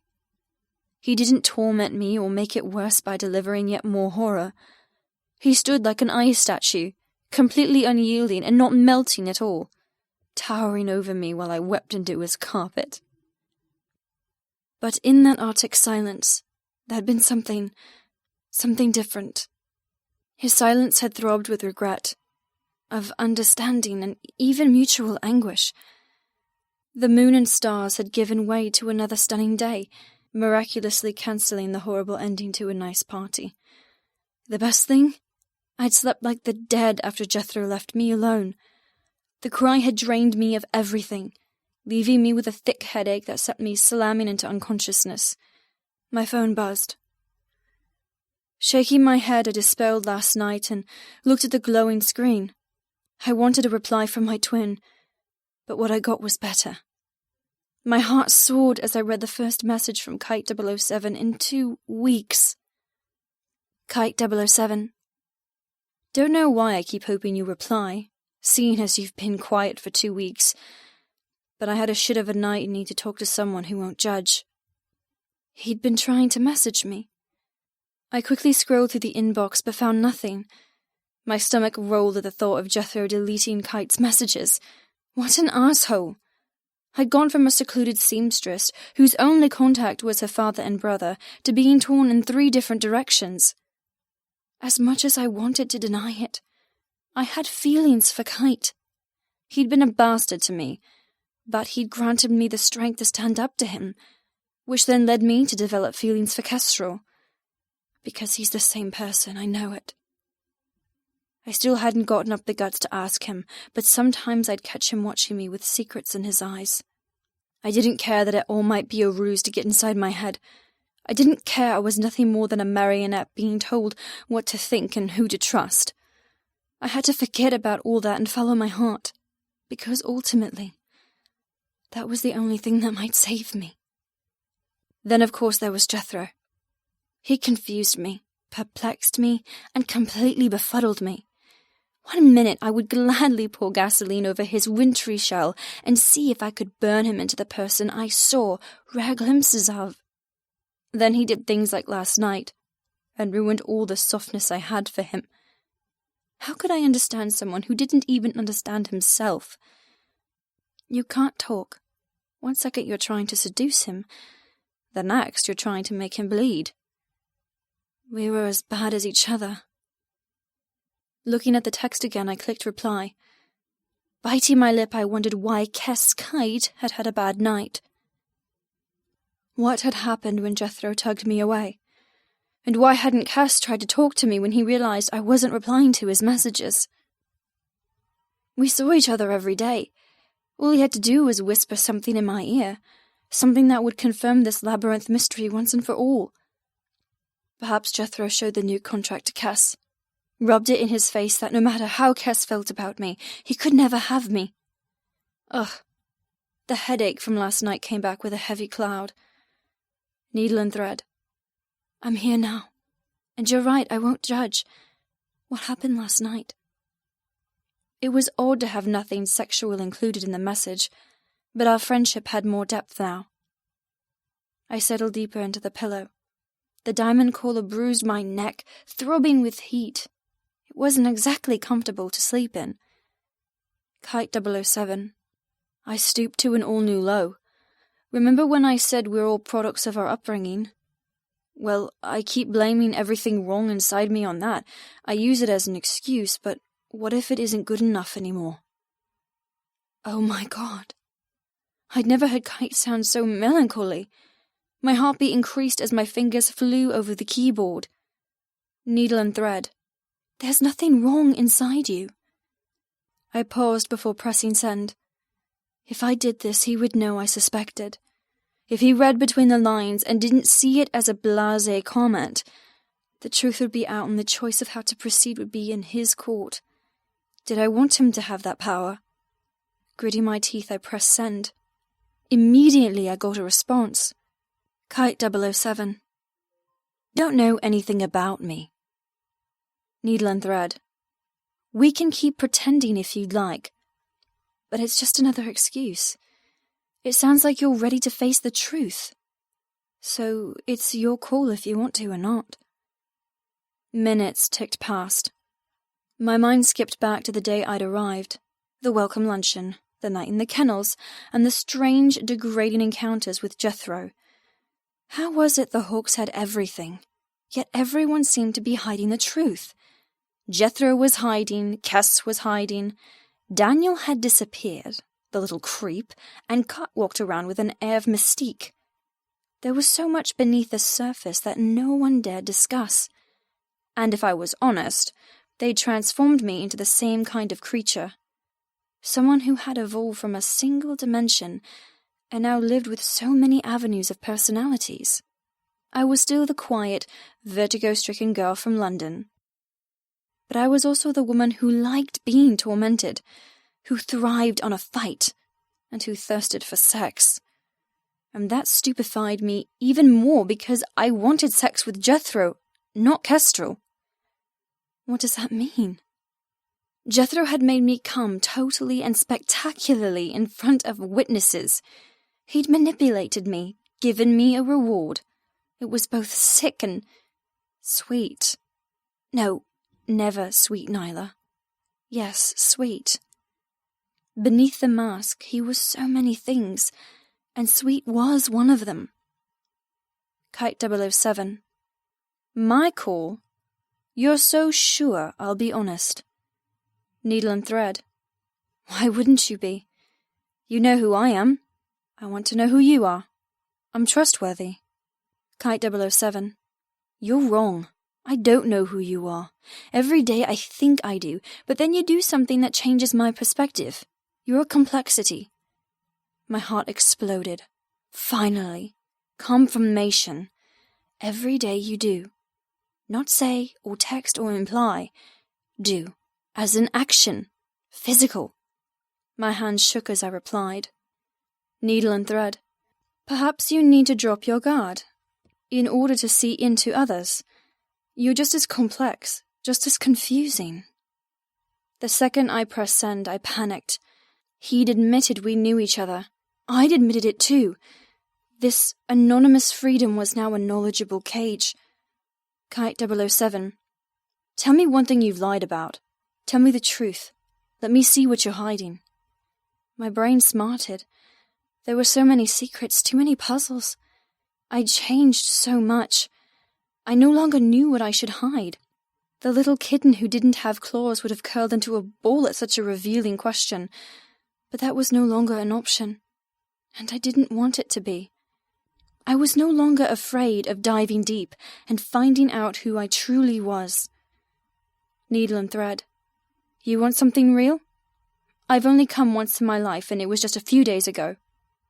It seemed like a small confession, but it was huge after all my fibbing of releases and kinky messages. Kite 007. How was that even possible? What was with all the other releases you had? I thought you were master at self-pleasure. Needle and thread. You're asking questions that will lead to finding out who I am. Are you ready for that, Kite? Truly? No turning back once you do. Radio silence. Typical. He'd run again. My fingers hovered over the keys, determined not to end this, not when we were so close to admitting the charade. Needle and thread. I could continue pretending I'm the masturbating minx you think I am, or be honest with you. Again, your choice. I rolled my eyes. He's a hawk. Maybe he already knew everything about me. They'd probably had my family under surveillance for years. Maybe that was the whole reason why Cass messaged me on a wrong number, to drip-feed Jethro information on how pathetic and hopeless I was. I slumped against my pillows. It made sense, and hurt far too much. Kite 007. Masturbating Minx. I like that title. My eyes flared, my stomach twisted with eagerness. Kite 007. I need to know more. Stick to the subject and give me the truth. Nothing more, nothing less. What were you doing when you said you came? My heart raced. Needle and thread. Releases for me were found either on my treadmill or from working until my brain was numb. 5 minutes passed. Kite 007. And the only time you came. How did that happen? As if you don't know. Suddenly, I was over it all. Over the fibs, the half-truths, the veiled secrets. He knew how it happened. He'd watched his damn brother stick his tongue between my legs and make me combust. Needle and thread. I came with the tongue of my enemy between my legs. He drove me so damn high and hard that I gave him a piece of myself no one else ever had, and he used it as a weapon against me. There, you happy? My chest rose and fell. Arguing via faceless messages wasn't enough. I wanted to strike and hurt and scream. Kite 007. If you were here with me, I'd give you your second release. I'd finger you until you were soaking. Then I'd do what I've wanted to fucking do since I set my eyes on you. My mouth went terribly dry. Needle and thread. What have you wanted to do? Kite 007. I want to feel how tight you are. I want to experience your wet heat as I fill you. I want to give you my cock, Needle. Would you let me? Oh my God. My body turned boneless with desire. Another message from another sender arrived. Textile. Nyla, I understand why you haven't replied to me, but I thought you should know that V and I are closer to figuring a way to end this ridiculous nightmare. Don't lose hope, sweetheart. I love you so much. Oh, bad timing, Father. Seriously bad timing. My lust turned to smouldering rage. Ridiculous. He thought this was ridiculous. This debt that killed my mother and all the firstborn women in my family tree was ridiculous. I laughed at his choice of words. This wasn't ridiculous. It was insane. Needle and thread. Father, you let them take me. You knew all along they were coming, yet you did nothing to protect me. You handed me over like a fattened calf with no tears or violence. How can you say you're coming for me? How can you say you love me? I'm not losing hope. I'm building my own brand of hope, and for the first time in my life it doesn't hinge on you. Leave me the hell alone. I shook hard when I pressed send. I'd never spoken to my father that way before, never been so disrespectful. It made me feel sick, but also free. Free from the fear of disappointing him. Because he'd disappoint me first. Kite 007. Would you let me fuck you? Would you break the rules and give me what I'd need so fucking much? My mind swarmed with images of sleeping with Kestrel. But try as I might, all I could see was Jethro. All I could feel was Jethro. All I wanted was Jethro. Shit. I wanted to throw my damn phone against the wall. Needle and thread. Answer me one question before I give you an answer. Kite 007. What? Taking a deep breath, I typed. Needle and thread. Would you kiss me first? Or is that against the rules? A minute, then 2. Kite 007. I wouldn't just kiss you. I would hold your cheeks and worship your mouth. I would devour your lips and make drunken love to your tongue. I would fucking inhale you so you would live forever in my lungs. I couldn't move. Yet another difference between the Hawk brothers. One would kiss me, and one went out of his way to avoid it. One would adore me until the day of my death, and one would probably dance upon my grave because it meant his obligations were complete. My heart crumbled into dust. I couldn't do this anymore. Turning my phone around, I undid the case, tore the battery out, and dumped the dismantled device into the drawer of the bedside table. I didn't care about replying. I didn't care if my silence hurt his feelings. All I cared about was nursing the cyclonic pain inside me and trying to forget all about Jethro fucking Hawk. The next morning, I was showered and clothed in a black maxi dress with a sequined orchid on the chest and purple ballet slippers. I needed some space and planned to go for a walk around the estate. I still hadn't turned my phone on and had no desire to do so. It was still in pieces in the drawer. For now, I didn't care about the outside world or even Kite's reply. I didn't care. It was liberating.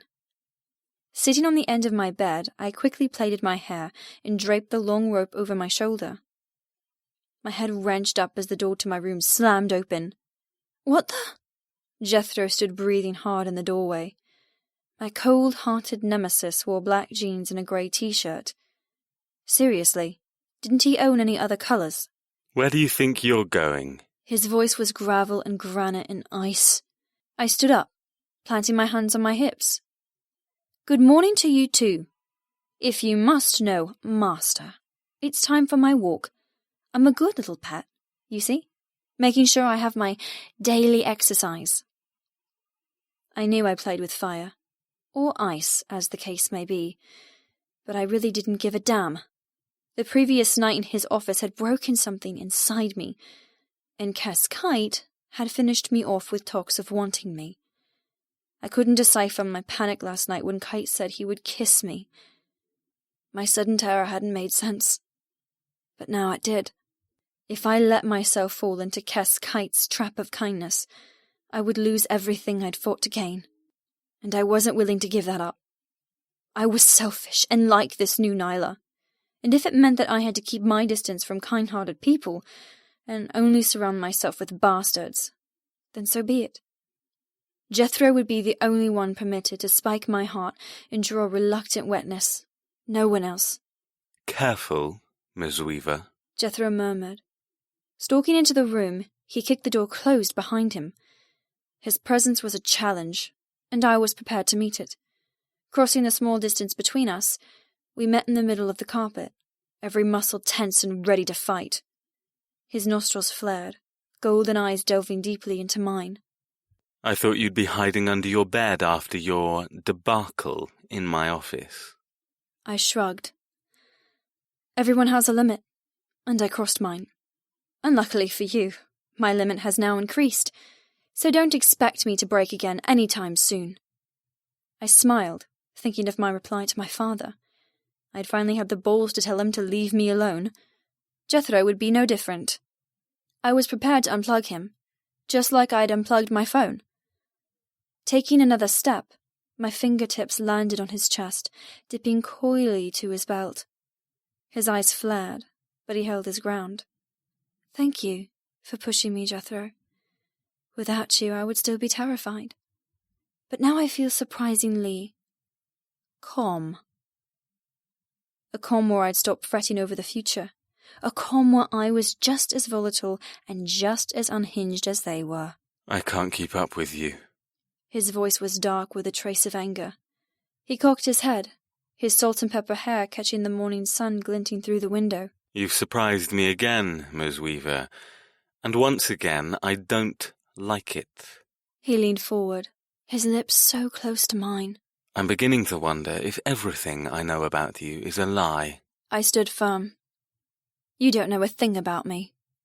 Why does this conversation sound like the one I had yesterday by phone? He chuckled.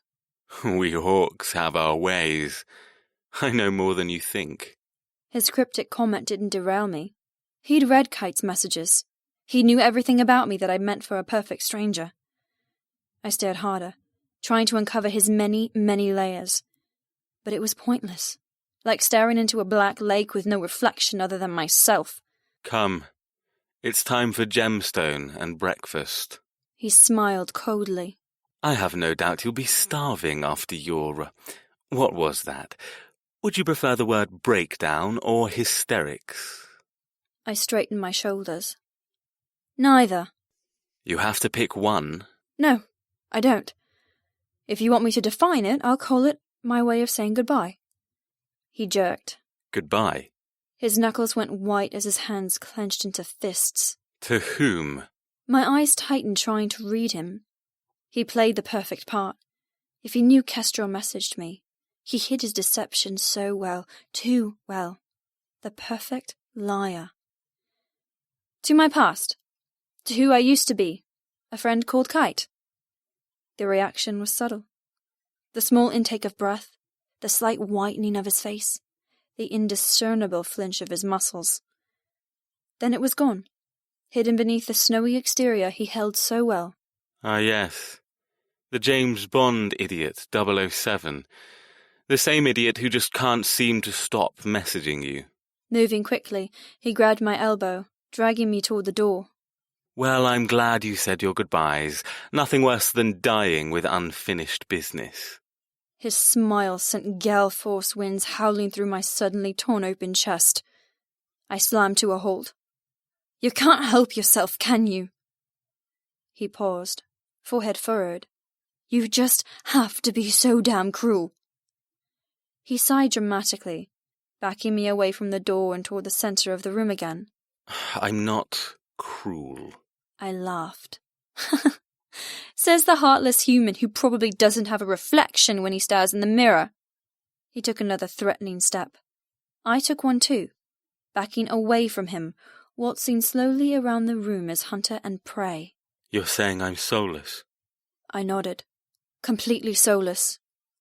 He smirked. Okay. Try me.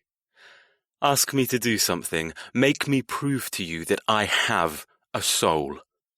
I frowned. Like what? He took another step, pressing me closer to the bed. The anger throbbing around him switched to sexual interest. My breathing picked up as his golden eyes darkened. You're the one who needs proof, Ms. Weaver. You make the choice. What could I make him do? What would prove he had a heart and my resolution to seduce him would actually work? I know. The one thing that seemed to be the epicenter of whatever I was trying to do. I stopped retreating, locking my knees to prevent myself from losing confidence and running. I have something. A test. It will prove you're not the monster I think you are. He came closer, a slow smile spreading on his lips. Go on. I balled my hands, taking a deep breath. The precipice opened wide. I took a leap of faith. Kiss me. The oxygen in the room disappeared. My heart erupted into flurries. Jethro froze. Excuse me? Standing tall, I said. You've come so close to kissing me. By the stables, in the forest, when you made me pay the first debt. Even in your office. I'm done with your testing, Jethro. I'm done with you pulling away whenever things get interesting. I want to know why. Jethro's hands clenched by his sides. And you think a stupid kiss will prove... What will it prove? I narrowed my eyes. That you're not as cold as you think you are. That you do care. Care enough to be affected by kissing your arch-enemy. Jethro laughed, but it was laced with uncertainty, and was that fear? I'm not kissing you to prove such a ridiculous point. I splayed my hands, mocking him. You said you'd do anything I asked. He chuckled softly. I said something worthwhile. Kissing me isn't worthwhile. His gaze latched onto mine. A second ticked past. Another. Then he lost his icy shell. What the fuck do you want from me, Nyla? My heart stopped. Nyla. He called me Nyla. I'd won. I'd somehow made him say my name. My heart winged just as surely as my core flickered with desire. Say it again. Let me hear the bliss of winning. Jethro's eyes widened, noticing his slip. Then furious temper etched his face. He stormed forward, threading his fingers around my throat. The smooth edges of his control were now jagged with temper. I backed up until the bed stopped my escape. Jethro followed, his fingers tightening around my neck. Tell me. God damn it, what the fuck are you trying to do? My heart hurt at the indecipherable expression in his gaze. He hid himself so well. The brief flashes of truth I'd gleaned didn't add up. I was fishing for something that didn't exist. It does exist. Keep pushing. My eyes were heavy, body pulsing with rapidly building lust. I just want... There was no point to this argument. It was over before it began. I need to know you are capable of caring, just a little. For you to want me, just a little. For you to find something inside me that prevents you from killing me. It was like wishing for Pegasus to fly in and whisk me away. I wouldn't get anything I wished for. Whatever I felt for Jethro was misplaced, ill-advised, and false. I'd seen him hunt me. I'd seen his cold enjoyment of talking about taking my life. Everything else that I thought I'd seen had been a lie. He breathed hard, his scent of woods and leather surrounding me. My hands flew up to his hold, trying to pry his fingers off. Just forget it. Let me go. Forget I was stupid enough to say anything. Jethro dropped his hands, pacing away. Forget it. You're the one bringing it up. Time and time again you bring it up. I'm fucking sick of you asking me to kiss you. Dragging a hand through his hair, he added, You're the one ruining the agreement between us. What agreement? The debts, Ms. Weaver. That's all we're meant to do. I don't care about your well-being or emotional satisfaction. Sex between us is meant to be a punishment, yet you keep making it seem like a reward, a fucking delicious reward. His jaw clenched at another slip, his features blackening. You ruined a straightforward obligation by trying to fucking kiss me in that coffee shop. This is all your fault. If you'd just been fucking petrified of me, then this would have been easy. My head shot up. Jethro was close to losing it. His eloquence became littered with curses. Easy. You think this would have been easy? None of this would have been easy, Jethro, for either of us. Even if I'd been crying in the corner every time you came to harass me, it wouldn't have been better. It would have just been different. Jethro exploded. It would have been better than me fighting a fucking battle every damn day with how much I want to fuck you. My heart swooped, nipples pebbling with a tormented need in his voice. Don't you think I have the same problem? How can I live with the knowledge that I hate you, that you're my future killer, and yet I can't stop my body from craving you? Don't you think I hate the fact that you make me wet against my wishes? Shit, I shouldn't have said that. Jethro froze, panting hard. The silence was deafening. Sighing, I tugged at my plait. Look, I tried to kiss you that night in the coffee shop because for the first time in my life, my father gave me freedom. Can I help it if I found you attractive? We're suffering the same pain. Our bodies want what the mind knows it shouldn't. It's the law of chemistry, and I refuse to let you put this disaster on me. You're the one who stole me. You're the one in control of my life. If this is anyone's fault, it's yours. The atmosphere changed, shedding its brittle battle for heavy heat and intoxication. His lips twitched. You found me attractive? God, he was so obtuse. I couldn't stop the insane laugh bubbling from my mouth. Do you honestly think I would have sucked you in the forest? Do you think I would have writhed on someone else's fingers the way I did yours? I'm sexually starving, but I'm not so desperate to allow someone to touch me unless I want them to. I clamped a hand over my lips. Shit. Another thing I hadn't meant to say. That was a lie I was hiding unsuccessfully, even from myself. Sex with Jethro was supposed to be a weapon. Whenever I thought of him touching me, it was to win, not to give in to my overpowering urges. I wanted to take from him, not enjoy what he'd give me. Jethro prowled closer, pinning me against the pole of the four-poster bed. His body heat sparked hot and dangerously close to mine. His hands opened and closed at his sides. So close. So temptingly close. This is getting interesting, Ms. Weaver. You mean to tell me you want my cock? You want me to fuck you? My stomach twisted. Wetness built to my core as the argument switched from exposing his weaknesses to exposing mine. I bit my lip, refusing to answer. He smirked, his eyes dropping to my mouth. His lips parted as his breathing turned heavy and ragged. Tell me what you want from me.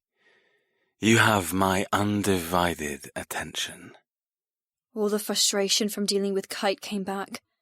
Despite the crudeness of our sexting, I missed messaging. Talking dirty fanned the need inside, amplifying the sexual burn. I had no reprieve from living in endless torture with a man who meant to kill me. A man my body wanted more than anything. A man who gave me the gift of pleasure, who would always be wrapped up in some twisted way in my soul. I embraced the heat of anger, glaring into Jethro's golden eyes. Don't do this. You'll get hurt, terribly hurt. I couldn't stop myself. I told you what I want. Kiss me. My arm swooped up, looping around his neck. He reared back, breaking my hold. His chest rose and fell as he breathed hard. His eyes were almost black with need. Need I was sure reflected in mine. Stop asking that, damn you. Why would I stoop to kissing you? A kiss is emotion. A kiss is weakness. Placing his hands on either side of me, he grabbed the post and murmured, I've told you time and time again, a kiss is not something you'll get from me. I moved forward, pressing my chest against his until he broke away. He stepped backward. It was my turn to stalk him for a change. A kiss is nothing. What are you so afraid of? What am I doing? What were we doing?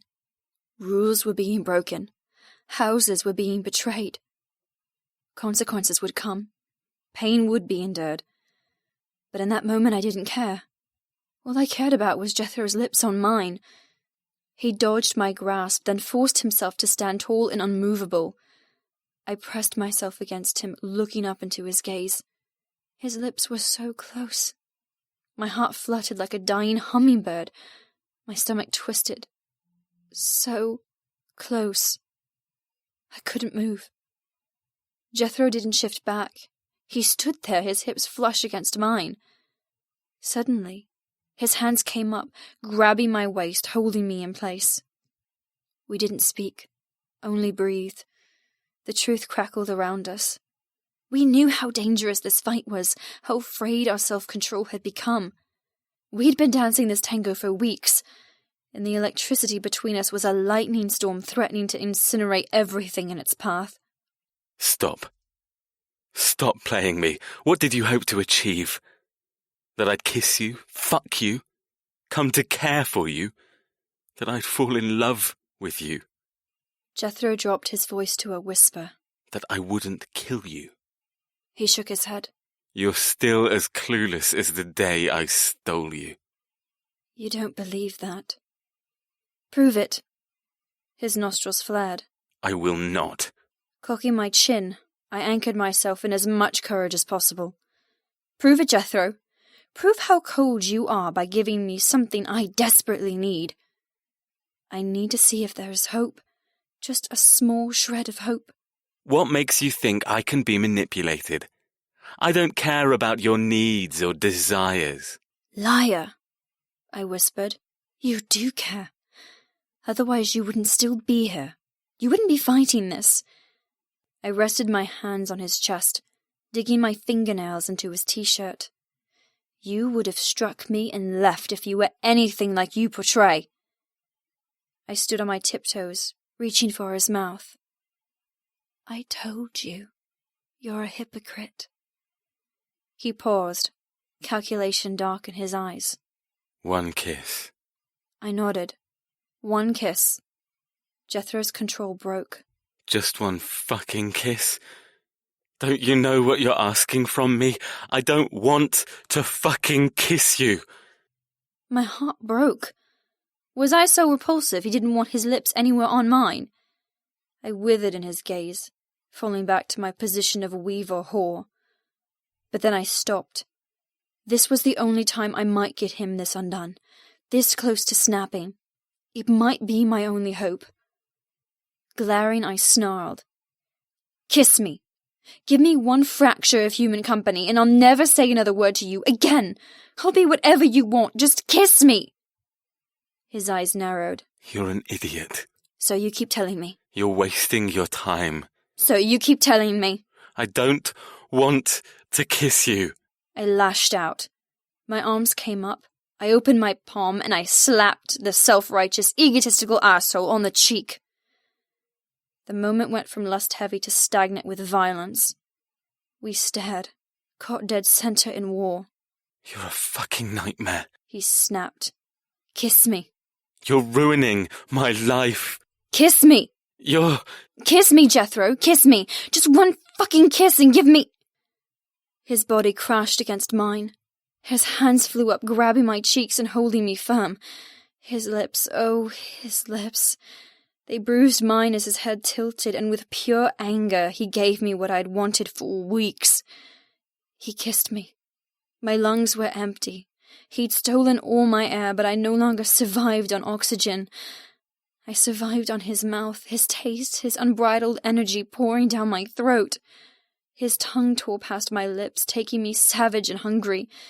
There was nothing sweet or gentle. This was a punishment, a reminder that I hadn't won.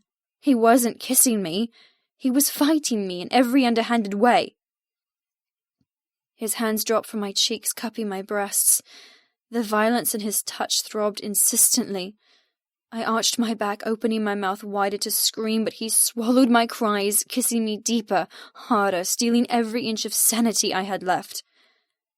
I thought a kiss would put me on even ground, show him that he did care, that he was human just like me. I hadn't gambled on being detonated into 1 billion tiny pieces that had no notion of who I'd been before he'd stolen my soul. He backed me up, faster and faster, to the bed. His breath saturated my lungs. His touch skated from my cheeks to my breasts to my waist to my ass, jerking me hard against the huge length of arousal in his jeans. The bed stopped our motion, tumbling us onto the sheets, but nothing, absolutely nothing could unweld our lips. We were joined, kissing frantic, desperate. He groaned as I slid my hands beneath his t-shirt, needing to feel his skin against mine. He was blood and fire and heat, so different to the glacier he pretended to be. Fuck. He grunted as my fingers drifted to his buckle. I thanked my past of making countless pairs of trousers as I ripped through the barrier and dived into his boxer briefs with eager fingers. His teeth clamped around my bottom lip as I stroked him. The faint taste of metallic smeared between us as our kiss turned into pure violence. My vision went black, seeing only white sparks and sensation. Jethro's hand suddenly went to my waist, rolling off me to shove up my dress and tear my knickers from my hips. He shoved them desperately down my legs. The world spun faster and faster as we discarded every item in our way and left the rest. Our lips never unglued. Our heads twisted and turned as our tongues slipped and glided. Moans and groans echoed in my ears, but I didn't know who made them. Fingers bruised my skin, nails scratched my flesh, and our souls grew teeth, snapping and tearing, trying to consume the other before it was too late. We were furious. We were wild. We were completely delirious with lust. Jethro grabbed my hip, planting me hard against the mattress. My inner thighs tickled with wetness of all-consuming desire. I'd never been so wet, never been so slick and dying to be taken. His hand disappeared between my legs, wedging his naked hips between them.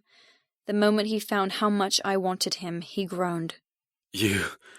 Fuck, My heart winged at his incoherency. I loved that he'd given up, given in. Stabbing my fingernails into his lower back, I panted. Don't stop. I don't want you to stop.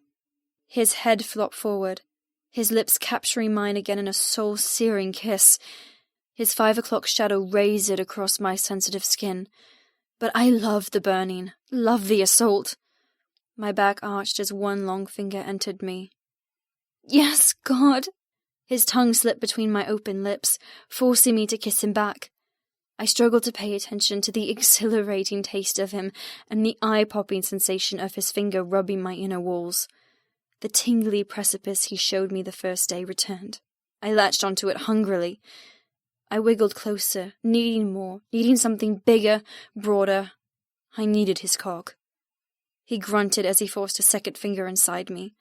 The garbled noise might have had words strung together, but they poured unheard down my throat. Don't stop. I arched my hips, welcoming, imploring him to thrust harder. I didn't care I wasn't on birth control. I didn't care about anything but driving us out of his nightmarish world and into a new dimension. I can't. You don't. Jethro groaned between kisses. Yes, you can. You can't stop, not now. His fingers froze. I refused to let him overthink this. It was my turn to bite his lip. Hard. He bellowed. Then he went rogue. The final barrier he'd always stayed behind shattered, and he poured his broken soul into my being. His fingers hooked inside me, making me unbelievably wetter. His lips nibbled and ravaged, leaving me hollow of thoughts and humanity. His free hand shot to my chest, twisting my nipple beneath the fabric of my dress, while his fingers plunged harder, faster inside me. The invasion blew my mind. It was too much. It's not enough. I arched in his hold, spreading my legs wider. All thoughts were gone, all worries were dead. I didn't care how I looked or what would become of me afterward. I just wanted him. Take me, please. He stopped kissing me, his lips swollen, red, his eyes frantic with the passion and affliction. His jaw tightened, and for a horrible second I thought he'd refuse. He knew my sexual history. There was no reason to fear taking me bare. I didn't know his, but he was impeccable in all facets of his life. I couldn't see him putting himself in such a vulnerable position. His lips crashed against mine again, his tongue tearing past my lips. I grabbed the back of his neck, forcing our mouths harder together. His fingers disappeared from inside me, smearing my wetness onto my thigh as he pushed me ever wider. I let my legs spread shamelessly. I was beyond decency or concern. My body was flushed, acutely sensitive, and entirely feverish. In a seamless male move, Jethro clamped my hip and pulled himself higher. The relief at finally feeling the broad head of his cock against my entrance set me spiraling into madness. Shit. You feel... His voice was a decadent purr. You feel like... Like freedom? I breathed, taut and trembling, just waiting for him to enter me. His eyes flared wide, dazzling me with bronze need. Yes, exactly. The moment stretched for far too long, somehow turning this from fucking to something unbearably precious. With our gazes still locked, he pushed inside me. A breathless cry escaped me as discomfort blazed. I squirmed beneath him, trying to find relief from the pinching, consuming pressure of him filling me. I'd been terrified once of taking him, horrified at his huge size, so sure I would never take him, so sure he would never fit. But inch by inch he stretched me, changing my whole perception. My core rippled around him, welcoming and rebelling against his invasion. He was perfect, utterly perfect. Our foreheads crashed together as he sank deeper and deeper. Only once he was completely sheathed did he close his eyes and kiss me again. Pleasure seeped from the one place where we were joined, the only place we were naked. It was carnal, lewd, and fit my salacious need better than any position. I reached up to kiss him back, diving my fingers into his sweat-misted hair. His body radiated heat, trembling above me as I sucked his tongue into my mouth. He didn't stop me. He didn't try to control me. He gave that part of himself so gently and sweetly, my heart cracked with unknown joy. I rocked my hips, grinding myself on his thick cock, seeing the solace from the overbearing need to explode. My mind scrambled with a primitive instinct to fuck, to claim, to drive each other until we burst and this intolerable hunger would be sated. The rawness of being laid bare, of being full to the brink and taken so thoroughly, pushed me to the edge of an orgasm. My knuckles turned white as I anchored myself on his waist. My mind swirled with vertigo as the first scrumptious rock annihilated my world. There was no shame or shyness. This was beyond that. This was the first true thing that happened to me in my entire life. My gaze locked with his, unable to look away. In that moment he owned me. I'd do anything he wanted. And he knew it. He rocked again, sending spindles of fireworks in my blood.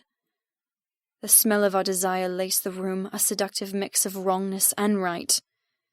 My nipples pebbled as he drove into me again. My breasts throbbed, heavier than they'd ever been. This was what I'd wanted, what I'd fought for.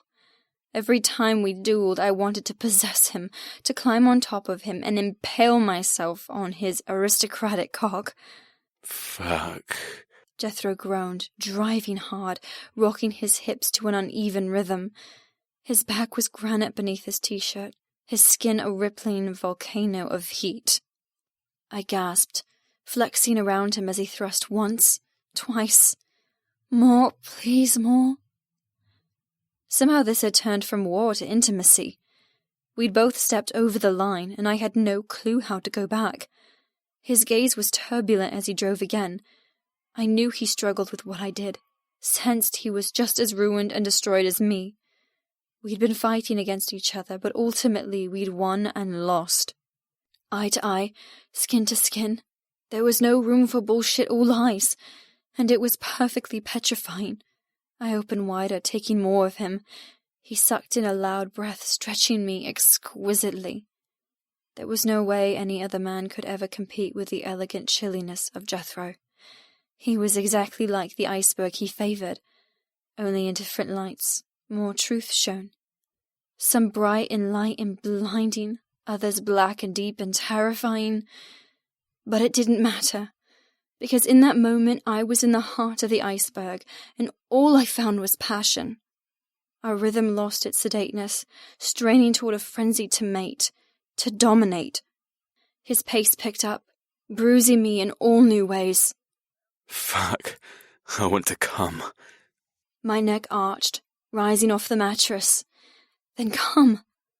Searing pleasure split me in two as he drove explicitly hard. A gleam of masculine smugness filled his eyes, knowing he had me completely in his control, completely submitting. He groaned as my core rippled around his cock. Then he lost it. His lips descended fast and hard on mine as his hips surged upward, driving my spine deeper into the mattress. My mouth popped open as every nerve ending zeroed to my womb, to the melting liquid coating Jethro as he claimed me. Then pain. Glorious, furious, mind-numbing pain as he thrust harder and harder, faster and faster. Every inch I screamed with agony. He was too big, too long, too damn much. Even with the slow acclimatization and gentle welcome, I wasn't wide enough, long enough, prepared enough. I cried out as he drove never-endingly into me. There were no more walls, no more locks or secrets. This was him, caught up in lust, both sexual and savage. He gave me what I wanted. He gave me himself with nothing hidden. His lips opened beneath mine as he thrust again, hitting the entrance of my womb. I couldn't breathe. I couldn't think. His incessant need to take never ceased. His kisses never stopped. Sweat sprinkled my skin as he drugged me body and soul. The room fogged with the sounds of skin slapping against skin and heavy breathing.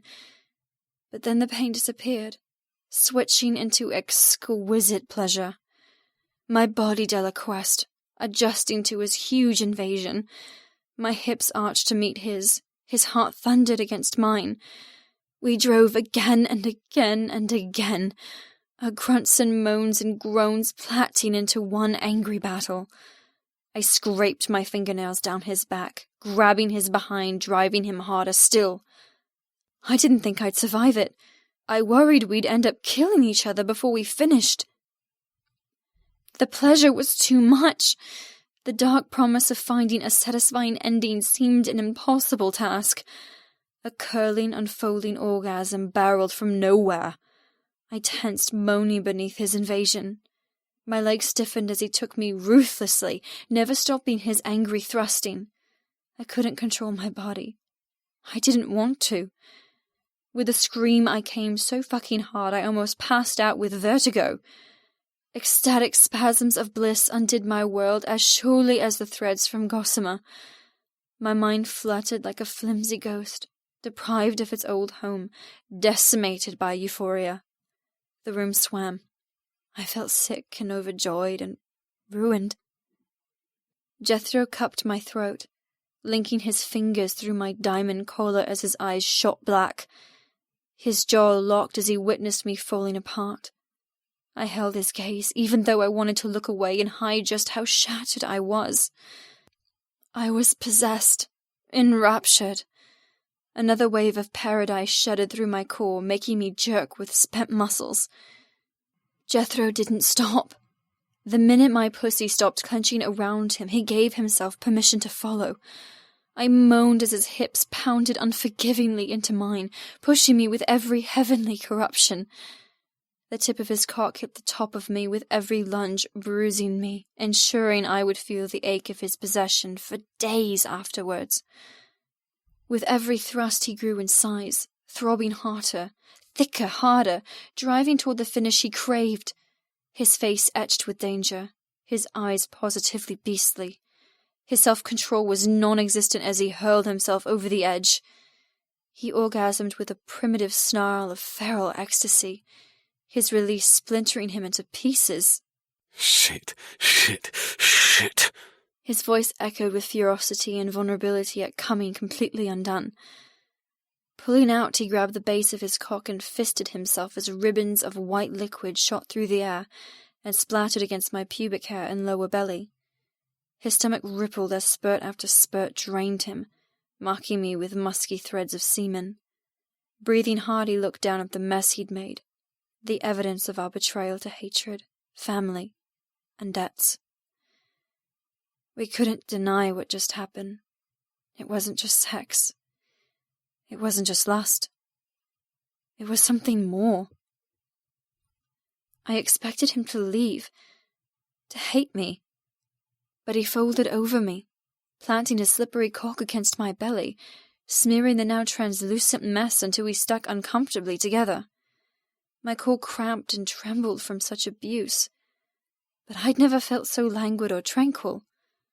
Slowly, hesitantly, I brushed my lips across his, comforting him. He didn't say a word back, nor did he kiss me back. His head fell forward, nuzzling his damp face into the curve of my neck. I froze as his strong arms wrapped around me, crushing me against him. Tears raced into being as my heart twisted and pulverized. I couldn't handle him holding me like that, especially after what happened. I needed him to be cool and aloof if I had any chance at keeping my soul in one piece. Liar. It was already shredded, like shards in a breeze. Jethro's heart hammered against mine, beating hard, slowing its drumming the longer he held me. We stayed like that for a long time, too long, both of us acknowledging wordlessly what we would never be able to do with conversation. We were stripped, naked, exposed, woefully defenseless against each other. With every second that passed, I tried to repair the damage he'd done. I felt him trying to do the same, gathering the pieces of his facade, gluing them unsuccessfully back into place. Moment by moment our connection drifted, slipping us further and further away. My skin turned to goosebumps, exchanging sweaty lust for aftermath regret. Finally Jethro pulled away, climbing off me, taking any illusion of togetherness. Not making eye contact, he whispered, What just happened can never happen again. If it does, they'll see the truth, and I won't have any power to keep you. His powerful neck convulsed as he swallowed. We're fucked, Nyla Weaver. Well and truly fucked. Jethro. God damn it. I needed to get out of there. I needed to fix myself, find my ice. I need to destroy the camera footage. No one must know. No one. Not looking at Nyla, I grabbed my jeans off the floor and jerked them on. I couldn't get a grip on my breathing. Everything inside me had switched upside down, and just the thought of walking away from her after something so life-changing brought me to my fucking knees. But I had no choice. My mind replayed sinking inside her, hearing her moans, feeling her clench around me as she shattered. Fuck. Go. Before it's too late, before she sees, before he sees, before everyone sees the goddamn truth. Dragging a hand through my hair, I glanced at her once out of the corner of my eye. She sat, dishevelled and used, her dress bunched around her waist, her broken knickers discarded on the floor, and her lips swollen and red. I refused to look between her legs and see the sticky evidence of the best orgasm of my life. I thought blowing down her throat was amazing, but it had been nothing compared to thrusting inside her. I'd held back at the start, knowing I would be too big for her. But like everything about Nyla, she'd surprised me. She'd been able to take my entire length, and the moment I'd felt her body give and welcome, that was it for me. I'd fucking lost it. Jethro. I held up my hand, cursing the tremble in my muscles. Don't. Stay here for the rest of the day. Do not tell anyone. You hear me? My eyes narrowed, and I hoped I looked vicious and crazed rather than unguarded and scared shitless about the consequences of what we'd done. I knew what they'd do to her if they found out. She didn't. It was best to keep it that way. When Nyla didn't respond, I growled. Promise me, this is our fucking secret. Don't tell anyone, got it? Wrapping her arms around her knees, she looked 5 years younger than she actually was. Her legs were coltish and long, her grace almost balletic. She was the perfect willowy female. But with soft curves and fragility came danger. Danger in the form of being so fucking breakable. I won't tell anyone, Jethro. Good. Stomping to the door, my mind was already on the things I'd have to take care of in order to hide this catastrophe. Twisting the key, Nyla's voice stopped me. When? When will I see you again? Are you disappearing? The sheets rustled as she shifted on the bed. I refused to turn and look at her. I couldn't. I didn't trust myself not to grab her and sink inside her wet, tempting heat again. Stop asking questions, Miss Weaver. She sighed angrily. So we're back to Miss Weaver again. Stop it. Just stop it. Don't run from me and call me Nyla, for God's sake. Looking over my shoulder, I tried to ignore her flushed skin, her sated sigh. But most of all, I pretended I didn't see the connection blazing in her eyes, the understanding. It pissed me off just as much as it made me crave a simpler existence. I meant what I said, Miss Weaver. We're well and truly fucked. So keep that pretty little mouth closed and forget what happened. Opening the door, I added low so she wouldn't hear. You've destroyed me, Nyla. And now it's my job to make sure that they don't destroy you, too. Nyla. The moment Jethro left, I knew I wouldn't be seeing him again for a while.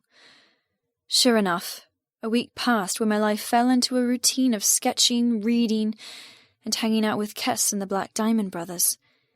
On the 7th day of missing Jethro, of having erotic dreams that made me wake on the echoes of orgasms, and of living with a heart tied into so many knots I'd forgotten how to beat properly, I gave up trying to hide my confused sadness and spent the afternoon outside. The summer had finally given way to autumn, and the air was crisp. The leaves hadn't started to turn yet, but they bristled in the breeze, just waiting for that certain magic to turn them from green to orange. My latest sketchbook was almost full, and my fingers were chilly as I put the last-minute details onto a matching sable coat that would go with my Rainbow Diamond compilation. Over the past few days, I'd created my favorite collection yet. Turned out I wasn't one of the lucky people who thrived on stress to meet deadlines. I preferred lazy afternoons with birds chirping and insects humming in the shrubbery. A shadow fell across the paper. Shielding my eyes with my hand covered in pencil smudges, I looked up into the golden eyes of Kestrel. Been looking for you. He smiled. His face was open and scruffy with a 5 o'clock shadow. He wore blue denim jeans, a black shirt, and a leather jacket. I am hardly hiding. I spanned my arm, encompassing the pretty lounger, lace umbrella and side table complete with a carafe of tart cranberry juice and sugar crystals. No, you're not hiding. His smile fell as he shoved his hands into his pockets. Have I done something to upset you? My heart dropped to hear the distress in his voice. What? No, of course not. I waited to see if he would ask why I never messaged him back after his text of wanting to kiss me, but the questions lurking in his eyes suddenly disappeared. Okay, just checking. Ever since telling my father off and hearing the passion in Kite's last text, I hadn't been strong enough to turn my phone on. My past scared me, and I preferred to keep my head in the sand for a little while longer. Not to mention, I'd been distracted with repeating replays of Jethro thrusting between my thighs in an orgasm that seemed to live in my every heartbeat. Tilting my head, I asked, "Why do you ask? Come on, be honest so we can get this out in the open once and for all." Cass cleared his throat.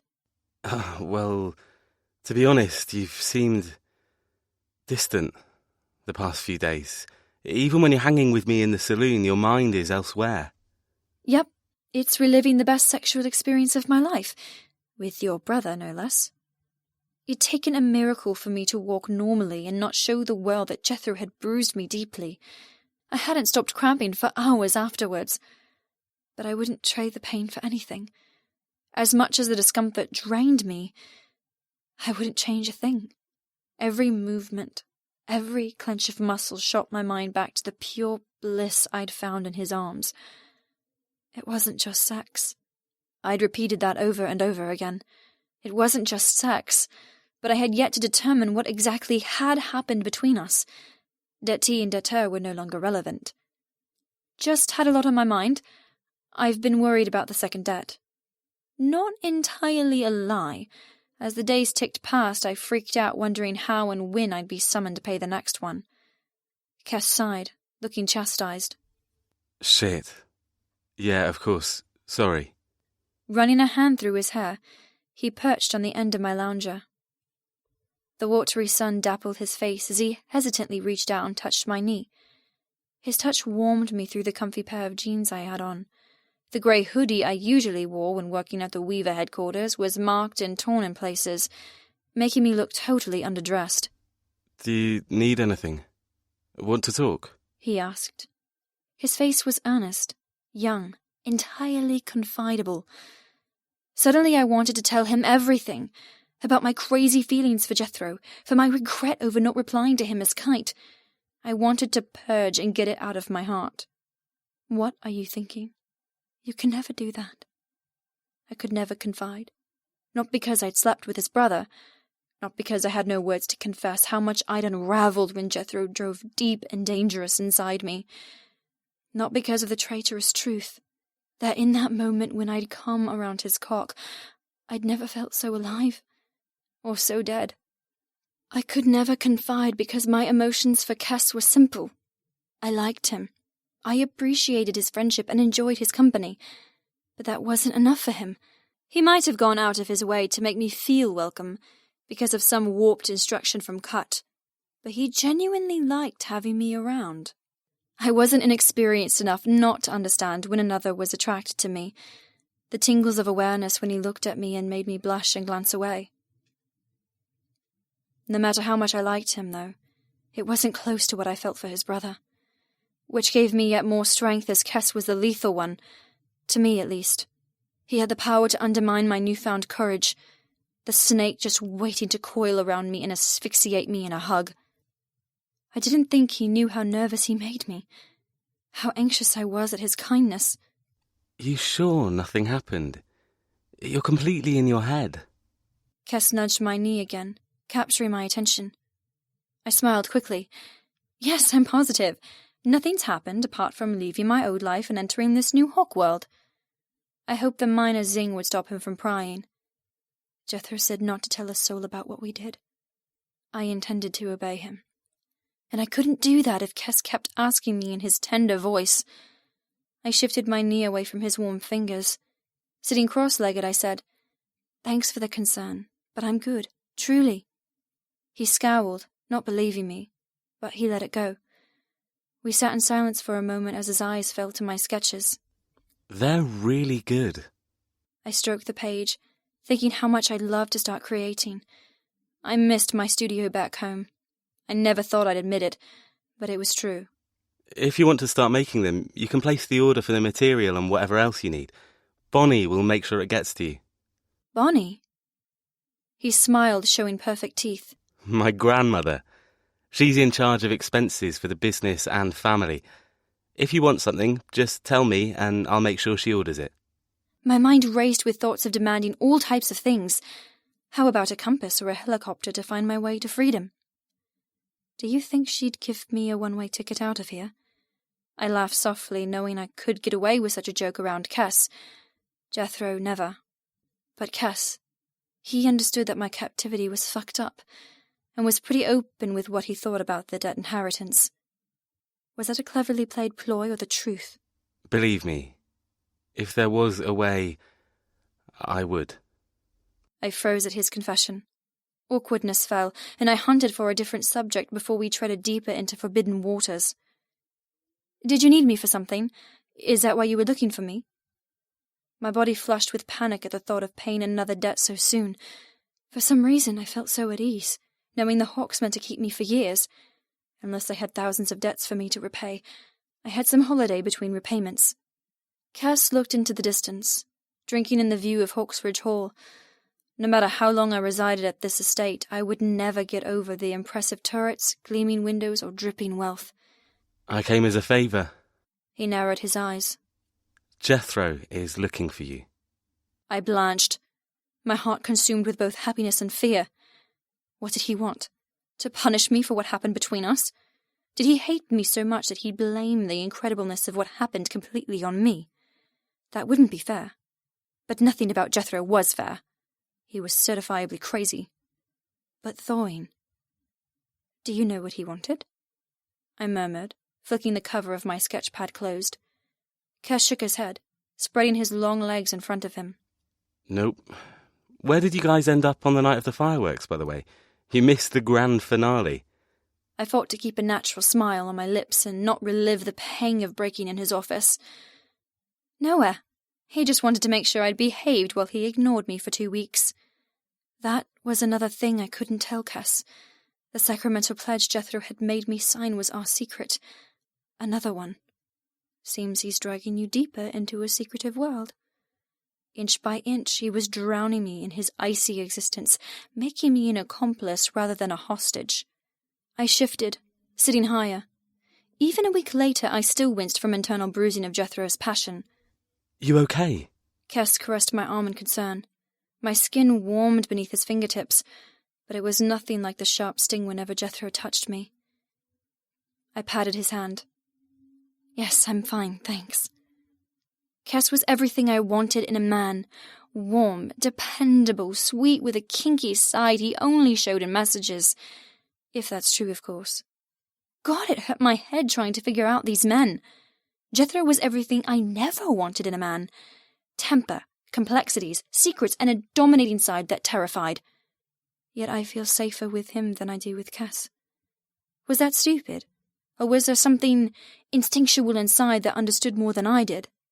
Why was I drawn to Jethro? Why did I have no hope in hell of ever forgetting about him, even while his younger brother was so much nicer? And why did I prefer the man who admitted he would kill me? You can't be serious. I sighed. I was deadly serious. I wasn't in love with Jethro. I didn't think I could ever fall in love with someone who I could never understand, but I couldn't deny I was desperately in lust with him. So much so my mouth watered at the barest thought of having him inside me again. My core grew wet at the slightest memory of what we'd done, and my heart fluttered at the very idea of conquering him. Cass cupped my cheek. Nyla, talk to me. Are you okay? He didn't hurt you again, did he? I know the first debt needed to be paid, so I can't get angry about that payment, but anything else outside what is owed is completely uncalled for. Temper made his golden eyes boil with fire. Tell me, what did he do? He made me doubt everything. He owned me the second he kissed me. He made me grow claws, and I liked it. Nothing. I smiled, laughing away the uncomfortableness. It wasn't right to have Cass care so genuinely about my welfare, not when I didn't know if it was true or fake. If it wasn't real, he was a fabulous actor. My heart raced at the concern in his face, reacting to the compassion in his eyes. It had been a long time since anyone looked at me with pity. V and Tex used it more than any other expression, keeping me in my place of uncertain, fumbling daughter. Now it just made me angry. So damn angry. Hey. Cass leaned forward, gathering me in a hug. It's okay. Whatever he's done, we can fix it. I stiffened in his embrace. Rage bubbled in my blood. I felt played. What is he doing? The longer he held me, the more my anger boiled, morphing into recklessness. Words tingled my tongue. Words I shouldn't say out loud. What's your purpose? What do you get if I fall for your tricks? Then guilt smothered my lividity. What if I had it all wrong, and Kite Cass was the one true person in the slithering cesspool of lies? Perhaps Cass was right, and I should fear Jethro more. Maybe I was totally wrong about everything. I slouched in his arms, giving in to the pounding headache and questions. Once again, Kess had the uncanny ability to make me doubt.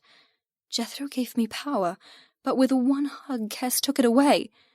I transformed into Nyla, dutiful daughter and fumbling twin sister, not the fierce fighter I was when Jethro called me out to fight. Even fucking each other had been a fight. A delicious, incredible, insidious fight. Kess's arms tensed as he pulled back, holding me firm. My eyes widened as he leaned forward, pressing his dry lips against mine. Whoa, what? I locked in place as Kess closed his eyes, licking the seam of my mouth with a questioning tongue. What should I do? I couldn't move. His tongue slipped through my lips, bringing the richness of coffee and chocolate. His heat was nice but not consuming. His touch was gentle but not devouring. There were no fireworks, no detonation, just sweet. I whimpered as his tongue smeared into my mouth against my approval. Kestrel.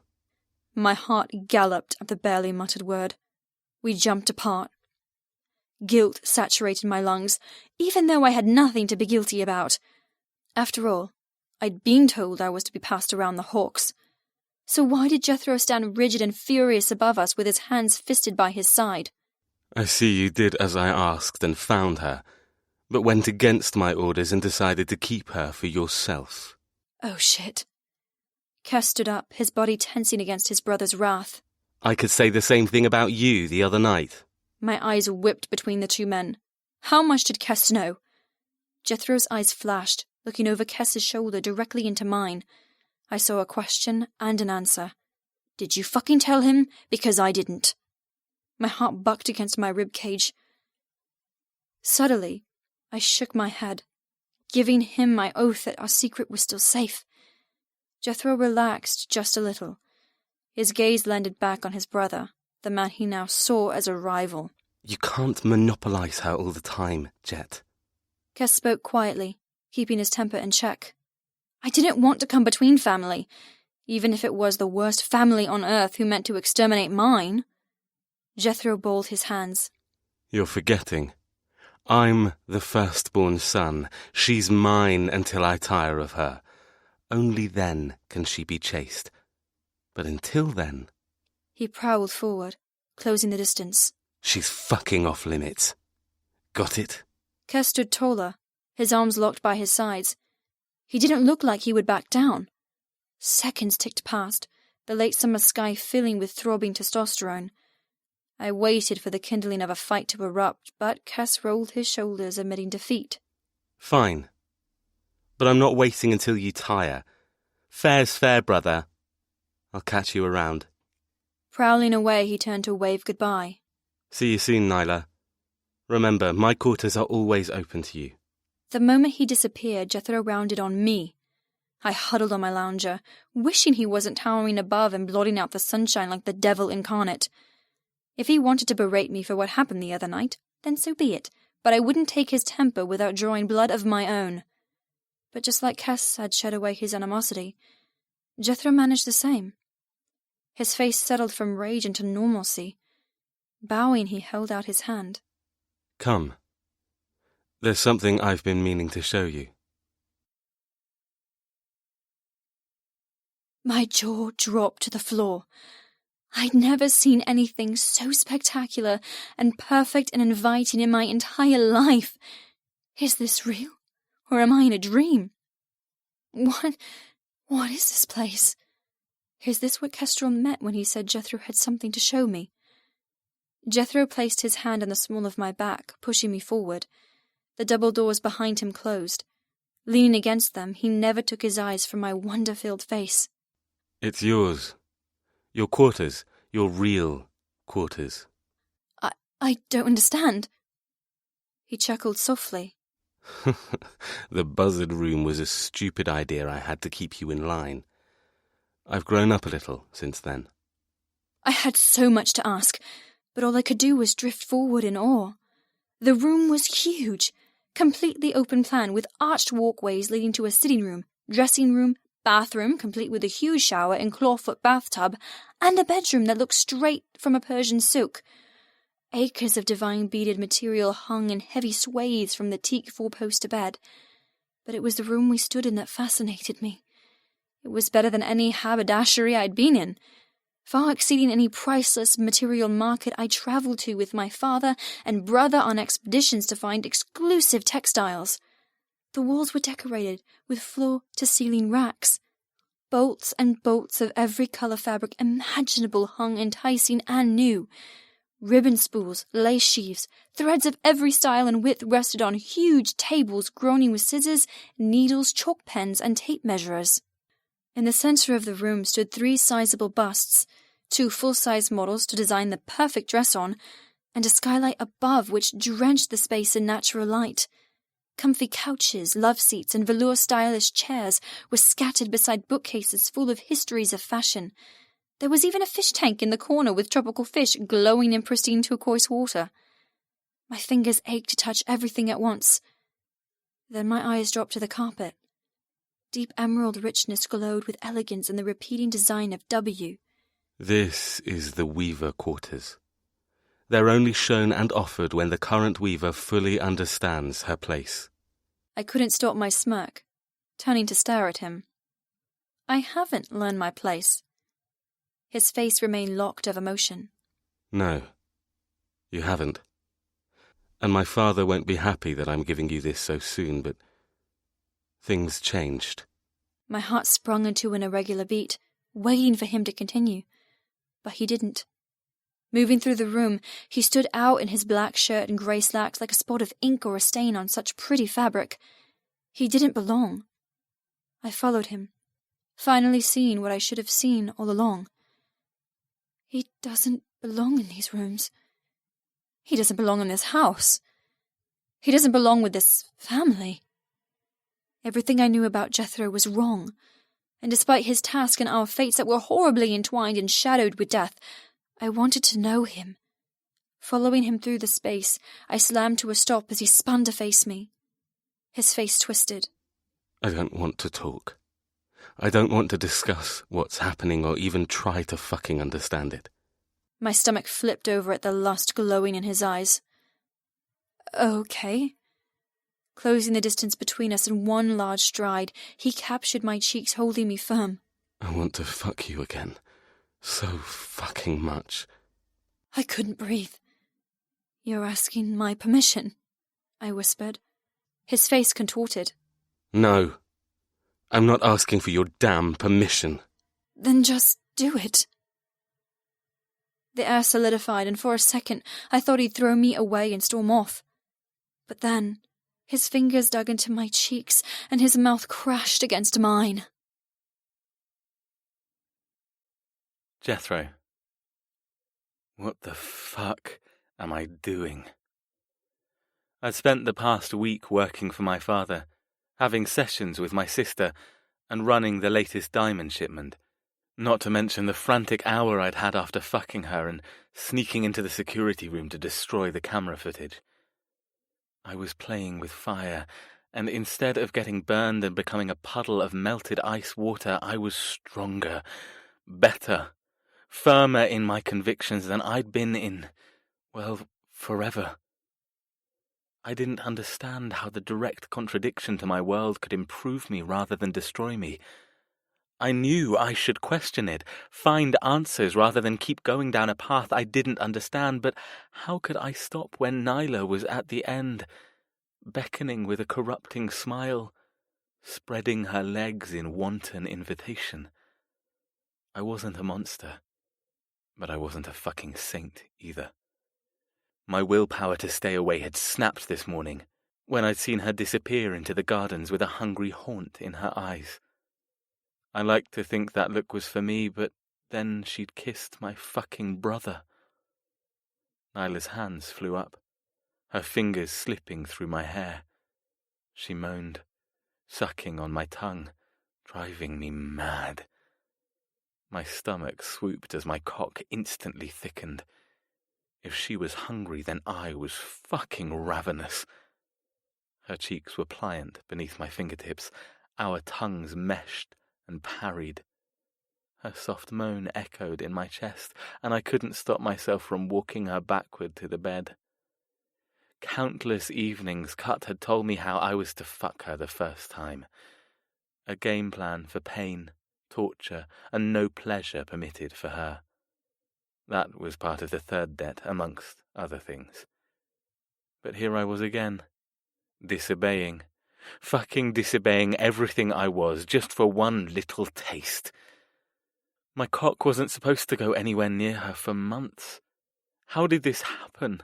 How was I so weak when it came to her? Nyla cried out as the back of her legs crashed against the bed. She tumbled from my grip, her cheeks pinpricked with red from where my fingertips had dug into her flesh. My dick had never been so hard as she clambered onto her knees and looped her arms around my neck, jerking me close. I should stop this.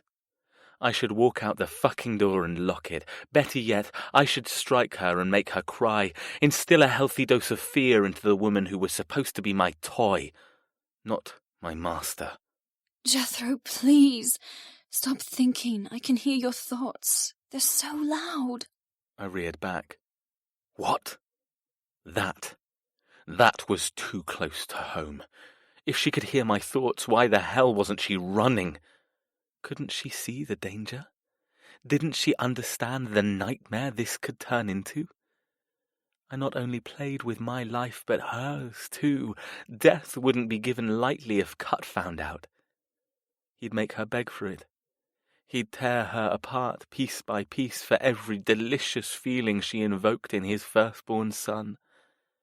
Every kiss, every touch, I was sentencing her to worse than any debt she could repay. And all for what? Because I was fucking weak. Weak. You can have today.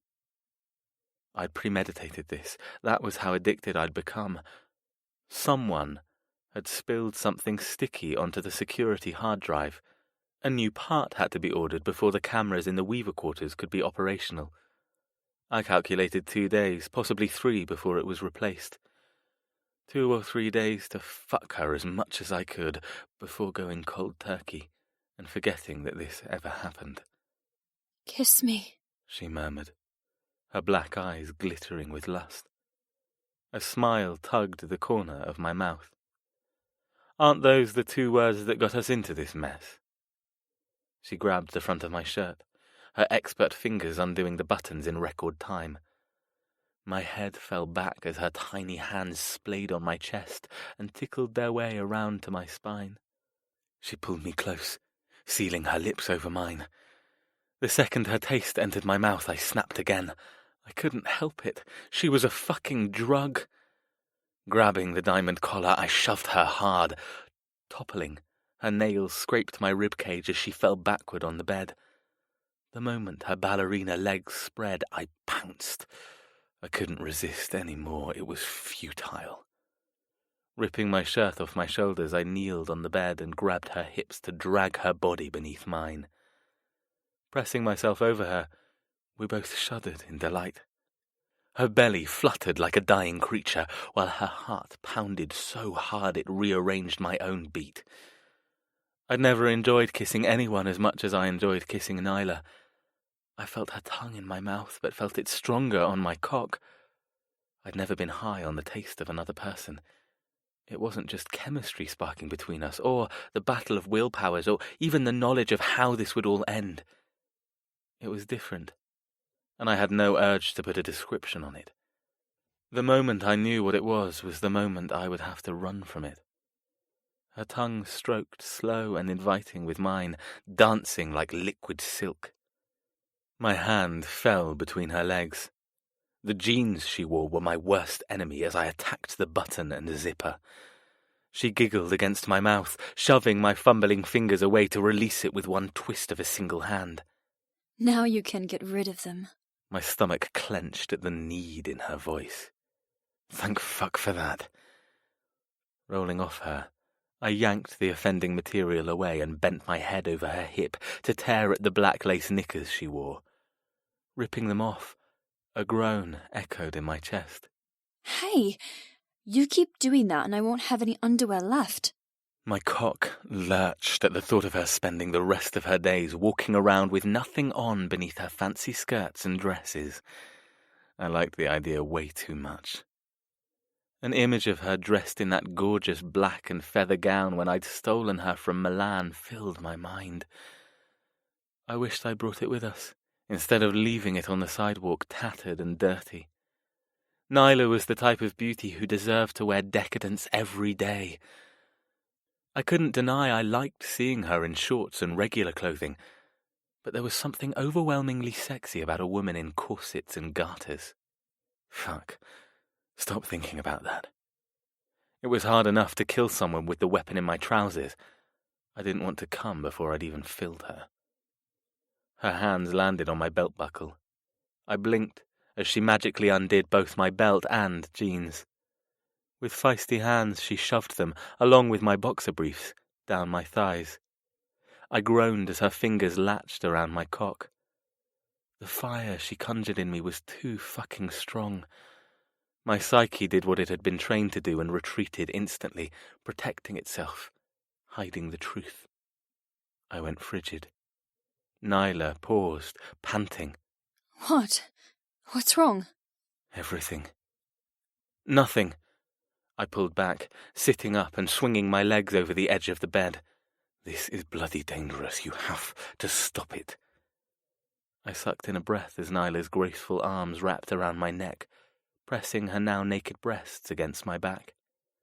The swell of soft flesh and pinpricks of hard nipples almost undid me. I curled my hands, drawing blood as I bit on my lower lip. Let me go. No. A small flare of anger shot through my body. Christ, woman! Nyla. My name is Nyla.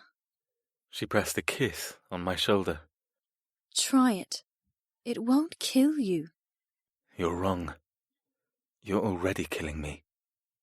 Jethro, if you're pulling away, then you should know if you walk out that door and leave me for days on end, we're done. The very word implying I would never be allowed back inside her welcoming body was blasphemy. My anger increased, thickening my blood. You're forgetting that you're mine to do with as I see fit. I'm yours to torment, I agree. But somehow I think your father wouldn't be pleased with us doing this. Her lips grazed my shoulders again. You can't lie about that. That's why you told me to keep it a secret. I slumped forward, trying to dislodge her hold. Silence fell awkwardly between us. I battled with doing the right thing by leaving and the wrong thing by spinning around and thrusting my aching cock inside her. Nyla murmured against my skin. Sex is meant to strip us back. It's meant to show the truth of what we keep hidden. Don't be afraid of something that could ultimately save you. My heart froze at the thought of revealing my innermost secrets. I laughed coldly. I don't want saving, Miss Weaver, and sex is the opposite. It's a projection of nothing more than animalistic need. You don't believe that? Not what we have. What we have is so far out of my comfort range, I'm hanging on by a fucking thread. What the fuck? I snapped my lips closed at the awful confession. Nyla stiffened, her heartbeat tapping against my back. See? You can be honest when you don't censor yourself. I sighed. You want honesty? Fine. I'm used to living my life with an iron fist of control. You undermine that control. I can't let that happen. I don't handle things well when I'm not... Cold? I nodded. I'll admit that you've gotten under my skin in a way I didn't think was possible. I'm feeling things I've never... I cut myself off. What the hell was I saying? I sounded like a fucking pussy. I won't deny, now that I've had you, that I want you again and again, and fuck, I doubt I'll ever want to stop, but this has to stop. It has to stop before I do something worse. Nyla pulled away, moving to sit beside me. Something this good shouldn't have to end, Jethro. Screw family. Screw the debts. We want each other.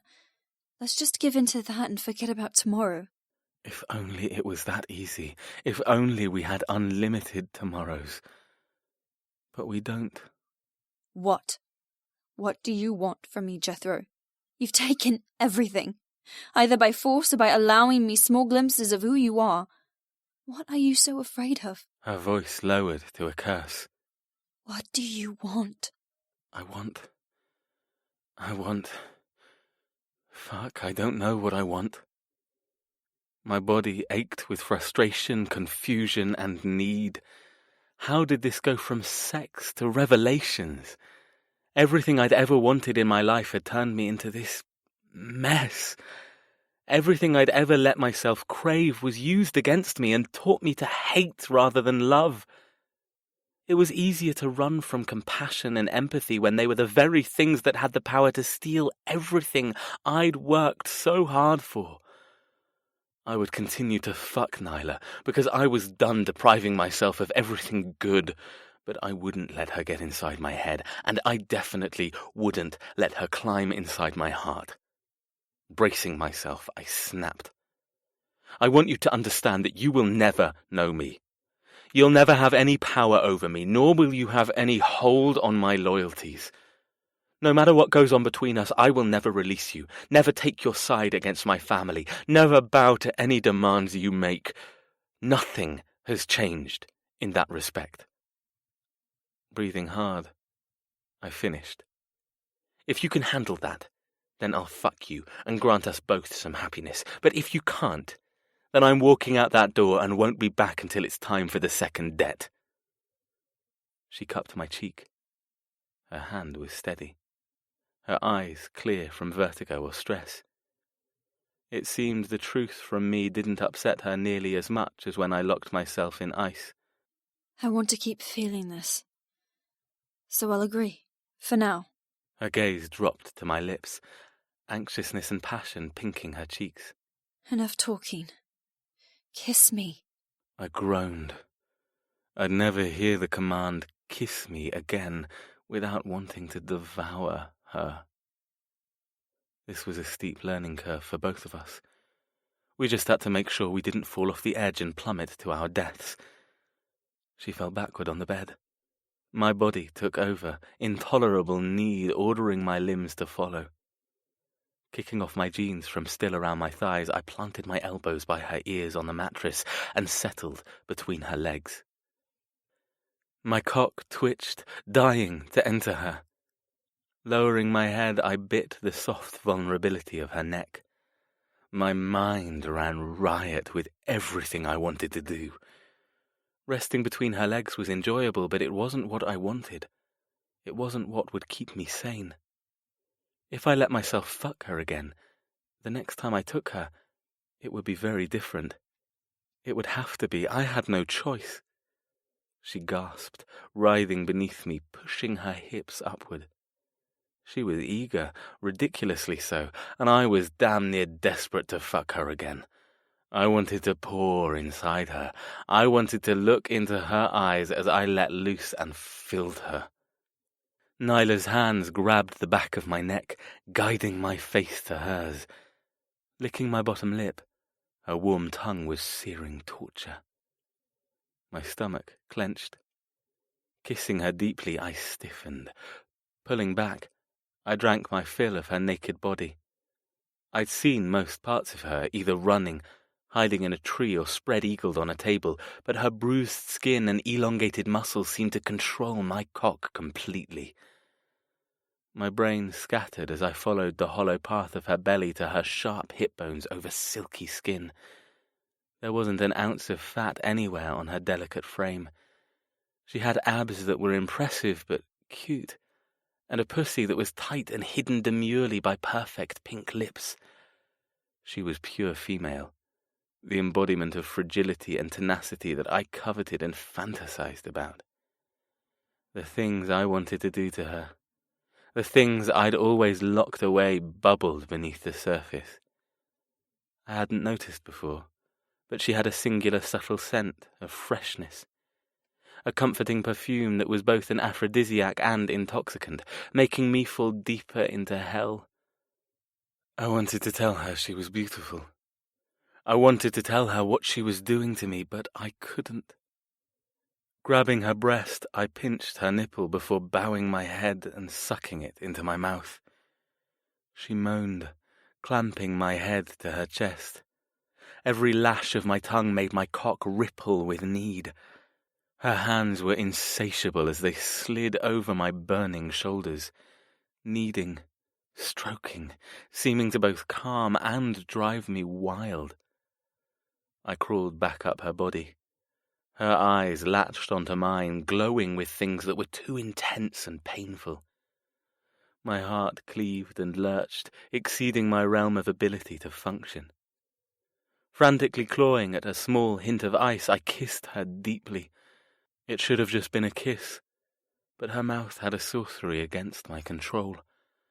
Her silent plea for more whispered around us. Her body shifted and begged beneath mine, driving me closer to throwing myself into the pit that I'd climbed from and not giving a flying fuck about anything anymore.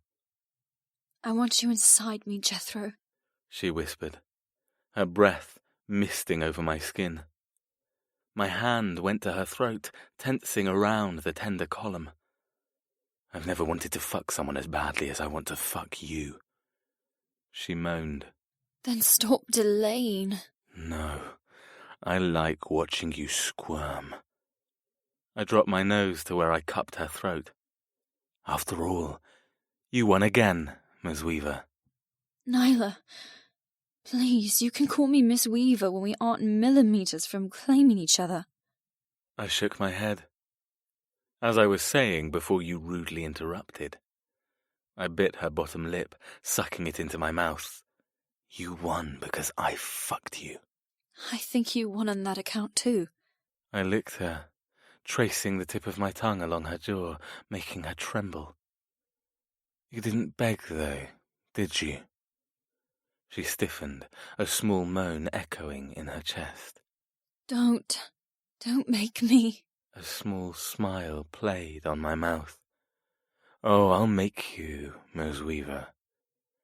Nuzzling into her throat, I kissed the cold diamond on her collar. Let's begin, shall we? She growled. Just put it in me, Jethro. I chuckled. Just put it in me. That's hardly romantic. This isn't romantic. If it was, we'd have candles and rose petals and soft music. This is a means to an end. I reared up on my elbows. A means to an end. I shouldn't be hurt, but God damn it, I was. Nyla clenched her stomach, reaching for me. I want to come. You want to come. Stop prolonging it. My cock wept at her distress. She'd passed the edge of common sense. I wanted to give in, fuck how I wanted to, but I also wanted to win. Just once. She'd somehow become the victor in all our battles. This one, I intended to walk away the vanquisher. Slamming my hand on her sternum, I pressed her against the mattress and scooted down her body. Every inch I travelled, I nipped and sucked. Her nipple, every rib to her navel. Jethro, she panted, her hands once again diving into my hair. My heart did weird things when she held me like that. Her fingernails digging into my scalp, her barely restrained lust causing pinpricks of pain that felt better than any pleasure. Tell me what I want to hear, Miss Weaver. Then I'll give you what you want. I won't. I won't beg. You'll break before me. I laughed softly, rimming her belly button with the tip of my tongue. Are you so sure about that? She's right. My cock hadn't stopped throbbing, and the sticky wetness at the top told me I'd been unsuccessful in stopping my need. She yanked on my hair, trying to pull me up. Biting her flat stomach, I caught her wrists and pinned them against the mattress. No more touching, Miss Weaver. Remember that control I mentioned? Well, I need it. Blowing air on her pussy, which was mouth-level and glistening, I murmured, You have the tightest, wettest, greediest cunt I've ever had the pleasure to taste. And I plan on dining again. Take your time and decide if it's beneath you to beg. Bastard, she growled, fighting my hold on her wrists. I'm the bastard. I positioned myself, swiping my wet tongue along her slit. Her back bowed as her breath caught. I'm the bastard for wanting to give you pleasure instead of pain. Stop that. I hadn't meant to say that. Another slip. Another fucking dangerous slip. Nyla didn't notice as I tongued her again, diving below and dipping quickly and intrusively inside her. A violent shiver of lust commandeered my muscles. My ears roared with the need to forget about taunting her and fuck her dirty and wrong. Jethro, please. Almost a beg, Miss Weaver. Without pause, I buried my face in her pussy. She tried to move, but I kept my fingers locked around her wrists and gave her no room to move as I fucked her with my tongue. I looked up, following the delicious contours of her stomach. She glared down at me, her eyes full of black flames. I smiled, licking her harder. I won't do it. I didn't reply, only sucked her clit into my mouth. She spasmed, shuddering uncontrollably. It all ends with one little word, Miss Weaver. I won't. Not until you call me Nyla. My tongue drove into her tight pussy. Her muscles clenched viciously around me. How about a truce? Her voice strained as her legs stiffened, toes curling. A truce? 2 winners. I breathed hot, drenching her inner thighs with everything boiling inside me. Fine. You go first. I chuckled, so turned on with need I rapidly lost the skill of conversation. No chance. Beg. I pressed my mouth and nose hard against her, inhaling deeply until my lungs were soaked with her smell. Jethro! My heart raced. My breathing made every word clipped and breathless. Say it. Put us both out of our misery. Her head twisted to the side, pressing her cheek against the sheets. Do it, and I'll do what you want. I'll use your name. I'll climb on top of you. I'll spread your legs and drive my cock so deep and fast inside you won't be able to walk for a week. We both groaned at the mental image. Fuck. She better beg. Otherwise she would win another round. I was 2 seconds away from taking her. My impressive self-control, the same restraint that had protected me all my life, had disappeared. Her hips churned as I dragged my tongue through her quivering pussy. Beg, Miss Weaver, beg! Her velvet skin against my tongue sent all thoughts of family and consequences far into the stratosphere. I suckled her clit again, my ears straining for her to give in to me, but still she resisted. I stuck my tongue deep, driving her toward an orgasm. Her cunt convulsed, milking my shallow penetration. I groaned. Sweat ran down my temples and my back ached from tension. My hips rocked against the mattress, driving my cock into the surface, seeking relief from the quaking pleasure pain. Beg, damn you, I hissed against her clit. I couldn't take any more. Use my name and I will. Fuck. We wouldn't get anywhere. We were both too strong, too damn stubborn. Panting hard, I looked up into her blazing eyes, glassy and intoxicated with desire. Together. It was the first time I'd conceded a truce. I didn't like it, but if it got me inside her, so be it. Nyla froze, her mouth falling wide. Finally she nodded. Together. Pressing a kiss onto her pussy, I climbed her body and settled between her legs. Locking my fingers in her hair, I held her firm with nowhere to go. My cock twitched, resting against her entrance, imploring to slide inside. Our hearts matched with racing beats, our breathing just as threadbare and frayed. Her lips moved, sound spilled. I'm begging you to fuck me, Jethro Hawk. My eyes snapped shut as a full body shudder took me hostage. Again. I swallowed hard. More, Nyla. Beg. The moment her name fell from my mouth, she let go of everything she'd been holding back. Her hands fell to my arse, digging her nails and drawing her knees up. With a fierce burst of power, she jerked me forward, forcing my tip inside her. We both moaned, loudly. Fuck me, please. I'm begging. I need you. I've never needed anything as much as you filling me. She tried to reach up to kiss me, but my hands in her hair kept her open and honest and stripped bare. Jethro, I'll die if you don't fuck me this very minute. I'm hungry, I'm starving, I don't know what's wrong with me. I just know I'm itchy and achy and weepy and so damn angry that you won't give me what I want. What do you want, Nyla? She shivered. I want your cock. Now. And you can have it. I thrust. There was no gentle easing like last time. My self-control was done, over, finite. I sank inside with a barbarous impale. She screamed. I groaned. We both collapsed into one another, falling. Swirling, we took each other prisoner, punishing our bodies, focused on one blistering goal. Oh God, no, stop, she cried. Her hips tried to dislodge my size. I can't stop. It hurts. Her breath was cool against my fevered flesh. Let me in. I thrust again, gritting my teeth as a wash of pleasure shot into my balls. Her mouth opened to scream again, but I clamped a hand over her lips, silencing her. Her cheekbones were stark, skin stretched with lust. Her eyes were so dark they mirrored my reflection, showing a man I didn't recognize. A man who'd well and truly passed the boundary of right and wrong. Then a drawn-out keen of welcome vibrated in her chest. My eyes snapped shut as her body gave in to me, stretching, inviting. Fuck.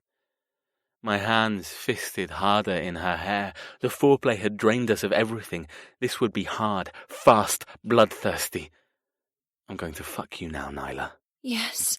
Her fingernails sliced deeper into my lower back as I thrust into her. I slammed inside, over and over, balls deep and buried. I wasn't just fucking her body, but her mind and soul, too. She let me in everywhere. She dropped everything, letting me bulldoze through her defenses. My heart bucked at the preciousness of what I held, the gift in which she gave. It fucking tore my innards out and turned me hollow. The connection was too acute, physically, spiritually. I'd never wanted to belong, always been an outcast and outsider, but between the legs of my weaver whore I found redemption, salvation. She clamped around me, dragging a ragged groan from my chest. I ground my hips, harder, deeper, faster. We locked eyes.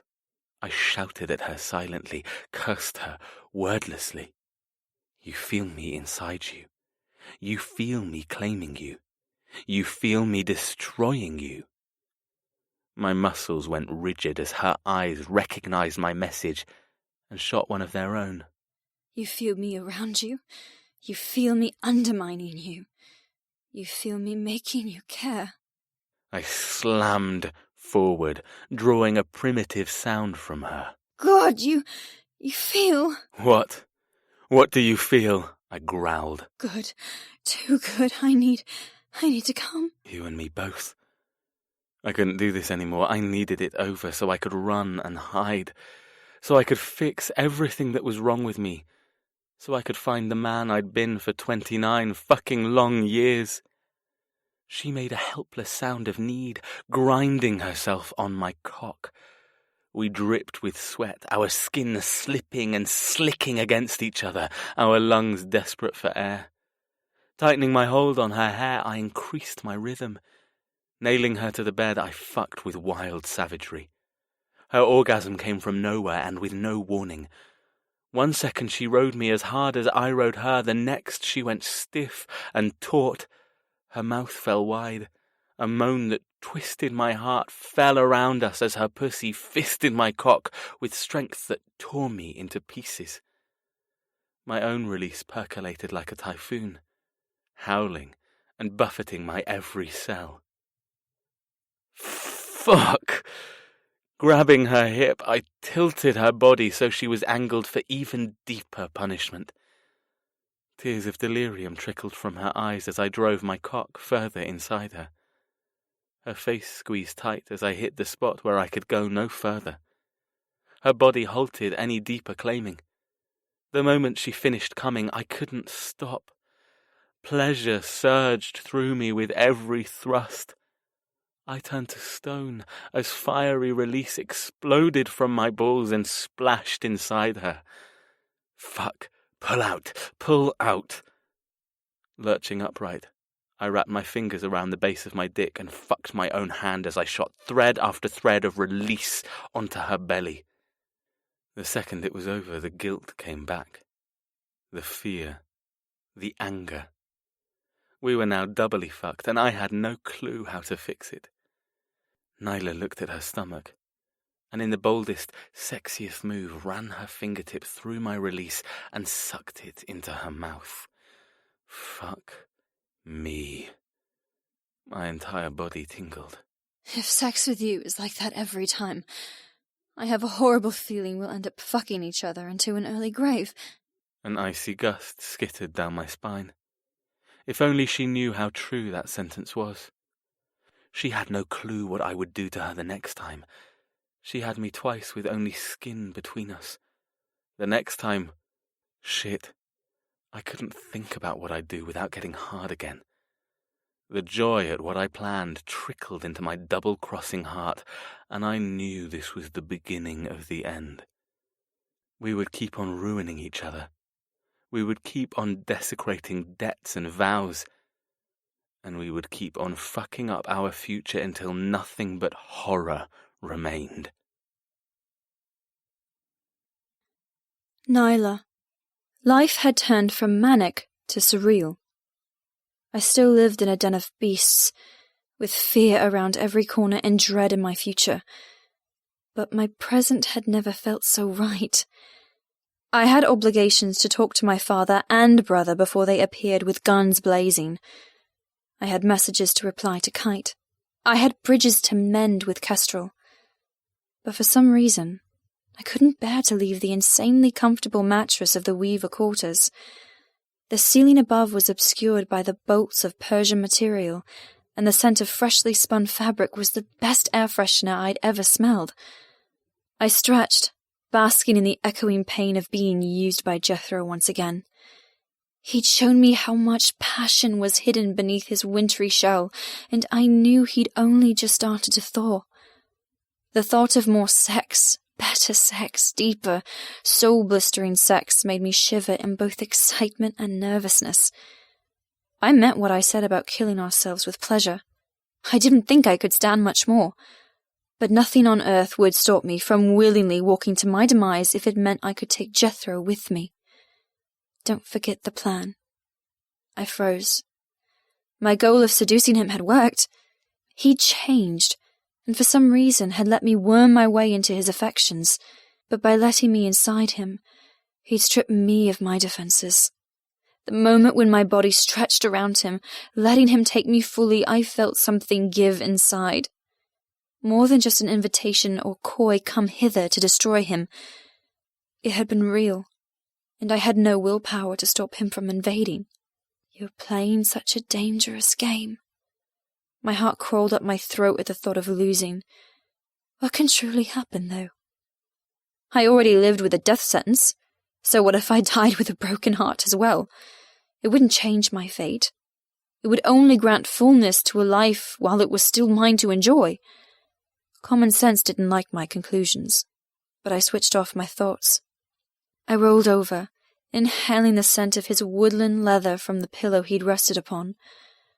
After we crashed back to Earth, he'd spent an hour just lying there, regrouping or thinking or just being himself. Once he gathered his facade, he'd wordlessly disappeared and not come back. All my belongings had already been transferred, and I noticed my phone, recharged and no longer in pieces, blinking with incoming mail on the duck-egg blue bedside table. Not only had Jethro given me my phone, but he'd left it on and waiting for me to use. Why did Jethro want me to use it? Wasn't he jealous that I had an affinity with Kite? You have to put a stop to that. It wasn't fair to confuse Kestrel by flirting with him via text messages only to pull away in person. I had too much to juggle with dealing with Jethro. I couldn't enter into another masquerade with his brother. Grabbing the device, I skimmed through my emails and opened the text messages. There were a few from Vaughn, a couple from my father, and one only an hour old from Kite. My heart skipped a beat as I read. Kite 007. I dreamed of kissing you last night. I reclined against the pillows. Ordinarily, I would have loved to respond and tease. Now I felt as if I was cheating on Jethro. Needle and thread. Sorry I haven't been in touch. I think it's time to end this. Don't you? We both know who each other is. It's too complicated to keep pretending. I chewed on the inside of my cheek. My heart ached at pushing him away, especially as I relied on Kite to be neutral. Giving him up, even though I knew the truth, seemed like I pulled away from the last remaining part of my past. Kite 007. End it. As in the thought of sleeping with me was so abhorrent you're done. Needle and thread. I'm sorry. Kite 007. Fine. Needle and thread. We'll still be friends. I'll still see you every day. Kite 007. Sometimes having a relationship entirely based on seeing each other stops us from learning the truth. Sometimes the only way to see that truth is to block off all other senses but the mind. Goodbye, Needle. Guess you weren't ready to see the truth after all. 4 hours had passed since Kite's text, and I still hadn't shed the pain inside my soul. What had he meant? And why wouldn't he reply to any of my messages? I'd frantically sent text after text, asking for forgiveness and an explanation. But nothing. It was only hunger that drove me from my room in search of lunch. I hadn't seen Jethro again, and the burn between my legs was the only reminder that something irreversible had happened between us. Irreversible and responsible for me hurting Cass and ruining any chance of having another hawk on my side. Goosebumps scattered along my arms at the thought of bumping into him and the awkwardness that would follow. I might have lost Kestrel, but I'd somehow chipped into Jethro's Arctic shell. No matter what Cut or the debts did to me, no one would be able to ruin what I'd found with one of their own. I had no clue what it all meant, but Jethro Hawk was no longer Cut's little plaything. He was mine, and despite the guilt I felt at potentially using Jethro to save my life, I knew I would do it. Eventually, I hoped to bring Jethro deeper into my spell. I would make him protect me. I would somehow survive this debt disaster. We'd started as enemies and still were, but now we were enemies with a common goal, a driving need to fuck and devour. A strange combination of delivering pain and pleasure. It wasn't ideal. It probably wasn't healthy. But it was the best damn relationship I'd ever had. Deciding to make my way to the kitchens rather than have staff wait on me, I entered the realm of baking and home, inhaling the deep, delicious smells of rosemary and garlic. One of the maids, who I recognized with curly blonde hair, looked up. Her pretty button nose and brown eyes were open and honest. Hungry, miss? I nodded, drifting forward and running a fingertip through the dusting of flour on the countertop.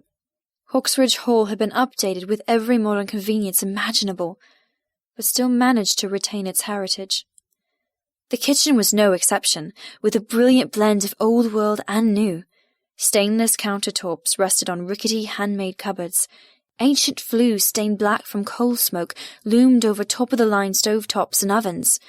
The massive rotisserie was still used over a large open fire, and a huge black pot dangled on a tripod in the corner.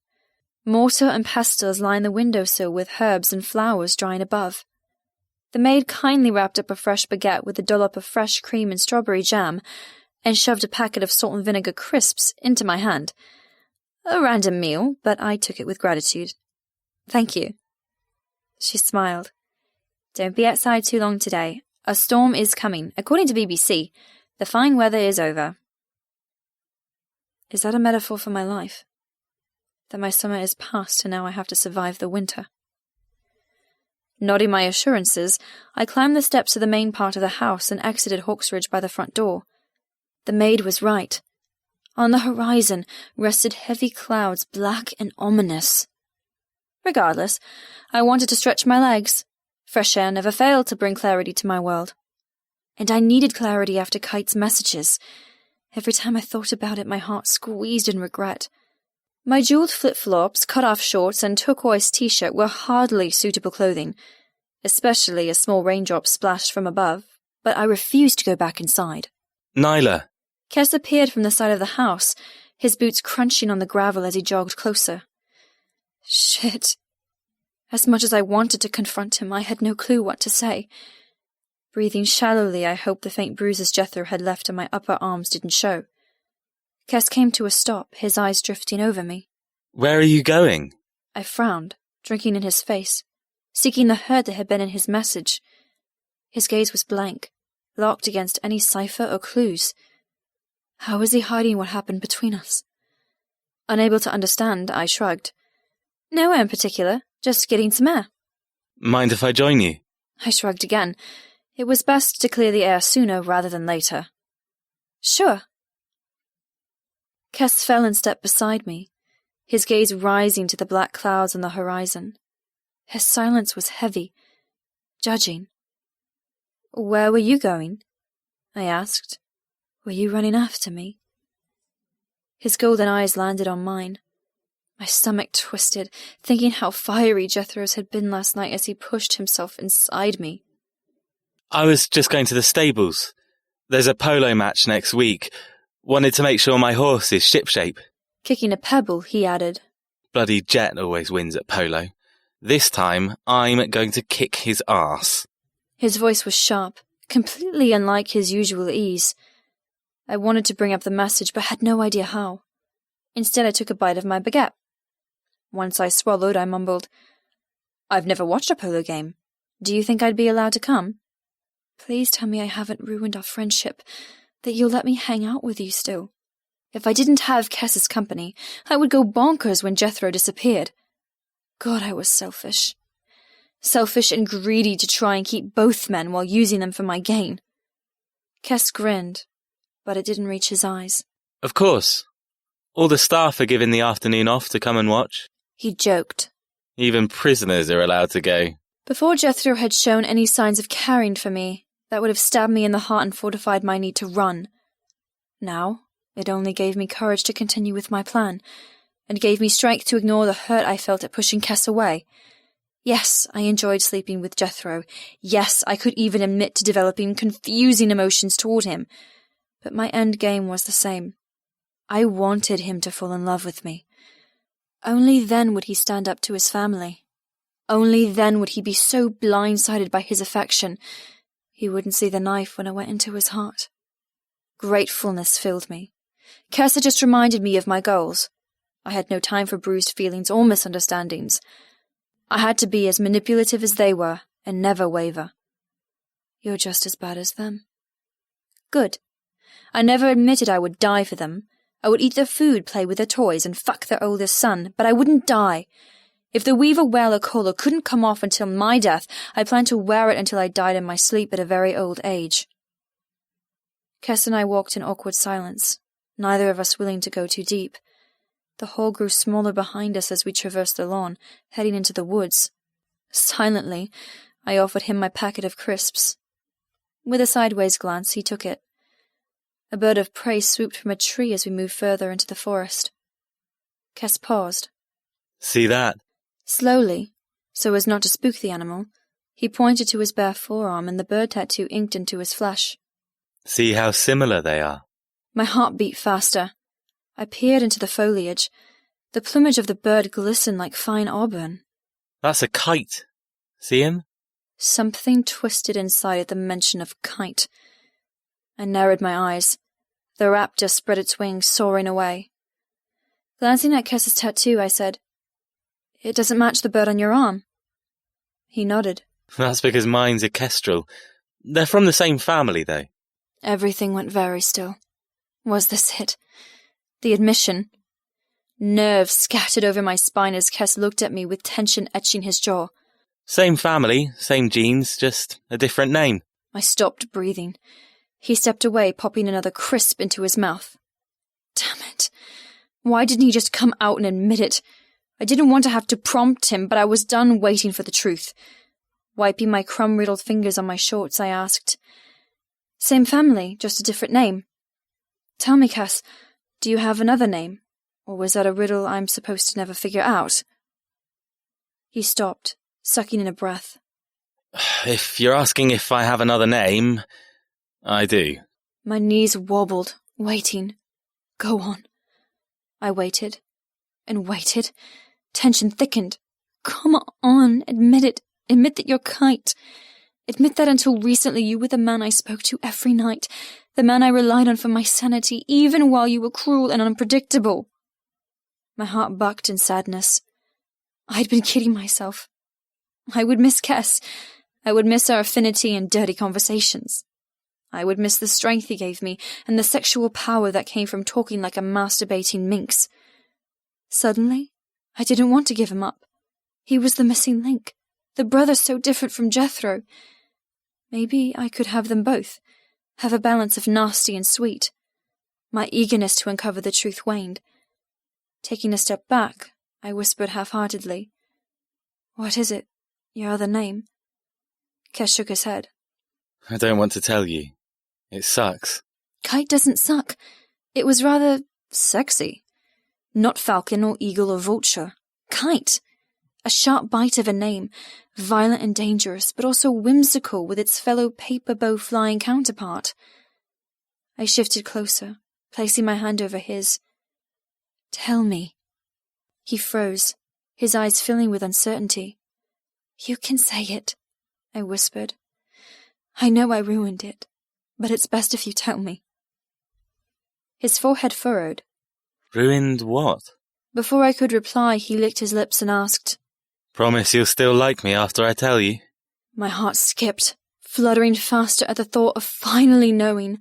I couldn't hide the ugly truth anymore. The lies I'd spun disintegrated. It didn't matter I was Jethro's plaything. I wasn't prepared to give Kes up, not when faced with all my future held. I wanted to keep him. I would play 2 games, one twisting Jethro around my finger and another evolving Kites in my conversations to something deeper. I could have both. I nodded. Yes. He sighed, his large shoulders rising and falling. Fine. It's Angus. My world screeched to a halt. What? He shifted, his body wary. I know it's not the greatest name in the world, but it's my given name. People called me Gus as a kid, which I hated. Luckily, as a hawk, we're given nicknames. I demanded everyone use mine from my 8th birthday onward. My mind wheeled. Pieces slowly realigned, slotting unwillingly into place. No, it couldn't be. Horror filled my heart. Could Kestrel be using another name, or could it be worse? Could Kite be Daniel? That psychopath fiend who would die at my hand the moment I had the opportunity. Holding my chest, I demanded, What's Daniel's nickname? Kes smiled. He hates it. That's why he sticks to his true name. He ran a hand through his hair. Can't say I blame him, though. Stop stalling. What is it? I croaked. His eyes tightened, staring at my shivering frame. Buzzard. His nickname is Buzzard. I couldn't breathe. It's not him. Then, oh my God, the betrayal, the unfairness. Please no. I swayed on my feet as a black gust of vertigo took me prisoner. I fell forward, crashing into Kess's arms. And Jethro's? My voice was just a whisper. What's his nickname? My heart roared. I felt sick. I felt suicidal. Kestrel held me tight, his fingers digging into the bruises his brother left last night. The brother I believed was falling for my games. But all along, was I falling for his? Alarm at my sudden change of mood widened his eyes. Nyla, it's okay. Sit down and breathe. He tried to gather me close, but I flinched away. Blinking back the nausea and urge to topple, I breathed. Tell me, Cass, what's Jethro's nickname? I waited with bated breath. I cursed my flying heart. I overheated with terror. My sanity hinged on the answer Kestrel gave, but it was too late. I already knew. Of course I knew. Of course it was true. Why did I think otherwise? My instincts blared an answer I didn't want to believe. The name reverberated with every panicked breath. Kes placed his large, warm hands, so unlike his older brother's icy ones, on my shoulders. Jethro. He never goes by it. Never has. I don't care. Tell me. I swallowed back my scream. Impatience roared in my blood. Kes sensed my unraveling. He narrowed his eyes, anger flushing his skin. It's Kite. I couldn't do it. I collapsed, landing in his arms. He huddled me close, pressing a kiss against my forehead. His nickname is Kite. But I think you've known that all along. I wanted to cry, but no tears came. I wanted to rage, but no sound remained. Him. He'd not only stolen my body, but my mind and fantasies too. He'd infiltrated me when I still believed in princes and fairy tales. He corrupted me before he'd come to steal me. Kite. Jethro. Kite is Jethro. A wail clawed up my throat. Not only had I given my body to my mortal enemy, but I'd unlocked my heart for him too. He'd gotten under my skin. He'd heard my innermost desires. He was playing me like a master of duplicity. My ridiculous game at making him fall in love with me pulverized. I had no chance at winning. Not when faced with a proficient firstborn hawk. My salvation was now my damnation. Jethro is Kite, and he'd successfully trapped me in an aviary of deceit. Keep listening for a short sample of the next book in the series. I existed with a brain full of betrayal, schemes, and plotting. Living with the Hawks was utterly exhausting. Every day was a challenge to figure out the truths from the lies. But no matter how hard I worked, I could never seem to unravel reality from fiction. He'd won. And with a winner came a loser. One triumphant and one depressed. A trophy over misery. 2 days had passed since Kestrel had granted the truth to one huge mystery. 2 days in which I hadn't been able to think of anything else. I wanted to hate Jethro for duping me, for stringing me along like an idiot. But whenever my anger boiled over, needing desperately to confront him, I remembered one thing. One important vital thing.